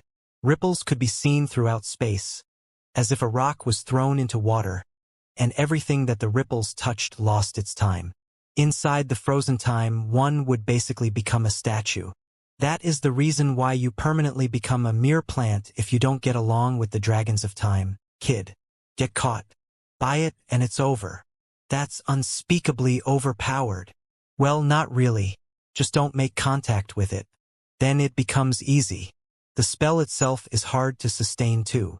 As it was Violetta's and Andre's first time fighting a dragon of time, they dodged the pulses by instinct, but they forgot one crucial fact. If any part of the body gets caught, whether it was the tip of the toe or a strand of hair, then the entire body will freeze. Andre easily dodged with his small and nimble body, but that was not the case for Violetta. Thump! Quickanttle blasted off the ground with her feet and charged at the wind dragon who was frozen still. Violetta! When she got close enough, she released the time prison and ripped Violetta's throat apart with her jaws. Screeching, Violetta fell with Quickanttle. Boom! From Violetta's long neck spilled thick rivers of blood. With his neck in her jaws, Quickanttle stood like a beast that caught its prey. Every time the wind dragon moved, green scales, blood, and flesh splattered everywhere. Andre was furious, but he couldn't do anything. Any move he made could kill Violetta. In fact, if he tried to approach them, then Quickanttle could recast her ultimate spell. Cook! Tastes like garbage. You said I'm cocky? Say that shit again. Chomp! Quickanttle bit off a chunk of Violetta's flesh and taunted her enemies. From Violetta's wound, the white of bone was visible, and the wounded dragon floundered to escape. Reactivating her ability, Quickanttle froze Violetta once more. The silver dragon made an unbearable sight as she repeated the same process. Her brutal attacks instinctively made the spectators squint their eyes. Wow, I'm getting goosebumps. I also suffered from that attack before. From Ms. Quicantle? Yeah. We fought a lot while we were in a relationship. 2 more times and Violetta would be decapitated. The wind dragon's consciousness was already gone. And even when his time wasn't frozen, his massive body only flinched a little. Stop, Silver Dragon. Shut the fuck up and watch, Zipful Magician. You're next in line. And you're at a loss for words? Maybe you're scared of your impending doom. Despite her threatening words, Quicantle was also very exhausted at that point. If she could infinitely use her temporal abilities, then the world's strongest being would not be Siren Runcandle. I was able to claim victory due to Violetta's carelessness. I'll kill this bastard. As for the magician, I'll get help from Jean and Murakin. Because she abused her ability, Quicantle's mana had depleted. Huff puff, breathing heavily, Quicantle was about to cut off Violetta's airway. Yet, with a firm resolve, Andre walked towards the 2 dragons. You have gone too far. Look who's talking. That is only for the stronger one to say, Silver Dragon. You were born as a Silver Dragon of time, declaring yourself and your god as strong. All this time, you probably thought of yourselves as rulers of the world. But that's a delusion. Everything will fall under the Zipful's flag, all humans and gods. Andre lowered his staff and pulled out something from his robe. In his hand was an orb emitting an ominous black glow. The moment Murakin saw this, he exclaimed, "The Orb of Origin! No way!" He transformed into his true form, and his torso broke through the spiritual energy, revealing a massive shadow onto the ground. Escape! Quicantle. Chapter 77. A replica that shouldn't exist. 2. Oh, I see there were more guests. Andre cracked a big grin. Goosebumps covered Quicantle as she saw the hysterical smile, backing off after hearing Murakin's warning. They felt an ineffably ominous energy flowing throughout Andre's mysterious orb. And Quicantle's instincts were not wrong. Not long after, a long entity emerged from the orb, making a screeching sound that ripped their eardrums. A face? From what Murakin called the Orb of Origin came a huge, black entity that resembled a face. However, its eye sockets were empty, and with part of the face being disfigured, the exact facial features were indistinguishable. As soon as the face formed, the black entity's long neck extended, and the figure moved to bite Quicantle's throat. In a split second, it munched on thin air. Had she ignored Murakin's call, she would not have evaded death. I wanted to use you as a test subject, but that's too bad. Since you saw this face, don't expect to get any time to rest. Then Andre turned to Murakin. A black dragon, I see. I only know of 2 black dragons alive in this world. And since you aren't a female, you must be the Runcandle clan's Murakin. Seems you have awoken from your slumber? Then, the boy next to you. Jean was covering his face with Myalta's rune, but Andre knew who he was. Must be Soderet's contractor. Certainly, Jean Runcandle. You're the only Runcandle provisional flag-bearer in this area. Am I wrong? Andre's eyes overflowed with avarice. He originally only wanted to consume Ulta's contractor. However, the possibility of making 2 great catches filled him with greed. Instead of answering the Grand Magician, Jean just glared at Andre. Quicantle remained cautious despite the battle being in temporary armistice. During that time, Murakin could not stop looking at the orb in Andre's hand and the face that stemmed from it. It's similar to the Orb of Origin, but it's a little different. The gods already disposed of it, so there's no way for a human to possess such an object. Could only mean that the orb in the Grand Magician's hand was a replica. But how? Questioning the situation, Murakin thought deeply. The Orb of Origin is a sacred object that contained the power of all gods, and it was a kind of safety mechanism. It prevents the gods' creations from attacking the gods, and the gods themselves from attacking other gods. Essentially, it was an object that prevented the end of the world. However, the gods found out that the Orb of Origin possessed powers exceeding the threat of possible war. They evaluated it to be enough to obliterate the entire world. So, as humankind began to prosper, the orb was destroyed. Last time, it was the cemetery giants. Now, it's a replica of the orb of origin. What the hell is happening? Although it was merely a replica, the orb in Andre's hand possessed disgusting amounts of power. The face approached Vioretta's corpse and whispered a chant. Soon after, black smoke emerged from the wind dragon's wound, and it began to heal. However, it wasn't a normal regeneration. Instead of green skin and emerald scales, the missing flesh was filled up with the same dark energy as that from the orb. I shouldn't have held back. I apologize for your loss, my old friend, Violetta. It didn't even take 10 seconds for the exposed white bones to be covered by the newly grown flesh, skin, and scales. Violetta slowly raised his body. The ground below him still had lakes of blood and remnants of his flesh and scales, but the wind dragon seemed unaffected, besides the massive black blotch on one side of his neck. The sight startled Jean. Even Quicantle, who regenerated a severed wing, slowly stepped backwards, and Murakin gritted his teeth. The wind dragon's corpse was resurrected. Occurrences such as this would still be impossible even with the help of the god of healing. But it happened right in front of their eyes. We gotta get serious, kiddo. Murakin, I will call the dragons of the Vermont Imperial family. Until then, buy me some tea. I can't let you do that. Fwit. Instantaneously, Andre disappeared and reappeared behind Quicantle. The face from the orb of origin replica opened its jaws. Chomp!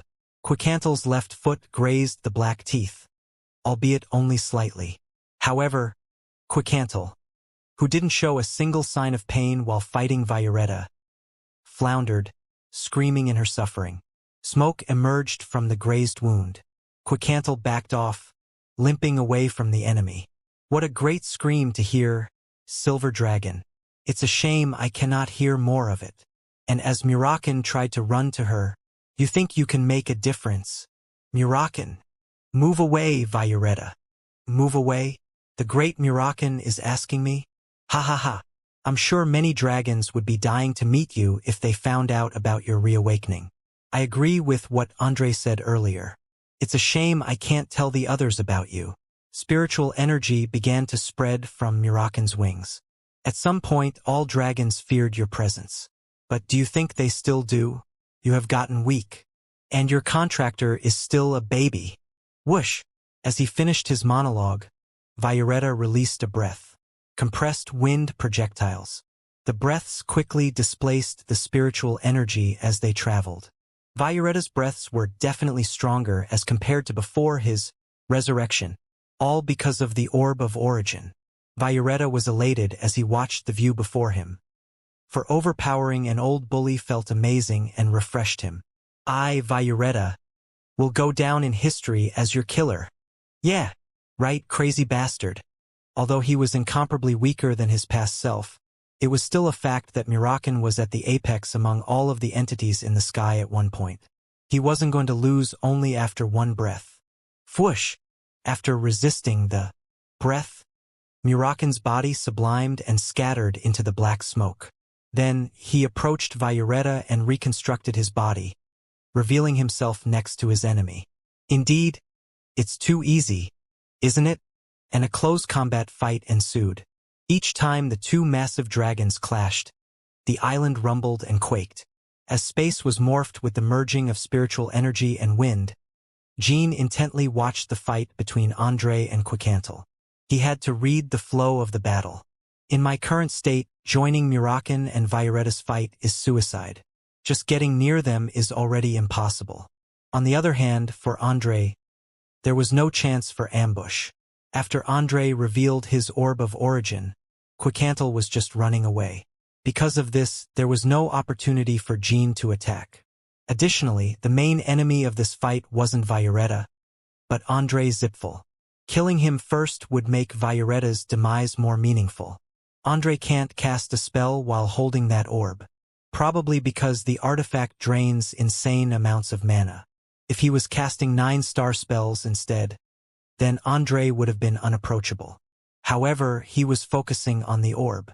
Occasionally, he would cast a short teleportation spell to catch up to Quicantle, yet that was all.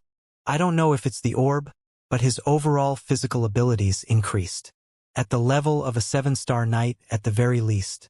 This will be difficult. Ambush and execute instantly, or at least cut off the hand holding the orb. After concluding his plans, Jean began to move. Thankfully, Violetta didn't seem to notice Jin's movements as he fought against Muraken. It was only possible because Muraken was putting up a good fight. When I go back, I should ask Kashmir about this. Well, I don't know if this will work for Andre. Once he got past Violetta, he increased his speed and sprinted towards Quicantle. She and Jean were looking at each other, with Andre's back towards the young Runcandle. He only needed 3 steps before getting in range to strike. However, Andre spun around with a grin, expecting the ambush. So you have come, Jean run Irk. But Jean never actually thought of slashing Andre from behind. Not even once. Flash. Instead of swinging his sword, Jean opened his hand in front of Andre's face. A spell was ready in his left hand. A spell that everyone thought was gone. An ancient light magic that only one person in the world mastered not so long ago. Photon Cannon. Senmi's vision-impairing spell that Jean mastered in the ship, right before his arrival at Tychon. It worked. Instinctively, Andre used one hand to cover his eyes and bent over. As the magician staggered backwards, Jean unsheathed his sword and swung. Slash! He felt the blade cutting through the flesh at Andre's chest. Jean recoiled to stab him, but the orb's face charged towards Jean. However, the black figure seemed to be influenced by Andre's vision, as it just floundered while snapping its jaws at empty air. Jean lowered his torso and swung his sword in an unnatural stance, aiming to slash Andre's legs. Ag. Slice! Andre, with his ankles cut through, stumbled and fell backwards. A normal enemy would have been doomed and met their end at that point, but Jean didn't have the opportunity to finish him off. Quicantle was also at her limit. Even with Jean buying her time, she couldn't lengthen the distance between her and Andre. She was hunching over the ground, catching her breath. I applaud your ambush. However, you and your god will become ingredients for the demon god's orb. Jean Runcandle. Even after being blinded by Photon Cannon and having his feet severed, Andre spoke normally. Using the face of the demon god's orb, he protected his body. And just like Violetta's resurrection, his ankles were being regenerated. As this all occurred, Violetta pushed Muraken away and rapidly stomped towards Jean. He didn't defeat Muraken, but he flew through the windless domain, unaffected by the skill's effect. Kid! Above you! Crash! Violetta fell to the ground, right where Jean was standing. Jean was able to throw his body aside to dodge the attack, but evading the subsequent breaths while also avoiding the orb's face was impossible. He felt that he was right at the doorstep of death. At that moment, Jean put his hand towards his neck and thought of a name. One belonging to the world's greatest knight, praised by everyone. The transcendent white whale, his eldest sister Luna Runcandle. He clenched his fist, and Orgel's pendant shattered. For the past 6 years, he had never taken it off. Crack! Simultaneously, a flash of mana burst out, and a dimensional gate opened. It seems you're in a tough spot, youngest Runcandle. And from it, the white whale emerged. Chapter 78. An anomaly called the Runcandles. 1. The axe sword, Crantle. The sword with a tip forged into the shape of an axe blade. A weapon born to satisfy Luna's tastes. At first glance, one would say that it was a heavy and inefficient weapon. It easily weighed heavier than 3 or 4 men. But Luna swung the axe sword as if it were as light as a feather. Chic! The first strike deflected Violetta's breath, splitting it into 2 and sending them to the ground. The second struck the face from the demon god's orb, redirecting it towards Andre like a ball. Andre, who had been confident and relaxed, looked anxious and tense. On the other hand, Violetta didn't dare to attack again after landing on the ground. As soon as Luna appeared, the battle scene rapidly changed. She stepped in front of Jean and looked around, then lightly grinned. The Zipful's second-in-command and a wind dragon. Yes, it's worth calling me for this kind of fight. Jean, are you hurt anywhere? The sun shone behind Luna as she turned to face Jean. Looking into her ocean-deep eyes, Jean was certain. The fight was already won. After all, she was the definition of strongest. No, not a scratch. Good. If you got hurt, I'd kill those two, then go flip the Zipful clan inside out.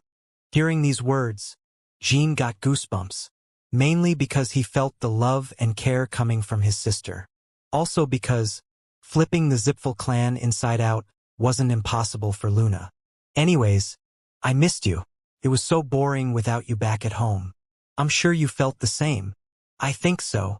How cute. Arriving next to Jean, Murakan covered him with his wings. Damned kid. You have such a great sister. I thought I was gonna die. Lord Murakan, it is our first time meeting, yes? As the eldest daughter of the Runcandle clan, I believe that officially introducing myself would be proper. However, I think that I will be a little busy. Please take care of my youngest brother. Understood. I entrust you with the rest of the job, Luna Runcandle. Sister, please be careful. The demon god's orb artifact resurrected the wind dragon earlier. Don't worry, and get out of here. The adult will deal with this child. With Jean on his back and lightly holding Quicantle in his mouth, Murakan began their retreat. Although it looked laughable, if he didn't get as far as possible, he would be struck by Luna's sword. They would be safe if they're at least 500 meters away. Alright. Now let's just spectate. Quicantle, don't be too embarrassed. It may just be a replica, but it's normal for a dragon to be afraid of the orb of origin. It didn't take long for them to get far away from the battlefield. During that time, Andre and Violetta only stared at Luna, at a loss for words. Luna, on the other hand, looked at the demon god's orb that the Grand Magician was holding. What in the world is that? That ominous energy. It feels very similar to that of the demons I killed in the past. Well, whatever it is, there's nothing I can't cut through. Thinking this, Luna slowly pointed her axe sword at Andre. Are you just gonna look at me like that, Andre Zipful? To think that a legendary figure like you would have business with my brother. I would like an explanation. Andre's eyes narrowed. This is an unexpected variable. Oh, White Whale, the Runcandle clan has broken its oath. Your brother used magic. Indeed, he broke the oath. But that news won't get to your clan. Oh, if you want, I can go tell Keliark Zipful myself. I think it'd be great if I also tell him about your visit to the banquet and fleeing from my father. Andre gritted his teeth. Luna Runcandle, how dare you, you worthless bitch. But he couldn't reveal his anger. That bitch is just food for the demon god's orb. After all, she's just a mere human. As long as she's not a demigod like her father, she can't handle its power. Andre firmly believed in the power of the orb and that the Runcandle bitch had no intel or feel for it. If I cast normal spells like before, it would be a difficult battle. But with the orb, there's no way I would lose. Nothing changed. Thinking this, Andre's eyes found calm. Well, alright. I knew that I would have to fight against you like this one day.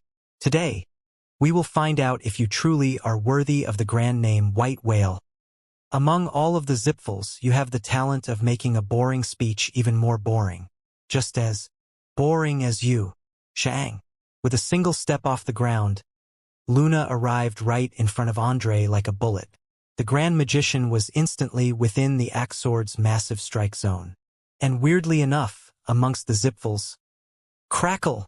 Andre barely blocked Luna's attack with the orb's face. Violetta charged at her, but in an instant, she was standing next to him instead. No one knows about me that well. The edge of Violetta's wing was cut off. Although it was a small injury, the wind dragon was startled by his inability to react to her attack. What kind of speed is this? To Violetta and Andre, Luna moved at the speed of light. Following her movements with the naked eye was impossible, and it was the ultimate speed. They could only react to her actions by predicting her next move. Will the dragon not fight me in his original form? There's nothing good about having a big body right now. Surprisingly, After hearing the human's mocking advice, Violetta transformed into a human. As Luna said, one wrong move, and he would be cut into dozens of pieces. The Zipfel clan didn't necessarily have zero information on Luna. Being the strongest after Siren, the Zipfels endlessly scraped information about her. However, the intelligence agents who got too close often got killed. And every single Zipfel who fought against her died, not even leaving out a single one. Additionally, to the Zipfel clan, Luna was a mystery. They only heard about the rumors of her strength, yet no one told the tale about the whole truth, only settling with a vague conclusion, that she transcended human limits. Are you saying that a non-contractor could possess this much power? A human other than Siren? For a moment, Andre was delusional. He had mistaken that Luna was a consumable contractor for the demon god's orb. However, the orb didn't react to her. Therefore, Luna was a normal human. As soon as I return to the clan, I must completely revise the plans against the run candles. If we let them grow in power, the Zipfels will be the first to fall. Andre could only be worried about the future of his clan. Meeting Luna today is an opportunity given by God. If I don't kill her now, the next chance is when the orb is complete.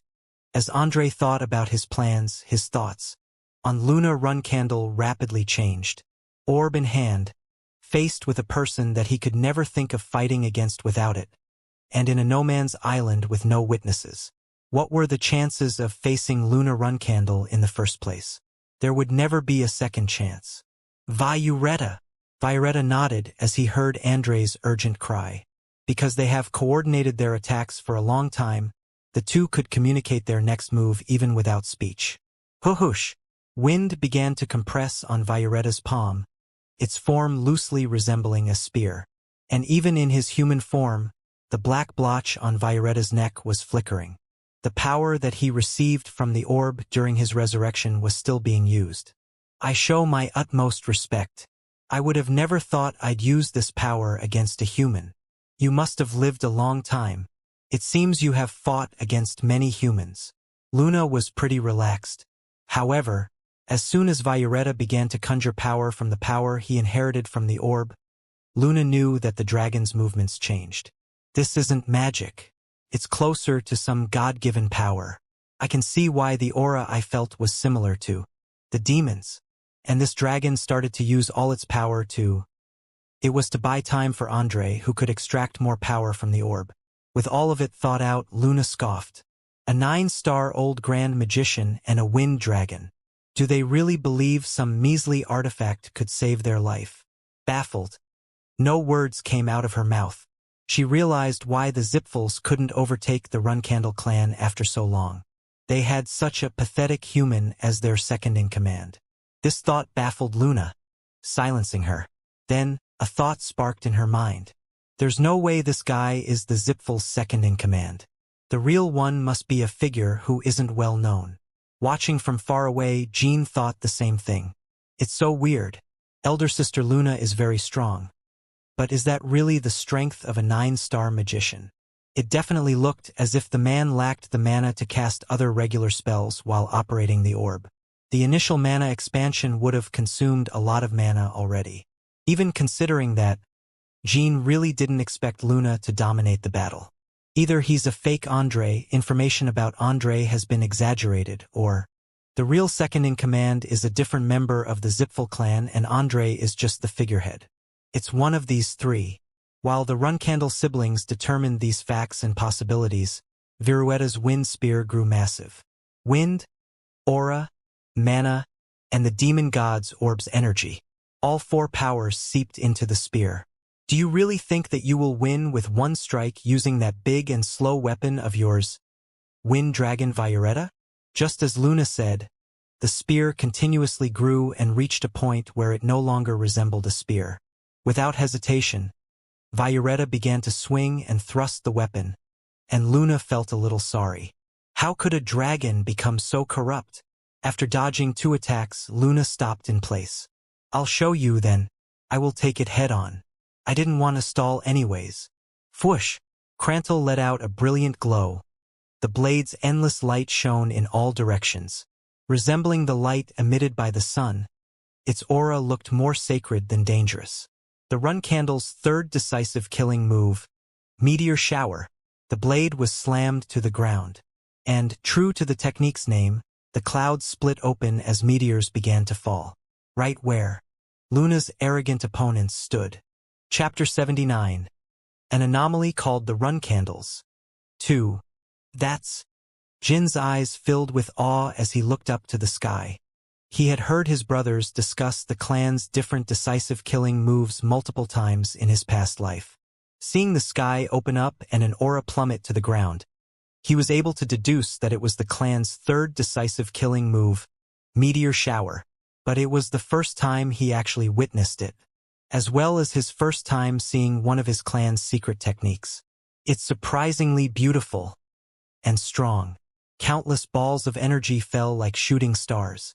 As each streak of light hit the ground, Jin could feel the impact throughout his body.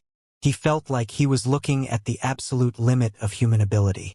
He clenched his fist and focused on observing, not wanting to miss a single moment. He wanted to remember this scene and someday recreate it himself. Recreate the same domineering power. Quicantle mindlessly stared at the hundreds of aura stars falling from the sky. The only calm person was Murakan. Decisive killing move Meteor Shower. It's been 1,000 years. It's still lacking compared to Timar's, but your sister is still a monster. Boom! Kaboom! Every time a meteor smashed the ground, the entire island wailed. The land became disfigured, rocks shattered, and dirt crumbled into smaller particles. Meteors thrashed the ground, powerful enough to disintegrate everything that makes contact into nothing. Among the explosions, a helpless human and dragon looked pitiful as they searched for shelter. They realized that they couldn't survive relying on some incomplete artifact, ultimately filling their hearts with hopelessness and misery. No! This can't be. Andre muttered words like a prayer as he gripped the demon god's orb.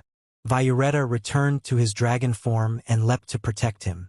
We can win if I keep Andre safe. If I protect Andre, even if his body was torn into millions of pieces, as long as one broken bone or chunk of flesh remained, Violetta could be resurrected with the power of the orb. It was because of this that he never feared death. However, Luna's strength was still horrific. It didn't matter if he got revived and resurrected. He was guaranteed to die again anyway. Maybe, even with a complete demon god's orb, it would be impossible to defeat the human before him. On the other hand, Luna overflowed with majestic might as she lowered her axe sword. She didn't even look at the meteor shower ripping Violetta apart, preoccupied by her dissatisfaction with the results. She disintegrated the island and slaughtered the Zipful Grand Magician as well as his dragon. And yet, she was not satisfied. Not even close to Father's. Siren's meteor shower, which she had witnessed only once in the past, was much stronger. It was difficult to explain, but it transcended. It wouldn't even be considered as something that was done by a human. She had to do something that would absolutely dominate the battlefield. Only then could she consider comparing herself with her father. Still, this is a good experience for the youngest. Hopefully, it gives him some inspiration. If I'm not worthy of being Father's successor, it definitely has to be you, our youngest brother. With that thought, she looked behind her. She wanted to send a message to her sibling who was watching the incomplete yet amazing technique. That he should grow and become much stronger in order to become the next patriarch of the Runcandle clan. And Jean felt his sister's sentiment. Even though she didn't voice it out, or even if she said it and Jean couldn't hear it, even though Jean could barely see her from far away, he knew what she wanted to tell him. She is always teaching me something. She lit a fire in his heart. Compared to any other moments, he had never felt more passionate about swordsmanship. The thought of surpassing his eldest sister and their father to succeed the throne suffocated him. He would never forget this moment. At the end of the meteor shower, a massive crater was left behind in the middle of the island, filling up with water. And, as if a submarine volcano erupted, a tsunami grew from the filled crater. Additionally, Violetta and Andre were nowhere to be seen. They surrendered their life to the body of water, for within the tsunami, parts of Vioretta's corpse were visible. The sky above was clear. Every single bit of cloud had been dispersed by the meteors that pierced through them. Luna lightly shook her head as she stood underneath the shining sun and in front of the growing tsunami. This is a little disappointing.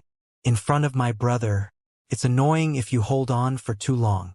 Luna pointed Crantle at the tsunami. Simultaneously, something inside the massive wall of water slowly revealed itself. A black, massive, monstrous face. It resembled the entity from the demon god's orb. However, it soon emerged out of the water with a full body. Its arms and legs broke out of the water's surface first. Then its torso followed. Andre had fused with the orb. That crazy. What is that? Is that the result of unleashing the artifact's powers? Orb of origin, demon god's orb, whatever it was, Jean knew it wasn't normal. Moreover, the power was too horrific to simply be from an artifact. I've never seen anything like it in my past life. It's as if a powerful god has descended. There was no word to describe the terrifying creature other than God. Quicantle's tail curled up, unable to resist the terror in front of her. Although it was a replica, the demon god's orb still contained the power of the gods, which automatically drew the fear out of dragons. Phew, I'm certain now. Kid, the Zipfels used a contractor to recreate the orb of origin. Thankfully, it's not very strong right now. Just a little evil. I'll tell you. The rest later. First, we have to get out of here. We have to escape? Andre's windless domain was long gone. Murakin opened his wings and began to rise, and Jean instinctively shouted, "We have to get elder sister Luna. We can't let her fight that thing alone. No, that thing needs to be killed. If we let it live, then it will torment the world. The orb of origin is like that, and the only person who can end that thing is your sister. But even though I lost my strength, my eyes are still sharp. Your sister can definitely take it head on. If it were the real orb of origin, even Timar wouldn't be able to stop it." As if she were listening in on their conversation, Luna looked up towards Jean and Murakin. She waved her hand in the air as she shouted, "Don't worry about me, and go somewhere safe."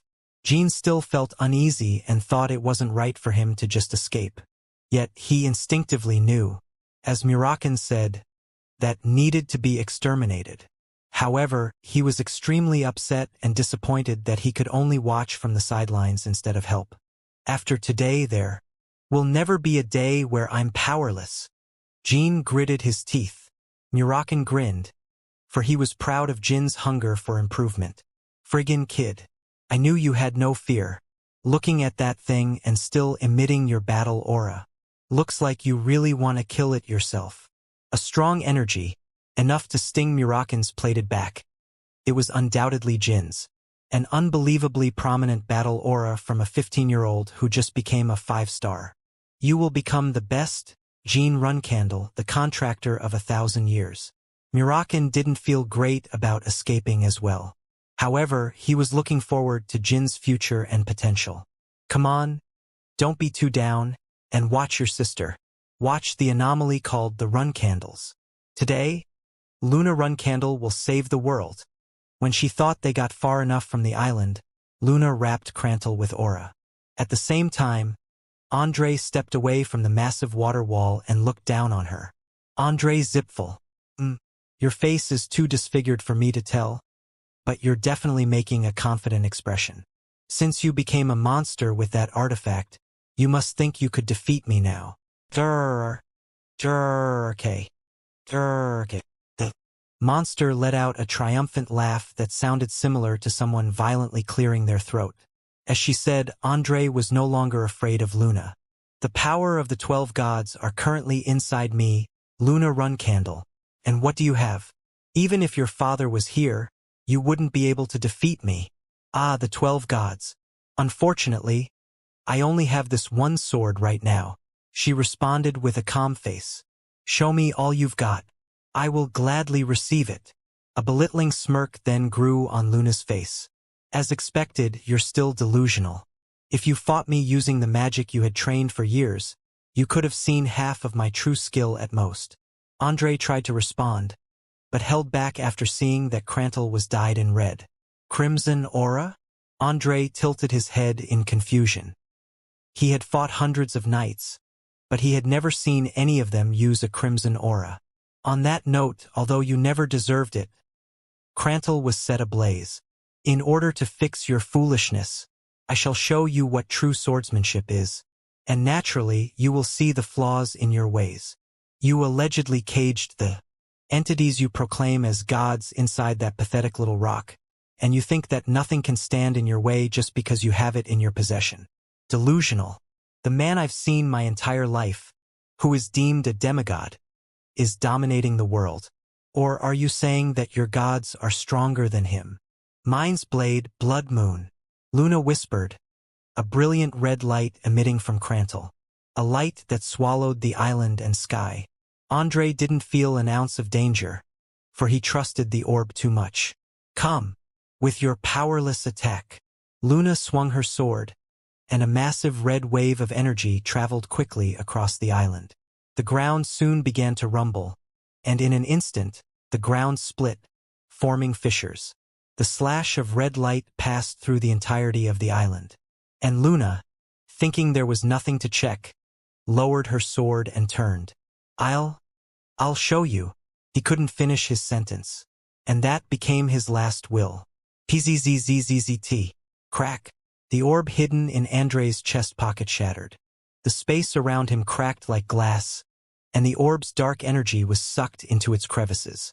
On the pathetic excuse of an island, even the biggest of boulders were being vacuumed into the void. The moment Luna, who was kneeling on one knee due to exhaustion, was about to reach its edge, hush! Murakan descended at full speed, and Jean extended his hand towards her. She barely caught his hand, and she flashed a smile. It looks like our youngest has saved me this time. Chapter 80. Each other's business. The island where they fought completely disappeared after the destructive onslaught from Meteor Shower, Mind's Blade, Blood Moon, and the explosion from the shattering of the demon god's orb.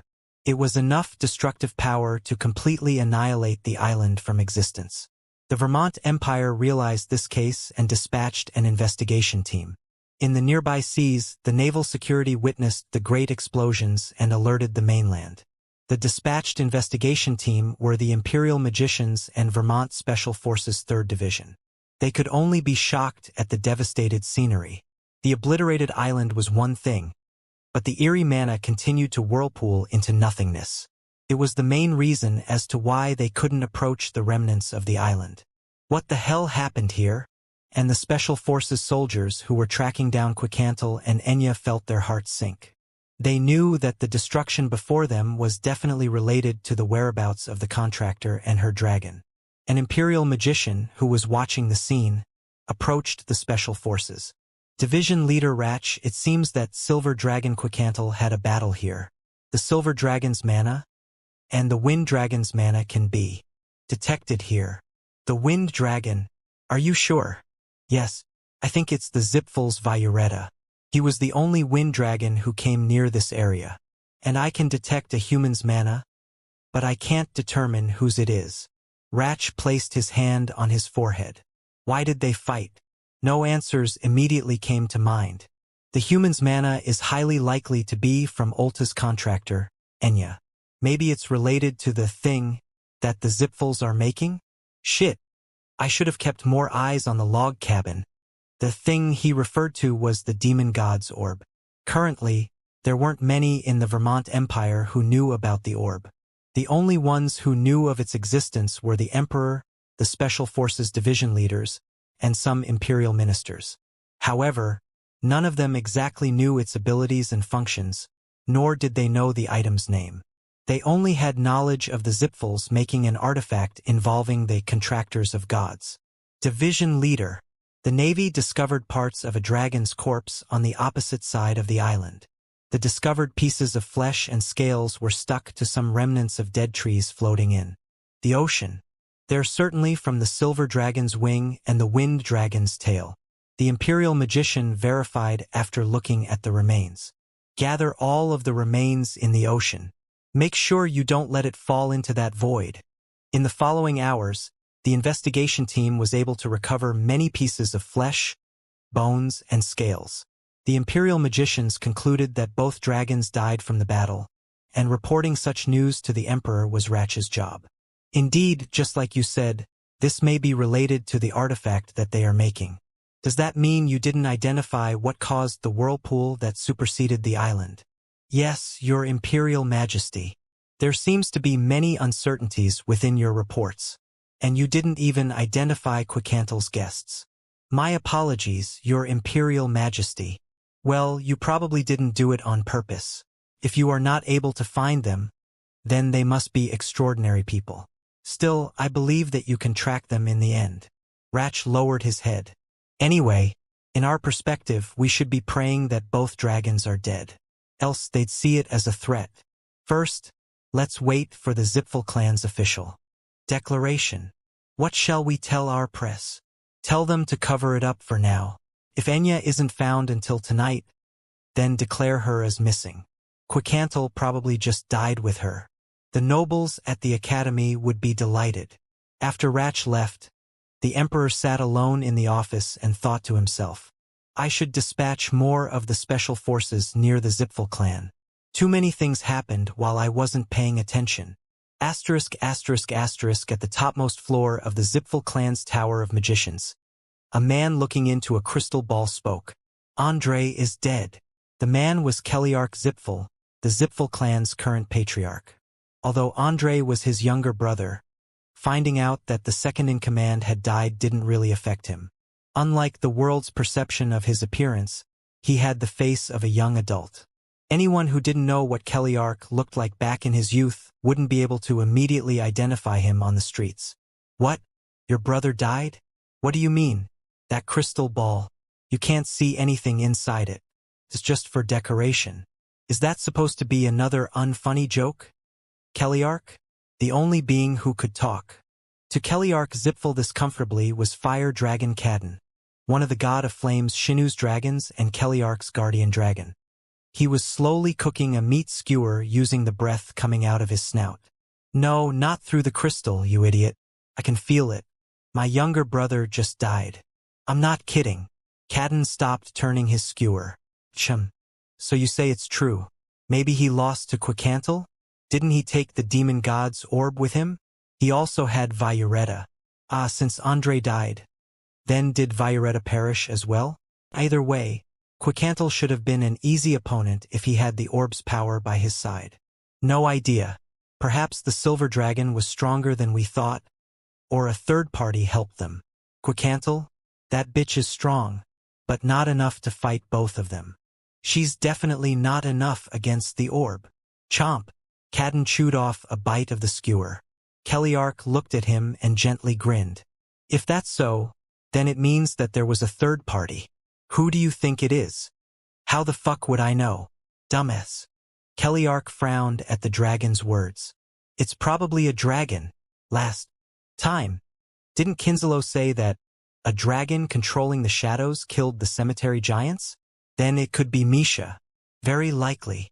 By Misha, do you mean Black Dragon Muraken's sister? Yeah, her. That bitch wouldn't feel fear from the orb's power. She may not be as strong as Muraken in his prime, but she's still super strong. Your duty has been determined, Kadin. To go find Misha? I guess I do all the dirty work. I'll try to find her, but don't expect anything from me. If a black dragon tries their best to hide, even the god of searching wouldn't be able to find them. I'll just trust you, Kadin. Either way, losing the orb is kind of a pain in the ass. Do you even give a single fuck that your brother just died? Well, I knew that dumbass would die at some point. A while back, he just waltzed into Siren's banquet without an ounce of fear, and I was pretty worked up. I didn't think he'd take the orb with him to the grave, though. We gotta call the fragmenter to make it again. Without that, we can't go for the run candles before Siren dies. And the kings of the Black Sea. I know already. Man, this is all a mess. Just in case, I should go get rid of all evidence of the orb. I got more dirty work than you, Kadin. You should be doing that much. In order to become the god of the world, that is. ****** in Bouvard Gaston's fragmented workshop located in the Curano dukedom, Vishical sat down as he suppressed his hateful wrath and emotion.